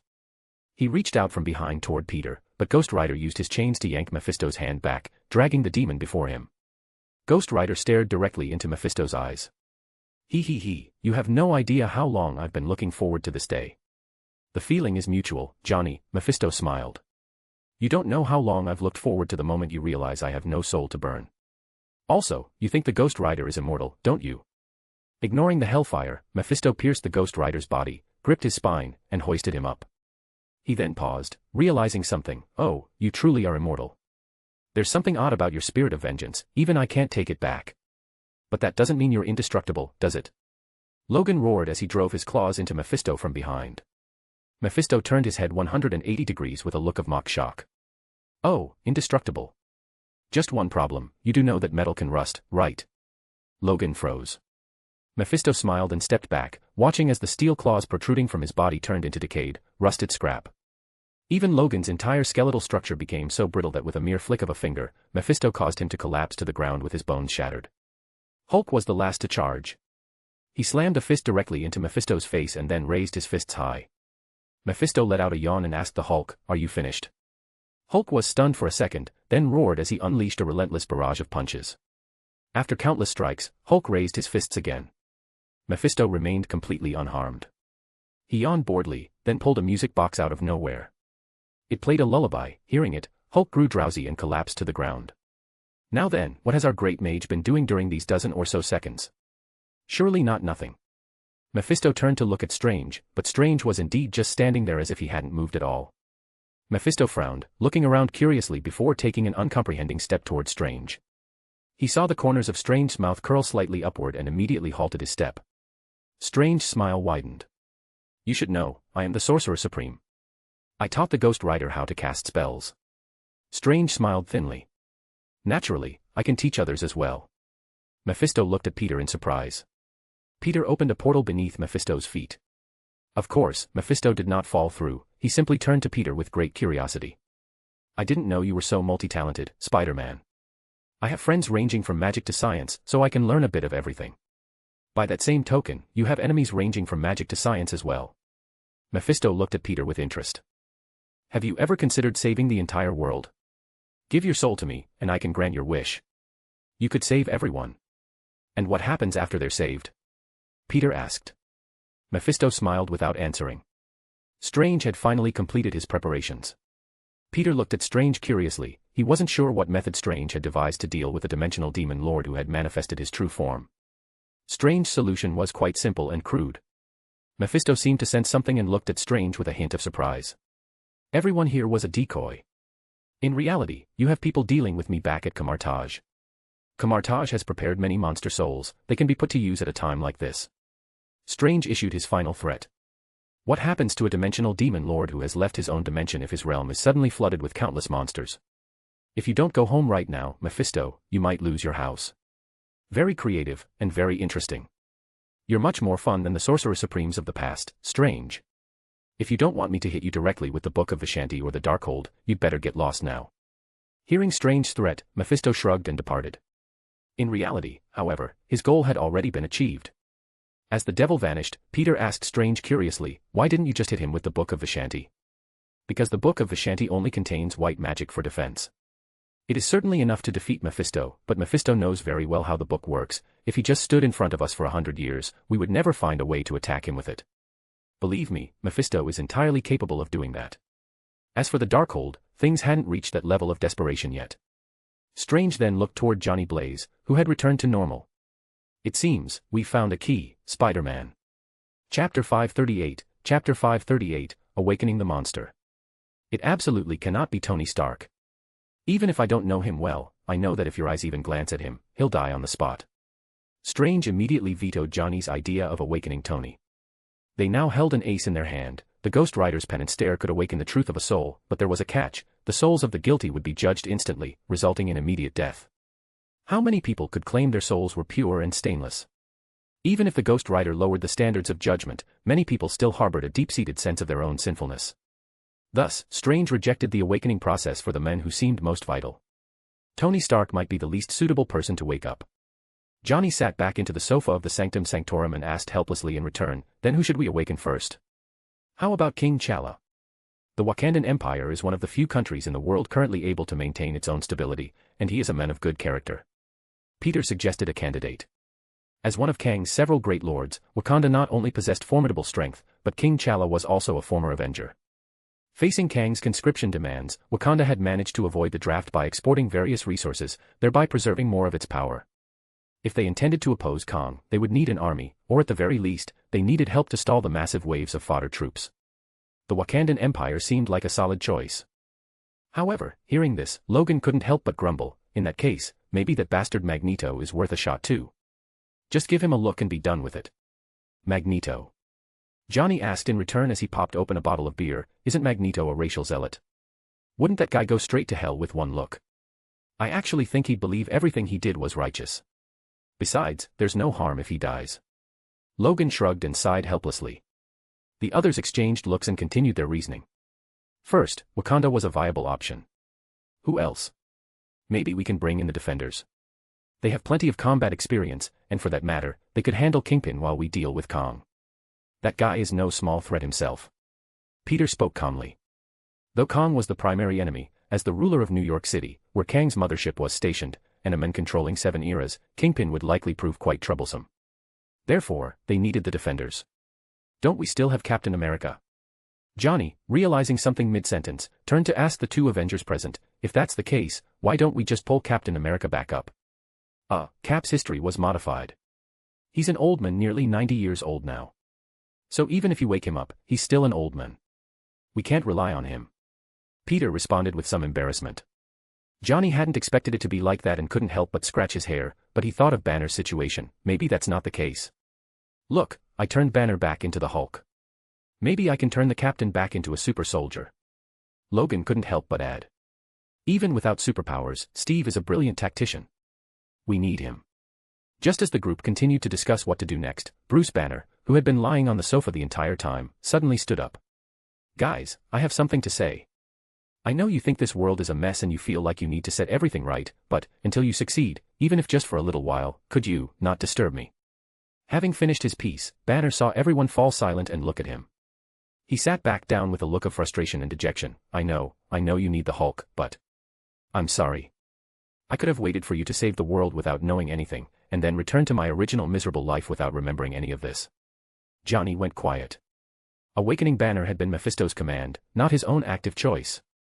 From a certain perspective, awakening the Hulk was indeed not very ethical, and from another angle, they truly did need the fighting power but hadn't considered Banner's feelings. Just as Logan was about to say something, Peter spoke first, though he was asking Banner a specific question. Dr. Banner, I want to ask, back when the Avengers and the Earth-allied forces went to stop Kang, was it the Hulk then? Yeah, everyone needed a monster back then. Because of Spider-Man, Kang didn't have enough time to carefully adjust every detail of reality. He had to use the simplest method to achieve all this, and that was to create a world where the rebels got what they wanted. Strange didn't finish his sentence, but Banner understood what he was implying. He asked Strange in disbelief, wait, you mean the way I am now is because of the Hulk's wish? The Hulk wished the Hulk had never been born. Good grief, I thought I was the only one who felt that way. Banner couldn't help but let out a laugh, but Strange simply looked at him. I'm a sorcerer, Dr. Banner. If you need it, I can let you have a face-to-face chat with the consciousness inside you, if it really is as Mephisto said, and you and the Hulk have become two separate souls. No, that won't be necessary. After flatly refusing, Banner thought for a few seconds and then stood up again. Forget it, I think I'll have a private talk with the big guy myself. Ah, Dr. Strange. Do you have a psychological consultation room here? Follow me, Doctor. After Banner left, Peter and the other two remained silent for a while. Then Peter couldn't help but ask Johnny, their expert on Mephisto, a crucial question: what does Mephisto want with the Hulk's or Banner's soul? Is he raising a Hell Hulk? I don't know, but he definitely didn't come to Earth just for something that small. He must have done something else before the Sorcerer Supreme drove him away, we just don't know what it is yet. Johnny shook his head helplessly. I suspect whatever he did before happened in the world before it was modified by the Cosmic Cube, which is why he needs us to restore everything. As for what comes next, we can only take it one step at a time. Chapter 539, House of M. By the third week of June, the House of M from Australia arrived in New York. Strictly speaking, the name, House of M, was not entirely accurate. First of all, Magneto's own surname was not Maximoff. Maximoff was the name of the local friend in Eastern Europe to whom he had entrusted his infant son and daughter when he fled years ago, the surname of Wanda and Pietro's foster father. Secondly, Magneto's family was not a true royal house. While Magneto was indeed the president for life of the Australian Mutant Federation, that did not mean he had founded an empire. At the very least, it wouldn't truly count until Wanda or Pietro inherited everything. Welcome, Lord Eric. Kingpin, dressed in a sharp, handmade white suit and leaning on a walking stick, arrived at the airport to greet the head of state. In present-day North America, there was no longer such a thing as a president. North America was Kang's personal domain, but because Kang was obsessed with fixing bugs in reality within his small private chamber every day, the region was essentially left to its own devices. Furthermore, it was highly unlikely that Kang would personally come out to receive Magneto, so the task fell to Kingpin. Cradling his youngest daughter, Lorna, Magneto gave Kingpin a friendly nod. He did not engage in much conversation with the King of New York, choosing to depart after a few brief pleasantries. Aside from Kingpin, Nick Fury and Professor Charles Xavier had also come to welcome him. Charles, it's good to see you. Ignoring Nick Fury, Magneto shook hands warmly with the professor, who had approached in his wheelchair. I am glad our differences have come to an end. I'm afraid only our major differences have ended, the minor ones remain, the professor said with a smile, looking at Magneto. Ah, once you've finished with your business, would you have time to visit the academy? We might find time for a game of chess. Of course. For you, there is always time. Magneto glanced back. Wanda had rejected Kingpin's forced, theatrical hand-kissing gesture, whereas Pietro was happily taking photos with Kingpin's bodyguard, Bullseye. Magneto shook his head. If it weren't for the need to reduce the number of mutants heading into the future to fight, he never would have come to New York. Good news, you're all pure-hearted students. Ghost Rider released the last mutant of the Hellions squad. He looked at the group of students, who were drenched in sweat from the penance stare. Even though Ghost Rider had tried his best to lower the intensity, not letting the hellfire burn their souls but only showing them the truth of their spirits and sins, the experience was still harrowing for the students. Naturally, a group of students vetted by the Academy was unlikely to have committed any truly egregious evil acts.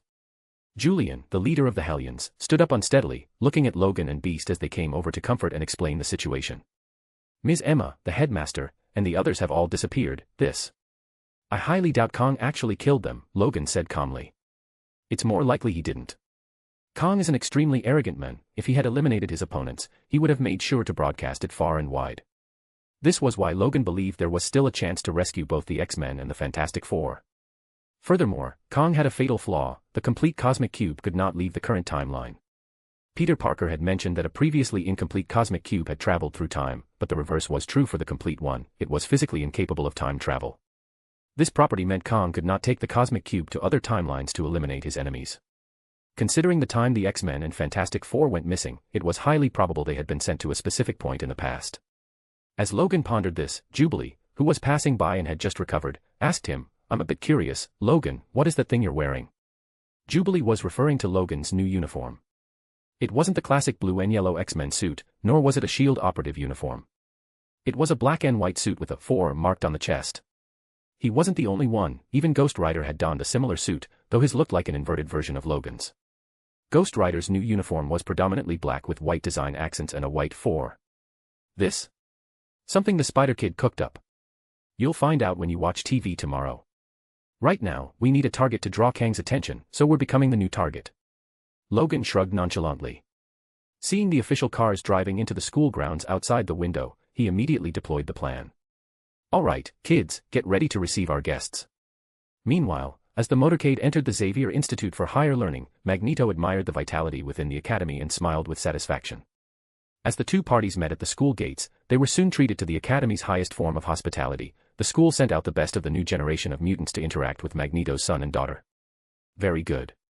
Pietro and Wanda really should spend some time with people their own age, Magneto said as he entered the headmaster's office with the professor. The two old friends sat down for a rare game of chess. Elsewhere, once it was confirmed that the new mutant squad was paired with Wanda, Julian of the Hellions nodded to his teammates. Dust and Mercury, one capable of turning into sand and the other into liquid mercury, were perfect for containing a speedster. Hey, what are you doing? However, Quicksilver was a step faster, escaping before they could pounce. Or was he? Green energy flared from Julian's hands. He used his telekinesis to lock Quicksilver in place directly. His two teammates' attacks weren't meant to catch Quicksilver, but to restrict his movement options so Julian could pin him down. As he gripped Quicksilver with telekinesis, Ghost Rider opened a portal and grabbed the immobilized Quicksilver by the collar, staring at him with burning eyes of penance. Pietro. On the other side, 4 members of the New Mutants were sent flying by Scarlet Energy. Julian cursed under his breath and released Quicksilver, who was already under Ghost Rider's control. Green telekinetic force collided with Scarlet Energy, causing a violent explosion in the reception room. Wanda rushed through the smoke and dust to find her brother, but she was met only by a flaming red skull. "Hello there, miss." In the headmaster's office, Magneto noticed the commotion. He couldn't help but frown, but the professor told him through his mind that everything was fine. "You don't need to use telepathy, Charles. We are face to face." But in the next second, a massive flood of memories belonging to Logan poured into Magneto's mind. Several metal chess pieces began to hover around the professor's head. "Stop, Lorna. As I told you, Charles is not a bad man." In the ensuing silence, Magneto pressed down the hand his youngest daughter had raised and looked at the professor. "Do you believe that world is truly better?" Chapter 540, The Child and the Nerd. Meanwhile, at Camartage, Strange watched over the comatose Banner under layers of protection. In reality, at this very moment, Banner was communicating with the Hulk. Strange did not intervene, nor did he intend to. To buy more time, Camartage was prepared to expose itself to Kang, luring him into attacking the sanctuary with the cosmic cube. This window would give Spider-Man and the others time to gather their forces, collect intelligence, and find a way to defeat Kang. There were approximately 72 hours.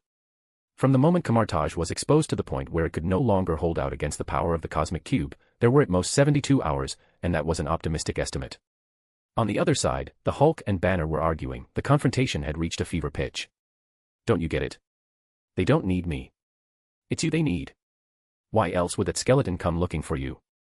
This time, Banner showed no fear toward the green giant who shared his face. He let out a furious roar, "And so, you're just going to hide in here? To hell with that. Hulk does not want to fight for Banner. Fight for me? Ha! When have you ever fought for me? Wasn't it always because you wanted to go?" Within the dreamscape, a vast, boundless void of pure white, Hulk physically ripped a massive slab of stone from the floor and hurled it at Banner. It missed completely. Banner was at his breaking point. He had originally thought the Hulk would negotiate terms with him, that the Hulk would save the world, but at a price where Banner would have to leave forever. Banner was prepared for that. But the Hulk's plan was to just quit. Was something wrong here?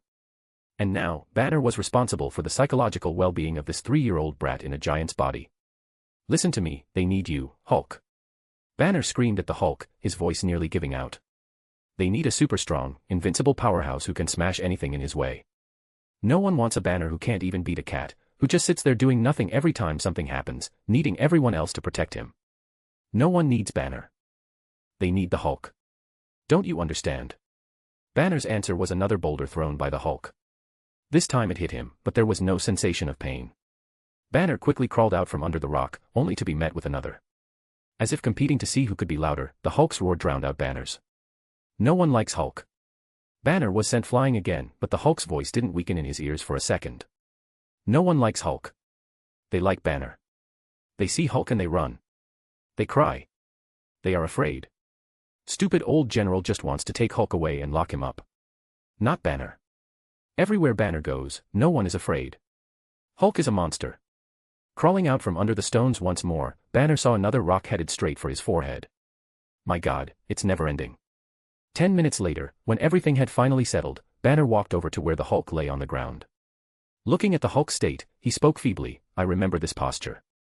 Every time you're tired after smashing things, you lie like this, close your eyes, and then you change back into me. Go away, Banner. Let's just talk, buddy. Sorry. I think those psychologists were right. Split personalities or whatever, at the end of the day, it's still just me. When you come out, I can see you. Can you see me? At this point, Banner chuckled.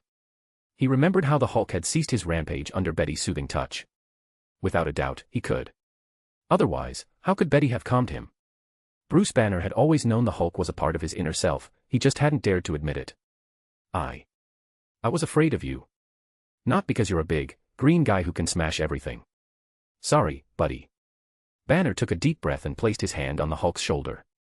Do you remember? When we were kids. Our father was always drinking. Mom would push us into the room so we wouldn't have to see that damn old man committing domestic violence. Sometimes we didn't hide fast enough, and that old bastard would beat us too. Remember? Hulk would smash him. Yeah, that's exactly what I was thinking back then. How great it would be if I were strong enough, if I could knock that old bastard down with one punch. Maybe that's when you appeared. A child. A child who wanted to protect his mom and give his bastard father a beating. But I was scared. I was scared that you weren't the part of my body that wanted to be strong enough to protect my mother. I was afraid you were the part of that bastard father, the part that ruins everything, hurts the people around us, and refuses to admit when he's wrong. I was afraid we would become just like that bastard. Hearing Banner sobbing, the Hulk rolled over. Seeing Banner weeping with his face in his hands, the Hulk hesitated for a moment before placing his massive hand on Banner's shoulder. Banner will never be like that. Hulk knows. It took another long while before Banner sniffed, took a deep breath, and composed himself. Thanks, buddy. Banner looked up. Parker said Kang shaped a new world using everyone's wishes. You were out there at the time, but your wish was to never have existed. Why? No one likes Hulk. Hulk knows. Even Banner doesn't like Hulk. Hulk doesn't want to go out anymore. Banner fell silent for a long time before lifting his head. You know what, Hulk? People do like you. I'm not lying to you, the children like you. They believe the Incredible Hulk is a hero. That he uses his mighty fists to smash the bad guys and throw them in jail. Not a single child thinks the Hulk is a monster. Not one. Have you ever seen kids like that? Hulk remained silent. The world out there is a mess right now. Some idiot wants to create a world where children can't find their heroes. They need you, buddy. They need you, not Banner. The Hulk stayed quiet for several seconds, looking as if he were struggling to find words, like he was trying to concoct an unprecedented, difficult lie. Hulk needs Banner. Banner couldn't help but laugh. I need you too, buddy. Do you know what I need you for? What? To use those big fists of yours and give those bad guys a real smashing. After all, I don't have fists as big as yours. Chapter 541, The New Fantastic Four. Today, the front of the Baxter building was a sea of people. Beneath a temporary stage sat a massive crowd of onlookers and journalists. The Daily Bugle recorded the scene, providing a special feature report on the event. Today marks a momentous occasion. The interim director of the Baxter Building, acting in accordance with the wishes of Reed Richards, has sponsored and formed a brand new team of superheroes. This team, known as the New Fantastic Four, will join the noble cause of protecting the people. Now, let us welcome the New Fantastic Four. Jonah Jameson introduced the names of these new guardians of the people with great fanfare. Unlike many other heroic organizations, the identities of all four heroes in this new Fantastic Four remained concealed. Spider-Man was the first to leap onto the stage without hesitation. His white suit drew heavy inspiration from the Future Foundation suit of another timeline, though the material was made of a symbiote and featured the number 4. Following him were Wolverine, Logan, and the Ghost Rider, Johnny Blaze. The last to enter was the Hulk. They appeared before the public wearing suits of similar style and material, formally announcing the establishment of the new Fantastic Four. This was one of the schemes Peter was using to draw Kang's attention, a brand new Fantastic Four that even he had never seen before. Even now, Peter wasn't entirely sure why Reed Richards had entrusted the Baxter Building to him, leaving instructions that should Reed meet with an accident, Peter was to assemble a new Fantastic Four. But this was an opportunity, a way to leave Kang bewildered, thereby creating an opening and a chance to strike. After the heroes appeared, Peter Parker, the current head of the Baxter Building, stepped forward. He began introducing these four unique yet unfamiliar superheroes, explaining the reason for the team's birth. They needed a group to inherit everything Reed Richards had built upon, his spirit of scientific exploration. The subtext of his speech was clear: the original Fantastic Four were, in all likelihood, truly dead. The crowd erupted in cheers. They actually knew nothing about this team called the New Fantastic Four, but that didn't stop them from celebrating. And Jonah was right. As far as the citizens of Kang's dynasty were concerned, they were indeed completely ignorant of this roster. First, there was Peter, who naturally would not reveal his true identity. Then there was Johnny. The Ghost Rider was undoubtedly an outlier among mainstream superheroes. Most people were unaware of his existence, and the few who did know of him considered him an urban legend. Almost no one realized the Ghost Rider was real, let alone figured out who he actually was. Wolverine, in this world, was a S.H.I.E.L.D. agent, and a S.H.I.E.L.D. agent naturally could not disclose his identity. As for the Hulk, apologies, but in this rewritten world, the Hulk had only made his first appearance 2 days ago.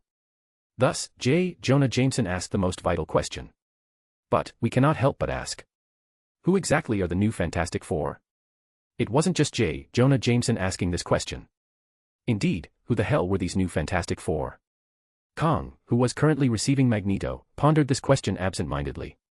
He had some understanding of the Hulk and Wolverine, as they were relatively famous heroes. Regarding Spider-Man and the Ghost Rider, however, he was completely in the dark. He couldn't match these two with any superheroes he knew. Do not waste Kang's mercy, Magneto, Kang said bluntly to the elderly mutant who was pleading his case. You are in no position to bargain. The only reason I have allowed you and your mutants to survive is simply because I see no benefit in erasing you. But 20,000 mutants is my limit. From a demographic perspective, any fewer and your contribution would be far lower than that of others. I have generously allowed a mutant nation to exist, but I will not permit a privileged mutant nation. You are not special. Magneto desperately wanted to say something, but he merely looked at the cosmic cube in Kang's hand and finally nodded in resignation. As for Kang, he was preoccupied with other thoughts. He hadn't been particularly invested in Magneto's visit to begin with. One of the most important things on his mind was investigating the new Fantastic Four. However, in his view, this wasn't a particularly critical matter. It seemed more like a target thrown out by some rebels or other schemers to draw fire and distract him. The proof was in the intelligence provided by S.H.I.E.L.D. Strange had finally appeared. Faced with the Sorcerer Supreme, Kang never dared to be careless. In this era, only Strange had escaped unscathed. Kang had tried using the cosmic cube to rewrite Strange's past so that he would never become the Sorcerer Supreme, but he failed. He had tried going back in time personally to prevent Strange from becoming the Sorcerer Supreme. Then, he had encountered a bald woman who could move freely during a time stop. She had chased Kang down and beaten him the entire way, so he had returned. He intended to use the cosmic cube in this era to strike at Strange. Therefore, the matter of the new Fantastic Four could be left to S.H.I.E.L.D., he needed to focus his energy on the Sorcerer Supreme. On the other side, Magneto, having failed in his negotiations, could only nod helplessly and leave. 20,000 mutants were about to be thrown onto the battlefield like cannon fodder, and he had no way to stop it. Perhaps Charles was right, they needed to resist Kang and restore the world to the way it was meant to be. The world did not need a cosmic cube, much less a tyrant. However, there is no need for mutants to lead the charge, Magneto muttered. The others, Namor, Black Panther, Hydra, Doom, Mr. Sinister, did they really care for Kang? Did they have no rebellious sentiment at all? That was impossible. Each of them knew that as time passed, they too could be rewritten by Kang with the cosmic cube in an instant, or even directly replaced. The longer things dragged on, the more disadvantageous it would be for those would-be tyrants. They will surely strike first. When that time comes, we'll see. I hope Charles has a complete plan. As Magneto thought this, he left the sword-shaped flagship hovering over New York. He frowned, and for a split second, he couldn't resist reaching his hand out toward the flagship. But in the end, he lowered it, feeling utterly powerless. Chapter 542, I Choose You. Deadpool. The newly formed New Fantastic Four had no intention of inheriting the will of Reed Richards. The man likely wasn't even dead yet, so how could they inherit anything? Instead, they needed to establish a target to allow their own combat strength to grow stronger, while simultaneously figuring out a way to rescue everyone. If Kang intended from the start to ensure the Fantastic Four could never return, then he would definitely need a very specific location, one that ensures Reed has no means of using technology to return to 2013. Peter briefly explained his viewpoint, and Logan, after a moment of thought, provided a conclusion: the prehistoric era. The prehistoric era alone isn't enough, Mr. Howlett, a youthful voice rang out. Franklin drifted over, sitting in his small-scale flying car. The key is time. I'm certain that as long as my dad has enough time, he can create a new time machine. After all, he didn't exactly go there empty-handed. There are 4 of them, and they have a high-tech flying car with them. So, as long as Reed's IQ hadn't taken a significant dip, if given enough time, he could handcraft these things. Unless Kang sent them to an inescapable location where they can't stop a terrifying disaster from occurring, and that disaster is imminent. Peter thought it over carefully but found nothing that perfectly fit the criteria. The most likely possibility is the famous late Cretaceous mass extinction. But unfortunately, as long as they find a suitable shelter, life can theoretically survive. Or perhaps in the future, at the moment of Earth's destruction. But in that case, the foundational technology would be very advanced, and they wouldn't need a massive amount of time for basic research. The dialogue between Franklin and Peter left the others utterly confused. Johnny couldn't help but ask the Hulk beside him, "Can you understand them, big guy?" Yes. They are looking for a time node capable of killing everyone, such that the Fantastic Four have no way to return. Good heavens, you actually understood. Not only did he understand, but after only a slight pause, the Hulk provided an answer: Kang doesn't need the mass extinction to kill them completely. He only needs the disaster to keep Grimm and the others too busy to act. The two of them turned to look at the Hulk again. Isn't Kang constantly sending armies to various time periods? An army meant to deal with the Fantastic Four, with orders not to provide them with any extra technology. Let me guess. Kang probably has an army of primitives. He became a chief in some primitive tribe and then guided that tribe to attack the Fantastic Four. Peter was almost amused by his own thought, but then again, it was exactly the kind of thing Kang would do. Just look at Apocalypse, originally someone who resisted Kang, only to be captured and turned into a slave. Wait, Apocalypse. Speaking of which, I think I might know where the mutants were sent. Peter looked over. Even if Illyana was sent to the past, she could definitely travel to other multiverses through Limbo. Therefore, the X-Men should always be able to find a world safe enough and with enough technology to return. Conversely, since the X-Men haven't returned, it means they can't. Someone is stopping them from doing so. Logan looked at Peter. Who? Apocalypse. He once served as Kang's slave for a period in ancient Egypt. According to what Logan knew, one of Kang's expeditionary targets was an ancient Egyptian pharaoh. This pharaoh was said to have ruled Egypt for centuries through immortality, and Kang was unable to defeat him. Following that logic, Kang likely sent the X-Men to the era where Apocalypse was still his slave, as that would be the only way to restrict Magic's teleportation abilities. As for the Fantastic Four, the distant past was still too vast, and they had no leads for the moment. After thinking it over, Peter came up with a dumb method. I thought of a method often used in movies, carving words onto stones or even fossils. Then, after tens of millions or even hundreds of millions of years pass, someone digs those fossils up and conveys the information to the people of the past. That method is too stupid. Over hundreds of millions of years, the world changes too much. There's no way to guarantee the information you need would be preserved. Franklin complained dissatisfactorily. Peter's idea was far too unreliable. Johnny looked between them and asked, then couldn't it be a piece of information they're certain we can receive? Like something in the Fantastic Four's fossil collection. Peter looked at Franklin, but Franklin shook his head. Reed Richards was a man who pursued the future. He wasn't the type to collect dinosaur fossils. All right, we'll check museums and such. The only problem now is, even if we find them, how do we get there? Kang's scrutiny of time travel is extremely strict. Any illegal time travel will be hunted down. More troublesome is that the moment they return, they will definitely be attacked by Kang using the cosmic cube. Peter helplessly stated the most difficult point: as long as Kang remained in this era holding the cosmic cube, any resistance was futile. Even bringing in more combat power wouldn't change anything. Then why don't we attack Kang in the future?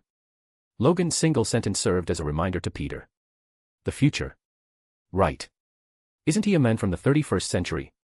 His fleet and his soldiers all come from the 31st century. Since that's the case, let's just not come back. We go straight to the 31st century and blow up his home base. Wouldn't that settle everything once and for all? Logan shrugged. What? It won't work. It might. But who goes? We still need someone to bring the X-Men and my family to the future, right? Franklin began to list candidates suitable for the task. He has to be familiar with time or space travel, be able to complete the mission alone, not be afraid of being hunted by Kang's army, and most importantly, he has to live a long time. If necessary, he might have to spend decades or even centuries in the past searching for my parents. Logan and Peter locked eyes. They actually did have a candidate in mind. That guy, currently, he hasn't had cancer yet, so he's still a normal person, right? Peter wasn't sure about Deadpool's current situation and asked Logan. Logan shook his head. No, that guy Wade is currently locked up in S.H.I.E.L.D. He doesn't have the slightest desire for his current life to change. He only asked for the face of that goddamn superstar, Ryan Reynolds. Chapter 543, Awakening the Ghost. Returning home, Peter felt a familiar and rare sense of exhaustion. The Spider-Man who appeared today was actually a projection device from the Baxter building. The goal was to have Peter Parker and Spider-Man appear simultaneously, thereby clearing Peter of the suspicion of being Spider-Man. Peter slumped onto his bed, picked up his laptop, and began searching for information. They were currently facing a massive problem. S.H.I.E.L.D. was now under Kang's command, and they were largely under S.H.I.E.L.D. surveillance. If they couldn't evade S.H.I.E.L.D.'s monitoring, they wouldn't even have a viable way to contact Deadpool. Deadpool was still locked up in the Raft prison, and they had no way to bypass S.H.I.E.L.D. systems to let him out. Even Kitty wasn't a great choice. Once captured on S.H.I.E.L.D. surveillance, Kang would undoubtedly know the X-Men were trying to resist him, which would only lead to more trouble. Except for one person.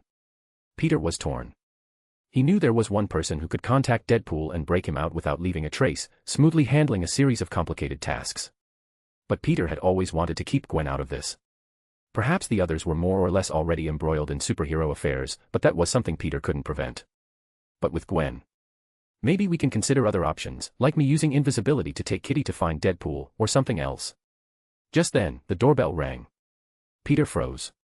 Uncle Ben was working overtime, and Aunt May hadn't returned from the feast center yet. After a moment's thought, he realized who was knocking. He went downstairs to open the door and, sure enough, there was Gwen. I saw that new Fantastic Four thing you put together on TV. Your speech was good. Gwen talked as she walked in, sitting down on a dining chair. She asked Peter curiously, what made you think of starting a new Fantastic Four? Reed Richards' request. He felt we still needed a Fantastic Four. I'm just picking the right people for the job. Peter gave a helpless smile. He was still thinking about the previous dilemma, but Gwen didn't seem to care much about that. So, you're going to be very busy for a while, right? Right. Much busier than before. After saying this, Peter paused suddenly. We might still have time for dates, to go places. It's fine with me. You'll always have some downtime, won't you? Peter blinked, then took a deep breath. He walked over to Gwen, pulled out a chair, and sat down. Gwen, do you remember the world before Kang arrived? I don't remember very clearly. I don't know why, but it's like everything from the past year is very blurry, like a dream. That was likely because most of what Gwen had encountered was related to him, and once it involved Spider-Man, he had used the cosmic cube to hide it. Gwen sensed Peter's silence and hesitation, so she asked in return, did something happen? You look like you're facing something very troublesome. No. Superhero stuff, Gwen. Do you want to be a superhero? Don't tell me you have something like that at the Baxter building that can turn people into superheroes. And then you used it on yourself. You sound like you don't really want me to be a superhero. Of course I don't. Because I know how annoying you are. You're already so helpful now, what will happen once you have superpowers? You'll be even more obsessed. Gwen complained dissatisfiedly, I'm not saying you won't have time for me. Look at those so-called supervillains. I'm afraid that when you can't defeat some terrifying villain, you'll still comfort me saying everything is fine, and then leave me alone to worry if you're going to die in a fight with someone. As Gwen spoke, she felt it was strange, as if she and Peter Parker had discussed this topic before. The two of them were communicating with such familiarity, as if it had happened in the past. I'm even more afraid that I won't be able to help at all, and can only watch you go to your death like that. Gwen looked at him earnestly. You better not really plan on becoming a superhero. I know you'll definitely end up dying somewhere helping others one day. I don't want that to happen. For a while, Peter had been confused and hesitant about Gwen wanting superpowers and pursuing them. But he only now realized that Gwen didn't look forward to superpowers at all, and certainly didn't want Peter to have them. The reason she was so enthusiastic about these things was entirely for one reason: she was worried that one day Peter would need help and she wouldn't be able to provide it. Peter sat there stunned, then shook his head helplessly. He said he would get Gwen a glass of water, but instead, he pulled out his phone and sent a message before walking back to Gwen's side. He was silent for another few seconds. Don't just stand there saying nothing every day, it makes me nervous. You haven't already given yourself some kind of superpower, have you? Can we kiss? Peter's words made Gwen freeze. Her face flushed as she stood up, asking in return, is this a formal confession? I don't know. I just feel like I was a bit presumptuous before and ignored your feelings. Gwen brushed her hair back, a bit confused, and then watched Peter approach. She took a deep breath and closed her eyes. When it ended, she also heard Peter's voice. I'm sorry for dragging you into this, Gwen. What did that mean? When Gwen opened her eyes, she saw Peter's hand swipe to open a portal. A flaming skull stepped out. Gwen recognized him as Ghost Rider from the new Fantastic Four. She looked at him uncomprehendingly, and then she saw Ghost Rider's eyes. In an instant, a massive amount of memory flooded into Gwen's brain. Peter rushed to support her, then nodded to Ghost Rider, who stepped back through the portal and left. He helped Gwen sit on the sofa. Are you okay? I didn't know so much had happened. I actually forgot the fact that you're Spider-Man. Gwen rubbed her head, sorting through her memories, and then it clicked. You need my help, don't you, smart guy? If you weren't out of options, you definitely wouldn't have come to me. Yeah, sorry for dragging you into this. Peter gave a somewhat helpless smile. So, can I count on you? Gwen. On one condition. Gwen smiled. Kiss me. Chapter 544, Ghost Spider. Xavier's School for Gifted Youngsters, the Danger Room. Whether it's the new world or the old world, Deadpool is right here. Since joining the new Fantastic Four caused Logan to leave S.H.I.E.L.D., the group had no way to simply waltz in. They needed to devise another method to infiltrate. This area has been reconstructed based on our memories of the raft. Thankfully, Logan has been to the raft once before, so he knows the current layout. As they looked at the simulation of the raft prison generated by the Danger Room, Peter began explaining the situation to Gwen. He then pulled over Black Cat, whose memories had just been awakened, to give Gwen some special training. So, all I have to do is sneak in and hand the items over to this guy named Deadpool, right? Gwen, now in her uniform, asked with a hint of uncertainty. Her outfit was still the classic Ghost Spider design, but it was crafted from the high polymer materials of the Baxter Building. This was her very first official suit. Black Cat looked at Gwen, then at Cindy, and shrugged nonchalantly. She began briefing Gwen on the necessary preparations for infiltration, primarily how to plan a route quickly and efficiently. After all, Gwen's abilities were a godsend for stealth. She was like a true ghost, no matter the circumstances, she remained undetected. The only things that could truly stop her were physical barriers. Theoretically, once you reach this position, you'll encounter a blast door. This door is kept closed under normal operations. Once you open it, the entire prison will go into an alert state. Black Cat spoke as she began designing an infiltration route based on the intel she had. However, Gwen asked a different question: is an alert really that bad? They won't know I'm there anyway. But the prison systems will operate as usual. The system might not know you exist, but it will remember that the prison has entered a dangerous state due to some presence. Peter chimed in with a warning from the side: once the danger level escalates, the raft will initiate its self-destruct sequence. Self-destruct? The Avengers actually installed that in a prison. It had actually always been there. If Electro's intrusion hadn't directly paralyzed the raft's entire system back then, the facility would have been detonated right then and there, making Hank Pym's backup plan unnecessary. Gwen felt speechless upon hearing this news. She then began to listen intently to the lesson and started her training inside the Danger Room. Cindy tilted her head in confusion and asked Peter, so, has Gwen gained spider powers now? Probably because she was using the spider isotope serum when Kang was rewriting reality. The cosmic cube must have mistaken it for her natural ability and solidified it. Nearly a month had passed since that day, and Gwen's spider powers had remained. However, much like Peter before her, because she had forgotten them, the abilities showed no sign of manifesting. Until now. Cindy felt a bit conflicted. The number of spiders was increasing, and she felt it was happening a bit too haphazardly, which made her slightly unhappy. Especially when she thought about the upcoming mission. S.H.I.E.L.D. organized an operation that brought a group of agents to the raft for an investigation. Silk was among them. After entering the raft, she underwent a security screening and then checked her phone. A message on her phone told her to go to the locker room first to change her clothes. Although she found it odd, she figured that since she had preset these instructions herself, there must be a good reason. Thus, Cindy headed to the locker room. Then, before she even had a chance to change, a voice spoke up and gave her a fright. So, what do we do next? It had to be said that Gwen's ability was truly terrifying. She had been following right beside Cindy the whole time, sneaking onto the S.H.I.E.L.D. ship, yet no one had noticed her. Even now, with Gwen speaking out loud, no one else detected a thing. Cindy silently handed her keycard to Gwen. When Gwen activated her ability, everyone would forget the existence of this keycard.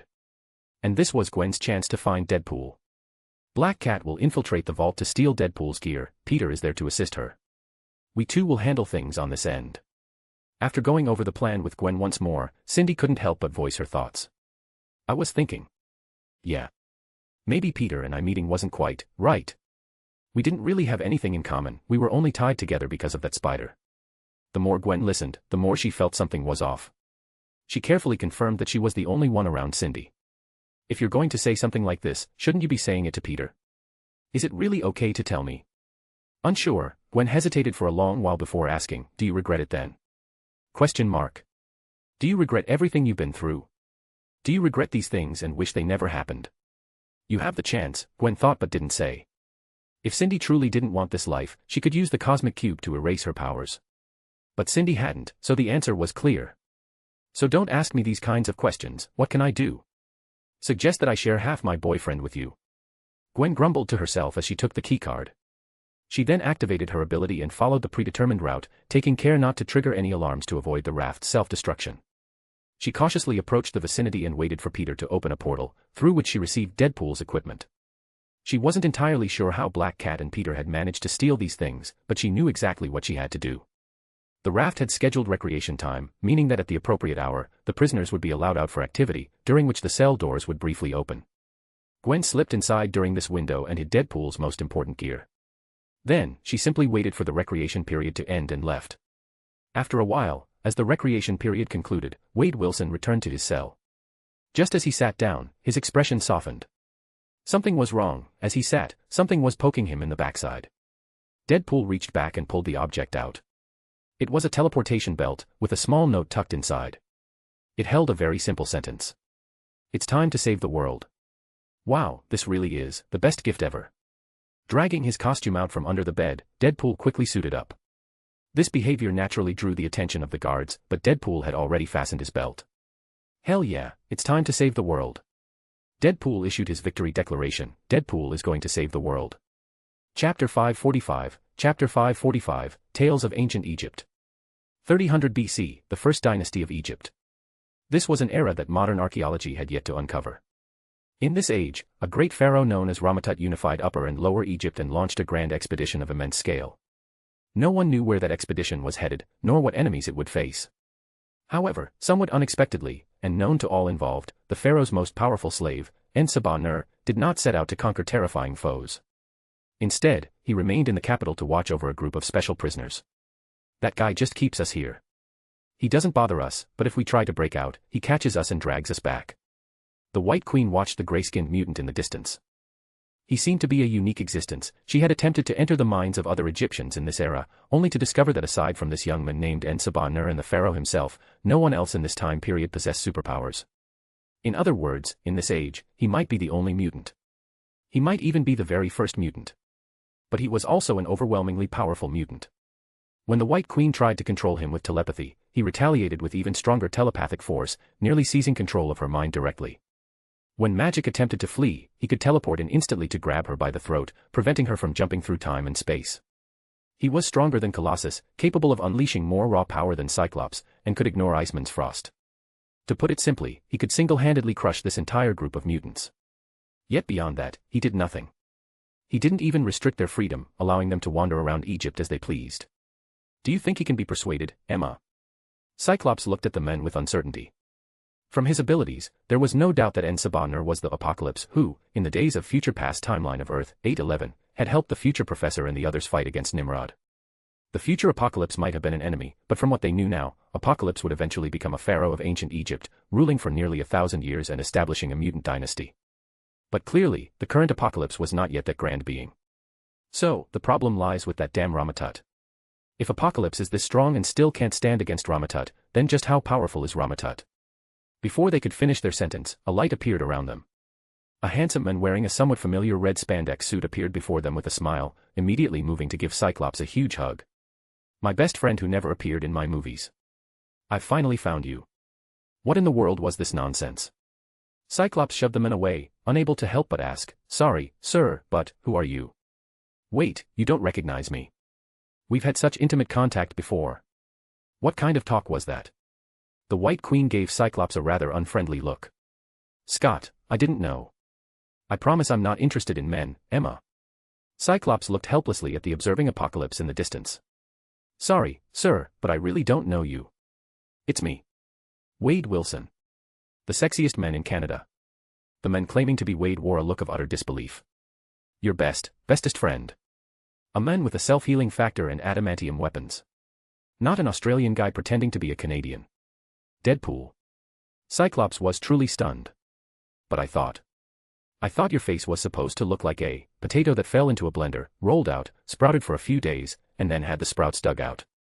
No offense. Oh, no offense taken. Deadpool suddenly had an epiphany, then looked at Cyclops and the others in disbelief. Wait, you guys still think I'm the me from the past? What do you mean? Is the ugly Deadpool of the past dead? No. Oh my god, they were right. That son of a bitch Kang can't modify other times. The cosmic cube can only modify history, not the reality of the past.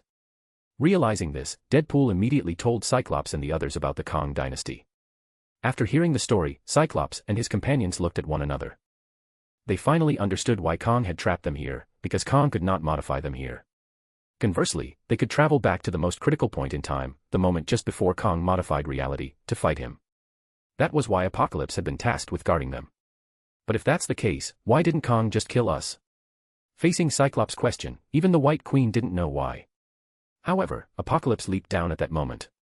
Though he was a slave and appeared somewhat malnourished, he was tall and imposing. Having overheard the entire discussion from afar, he approached the group and told them that this was an impossible mission. I do not know why the Pharaoh does not wish to kill you, but I know that your resistance is meaningless. The Pharaoh's strength lies not only in the fact that he possesses technology far beyond this era, but because he possesses the power to control time. Under his power, no one can act freely. You will be stagnated, you will be sealed forever. Unfortunately, we know that. We've clashed with Kang and been frozen in time by him before. After Cyclops spoke, he looked at magic. But we have a way to deal with it, don't we, Ileana? I haven't been studying magic for very long. I can only guarantee that one person can move within stagnant time. Apocalypse was stunned for a moment, then questioned Ileana, whom he hadn't paid much attention to before. You can do that. Magic can do it. I'm somewhat of an amateur sorceress. So yes, Kamartaj has spells for moving freely during a time stop. I thought it was a bit strange when Strange made me learn this, but now it seems that Gotiwearer knew about this all along. Why didn't you say so earlier? Apocalypse was genuinely shocked, but Cyclops answered for Ileana. I'm sorry, but it's because we had no idea Ramatut was Khan the Conqueror. If you had been willing to communicate with us and tell us about the Pharaoh sooner, perhaps we could have solved this problem earlier. If you can truly do it, the Pharaoh is vulnerable. Apocalypse spoke through gritted teeth, I will crush him. Chapter 546, Spider-Woman Strikes. Agent Jessica, thank you for taking the time to come here. Nick Fury received Jessica Drew in his office. This high school senior had been recruited into S.H.I.E.L.D. after gaining spider-like abilities through an accident. Her father, Jonathan Drew, had developed and injected her with a spider serum to treat her ALS. The serum had not only cured Jessica's illness but had also granted her superhuman strength and stamina, as well as the ability to fire bioelectric blasts, crawl walls, and fly. Yes, she could fly and project energy bolts. However, what interested Nick Fury more was Jessica's potential as an agent. Despite a certain lack of maturity, Fury's assessment of her performance in various training exercises suggested that Jessica was indeed a perfect fit for S.H.I.E.L.D. At least, she was far more suited for this than her initial dream of being a superhero. Well, being a bit naive and obsessed with detective novels didn't count against her yet, she just needed to be sent on a few missions to experience the harsh realities of the world. Yes, sir. Is there a mission? Seeing the girl's eager expression, Nick Fury sighed internally with a touch of helplessness. He pushed a report across the desk toward Jessica.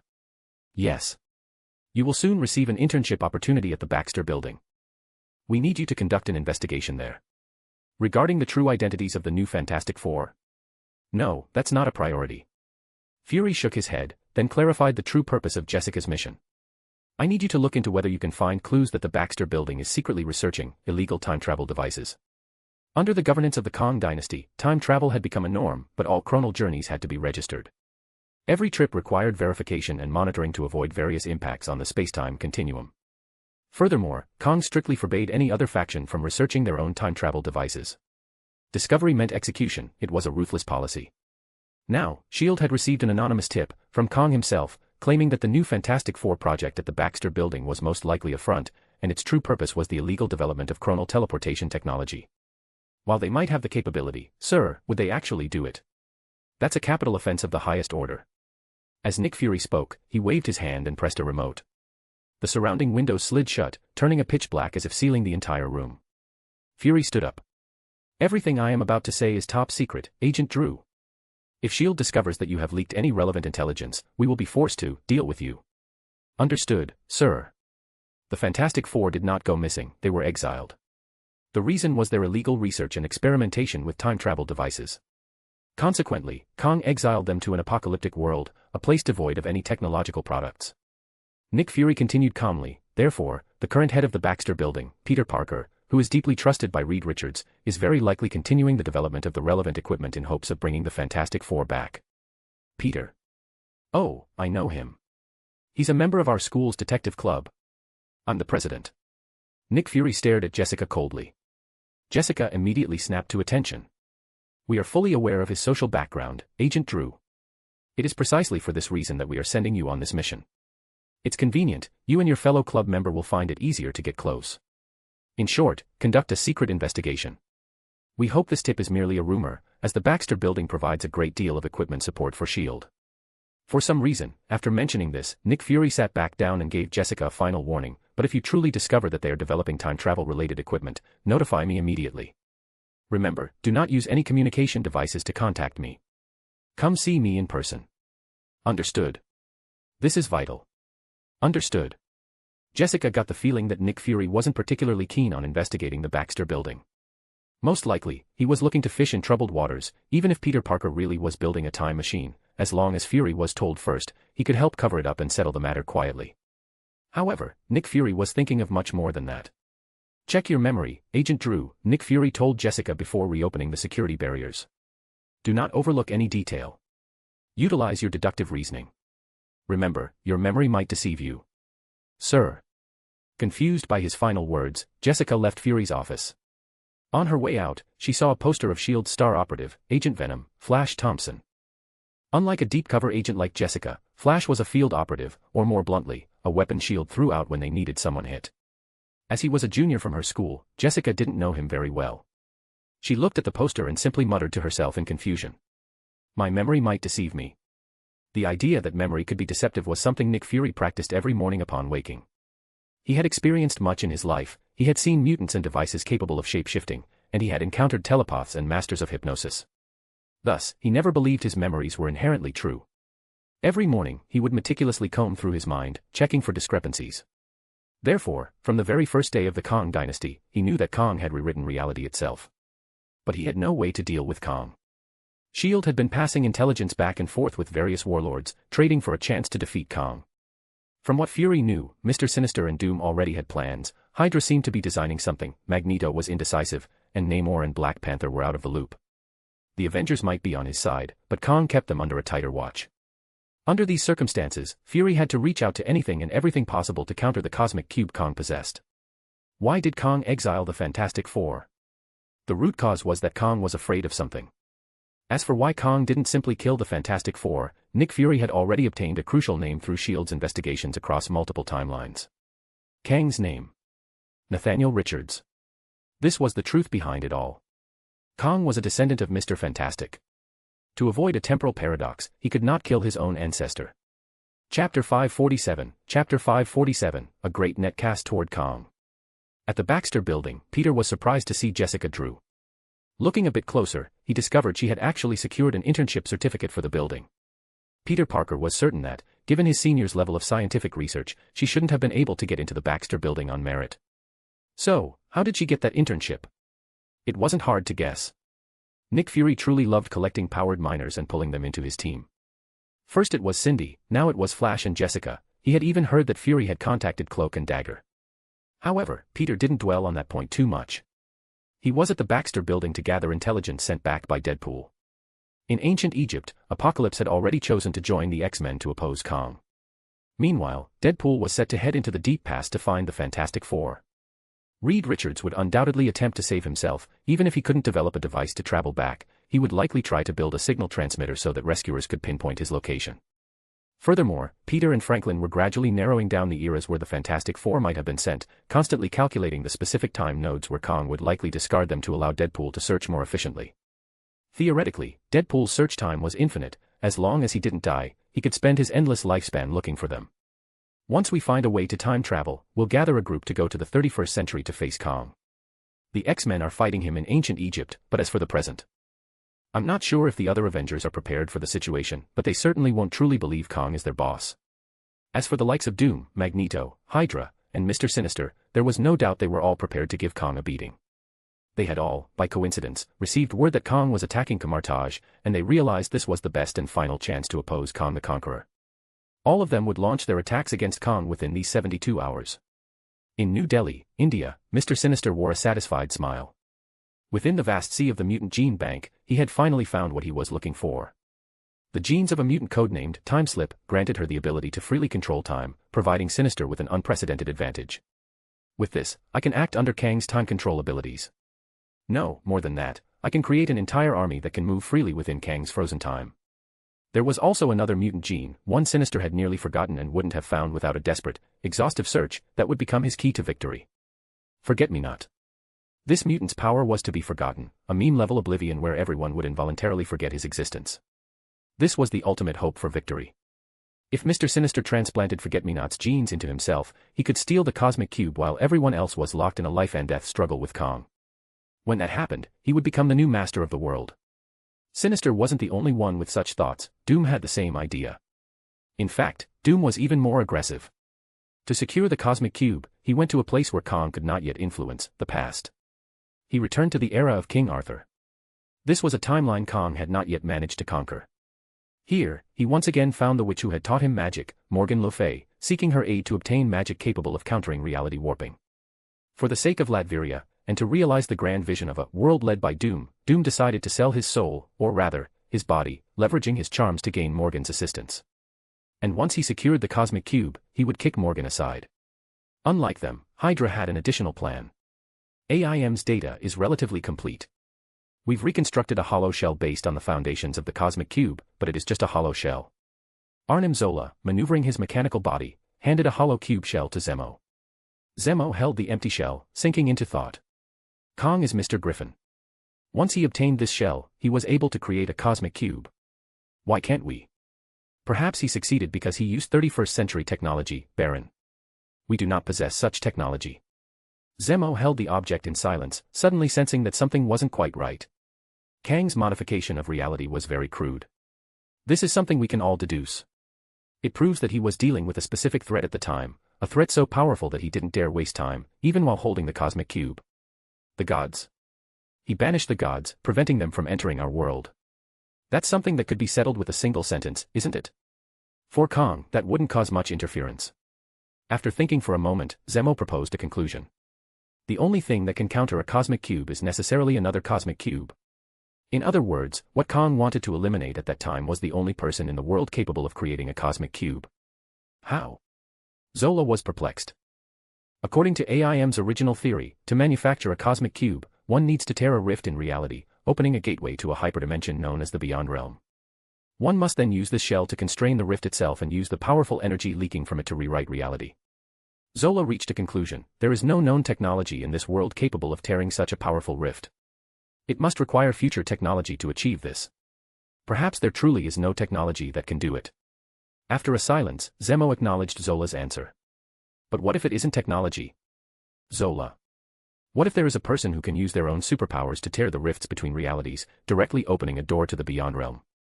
Wouldn't that mean he also possesses the ability to create a cosmic cube? Zola was shocked by this bold idea, but if it were true, find him.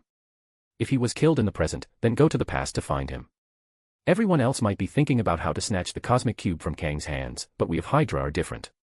Zemo held the hollow shell of the cosmic cube high, as if seeing it filled with powerful cosmic energy. We shall create another cosmic cube. Or perhaps, even more.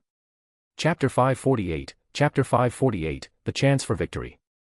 The first day of Kamarta's resistance against Kang. People seem to have a habit of dragging everything out until the final day. This applies to villains looking to tear each other apart, and it applies to the good guys as well. Everyone knew that Strange was bearing the full brunt of the combined assault from Kang and the cosmic cube, but everyone was also prepared to wait until the last possible moment to strike at Kang. In short, let Strange suffer a bit, I'll take the blame. After all, this was an excellent opportunity to distract Kang. During this time, Ghost Rider had awakened even more people to join their ranks. Because Peter and the others had carefully analyzed the personality traits of every candidate, they ensured that the recruits wouldn't be incinerated by the penance stare. For instance, Tony Stark had not been awakened by the penance stare even now. Everyone unanimously agreed that if the process was handled improperly, it would be all too easy for the penance stare to burn Tony to a crisp. If we could let Thor and the others in, we would definitely put more pressure on Kang. The problem is, we still don't know how Kang managed to isolate myth from reality. The only method Peter knew of had been achieved by Anansi, who turned the myths of his own universe entirely into stories and lies. But this clearly wasn't Kang's method. His understanding of divinity was not that profound. Thus, at yet another meeting of the new Fantastic Four, Peter spoke with a hint of helplessness. Hulk, meanwhile, shoved popcorn into his mouth while asking, even if we do that, we still can't beat Kang. Peter knew what Hulk meant. Kang's most powerful, one might even say only, weapon was the cosmic cube. Conversely, as long as Kang held the cube in his hand, he was virtually invincible. They had to find a way to counter the cosmic cube. Leave that matter to me. Peter spoke up unexpectedly, then shrugged amidst everyone's confusion and curiosity. I can't guarantee I can actually pull it off, but I intend to try. The cosmic cube isn't without its flaws. We already know one, it can only modify the present, not the past. As for the second flaw, Peter wasn't entirely certain yet, but he was fairly sure he was on the right track. Therefore, what everyone needed to do now was, let's take a day off. Peter looked at his new teammates and laughed with a bit of helplessness. We don't know if we can win tomorrow, we don't know what will become of our world, and we don't even know if Strange can hold out long enough. But the arrow is on the string, it must be loosed. Tomorrow, we head to the 31st century to face Kang. The other three looked at Peter in silence and nodded in unison. Peter breathed a sigh of relief. He hadn't stopped Jessica's investigation because she couldn't find any concrete evidence anyway. Deadpool's dimensional teleportation device had been scavenged from a Deadpool of another world. Consequently, Kang was unaware of its existence and hadn't deleted the equipment from reality. That was how Gwen had been able to steal the gear and send it back. With these thoughts in mind, Peter returned home. He checked his messages. Aunt May and Uncle Ben seemed to be working overtime again today and wouldn't be back in time. After a moment of silence, he sat down in a dining room chair, holding his phone. Korvac. That was it. Korvac was the key to Peter's victory. Combining Korvac's strange mental state at the time with the information he had revealed, Peter had arrived at a reasonable deduction. The Korvac who had returned to the past was not a complete cosmic cube, but a fragmented one. This explained why his mental state was so poor, because he was incomplete. In other words, a cosmic cube that returns to the past is destined to be incomplete. Only in that state can it travel through space-time. Only an incomplete cosmic cube could pierce the veil of time. And the crux of all this was Korvac's birth. Korvac was the living incarnation of the cosmic cube. According to information previously revealed by Marvel, the more the cosmic cube is used, the greater the likelihood it awakens a self-aware persona. Once the cosmic cube birthed the will of Korvac, Peter was confident he could pull Korvac to his side. But there was one more problem. Peter reviewed his memories with uncertainty. He didn't remember if Korvac had spoiled his fate, but Korvac seemingly never mentioned whether Spider-Man survived. Which means there's no way to know if this is the last day of my life. It's really a bit overwhelming. Peter spoke with some helplessness, then picked up his phone again. For a fleeting moment, he thought he should leave no regrets, but then he froze. Before Kang launched the Kang dynasty, Peter and Cindy had a conversation. There, to strengthen Cindy's memory so she could find him in the new world, Peter had kissed her. Then, in a somewhat similar environment, Peter had also kissed Gwen to get her help and to awaken her. Both times, Peter had been the initiator. This was, of course, unprecedented, but it also brought trouble. Peter looked at the numbers on his phone, hesitated for a long time, and finally sighed helplessly. Let's just assume this is the last day of your life, Peter Parker. What then? What do you plan to do? Sometimes he really felt Johnny Storm was right. Since hesitating and failing to make a choice would only hurt both girls, why not just be with both? Yeah, right. 2 Spider-Women. I'd definitely die. Okay, first find an excuse, no, a reason, to call them both over. Peter took out his phone again, paused for a moment, hesitated, and then shook his head. No, no, no. Think through the strategy first. Peter did indeed have matters to discuss with them. For example, he didn't want the two of them to charge into the front lines against Kang. It would be almost entirely useless. Facing a Kang who possessed the cosmic cube, average superpowered individuals were no different from ordinary people, they would all be one-shot by the cube. So, Peter didn't want them on the battlefield, there was no point. This was a good excuse, and it would provide a topic for the early stages of their talk. Having thought this through, Peter sat in silence for a long while before shaking his head. What was he thinking? He might be heading to the battlefield tomorrow, and yet he was worrying about this. Or perhaps, this matter ought to be settled right here. Peter let out a long sigh and then sent messages to Cindy and Gwen simultaneously. He had something to tell them. Chapter 549, difficulty naming the chapter. Gwen and Cindy were not only notified by Peter at the same time, but they also arrived at the Baxter building almost simultaneously. The reason for not choosing the Parker residence was twofold. On one hand, Peter couldn't be certain that the Parker home wasn't under surveillance in this reality where S.H.I.E.L.D. was untrustworthy. On the other hand, the Baxter building itself was sufficiently secure. At the very least, it was safe from eavesdropping, something Peter could personally guarantee. Let me guess, he's definitely planning to tell us not to follow him on this mission. The moment Gwen saw Cindy, she pretty much understood what Peter was going to say. What do you think? I know where he's going. I plan to follow him. Exactly. Besides, if I follow him, no one will know. That's the plan. Gwen laughed. Both of them were thinking exactly the same thing. They were certain Peter wouldn't let them participate in a dangerous operation and would try to make them stay behind, but neither Gwen nor Cindy intended to agree to that. Therefore, they had to find a way to trick him and then secretly trail behind him. At this very moment, Peter Parker was watching the two of them plot their schemes through the surveillance feed. Beside him, Franklin, who was playing on a computer, asked without even looking up, "Sometimes I fail to understand why humans exhibit intelligence far beyond their normal levels when it comes to their romantic lives. I can guarantee Reed isn't like that." Franklin laughed with considerable pride. True. My father never wastes any extra thinking capacity in his daily life with my mother. Perhaps it is only in such a state that the world's greatest father can be born. Because they raised the world's most outstanding person. Yes. Shrugging helplessly, Peter let Franklin take his laptop and leave. The boy was still busy with the task of locating Reed. Kang would probably never imagine in his wildest dreams that the person responsible for this work was a 3-year-old child. As for Peter, he did some light tidying up in his laboratory at the Baxter building, though he rarely ever used it. Speaking of which, the portal that originally led to the Wasteland universe had also failed. Kang didn't seem to know of the portal's existence, he had simply used the power of the cosmic cube to directly seal off most methods of traversing the multiverse. So, this thing was a real headache. As Peter thought this over, he waited for the two girls to come up.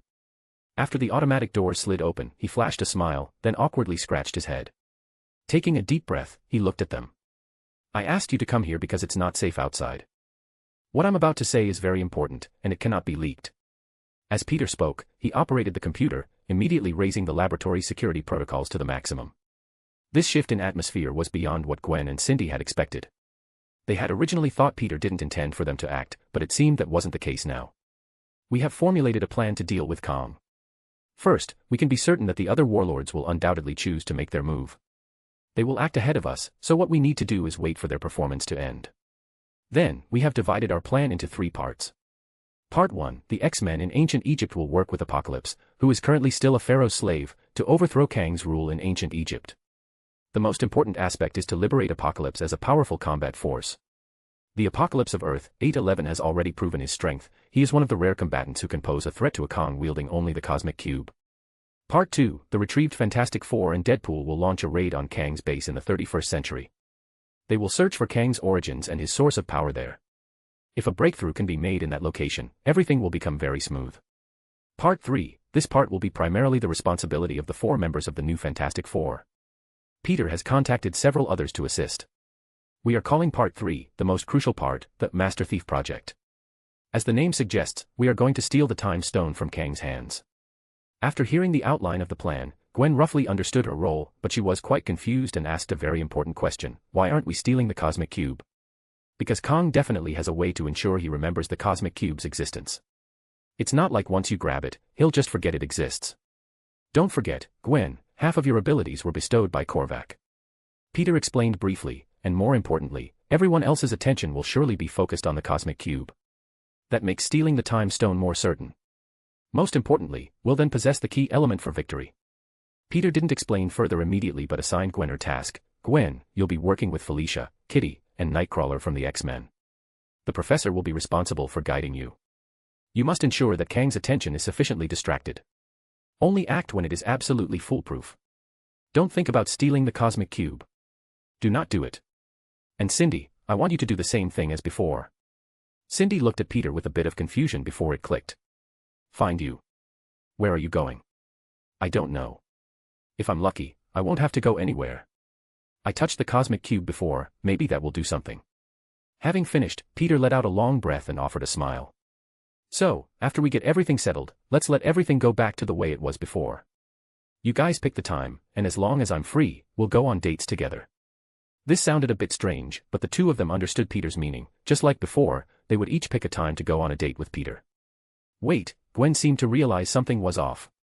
Back in Puerto Rico, the reason Gwen and Cindy had chosen this arrangement to let Peter Parker off easy was entirely because he couldn't make a choice between the two girls at the time.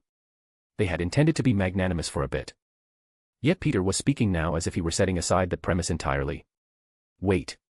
I hope we can all come back. Peter silenced Gwen with a single sentence. She stopped talking, and Peter Parker, lowering his head, breathed a sigh of relief. Excellent, Peter. Never mind the other stuff, at least for now, I've managed to deal with this. Future problems can be dealt with in the future. Surviving first is the most important thing. Chapter 550, the final piece of the puzzle, the Fantastic Four. Just as Peter and the others suspected, Kang had indeed banished the Fantastic Four to a doomsday era. However, it wasn't the mass extinction of the late Cretaceous, but an even earlier one, the Triassic-Jurassic extinction event. It was an age where the supercontinent Pangaea was splitting apart due to violent tectonic movements. Essentially, their daily routine consisted of ensuring they had adequate oxygen and evading natural disasters. Reed had dismantled the Fantastic Four's Fantasticar to build an atmospheric extraction device, ensuring they could breathe air that met 21st century standards. Johnny spent his time in the sky scouting for relatively safe zones, while the Thing carried the remains of the car as they forged ahead. Then there was the Invisible Woman, whose task was to keep the entire team hidden. Kang's future army had gone so far as to cross spacetime into this godforsaken place, godforsaken because birds didn't even exist yet, just to hunt them down. Without these persistent pursuers, Reed would have finished repairing the experimental time travel device and returned to the 21st century long ago, despite the geographical obstacles. Furthermore, they had to be extremely careful not to trigger any accidental events, including the killing of a single organism, that might set off a temporal paradox.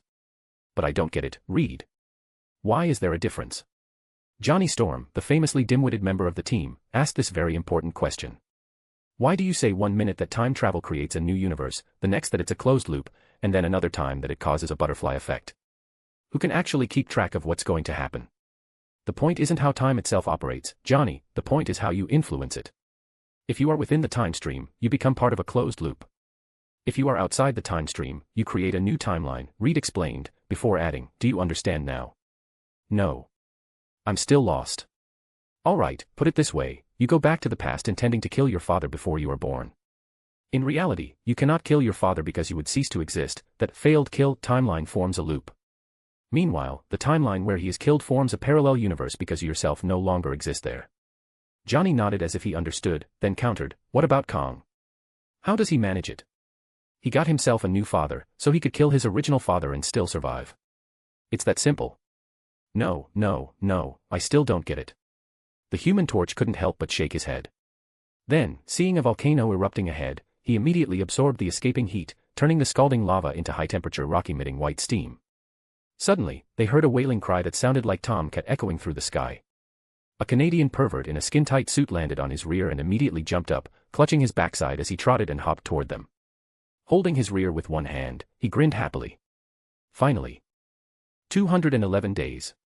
I finally found you guys. It seems my signal transmitter worked. Reed breathed a sigh of relief as he looked at the newcomer. Mr. Wade Wilson, thank you very much for coming to our aid. Though I'm not sure why the Avengers chose you. Oh, the Avengers are toast. They're all Kang's lackeys now. Even Reed Richards couldn't help but let out a gasp of shock upon hearing that. They're what? A few minutes later, after being fully briefed, Reed understood the situation. Unlike others, the Fantastic Four had dealt with Korvac in his entirety. They naturally knew how powerful the Cosmic Cube was and understood its true nature. If Kang holds the Cosmic Cube in 2013, it will be nearly impossible for us to defeat him in that year. Yeah, clearly the new Fantastic Four knew that, which is why they sent me. New Fantastic Four? The Human Torch leaned in curiously, looking at this guy whom he had never met but somehow found instinctively annoying. Where did a new Fantastic Four come from? It's a safeguard I had Spider-Man set up, Reed summarized simply. The goal was that if we ever disappeared, the Baxter Building's resources would still be utilized to their maximum potential. Spider-Man was to assemble a new Fantastic Four to use our legacy, though I am quite surprised the plan proceeded smoothly even after Kang altered reality. After summarizing, Reed followed up with a sharp question, so, what are we supposed to do? If Spider-Man sent you to find us, it means he must have a plan, right? Exactly. We're launching a multi-pronged assault. We're going to Kang's home in the 31st century and kicking his ass. Ignoring the Human Torch's wariness, Deadpool cheered and explained the vital strategy. However, he soon hit a snag. But my teleportation belt can only send one person at a time, namely, me. So, technically, I can't take you guys back. Peter's original plan hadn't actually relied on Deadpool bringing them back. Reed thought for just a moment and then began dismantling Deadpool's belt. He moved so fast that Deadpool didn't even notice at first. By the time a startled Deadpool could try to stop him, Reed had already reached a conclusion. This is usable. With a few minor modifications, your belt can repair the experimental time travel device on our vehicle. Very ingenious work. Where did you get this thing? Off a very ugly version of Wade Wilson. Reed decided not to press for details. He simply nodded and prepared to get to work. At the same time, however, he looked up at the sky. Now we just have one problem left. Kang isn't going to just sit back and let us go. Buy me a few minutes, and I'll have this finished. Watching the portals opening in the sky, Deadpool drew his long swords. News that Deadpool had traversed time to rescue the Fantastic Four soon reached Kang in the 21st century. Kang stood up in a towering rage as he realized a very serious implication. Reed Richards and his Fantastic Four could now appear at any point in time to launch a surprise attack. Furthermore, with their existing knowledge of the Cosmic Cube, Reed likely knew exactly how to use the thing.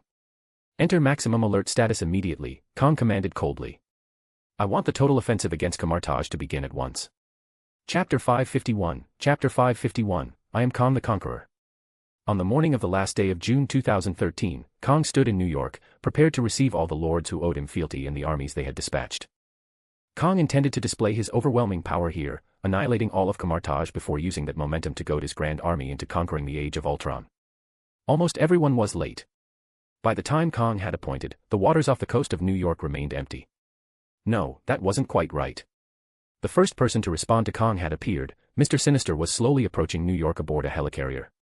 His modified body was more than capable of walking across the deck of a carrier cruising at an altitude of over 6,000 meters without any strain. His army was ready and waiting. Behind him, several more helicarriers emerged from the clouds over the Indian subcontinent, each one packed to the brim with soldiers. They were all Mr. Sinisters, each bearing a smile and a diamond-shaped implant. However, unlike the standard clones, these versions possessed South Asian facial features. I must thank you for fulfilling my wish, Great Kang. Born in the Victorian era, Mr. Sinister maintained his old gentleman persona, happily performing tasks for Kang. The latter merely offered a slight nod, showing no irritation toward those who had stood him up. Kang calmly raised the Cosmic Cube. Suddenly, a vision appeared before Sinister. Camartage was in sight, its sky covered in a dense, web-like lattice of cracks, teetering on the brink of collapse. The space between New York and Camartage had been warped by the Cosmic Cube. While their actual physical distance remained unchanged, they were now within arm's reach. Sinister looked eager to act, but Kang simply commanded the Cosmic Cube to release an even more blinding radiance. In the next instant, the barriers of Camartage shattered. The entire sanctuary was baptized by the power of the Cosmic Cube, its architecture twisting and mutating in a flash. Adorned in protective talismans, Stephen Strange rose from the chaos while chanting an incantation. Gripping a giant axe, he launched into a leaping strike toward Kang. At this critical juncture, Kang seemed to unleash boundless power. And then, you could take the opportunity to use your ability to seize the Cosmic Cube while I am engaged with the Sorcerer Supreme. Sinister's hand froze atop the Cosmic Cube. He listened to Kang's words in disbelief, and what terrified him more was that the voice did not come from the Kang standing beside him. Had everything around them come to a standstill? I have merely accelerated your thought speed. Just yours and mine, Kang's voice continued. You might be wondering what happened and why you failed. In truth, it is quite simple. Everything we see is essentially the reflection of light. In other words, everything we witness is the past. There is no difference between what happens before a man's eyes and a beam of starlight from tens of thousands of light years away. But I am Kang the Conqueror. I am the master of time. My vision is different from yours. I do not see the past, I see the now. What I see is always simultaneous with the action itself. In that infinitesimal moment before you could even confirm your success, I already knew what you intended to do. Hearing this, Sinister struggled to turn his head, desperate to make all the other Sinisters strike at once. But at this moment, only his individual mind had been accelerated, and only within this specific body. Furthermore, did you truly think I was unaware that you lords harbored treacherous designs? The power of the cosmic cube is beyond question. No man of ambition, even if his past were completely rewritten by me, could possibly refuse its power. I simply required enough time to thoroughly master it. Master it? How else could one master the cosmic cube? In the next instant, Sinister's consciousness returned to normal as his time swirl ability finally kicked in. He still couldn't fathom how the forget-me-not ability had been seen through, but the empowered Strange had already cleaved that version of Kang apart with his axe. Yet Strange did not stop. Instead, he turned with a solemn expression toward Sinister's direction. Sinister turned as well. I have been searching for a way to make the cosmic cube transcend the current timeline and transmit to all universes. Finally, I have found it. He beheld a brand new Kang the Conqueror. A suit of high-tech green armor with purple trim, reminiscent of the Iron Man suits, already encased Kang's body. But more importantly, his chest had been hollowed out to house a specialized container. Inside the container sat a cube emitting a soft blue light, its outward-facing side forming a perfect diamond-shaped mark. The cosmic cube does not rely on the rift itself to rewrite reality, but on that specific energy. In other words, as long as there is a sufficiently powerful cross-temporal repeater, the power of the cosmic cube can be transmitted across all of time. I shall master not only the present, I shall master the past, and I shall master the future. Inside the light cone, all is destiny. And I am the light cone. In Egypt around 3000 BC, Apocalypse ascended the long stone steps of the temple with aggressive intent. Clad in the robes of a pharaoh, Ramatut felt the implant in his chest receive energy from the future. He stood up, and all of ancient Egypt began to boil. Countless high-tech scarabs were assembled from matter converted by that energy. In 6th century Britain, mysterious runes appeared on the chest of the dark wizard Immortus. Gate after gate swung open, and warships from the 31st century emerged, training their sights on Camelot. In the Third Reich during World War II, a man named Mr. Griffin replaced the Führer. His eyes glowed with an intense blue light. The Allied forces, yet to commence the Normandy landings, had no idea their opponent had been swapped. Giant robotic sentries and rocket-powered craft capable of smashing propeller planes at hypersonic speeds now armed the Third Reich. In the year 2099, in the 31st century, in the distant Cretaceous and Triassic periods of the past, and in even more remote reaches of spacetime, countless versions of Kang the Conqueror appeared. They held different identities and different forms, but at this exact moment, they all reached out. From the very first moment of Earth's existence, they began to reshape every reality within history, projecting their predesigned blueprints onto every instant of time, creating a Kang dynasty that would endure from the dawn of the world to the end of civilization. Oh, and there was also the matter of punishing the rebel before him. He snapped his fingers. Aboard the helicarriers, the countless versions of Sinister were instantly ground into pure light particles by a surge of immense energy. Sinister's very existence was erased. Subsequently, the entire Indian subcontinent was reduced to dust, ensuring that no version of Sinister could ever reincarnate through that method again. Then, Kang looked toward Strange. Who is next? Chapter 552, Chapter 552, How Dangerous This World Is. I can guarantee that the 31st century has absolutely no copyright laws, otherwise Kang would definitely know he's infringing on my patents. The Avengers, acting as Kang's Praetorian Guard, did not set out immediately. In truth, convincing the Avengers to rebel against Kang was remarkably easy, but witnessing the instantaneous destruction of the entire Indian subcontinent and the deaths of tens of thousands of Sinisters was such a staggering display of power that they found it difficult to believe it had actually happened. War Machine turned directly to Tony and asked, "Can you handle this, men?" "Can I handle this?" Tony looked at his old friend with a face full of disdain. "Are you kidding me? Who could handle a monster like that? This time last year, I only had to deal with an alien army. All it took was one nuke to their home base and they were finished. Now I have to face a guy who shoved a reality-warping cube into his chest and can rewrite every timeline on Earth. Tony glared angrily at a nearby portal and then pulled a lever. I can damn well handle it. Kang realized instantly what Tony Stark had done. As he raised his hand to strike, Strange intercepted the attack, his entire body cracking like a piece of shattered porcelain. But even so, Tony's objective had been achieved. A massive spacetime tunnel tore open in the high atmosphere, as if attempting to replicate the Battle of New York, except this time, an endless, black tide of an army came diving down. They were not invaders from an alien planet, however, they were assimilators from the future. Tony saw himself, and he saw Pym, but these Avengers were all half-human, half-mechanical constructs. Their bodies had undergone varying degrees of modification, and without exception, these upgrades looked strikingly similar to Ultron. Hank Pym suddenly understood why Kang had called the future an Age of Ultron. He had thought Kang was lying, but it turned out Kang was telling the truth. If that's the case, then Ultron shouldn't exist. Pym thought sadly. Tony slapped Pym on the shoulder. All right, stop moping. I'm not counting on a machine uprising to hold Kang off for very long. Hurry up, we don't have much time. Who do you think can pull this off? The Sorcerer Supreme has reached his limit, we can't count on Strange to help us anymore. Exactly. So we need some other kind of help. I'm putting my money on Doom. What do you think of Doom? Tony spoke with what seemed like a complete lack of confidence. He then glanced at Carol. Ms. Danvers. Could you go fetch our flying Sorcerer Supreme back? Be careful, don't let him break. Kang's attention was now entirely fixed on the Ultron Legion before him. He flew upward, coming face to face with an Ultron unit leading the swarm, and asked in confusion, is this all you can do? He was perplexed. If this was the full extent of the Age of Ultron's power, then Ultron shouldn't have been able to trigger such a horrific catastrophe. Why, then, had the multiversal incursion begun? You are suffering, Kang. You need treatment. Ultron can provide that treatment. The lead Ultron explained the situation and immediately launched an attack. Kang struck out at the group of mechanical superhumans, but to his surprise, they were not hit by the power of the cosmic cube. Kang quickly realized how Ultron was evading the strike. They all had miniature time engines implanted in their bodies, allowing them to shift their temporal axis during combat. This method allowed them to dodge the power of the cosmic cube, which could only modify the present.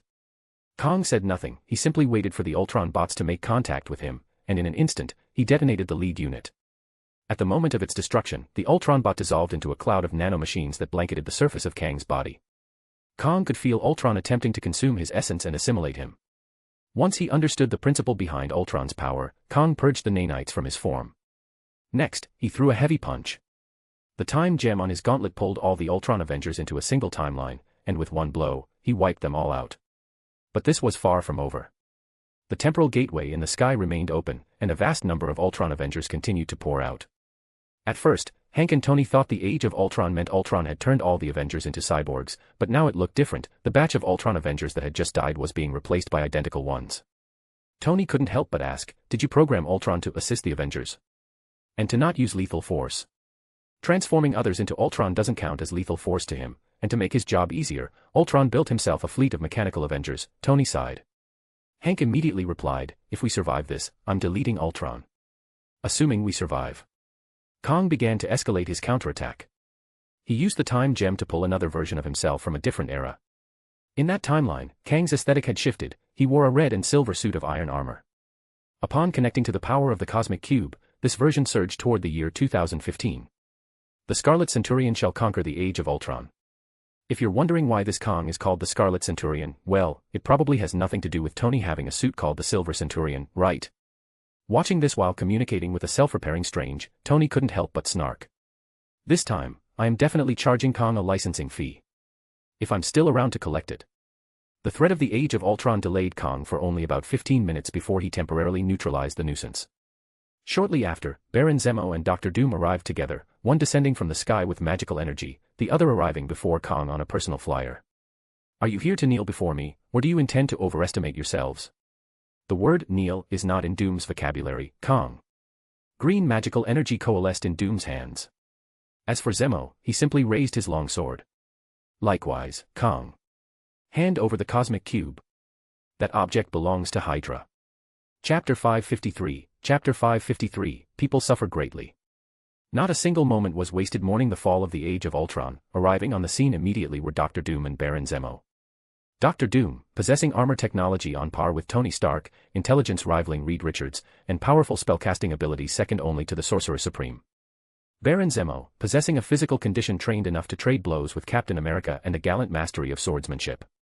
Kang did not even deign to spare Zemo a glance, looking directly at Doom instead.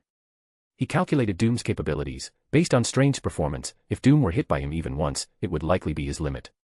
Doom could absolutely not survive a second punch, so whatever he planned to do had to be completed in an extremely short amount of time. As for Zemo, no one cared about Zemo. Kang raised a hand toward Doom, intending to cast him out beyond the atmosphere. Fortunately, Doom's entire body was covered in magic, shielding him against Kang's reality-altering abilities, which barely allowed him to withstand the attack. The green energy shield was covered in a dense network of cracks. Doom, meanwhile, accumulated spell energy in both hands and bombarded Kang. However, when the attack dissipated, Kang's armor remained as pristine as new. He released a massive wave of energy toward Doom once more. This time, the power of the cosmic cube enveloped Doom's body, yet after enduring the hit, Doom remained unscathed. Kang felt quite surprised seeing this, wondering how Doom had managed it. What surprised him even more was Zemo. The latter actually flew toward them on a hovercraft and swung a sword at Kang. Kang felt an unprecedented sense of insult. He simply raised his iron fist, intending to blast Zemo into dust with a single blow. Kang raised his hand and released powerful energy that covered Zemo's body. But the result of this encounter was even more beyond Kang's expectations. Zemo, too, was unharmed. Doom is one thing, but how did you manage it? However, Kang's surprise soon faded, replaced by a look of interest as he stared at Zemo. You used the old data left behind by AIM to create an empty shell of a cosmic cube. Very clever. I thought Hydra was just a group of boring fascists. Precisely. Since you diffused the power of the cosmic cube across all timelines, then naturally, this power exists in all points of time. As long as one finds the method, it is quite easy to absorb that energy. As Zemo spoke, he held up a cosmic cube in his left hand. The interior of this cube also radiated a faint blue energy. Though this power was not yet enough to rival the vast cosmic cube energy Kang possessed, it was sufficient to form a sturdy shield. As long as the shield was used, it was enough to break free from the influence of the cosmic cube. It was precisely through the coordination of this counterfeit cosmic cube that Doom dared to stand before Kang. Vast cosmic energy and magical energy impacted Kang simultaneously. The magic Doom used hailed from the ancient era of King Arthur. The powerful magic channeled from the witch Morgan Le Fay began to rewrite reality directly, stripping Kang's existence away from reality bit by bit. Kang, after taking this powerful attack head-on, let out a roar and proceeded to walk forward through the air, one step at a time. Doom could even see Kang's armor beginning to peel and crack, yet Kang persisted in his advance. Then, he raised his left hand. The time stone began to operate, but the target was not Doom, it was Zemo. Zemo's entire body began to twitch violently, and he instantly turned into a skeleton draped in clothes.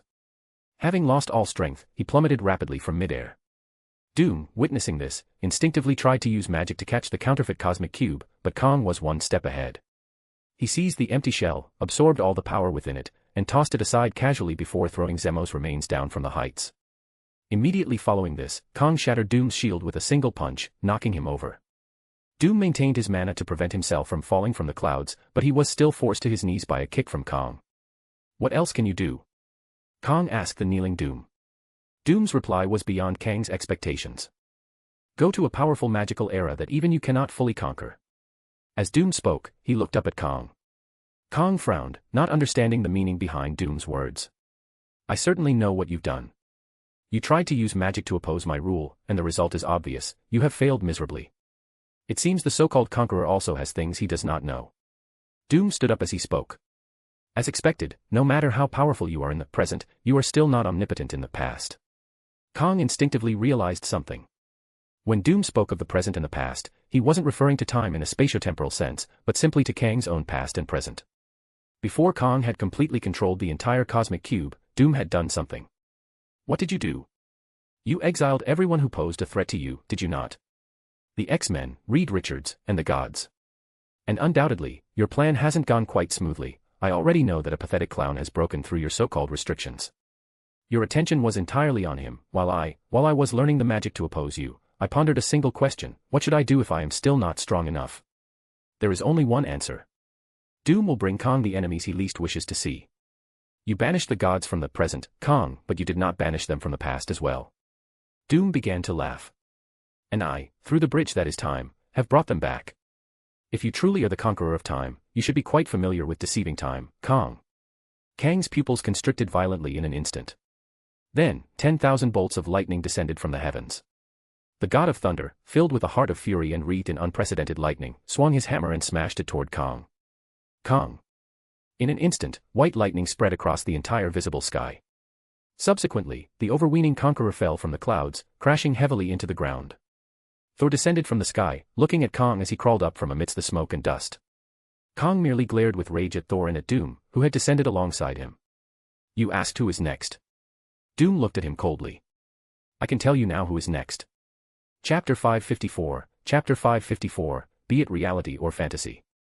Thor had first been taken to the past by Doom, and then brought back to the present to join forces with him against Kang. So, at this moment, what were Peter and his new Fantastic Four doing? They were waiting for intelligence from Gwen. Peter possessed another method of countering Kang's reality manipulation, precognition. This was the same method a large number of mages, including Strange, used to resist Kang's rewriting of reality. If you could know in advance what the world would be reshaped into by Kang, you would not be affected by the power of the cosmic cube. If Strange hadn't mentioned it to him, he really wouldn't have known he could exploit such a loophole. Mr. Sinister was insta-killed, and Doom and Zemo have entered the fray. Oh, Zemo was insta-killed too. Feeling as if he had forgotten something, Peter watched the battle alongside the rest of the new Fantastic Four. They were waiting for an opportunity to act. Doom seemed to be the person most likely to defeat Kang right now, and his partnership with Thor was indeed the combination with the highest potential for a breakthrough thus far. Of course, this wasn't the only reason they were idling. In truth, there was another reason for Peter's slacking that Kang was unaware of. The more a cosmic cube is used, the faster it awakens. It might have taken the Skrulls decades to cause the cosmic cube in their possession to awaken. But Kang was currently draining the cosmic cube's power infinitely, diffusing it across all known timelines to modify the past on a massive scale. This was essentially doing decades worth of work in a single instant. Peter knew without even thinking that the cosmic cube, through its constant rewriting of reality, was rapidly evolving into the sentient entity he knew as Korvac. It was no wonder Korvac didn't seem particularly bright. A cosmic cube consciousness birthed in this manner was essentially a premature infant. Not paying it much mind, Peter suddenly saw Gwen swinging in through the window. Only then did he remember what he had sent Gwen to do. Naturally, he hadn't truly expected Gwen to steal the time stone. After all, she couldn't fly. Just as he was about to offer Gwen a few words of comfort, Gwen surprised him by handing over a glass cube. It fell from the sky. "I saw that it wasn't damaged at all, so I brought it back. Can this be of use?" "I'm not entirely sure." Peter, of course, knew what it was. Zemo had relied on this very thing to hold his own against Kang for a while, but Zemo had been unable to resist the power of the time stone and was reduced to a pile of withered bones. Ideally, this item should be given to Doom or Strange to maximize its effectiveness, or perhaps, if we could recalibrate this thing, could we cover a certain area to wake people up, or prevent them from being interfered with by the cosmic cube's energy? Peter held the empty shell and asked Banner, who was standing on the other side. Banner took the cube with a hint of uncertainty and performed a spectral analysis. "There's some gamma radiation, not very strong. I'm analyzing it in conjunction with Reed's old research data on the cosmic cube. Using it to protect a single person like Zemo did shouldn't be a problem, but if you want to apply it to everyone, it's beyond our current capabilities." Banner gave his conclusion after a brief analysis. "If you really intend to use the cosmic cube to create a team that won't be affected by Kang, you either need to hand one of these out to every person, or you need to ensure it still functions normally after being broken into pieces." Peter let out a helpless sigh and then looked toward Johnny Blaze, who nodded. "I'm ready." "All right, let's head to Avengers Tower. We're going to assemble the team."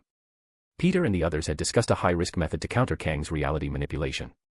This method stemmed from the nature of the Ghost Rider. Although Johnny himself could be affected by the cosmic cube, once he became the Ghost Rider, he could avoid such influence. This was likely because the cosmic cube was not yet capable of rewriting hell. If Johnny could share his hellfire with everyone, it would ensure that anyone touched by the hellfire would not have their memories overwritten by the cosmic cube. The only concern was Mephisto, whether Mephisto had known about this all along and was prepared to use it to corrupt the heroes from some angle. Strange said he could help screen for hidden dangers, but since the opponent was Mephisto, no one knew if there were other traps involved. Except for Peter Parker himself. Peter was quite confident in this plan because, if he remembered correctly, the spirit of vengeance within Johnny was neither an angel nor one of Mephisto's demons, but a distinct entity that Mephisto could not control. It was precisely because of this that Johnny was special. He was an unorthodox Ghost Rider harboring an unorthodox spirit of vengeance. Besides, they were out of better options. "Just remember, whatever you do, don't incinerate Tony Stark. I promise." A flaming Johnny and a Hulk-transformed Banner followed Peter through a portal he had opened with a sling ring. Logan was already there. Strange had explained Peter's plan to the Avengers, but even after hearing it, Tony and the others were still hesitant. At the same time, the remaining X-Men, the New Mutants, the Hell Lion Squad, and S.H.I.E.L.D.'s Thunderbolts were all gathered there. Tony wasn't surprised by that old Fox Fury's defection, but he still felt a sense of rejection toward this plan, which was currently their only choice. We still have time. Thor is back, we have so many people, and Doom is still out there fighting. Maybe we can find another way. There is no other way, Stark, Fury countered Tony. If you're unwilling to make a deal with the devil, then Kang can wipe us out in an instant. Actually, we might have a way, but we don't have time. Peter handed the cube to Tony. Tony frowned, as Spider-Man had said, maybe they could do something with this block, but only if someone bought them enough time. But who was left? Do not fear sacrifice, soldier. An old man, his physique still sturdy and upright, stepped through the portal holding a shield. Captain America, nearly 90 years old, looked at Tony and issued the order, if we give our lives for the cause of freedom and justice, then there is nothing to fear. Now, Tony, how much time do the scientists need to fix this cube? Chapter 555, Chapter 555, Strive to make a change. The reason Kang chose to exile the gods rather than simply erase them with the cosmic cube was not that he lacked the ability, but rather out of concern for the god realms that lay further beyond. Whether it was Olympus or Asgard, they were essentially pocket dimensions independent of the physical universe. Consequently, these worlds were immune to the influence of the cosmic cube, unless Kang personally led an invasion into them. However, Kang did not wish to confront such powerful magical civilizations prematurely. Strange and Doom had already proven that the ceiling of magic was incredibly high, capable of reshaping reality and resisting its restructuring. Thus, Kang's choice was to cast them out first, as long as the full military might of Asgard or Olympus did not descend en masse, they could not cross over. That was, until Doom found another way and brought Thor back. Mjolnir flew out in an instant, striking Kang. Thor did not immediately recall the hammer, instead, with a wave of his hand, he summoned a massive torrent of lightning to bombard Kang's body. Kang stood up and scathed amidst the lightning, only for Doom, his hands wreathed in magical energy, to leap up and bury a fist into his face. Then another punch, and another, and another. Doom's fist struck Kang's face with a fierce wind. Kang quickly recovered and caught Doom's fist, but before he could exert any force, a lunging Thor struck him again. The two had formed a remarkably tight coordination, fighting Kang in a seamless succession of blows. Yet even with Thor and Doom joined together, they only managed to hold out longer than the combination of Zemo and Doom. Enough. An eruption of energy from Kang blasted the two of them back simultaneously. This time, he was beyond furious. Even if Odin himself came, it would be to no avail. I have mastered the power of the cosmic cube. I shall show you all just how terrifying this power truly is. I will erase Norse history and myth, I will make it so that you never existed. A familiar shield struck Kang's raised arm, causing him to freeze. He could not help but turn his head, only to witness a sight he had never anticipated. An aged Captain America, leading a host of superheroes including Wolverine, Daredevil, and others, appeared before Kang. Standing beside the captain was Ghost Rider, the flames burning upon his body enveloping the other heroes. The hellfire did not grant everyone a skeletal head, it merely caused each of their eyes to burn like those of the Ghost Rider.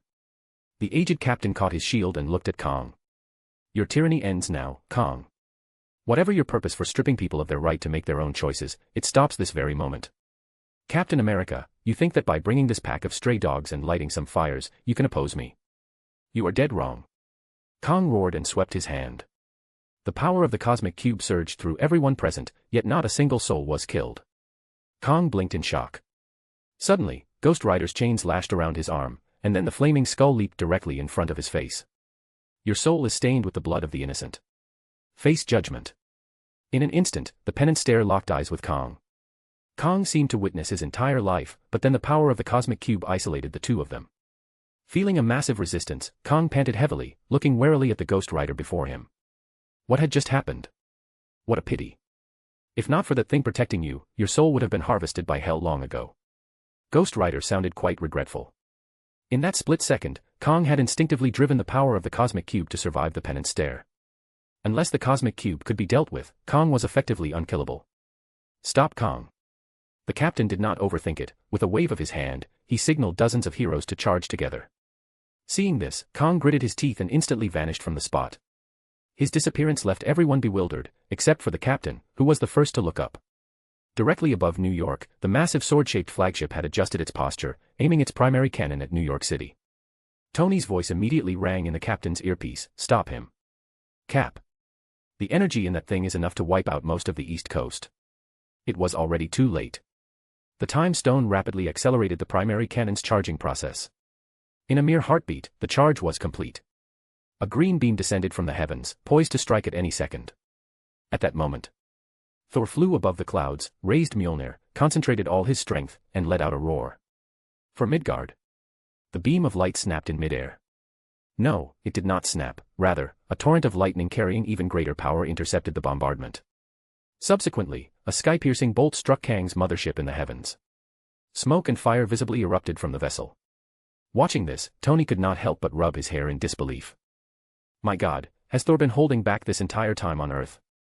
Mjolnir fell to the ground, and Thor crashed into the earth, creating a massive crater. He climbed out of the pit, covered in dust and grime, and walked to the side to lift his hammer. The captain immediately met him and asked, "Are you all right, Thor?" "Worry not for me, Rogers. I can still fight."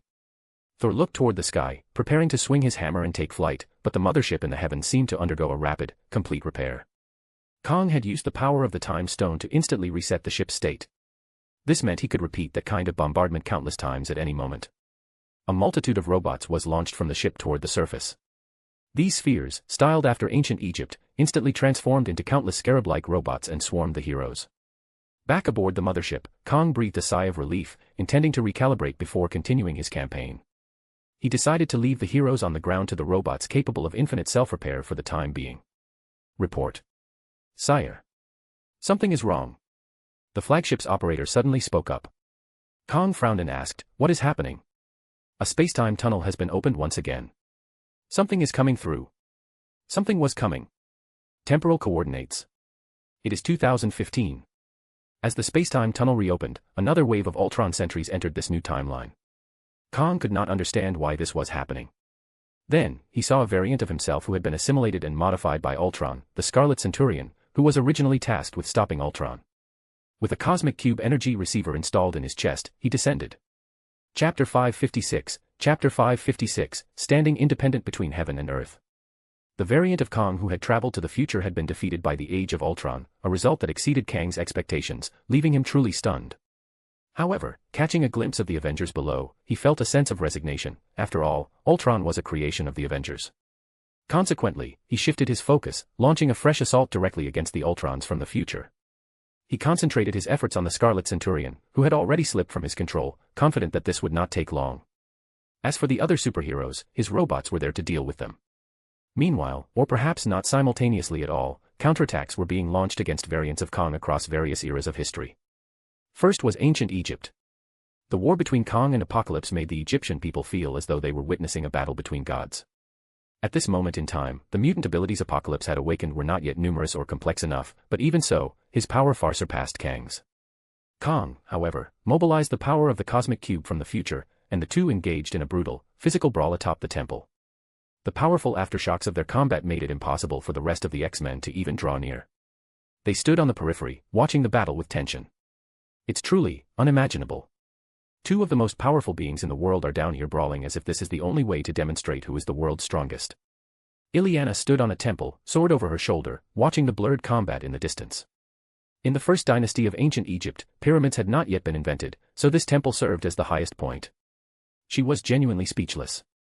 Why did two superpowered masters capable of matter manipulation, energy conversion, and even reality warping ultimately resort to punching each other? Oh, and creating various objects to punch each other with. There's no helping it. Even if they are just throwing hands, we have no way to intervene. Illyana, if it weren't for the fact that you have to maintain the spell on Apocalypse, I think the best thing for us to do would be to leave right now. Watching the distant battle between Kang and Apocalypse, Cyclops felt no affection for either of them. However, if Apocalypse could not resist Kang's time stop, they would have no way to escape. Conversely, if Kang were to lose to Apocalypse here, it might actually make things easier. But were they truly incapable of helping at all? Not necessarily. The White Queen had been constantly attempting to interfere with Kang's mind, forcing him to divert a small portion of his focus. Besides her, there was Illyana. Magic's longsword could not cause physical damage yet, but it could directly wound the soul, an indubitably lethal move against Kang.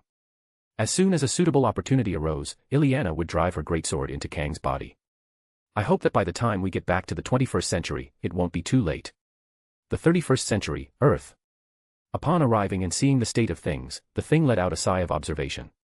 To be honest, I thought the 31st century would be more advanced. The Fantastic Four, having arrived in the 31st century, saw a scene that caught them very much by surprise. It was indeed a world of futuristic style, but how to put it? It wasn't that futuristic. All the technological progress fell within the scope of their existing hypotheses. Reed had even managed to hack into the local network using his own intellect, proving that the 31st century was still an era of zeros and ones. There is a reason why technological progress has been so slow. Earth was once an interstellar civilization, but a civil war reduced human civilization, including Earth, to little more than a wasteland. After rapidly learning and absorbing the language of the 31st century, Reed managed to piece together the local developmental history. Kang the Conqueror is called the Conqueror because he reorganized the Earth and human civilization of this era, unearthing advanced technology from a vast number of ruins. Speaking to this point, Reed found it hard to maintain his composure. The technology of the 31st century essentially relied entirely on archaeology. A severe technological disconnect had occurred during the intervening millennium. Kang, having mastered time travel technology, had simply dug up various technological advancements from humanity's golden age to develop himself, thus becoming Kang the Conqueror. In other words, Kang was a tech tree player who had cheated. He went to more advanced timelines to bring back technology to conquer the wasteland that was the 31st century. He then expanded into space, nearly rebuilding the territories from the era when humanity was an interstellar empire. One couldn't say Kang lacked talent. After all, he had excavated time technology from the ruins and repaired it. But this talent was a far cry from what Reed and the others had initially imagined. Furthermore, the multiversal incursion crisis, this shockwave will continue to spread from the point of occurrence across both time and space. That's why Kang is in such a hurry. According to this process, the 31st century will completely dissipate within a few years. A massive spatial rift leading to the Beyond Realm and the multiverse was the cause of this terrible crisis. Kang was attempting to close this rift at its source, which led to the inception of the Kang dynasty. Reed couldn't say whether Kang's actions were right or wrong, but from the perspective of someone living in the early 21st century, Kang was absolutely their enemy. Deadpool was wandering around nearby while the Human Torch was tasked with keeping an eye on him. Meanwhile, Reed, having finished hacking Kang's systems, had Susan lead them into Kang's palace under invisibility. Rather than a palace, this looked more like Kang's flagship plugged into the ground, a sword-like tower soaring into the clouds. Reed hacked the system as he walked, searching for Kang's secrets and clues. Alright, it's right here. There are actually a lot of Stark Industries remnants in Kang's system. It's truly unbelievable that Tony's work still functions in the 31st century. As Reed spoke, he opened a warehouse. When the doors swung open, he couldn't help but feel a sense of breathlessness. Kang had not hidden any weaknesses here, instead, he had put his ambition on display. Stored inside were countless incubation pods. Floating within them were heroes they recognized, and some they didn't. A display screen to the side explained the purpose of this place. This is a cloning factory. Kang went back to the past, collected our DNA when we or others were just born, and then replicated the ways we gained our powers, cloning all the superheroes and villains. This is an army, belonging exclusively to Kang. Reed looked at all of this in disbelief. Susan, after a brief moment of shock, asked her husband a very important question. If this was Kang's plan, why have we never seen any of these clones? Chapter 557, but I am no longer alone. The perspective shifts back to Earth in 2013, where the assembly of scientists, including Peter, is researching a new subject. Instead of using the shell of the cosmic cube to directly oppose Kang, they are investigating whether the device can be fashioned into a communication apparatus, something akin to a telephone, to establish contact with the cosmic cube residing within Kang's body. Compared to a head-on collision with Kang, it might be simpler and more certain to call out Korvac. How can we ensure that the cosmic cube has already developed self-awareness? Pym was the first to raise this question, but Peter was quick to answer. If the cosmic cube had no self-awareness, it wouldn't have helped me fulfill the wish to make the whole world forget Spider-Man. Several of them looked at Spider-Man. Indeed, none of them remembered who Spider-Man was. However, judging by Spider-Man's familiarity with them, it was impossible for them to have had no connection. Having grasped this point, everyone turned their eyes toward Mar-Vell. After all, the Kree had conducted very deep research into cosmic cubes. Mar-Vell did not hesitate. On one hand, this wasn't some military secret. The Kree only had a history of opposing cosmic cubes, not creating them. On the other hand, Mar-Vell was a pacifist, and he by no means believed that Kang's actions were right. Very well. I don't know much, but according to the records preserved by the Supreme Intelligence, it once communicated with the Shaper of Worlds, the Skrull Cosmic Cube. The awakening of that entity also occurred under hazy circumstances. According to the records, at the very moment of its birth, a cosmic cube seems to possess a basic self-awareness and continuously enriches itself. However, they are like being in a dream, they need to be awakened. Fine, at least we have some basic knowledge. Tony sighed helplessly, rubbing his forehead as he spoke. Could you please get to the point? How do you wake up a thing that can reshape the entire universe? Contact. Sufficient contact of thought and consciousness. The cosmic cube itself is too vast, there must be a strong enough and numerous enough contact of consciousness to wake it. This process includes the consciousnesses of those killed or modified by the cosmic cube. At this point, Marvel spoke with some confusion. Logically speaking, Kang has modified so much of reality and killed so many enemies that the cosmic cube's awakening should be imminent, yet I see no signs of it. Perhaps for an artifact that only awakened after destroying 2/3 of an interstellar empire, Earth is still too weak. Tony felt even more speechless. Wasn't that their entire goal? To wake Korvac ahead of schedule. Otherwise, if they really waited for Korvac to wake up on his own, it might take forever. But this. Cerebro. Upon hearing those words, Peter immediately realized how to solve the problem. He looked at Beast, who had been listening in and reviewing various experimental data. Dr. McCoy, can we connect this device to Cerebro? If you mean as a power source, that's very easy. But if you mean as a receiving device for Cerebro. Beast understood Peter's meaning. Powerful mental contact could awaken the cosmic cube, and here, whose mind was powerful enough? Unquestionably, it was Professor Xavier, who had been resurrected during Kang's modification of reality. Moreover, it wasn't just the professor's individual mental capacity that was formidable, he could completely connect to the minds of everyone across the globe through Cerebro to accelerate Korvac's awakening. However, the professor's telepathy acts on the human brain. The cosmic cube doesn't have a human brain, so how could it wake up? It can be done. Answering this was Ant-Man. I remember, when Spider-Man fought the AI Green Goblin before, the AI Green Goblin tried to enter a human brain to fight Norman Osborn for control of the body, and it had contact with the White Queen. This proves that a super AI can design a data transmission method compatible with brain waves. As long as I fine-tune Ultron's algorithms, I can achieve this. At this point, Pym sighed with a bit of desolation. In the future, Ultron will trigger a terrible disaster. I originally thought I could avoid this by modifying Ultron's underlying logic, but it seems it wasn't that simple. I will destroy Ultron, but before that, let it complete its final task. Alright, it looks like this job only requires 2 people to solve. As Tony spoke, he picked up his helmet and put it on. We'll go by you 2 sometime. Good luck, the 2 Hanks. Avengers, or whoever else, let's go. Kang spent a few minutes annihilating the entire army brought by the Age of Ultron and his own variant that had been modified by Ultron. After destroying the opposition, he used the Time Stone to completely seal the time tunnel. Then, he used the Cosmic Cube and the Time Stone to scrutinize what exactly had happened and why these incidents were occurring one after another. Finally, in this witness, he saw him, Spider-Man. A very dangerous fellow whom he should not have forgotten. At that critical moment, Spider-Man's instantaneous contact with the Cosmic Cube had set all of this in motion. Otherwise, a rebellion of this level should have been suppressed long ago.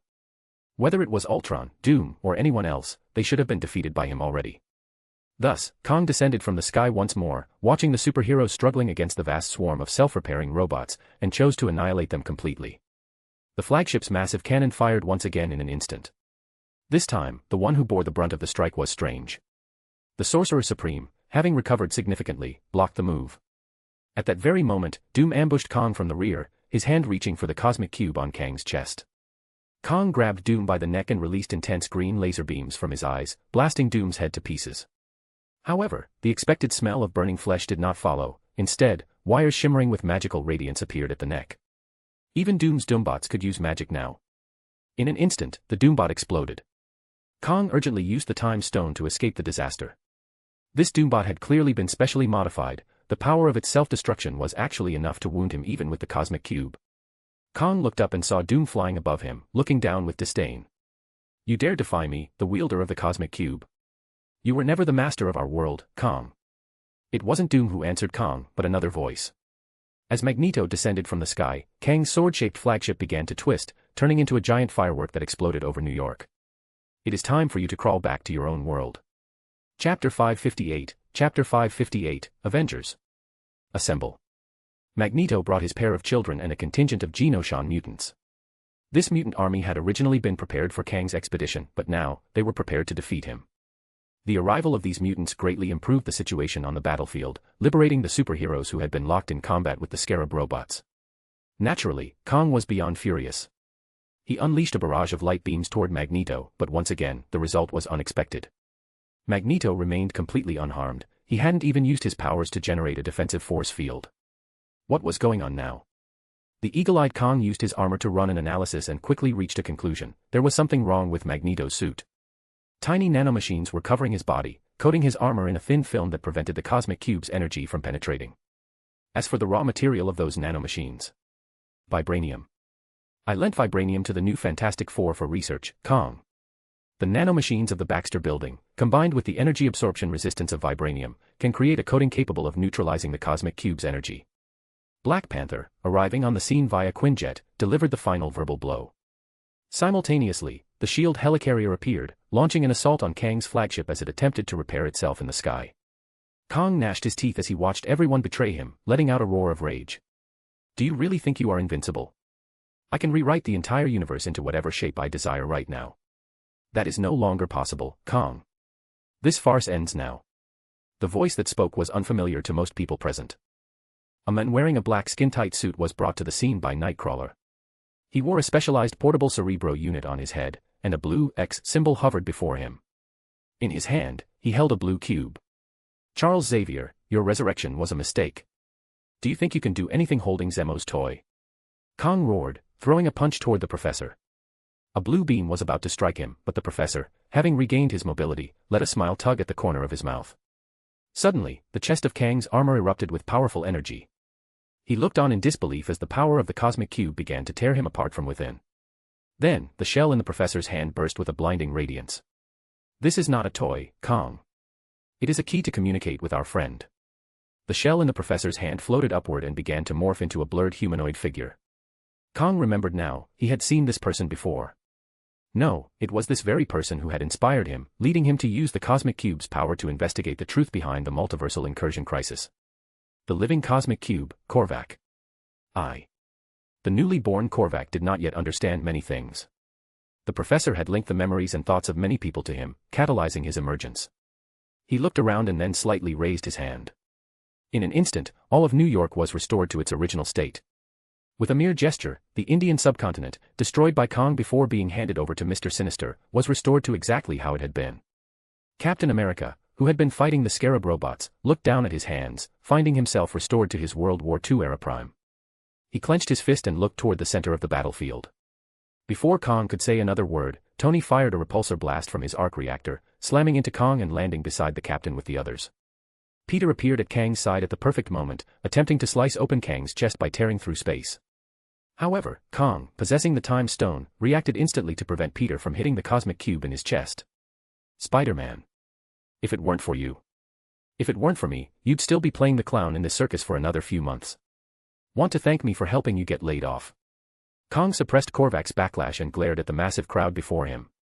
Under Korvac's protection, he could no longer use reality manipulation to erase these people. However, he still possessed unparalleled power. Even if he had to do it one by one, he had enough strength to crush every single one of their heads. I will put you all. Once again, before Kang could finish his sentence, he was attacked. A massive red beam of light descended from the sky, bombarding Kang. Peter looked up at the sky and sighed, I have a feeling that won't be the last time. Clouds then gathered in the sky, crackling with thunder and lightning. Thor looked up in surprise, this wasn't lightning he had summoned. The X-Men, who had been sent to ancient Egypt, had waited for Apocalypse to defeat the pharaoh Ramatut. They then used the pharaoh's machinery to return to the modern era. Cyclops unceremoniously gave Kang an energy bath, while Illyana teleported the X-Men back to New York. Cyclops didn't even have time to talk trash to Kang before he saw the professor standing on the battlefield, fully mobile. Professor. You did well, Scott. It proves that even in my absence, you can carry on the cause of mutant kind. Feeling ignored, Kang stood up in a rage. Peter, whose spider sense foresaw the next scene, sighed helplessly, see. I told you it wasn't the last time. Another temporal portal opened, and countless superheroes descended from the sky. Not only were there the Fantastic Four and Deadpool, who had traveled to the 31st century, but also many heroes they knew, some of whom were even standing right there. It was these heroes who launched the assault on Kang. We discovered in the 31st century that Kang was cloning the heroes of our era to fight for him. But the cloning technology had defects. These heroes possess our memories, they believe they are us, Reed explained to everyone as he landed. So the moment they woke up, they attacked Kang. I freed them and had a little chat. Even knowing they are clones, they chose to help us. Well then, everyone is here, Captain. Peter looked at Captain America. Cap. I've been looking forward to this for a long time. Oh. Is he going to say the line? Deadpool, who hadn't worn his mask since his face turned into Ryan Reynolds, trotted up behind the captain, stomping his feet in excitement. Don't say, flame on, don't say, flame on, don't say, flame on. Avengers. The captain raised his shield. Tony, standing beside him, whispered a small reminder. You know there aren't just Avengers here, right? Besides the X-Men and the Fantastic Four, we've even got Magneto and Doom. The captain gave Tony a brief look before immediately returning to a look of grim determination, facing the lone Kang, who still controlled a massive amount of power. Though he was still powerful, he was no longer invincible. Assemble. Chapter 559, Chapter 559, Kang's Army. What Kang had to face was the most massive lineup since the birth of Earth, 616. The world's strongest assembly of heroes, the Avengers, the most powerful team of heroes on the entire planet. The Fantastic Four, the pioneers of the heroic age, fueled by curiosity and the spirit of exploration. The X-Men, a team of mutant heroes who had fought for mutant rights for decades. The Thunderbolts, a superhero team assembled by S.H.I.E.L.D., designed from their inception to rival the Avengers. The Defenders, the street-level heroes fighting in New York to protect its ordinary citizens. Beyond them were villains or former villains like Dr. Doom and Magneto, independent S.H.I.E.L.D. agents like Silk and Agent Venom, lone heroes like the Punisher and Ghost Rider, and even 2 young student squads from Xavier's school had charged into the fray. That wasn't even mentioning the Ultron bots and Doom bots deployed to handle the Scarab minions, or the cloned heroes brought from the future by the Fantastic Four and the mutants brought by Magneto. We need to form a team to help evacuate the surrounding citizens. Tony, why wasn't the evacuation order sent out earlier? Actually, it was sent the moment we decided to strike. Tony flew through the air, firing missiles at the wave after wave of Scarab robots launching from the ground. And honestly, Cap, we've kept the battlefield well contained. Everyone knew Kang was going to start something here, so the surrounding area is mostly empty. If things get desperate, you can just have Korvac teleport everyone out. Ensure the battlefield doesn't spread beyond Manhattan. No one get bogged down in a fight, split off a team to hold back these damn robots. Our target is the cosmic cube in Kang's chest. Cap quickly scanned everyone present and issued his orders. Hulk, Thing, Colossus, clear a path. Make sure there are no obstacles between us and Kang. Where is he? He's heading down 6th Avenue toward Times Park. I'm on him, Cap. Peter, clinging to the exterior of a building, watched Kang leave the center of the battlefield, leaving his robotic soldiers behind to stall the others. He followed swiftly, swinging on his webs to close the distance and attempt a direct arrest. At that moment, Peter's spider sense blared. Fragments of the future flashed before his eyes. His brain, utilizing the shadow vision of Spider-Man Noir and the precognitive level spider sense enhanced by the Erskine serum, began to construct Kang's next trajectory. Just as he was about to reach Kang, Peter used his webbing to hook onto the buildings on both sides, performing a sharp mid-air break. Using the elasticity of the webs, he vaulted upward, dodging a beam from Kang. He then plastered a web onto Kang's face, letting a full burst of bioelectricity surge through him, striking Kang with white lightning. Hey, Kang. Where's the fire? Is there a concert waiting for you at Times Park? Peter caught up to Kang quickly, but Kang had no interest in chatting. He simply hurled an energy sphere. Peter, having anticipated this, pursued him immediately while contacting the others. Is anyone near Times Park? Kang is heading that way. Does anyone know what's actually at Times Park? If you want to be technical, kid, dinosaurs. A voice Peter didn't recognize well came through the comms. It was Hawkeye, watching the surroundings from atop a Manhattan skyscraper. All I see in Times Park is a bunch of dinosaurs running wild. Dinosaurs? Did Kang really think dinosaurs could beat them? No, that wasn't right. Was Kang planning to escape? That didn't seem right either. Kang, having fused the cosmic cube into his body, was unable to time travel. Unless he chose to abandon the cube, he could never leave the year 2013. The cosmic cube itself was incapable of time travel and could not be interfered with by the time stone or other devices. You couldn't accelerate or freeze a complete cosmic cube, which was exactly why Kang had to create it in the 21st century. From that perspective, Kang had created his own fatal weakness.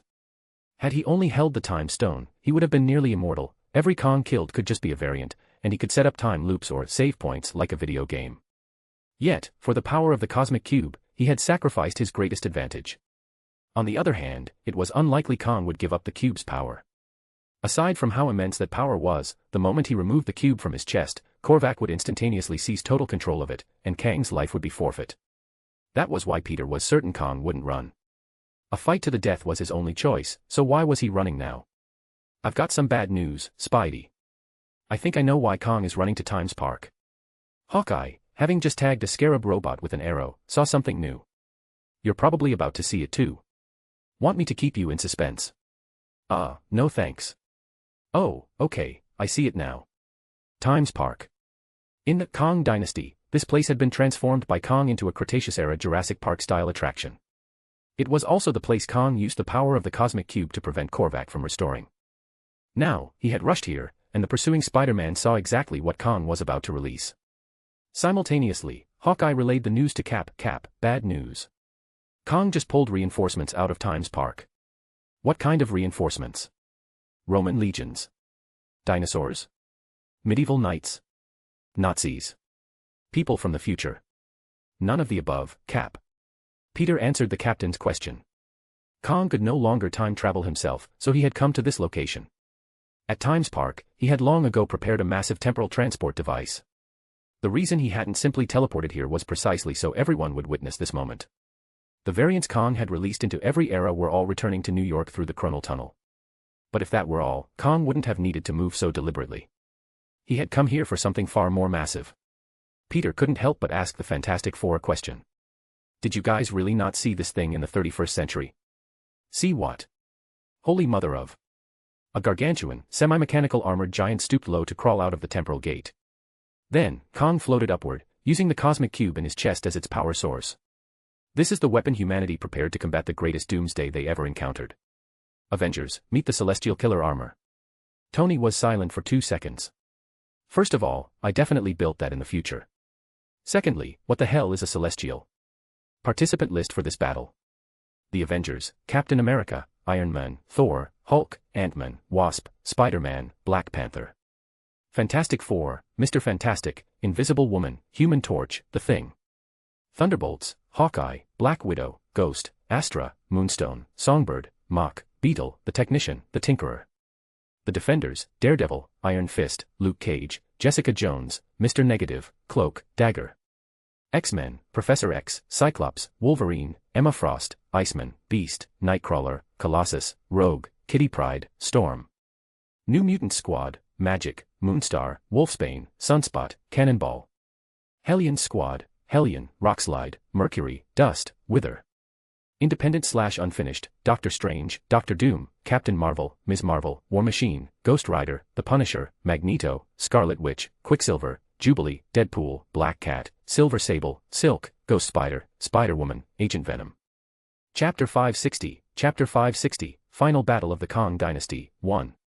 The God-Killer armor, Kang's ultimate weapon, was a machine originally built in the early 21st century by Tony Stark to combat a terrifying class of enemies known as the Celestials. Over many centuries, humanity had repeatedly modified and improved it, until it eventually became the monolith they were looking at now.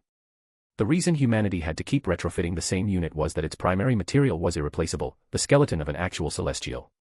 My scans are telling me there's a literal skeleton inside this thing, Tony shouted over the comms as he flew. So, question, what kind of biological organism grows to be 2 kilometers tall? Tony unleashed a barrage of missiles while the helicarriers in the sky opened up with full battery fire, but the attacks left the machine utterly unscathed. Thor soared through the air and brought Mjolnir down against the massive God-Killer armor with a thunderous crack before answering. This is but a fledgling, Stark. A true Celestial is far vaster than this. So what exactly are these Celestials? Cosmic gods. It is said they are born from planets, and the birth of a single Celestial signals the death of a world. Thor struck the face of the God-Killer armor again, but a powerful force field repelled his assault. Immediately, a swarm of diverse Kang variants lunged forward, dogpiling the God of Thunder. Farther off, the Hulk roared as he leaped onto the armor's face, delivering punch after punch. Unfortunately, even the Hulk was merely pounding against the shimmering force field without making a dent. Cyclops unleashed a full-power optic blast from a distance, but the barrier remained impenetrable. The God-Killer armor raised a hand, and a burst of raw energy instantly vaporized a group of cloned superheroes. As the others scrambled for cover, Captain America raised his shield, bracing against the energy beam. Looking at the Titan that could slaughter an entire squad from miles away, he shouted into his communicator. Tony, if you built this, give us a solution. First of all, a future version of me built it, I haven't even started yet. Second, only the base architecture is mine. This thing has 1,000 years of human spaghetti code layered on top of it. Tony muttered, before hitting on a desperate idea. Hank. Use Ultron. What? Use Ultron. Try to have him interface with it. If this was designed using Stark tech as the foundation, Ultron's learning capability should be enough to crack it. Pym hesitated, the dark future brought about by Ultron still haunting him, but he couldn't think of a better alternative. Meanwhile, Peter Parker had leaped onto the Godkiller's body. He tapped on the surface, suddenly noticing a flaw. Guys, it looks like this armor has an automated defense system that doesn't prioritize small things crawling on it. Peter paused as a thought struck him. Wait, has anyone seen Agent Venom? Get him on the line for me. At that moment, Agent Venom was busy dismantling a scarab robot and pummeling a Kang variant. His arm morphed into a symbiotic blade, piercing the variant's chest before tossing him aside. Flash Thompson let out a sigh of satisfaction. Yes. Nice move, partner. You think Spidey would be impressed if he saw that? Venom was actually a bit speechless. Since Korvac had restored reality and everyone remembered Spider-Man again, Flash had been obsessed with the topic. The symbiote himself had been feeling a bit lost thinking about Peter, but he pulled himself together to answer Flash. I don't know. Aren't you guys partners? How do you not know? I feel like I'm able to provide him with less and less help. Perhaps I'm becoming useless. As Venom wallowed in self-pity, a familiar voice rang out. Felicia Hardy, the Black Cat, kicked a lunging Kang variant away and landed on a nearby utility pole. Boys. Venom. And his new ride. Spider-Man is looking for you. Spidey's looking for us. Flash asked, visibly excited. Why? I don't know. Maybe you'll find out when you get there. Agent Venom eagerly leaped away, quickly reaching the path the God-Killer armor was taking toward Avengers Tower. He spotted Spider-Man and landed beside him. Oh, hey, Spidey. Anything I can do? Do you need your old suit back? I need your help, Flash. Peter immediately laid out his plan. If we don't actively attack the big guy, it doesn't seem to mind us being on him. I need you and Venom to work together to cover this thing with the symbiote. Flash looked up at the colossal robot. I think, well, Venom says he can't cover the whole thing, even with Pym particles. What are Pym particles, anyway? Dr. Pym will be here to help us soon. We don't need to cover the whole giant. Just cover the ankles and trip him. The goal is to stop his forward momentum. Peter looked at Flash. One leg each, just like the Battle of Hoth. Got it. You got it. Flash watched Spider-Man swing away to execute the maneuver and took a deep breath. All right, partner. Let's do the Empire Strikes Back. Let's trip an AT-AT. The two symbiote-wielding heroes sprang into action. They landed on the God-Killer's ankles and rapidly began to spread their biomass. Venom and anti-venom expanded across a massive area in seconds, but it still wasn't enough. Just then, a red giant rumbled toward them and threw a device. In an instant, the surface area of the symbiotes covering the God-Killer armor expanded exponentially. Hey, Peter, good to see you. Wasp, having flown over after using Pym particles to help expand Peter's anti-venom, landed nearby. It's unbelievable that everyone forgot you for an entire month. Thanks to that month, we're able to pull off this counterattack. Tell Flash, on the count of 3, we pull. 3, 2, 1. Agent Venom and Spider-Man's forms suddenly surged in size, growing dozens of meters tall. They exerted their full strength simultaneously, using the symbiote mass attached to the God-Killer armor to form a massive web. The 2,000-meter giant lost its balance and came crashing down. I originally planned to use Pym particles to shrink this thing, Wasp added as she landed next to Peter, who had returned to his normal size. But it seems Pym particles don't work on this thing either. Chapter 561, Final Battle of Kang's Dynasty, 2. As the massive future anti-celestial armor collapsed, the battle entered its next phase. The moment the Titan fell, its mobility was restricted. Magneto twisted countless cars into shackles, pinning the giant's limbs to the ground, while Strange immediately cast a spell to transmute the ordinary vehicles into reinforced exotic metals. I can't hold it for long.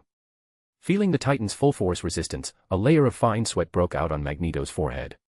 Whatever your plan is, Avengers, you'd better act fast. Hank? Has Ultron cracked their base system yet? Not yet, Ultron is still learning and evolving. The previous versions of Ultron were purged by Kang. Relearning everything now is taking a considerable amount of time. Pym sighed helplessly after checking Ultron's code data. In the sky, a group of energy output heroes, including Storm and Human Torch, all attempted to use their attacks to breach the anti-celestial armor's specialized protective field, but all failed. Peter intended to step forward and try using his reality-tearing ability, but Strange floated in front of him. Stop, Spider-Man. You cannot use your power here. The struggle between Korvac and Kang is already pulling at our reality. Any slight movement could cause the entire reality to collapse. Then what do we do? Do we have any way to handle this thing? Peter spread his hands and looked around. He saw Ghost Rider using his chains to throttle a Kang variant, burning him to death with the penance stare. Peter then looked back at Strange. Strange hesitated for a moment before realizing what Peter was planning. You don't mean to say? Yeah. In a way, a suit of armor counts as a vehicle, right? As Peter spoke, he swung on a web to Johnny's side. After helping him take out a few enemies, he began to communicate with him. I thought of a great way to deal with that thing, Johnny. Feeling like a new ride. A new ride? I don't think any new ride can take that thing down. That is your new ride. Johnny froze for a second, looked at the giant titan not far away, which had already broken one arm free and was preparing to fight back, and couldn't help but let out an oh. It actually seemed possible. If he could get inside the thing, could he start it up? Fine, provided I can get in. Can anyone get me inside? Shadowcat. Magic. Nightcrawler. Has anyone tried getting inside that thing? We've already tried, teleportation and blinking can't get through. Ileana gave her answer over the comms channel while watching Nightcrawler and Cloak try repeatedly. Kitty can't do it either. She says there's energy blocking her path. This power likely didn't originate from the armor itself, but from the celestial seedling remains within the frame. Peter wasn't sure how to proceed. Suddenly, thunder and lightning erupted in the sky as Thor brought Mjolnir down with all his might in a flash of sparks and bolts. The next moment, the invincible Thor, along with his hammer, was sent flying backward, vanishing from everyone's sight like a shooting star. I think we just lost a god. Whoever flies the fastest, go fish him out. Tony spoke over the comms, asking helplessly, all right, guys, does anyone have the ability to break this turtle shell? Everyone, try something. Physical attacks are useless, what about magic? I'm not sure, Stark, but from a defensive standpoint, the Celestial seems to be running some kind of automated defense mechanism. That's why Spider-Man and Agent Venom succeeded earlier, it doesn't react to non-hostile actions. If that's the case, why can't Shadowcat get in? Because Kitty is actively trying to phase through. After hearing this, Peter thought of a solution. Everyone, slow down your attacks. Let the enemy move. What? We have to gamble. Let the enemy actively merge with Kitty instead of the other way around, let it move. The towering giant began to move. Amidst the slowed attacks, it broke its upper body free and sat up. At that moment, Cap immediately ordered a full-scale offensive to resume. Hulk leaped in front of the giant, unleashing massive power with punch after punch, bracing against the force field to forcibly slam the giant back down. Shadowcat, Kitty Pryde, chose to stand beneath the falling titan, waiting for it to collapse onto her. She took a deep breath. If Peter's theory failed, she'd end up dropped into the sewers. The anti-celestial armor crashed heavily into the ground. A moment of silence followed as everyone was momentarily unsure of the result, but the giant indeed paused for a second or two without moving. Then, it began to struggle again. No, wait, perhaps it didn't fail. Peter's precognition had already seen the scene of the giant's hand passing through a building. He looked at Johnny, only to find that the rider was already prepared.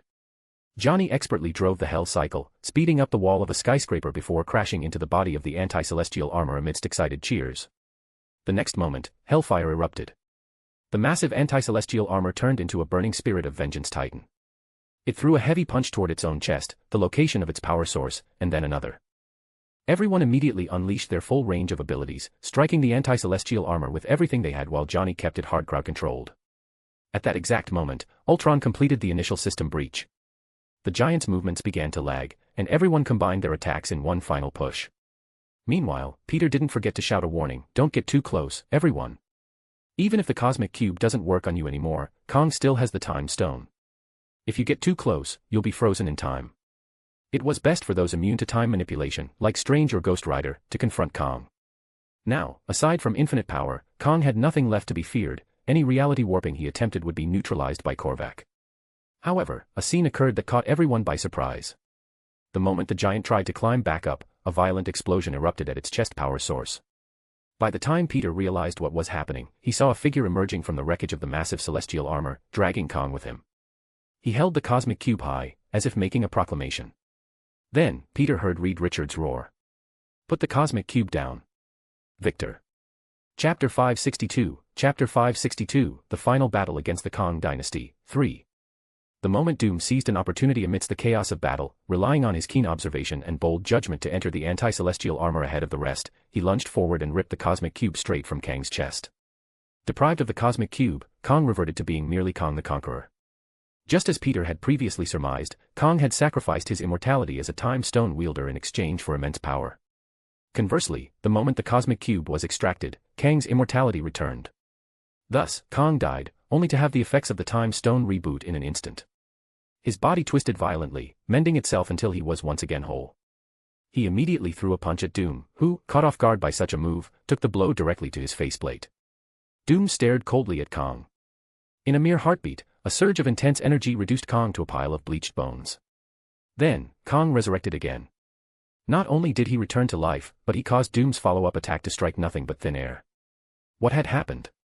The answer was simple: Kang had used the time stone to erase time. Within the erased duration, everyone's trajectories were fixed and unalterable, only Kang could move freely. Oh, and Korvac. Had it not been for the discovery that Korvac was rapidly approaching the cosmic cube in Doom's hand, Kang might not have deactivated the time erasure so quickly. Consequently, when Doom regained control of his body, having never encountered such an attack before, he failed to react in time. He saw only a retreating Kang and an approaching Korvac.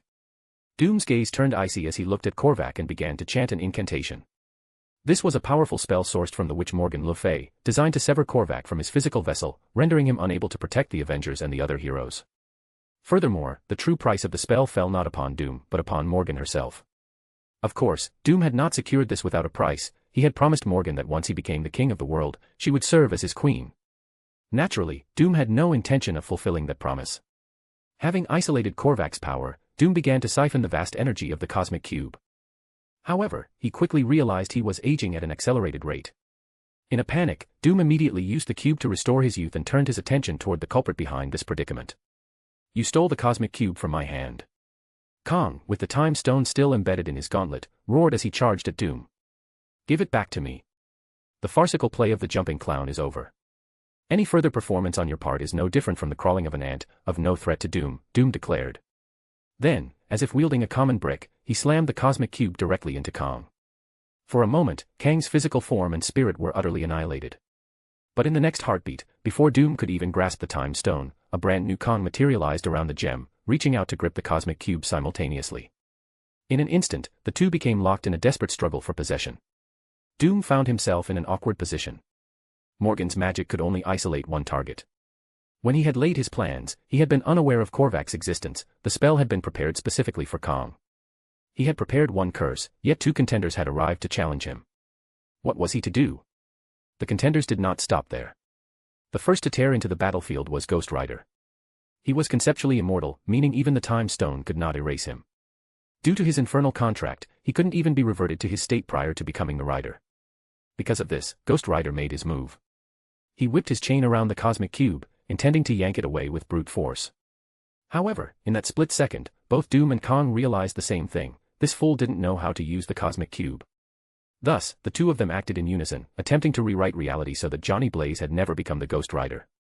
But this time, they met a strange resistance. Doom felt it most acutely. A powerful, familiar energy was tethered to Johnny's soul. His soul belonged to Mephisto. To prevent Johnny from being erased by the cosmic cube, Mephisto had cast his soul into the past. I don't know how much you guys value this trinket, but I know 3 things. First, it's a nice toy. Second, it doesn't belong to you. Third, none of you are good people. Simple and direct, skull face. To Kang's astonishment, a strange voice spoke. The Hulk had appeared behind him out of nowhere. Doom let out a cold sneer. He had used his sorcery to cloak the Hulk's presence, allowing the behemoth to sneak up on Kang. Seeing the giant monster, Kang immediately activated the time stone to accelerate the Hulk's personal timeline. He intended for the Hulk to die of old age before the punch could even land. Then, Kang watched as the Hulk became incredibly ancient. His hair fell out completely, and a long, thick white beard sprouted from his chin. Yet, even as centuries of time surged past, the Hulk remained unharmed. He slammed a fist directly into Kang's face. Stupid. Futureman. Kang was sent flying by the punch. Internally, Doom laughed with triumph and prepared to raise the cosmic cube. Suddenly, his back was skewered by a pair of adamantium claws. Doom still didn't fully grasp time erasure. He had assumed Kang was escaping via time suspension, so he hadn't guarded against this tactic. Seeing Wolverine sneaking up behind Doom, Kang had decisively used time erasure to render Doom immobile as Wolverine closed the distance. Doom's chest was pierced straight through. It's not over yet, I can still rewrite. Wait. Where did the cosmic cube go? How did it suddenly vanish? No, it was suddenly flying through the air. I have to say, this situation is getting pretty weird. Gwen quipped as she tossed the cosmic cube, which she had snatched with her webbing, over to Peter. After all, she didn't know how to use the thing either. Peter, meanwhile, confirmed one point: even if Gwen held the cube, its existence wouldn't be erased from the perception of others. Everyone would simply see the cosmic cube flying through the air. From that, they might even guess at Gwen's presence. Well, I think it's time to end all this. Honestly, this final act was, pretty dramatic. As Peter spoke, he handed the cosmic cube to Korvac and looked at him. But it all needs to end now. How should I put it? The usual anticlimactic ending of a big event. I guess that's not quite right. Regardless, well done, New Fantastic Four, though you won't be needing that name anymore. Now, let's set everything back on track. Peter spoke to Korvac, and subsequently, a blue light blanketed the world. Chapter 563, Chapter 563, Everything returns to calm. July 1st, an ordinary day. It was as if Kang's dynasty had never existed. The vast majority of people in the world had no memory of its presence, only the heroes who participated in the final battle remembered what had happened. Of course, even they did not remember many of the details regarding the final resolution of events. Thus, after speaking with the others, Peter took some time to visit a bar while wearing his anti-venom suit, finding a seat and sitting down. Minors aren't allowed to drink, Bruce Banner joked. Peter sat down helplessly. That's one of the perks of being Spider-Man. In reality, no one suspects Spider-Man is a minor. So, what exactly happened in the end? All we remember is a flash of blue light, and by the next day, everything seemed normal. Logan looked at Peter with uncertainty. We all know Korvac set everything back on the right track, but what were the specifics? Kang is dead. At least, the Kang the Conqueror we knew is dead, along with all the variants he summoned. As for Kang's time stone, Strange took it, as he felt it was unreasonable for 2 Infinity Stones to be kept under the supervision of the scientific side. After all that wandering, the time stone had ended up back in Strange's hands.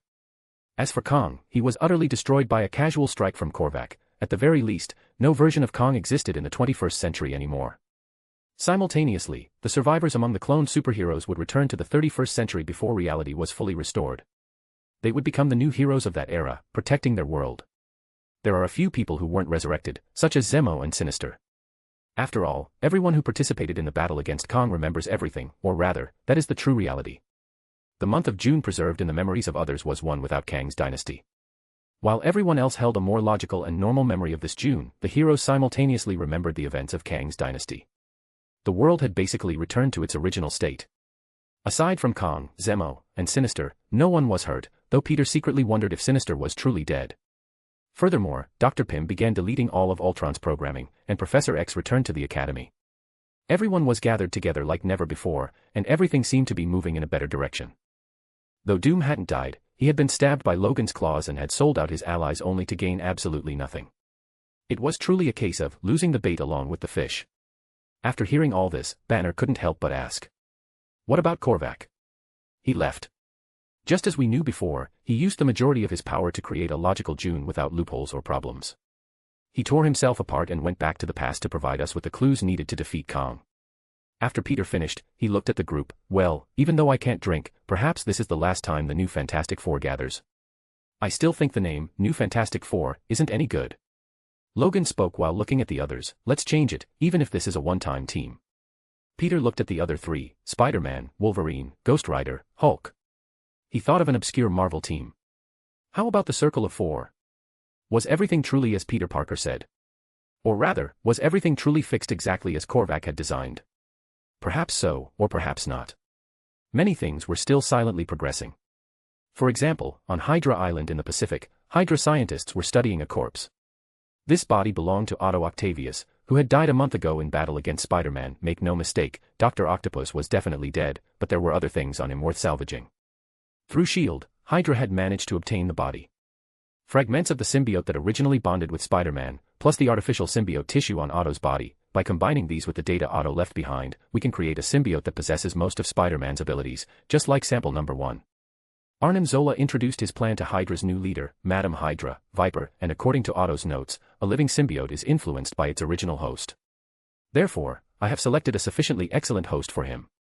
Sufficient to defeat Spider-Man. Sufficient to kill Spider-Man.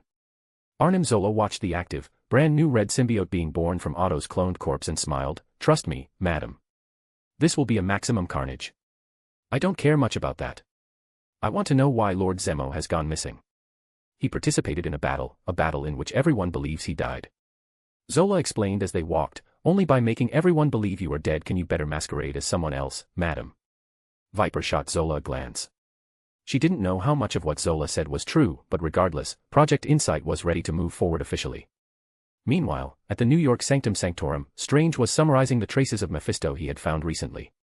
He was still unsure what exactly Mephisto had brought to Earth 616, but he already had clues. However, he was short-staffed. Perhaps I should form an Avengers team of my own. Strange spoke half-jokingly, but then suddenly turned serious, summoning a list with magic. Spider-Man, Magic, Scarlet Witch, Ghost Rider. These magic-related heroes could very well become a team specifically targeting magical enemies, a team unlike the Avengers, responsible for fighting enemies in the darkness that people did not understand, the Midnight Suns. Perhaps he could recruit even more people to build a true Avengers of the magic world. Finally, back in 2012, somewhere in the universe, a rift in space-time opened. Korvac, having restored his full functions and expanded his persona, flew beyond the multiverse. He saw a great door open. Then, from within the gateway, a figure reached out a hand toward Korvac. Welcome, young cosmic cube. You will continue to grow here until you awaken to your true self. The figure looked at him kindly. You will become one of us, you will become a brand new Beyonder. Oh, thank you. Korvac spoke bashfully, but then noticed another figure standing behind the gateway. He was shocked to see that person cross the barrier between realities directly, entering the multiverse. That person is. That is the most powerful existence among us, the Beyonder of Beyonders, representing the Beyonder who is the Beyond Realm itself. Chapter 564, Cletus Cassadi. New York, Rikers Island. Although the Kang dynasty incident had occurred recently, for the vast majority of people in New York, it was as if the event had never happened. Only Kingpin, who had been involved in the periphery of the incident, held a blurred impression, but since he had essentially sat out the final decisive battle, his memories were faint. He remained in his cell, drinking tea and reading the newspaper. Suddenly, Kingpin seemed to hear a strange sound. He moved to the iron-barred window and looked out, spotting a sedan driving into the Rikers Island prison complex deep in the night. Kingpin furrowed his brows. At Rikers, the highest level of security was reserved for vicious death row inmates and New York gang leaders. The defense protocols here were nowhere near sufficient to house superpowered criminals. Scanning his internal intelligence network, Kingpin couldn't recall anyone scheduled for contact at this hour. He sat back down on his bed, then stood up abruptly, tracking the direction the car had taken. It was headed toward death row. Cletus Cassadi. Serial killer, psychopathic murderer. The kind of person who, in the last century, would have easily become the inspiration for a horror movie prototype, but unfortunately, this is the age of superheroes. No one cares about guys like this anymore. What are the charges? 11 counts of first-degree murder, 23 counts of second-degree murder, 7 counts of felony murder. Antisocial personality, schizophrenic, but not multiple personalities. A lawyer once tried to use a mental illness defense to get him off. Cassadi turned around and murdered the lawyer's entire family. The prison guard introduced the inmate to the SHIELD agent walking beside him, clarifying the situation once more. He's scheduled for lethal injection the day after tomorrow. The day after tomorrow? That means there are still 48 hours left. The agent looked at the murderer inside the cage. His limbs were bound by heavy shackles, and a mask covered his mouth. The agent entered the cell and sat beside Cletus, meeting the death row inmate's bewildered gaze. Do you know that you're already dead? Legally speaking, I mean. Cletus stared at him expressionlessly. Here's the thing. When we realized the future was changing and the fates of many were being rewritten, we began taking steps to handle, or rather, preserve, certain, necessary materials. Like you. I didn't know why the algorithm flagged you as significant, but today, I understand. Do you want to live? The agent couldn't see the lower half of Cletus's face, but he saw the man's eyes narrow. He knew that look well. This man didn't care about his own life or death. What he seemed to care about was that he hadn't killed enough people yet. Very well, the agent said, producing a small box. Inside was a syringe filled with a thick, red and black liquid. Have tested this on many people. Many lunatics we thought had sufficient potential died because they couldn't withstand the side effects. To be honest, this is the last vial. As the agent spoke, he plunged the needle into Cletus's neck and depressed the plunger. I hope you succeed. If you do, you won't die in 2 days. If not, you'll die tonight. Good luck. 2 days later, after the doctors had administered enough drugs to cause cardiac failure and confirmed his passing, Cletus's body was moved to a cold storage locker to await autopsy. In a sense, Cletus was indeed dead. However, he felt his consciousness still existed. He began to look back on his past, from the first person he killed at age 13 until now. He had told the police his true body count, but those stupid officers couldn't find the corpses and could only sentence him to a term that was entirely insufficient. He should have been executed at least 30 times over. A fine victory. A strange, unfamiliar voice echoed around him. Cletus realized he was standing in a bizarre place. Beneath his feet was viscous, writhing biomass crawling across the ground, congealing into structures resembling blood vessels. The area was dimly lit, yet no light source was visible. He spun around and saw thick biomass forming dense buildings of congealed flesh. Giant wyverns crouched outside the structures. He looked up and saw a thin, pale man sitting upon a throne. His body was as gaunt as a skeleton, with a red dragon insignia emblazoned on his chest. Finally. I have moved away from that damned spider totem. Though not entirely. The man muttered words Cletus couldn't understand, then looked toward him. Ah, pay it no mind. Let us make a deal, mortal. You kill a few people for me, and I will give you the power to kill anyone. Cletus began to laugh. He opened his eyes and felt a searing heat. He was surrounded by enclosed metal walls.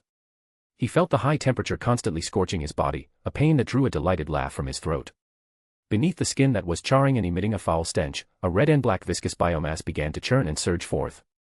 A crematorium employee, who had just sent the body into the incinerator, thought he heard laughter. Uncertain, he leaned toward the furnace to listen.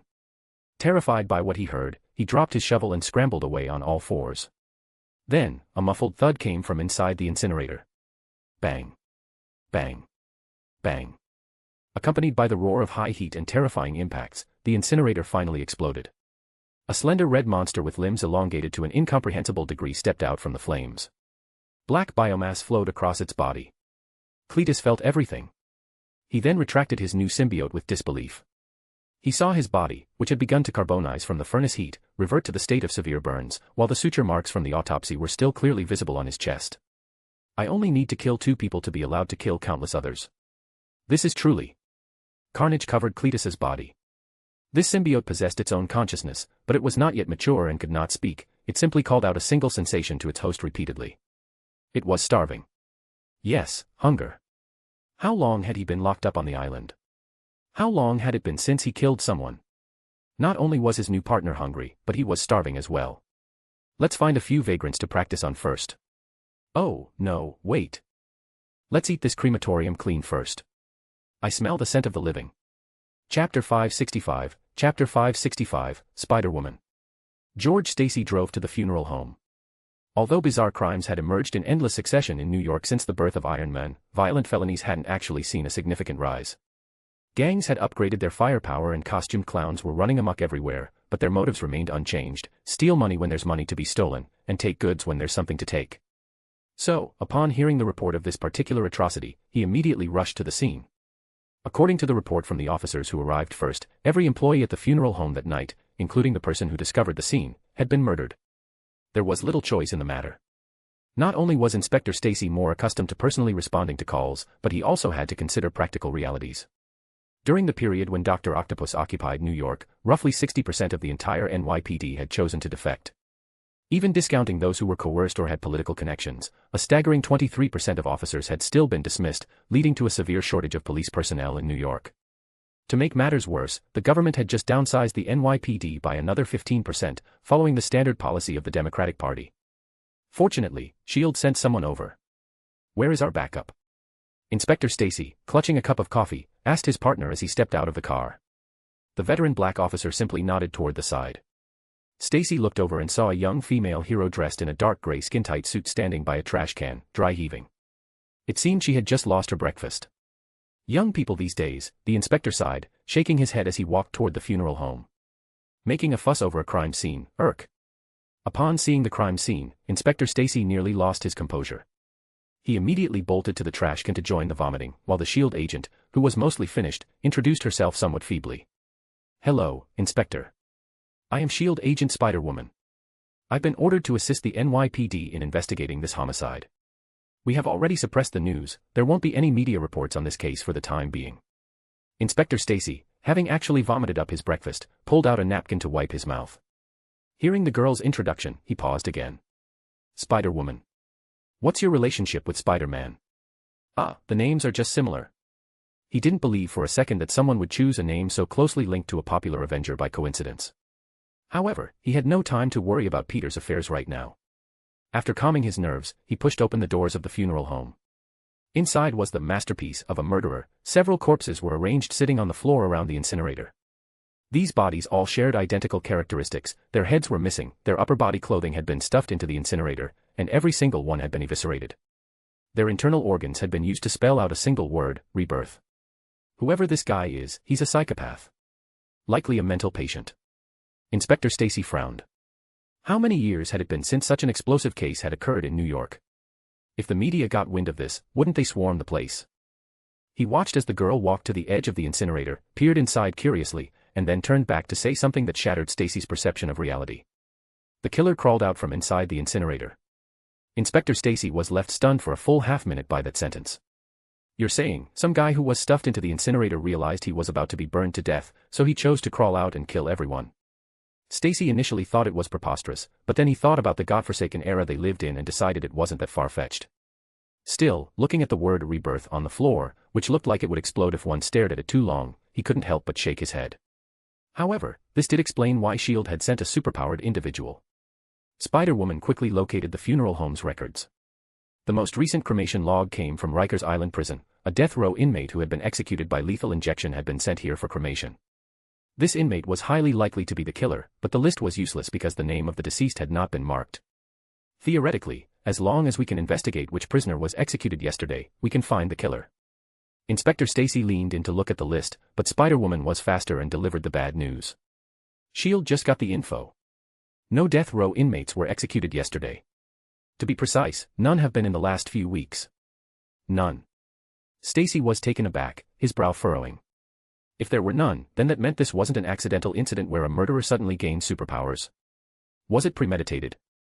But for what? Enduring her physiological discomfort, Spiderwoman returned to the corpses and carefully examined the wounds. The abdominal incisions on the victims were smooth, looking as though they had been sliced by a sharp blade, but the neck wounds were strange. It's as if something tore their heads right off. Was there something that grew by eating human brains? She recalled something similar mentioned in S.H.I.E.L.D.'s database. Symbiotes. But weren't symbiotes afraid of high temperatures? How could one crawl out of an incinerator? Cletus, having left the funeral home, was in no hurry to complete Null's mission. Null wanted him to kill Venom and Spider-Man, but currently, Cletus didn't want to kill either of them. It wasn't that he had seen through Null's resurrection plan, it was simply that he felt neither he nor a starving Carnage could defeat them. Moreover, there was a more crucial reason. He was in love. He felt the compatibility between Carnage and himself. 48 hours after being injected with the symbiote, Carnage had already twisted itself based on Cletus's life. The synchronization between the two was absolutely perfect. This unprecedented sensation gave him a sense of physical pleasure and excitement. But there was a problem. Carnage couldn't speak. So, he decided to let Carnage grow sufficiently first, let it learn to speak, and he also needed to carefully investigate exactly what his two targets were capable of. After all, his employer seemed all-powerful yet had been trapped by these two. Cletus walked down the street, deep in thought, and accidentally bumped into someone. The man in the suit looked at Cletus's ragged appearance and snarled, "Don't you have eyes?" Cletus flashed a smile, punched the man, and turned to run. To his surprise, the suited man was genuinely enraged.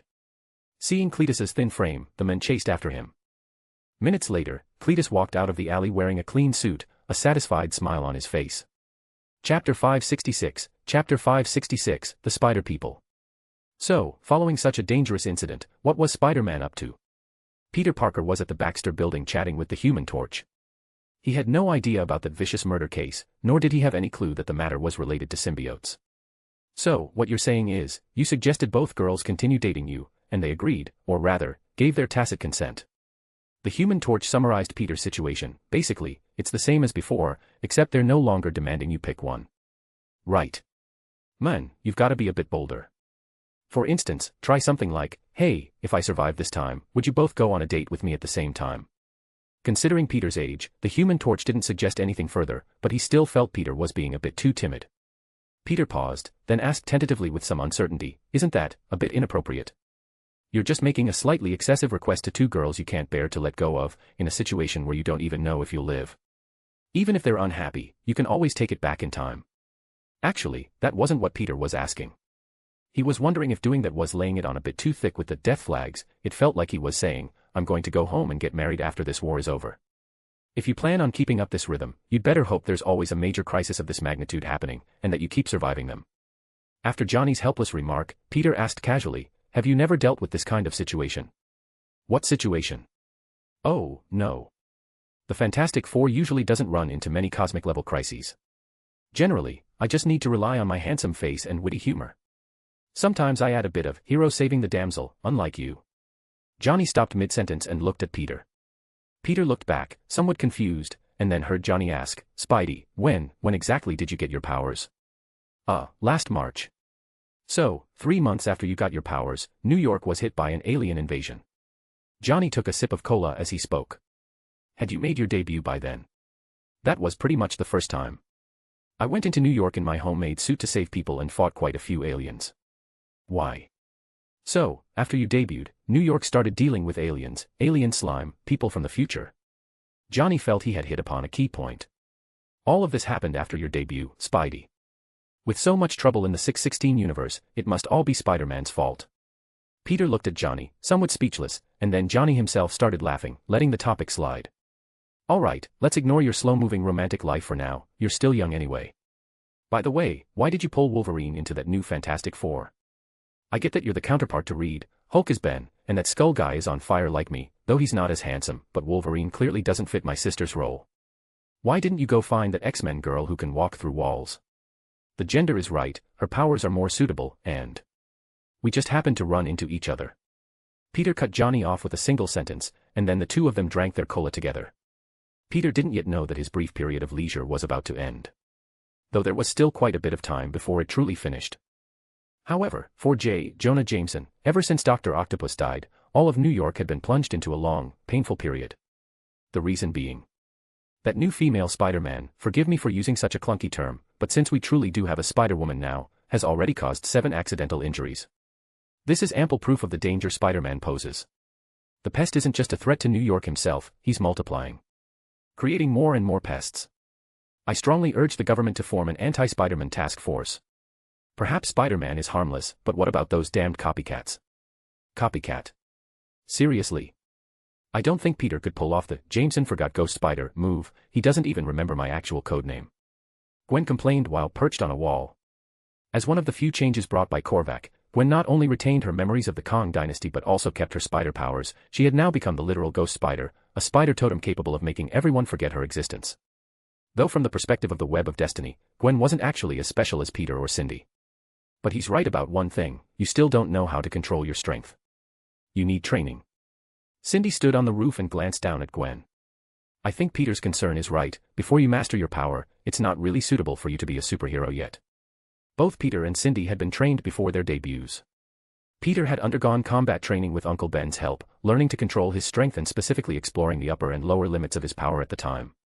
Cindy had been trained by S.H.I.E.L.D. as a specialized agency, so they could ensure they wouldn't cause any accidents when they started their operations. Something like, he was just trying to steal a wallet and had both hands broken by Ghost Spider, was unlikely to happen with them. Gwen was different. Her first attempt at using her powers was on Earth 65, and then she received a second injection when the Sinister Six controlled New York. She only truly gained her powers during the Kang dynasty, and back then, she wasn't facing ordinary enemies that required holding back. But not every day is the end of the world where you face enemies you don't need to hold back against. So, Gwen wanted Cindy to help train her. As for why she chose Cindy, it was simply because she was freer than Peter. Besides, the two of them could discuss other things. We should still discuss the matter of time management. You know, regarding the dating thing. Didn't he say he'd date both of us at the same time? Gwen sighed. I'm fairly certain you misunderstood what he meant. Hey, girls. The two looked up to see Spider-Woman flying over. Before they could say anything, Jessica beat them to it. Do you know where Peter, Spider-Man, went? I have something to discuss with him. Gwen and Cindy exchanged a glance. They knew their senior's secret identity, but they hadn't told her yet. How did she know Peter's secret identity? I sent him a message. Cindy checked the reply on her phone. Perfect, there's a place we need to go. Chapter 567, Returning to Headquarters.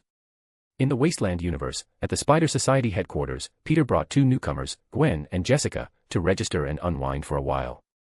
So, every spider-powered individual in the entire multiverse is actually part of a much larger force, and everyone can come here. Having arrived at the headquarters for the first time, Jessica looked on with considerable astonishment at the Spider-Man of all shapes and sizes swinging back and forth on webs. She was experiencing a massive shock to her worldview for the first time. Even more surprising was the fact that the majority of them were still various versions of Peter Parker, while other types of spider beings were relatively rare. The Spider Society headquarters had expanded significantly since its early development. High-tech buildings in the style of 2099 had rapidly constructed a city with a powerful futuristic aesthetic. There was almost no concept of streets, since the city was essentially designed for Spider-Men. There were no walkways between the skyscrapers. Everyone moved back and forth almost exclusively by swinging on webs, and at any given moment, one could see dozens of Spider-Men in motion simultaneously. Naturally, they saw a version of J. Jonah Jameson as the Spider-Man headline broadcasting the news, and another Spider-Man shouting "Pizza time" while delivering takeout. On the way to the headquarters tower, Jessica witnessed a sight she would likely never forget in her lifetime. Wait, is that a cat? A spider cat. Seeing a cat wearing a Spider-Man suit scurrying around the headquarters, Jessica showed an excited expression. Gwen, glancing at the cat from the side, said with uncertainty, "I don't think so. That's probably just a cat wearing a Spider-Man suit." Then, she saw the cat leap into the air and swing away on a web. Alright, that really is a spider cat.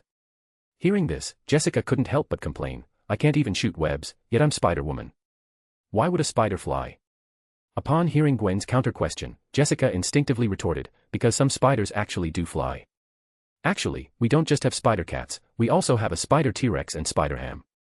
Miguel, knowing Peter had arrived, made a point of coming over to greet them. He didn't pay much mind to the two newcomers Peter had brought along. "Your universe experienced severe vibrations a month ago. What happened?" "A guy named Kang the Conqueror modified the reality of our universe, so we had to spend time dealing with him."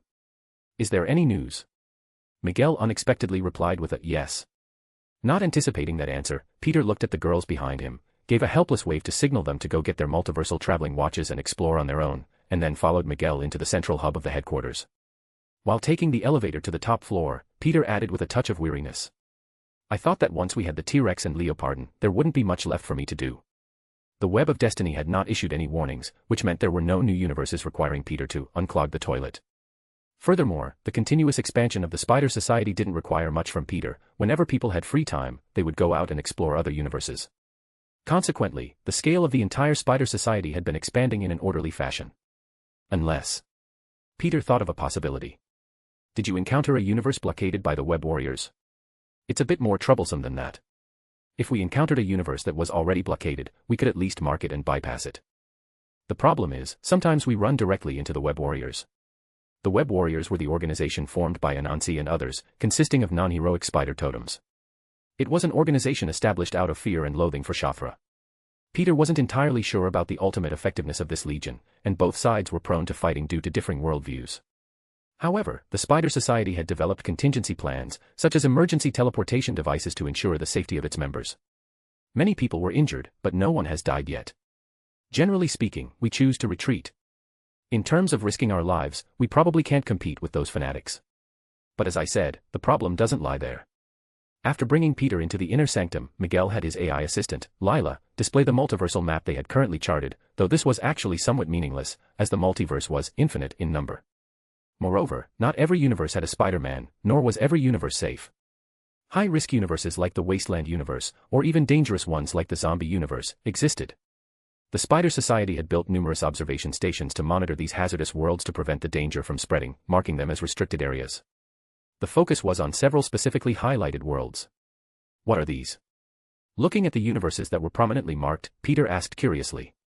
Miguel naturally provided the answer, "Our current multiversal travel relies on the Web of Destiny. Although I don't use magic, I can still use science to follow the Spider Power signature and create corresponding travel bracelets. The Web of Destiny connects all universes in the multiverse, even those without a spider totem. These are universes blockaded by the Web Warriors found during exploration, these are universes with high danger coefficients, these are universes that have established contact with us, and these are universes without a spider totem." As Miguel spoke, he swiped away the corresponding categories of universes on the map. Finally, there remained dozens of individual universes that appeared alone, without any classification. Peter looked at these universes, feeling somewhat confused. "And what are these?" "I don't know." "You don't know?" "Universes that the Web of Destiny forbids entry into." We don't know what is inside them, only that the web of destiny rejects our entry. Miguel shrugged. And since I don't use magic, I have to ask a magic expert who travels the multiverse about the situation. Peter carefully examined the designations of those universes, confirming that he didn't recognize any of them. I don't know either. Perhaps someone does. I'll ask when the time comes. Peter roughly understood Miguel's point. I can't get in either. Unless the web of destiny calls for me, I can't travel directly to a universe I haven't visited before. By the way, do you have any theories regarding these universes? Actually, I do have one. I feel like these universes might be reserved for you, which is why we aren't allowed in. Peter looked at the blank universes on the map in silence for a while, then sighed helplessly. I think I'll just go see what Gwen and the others are up to.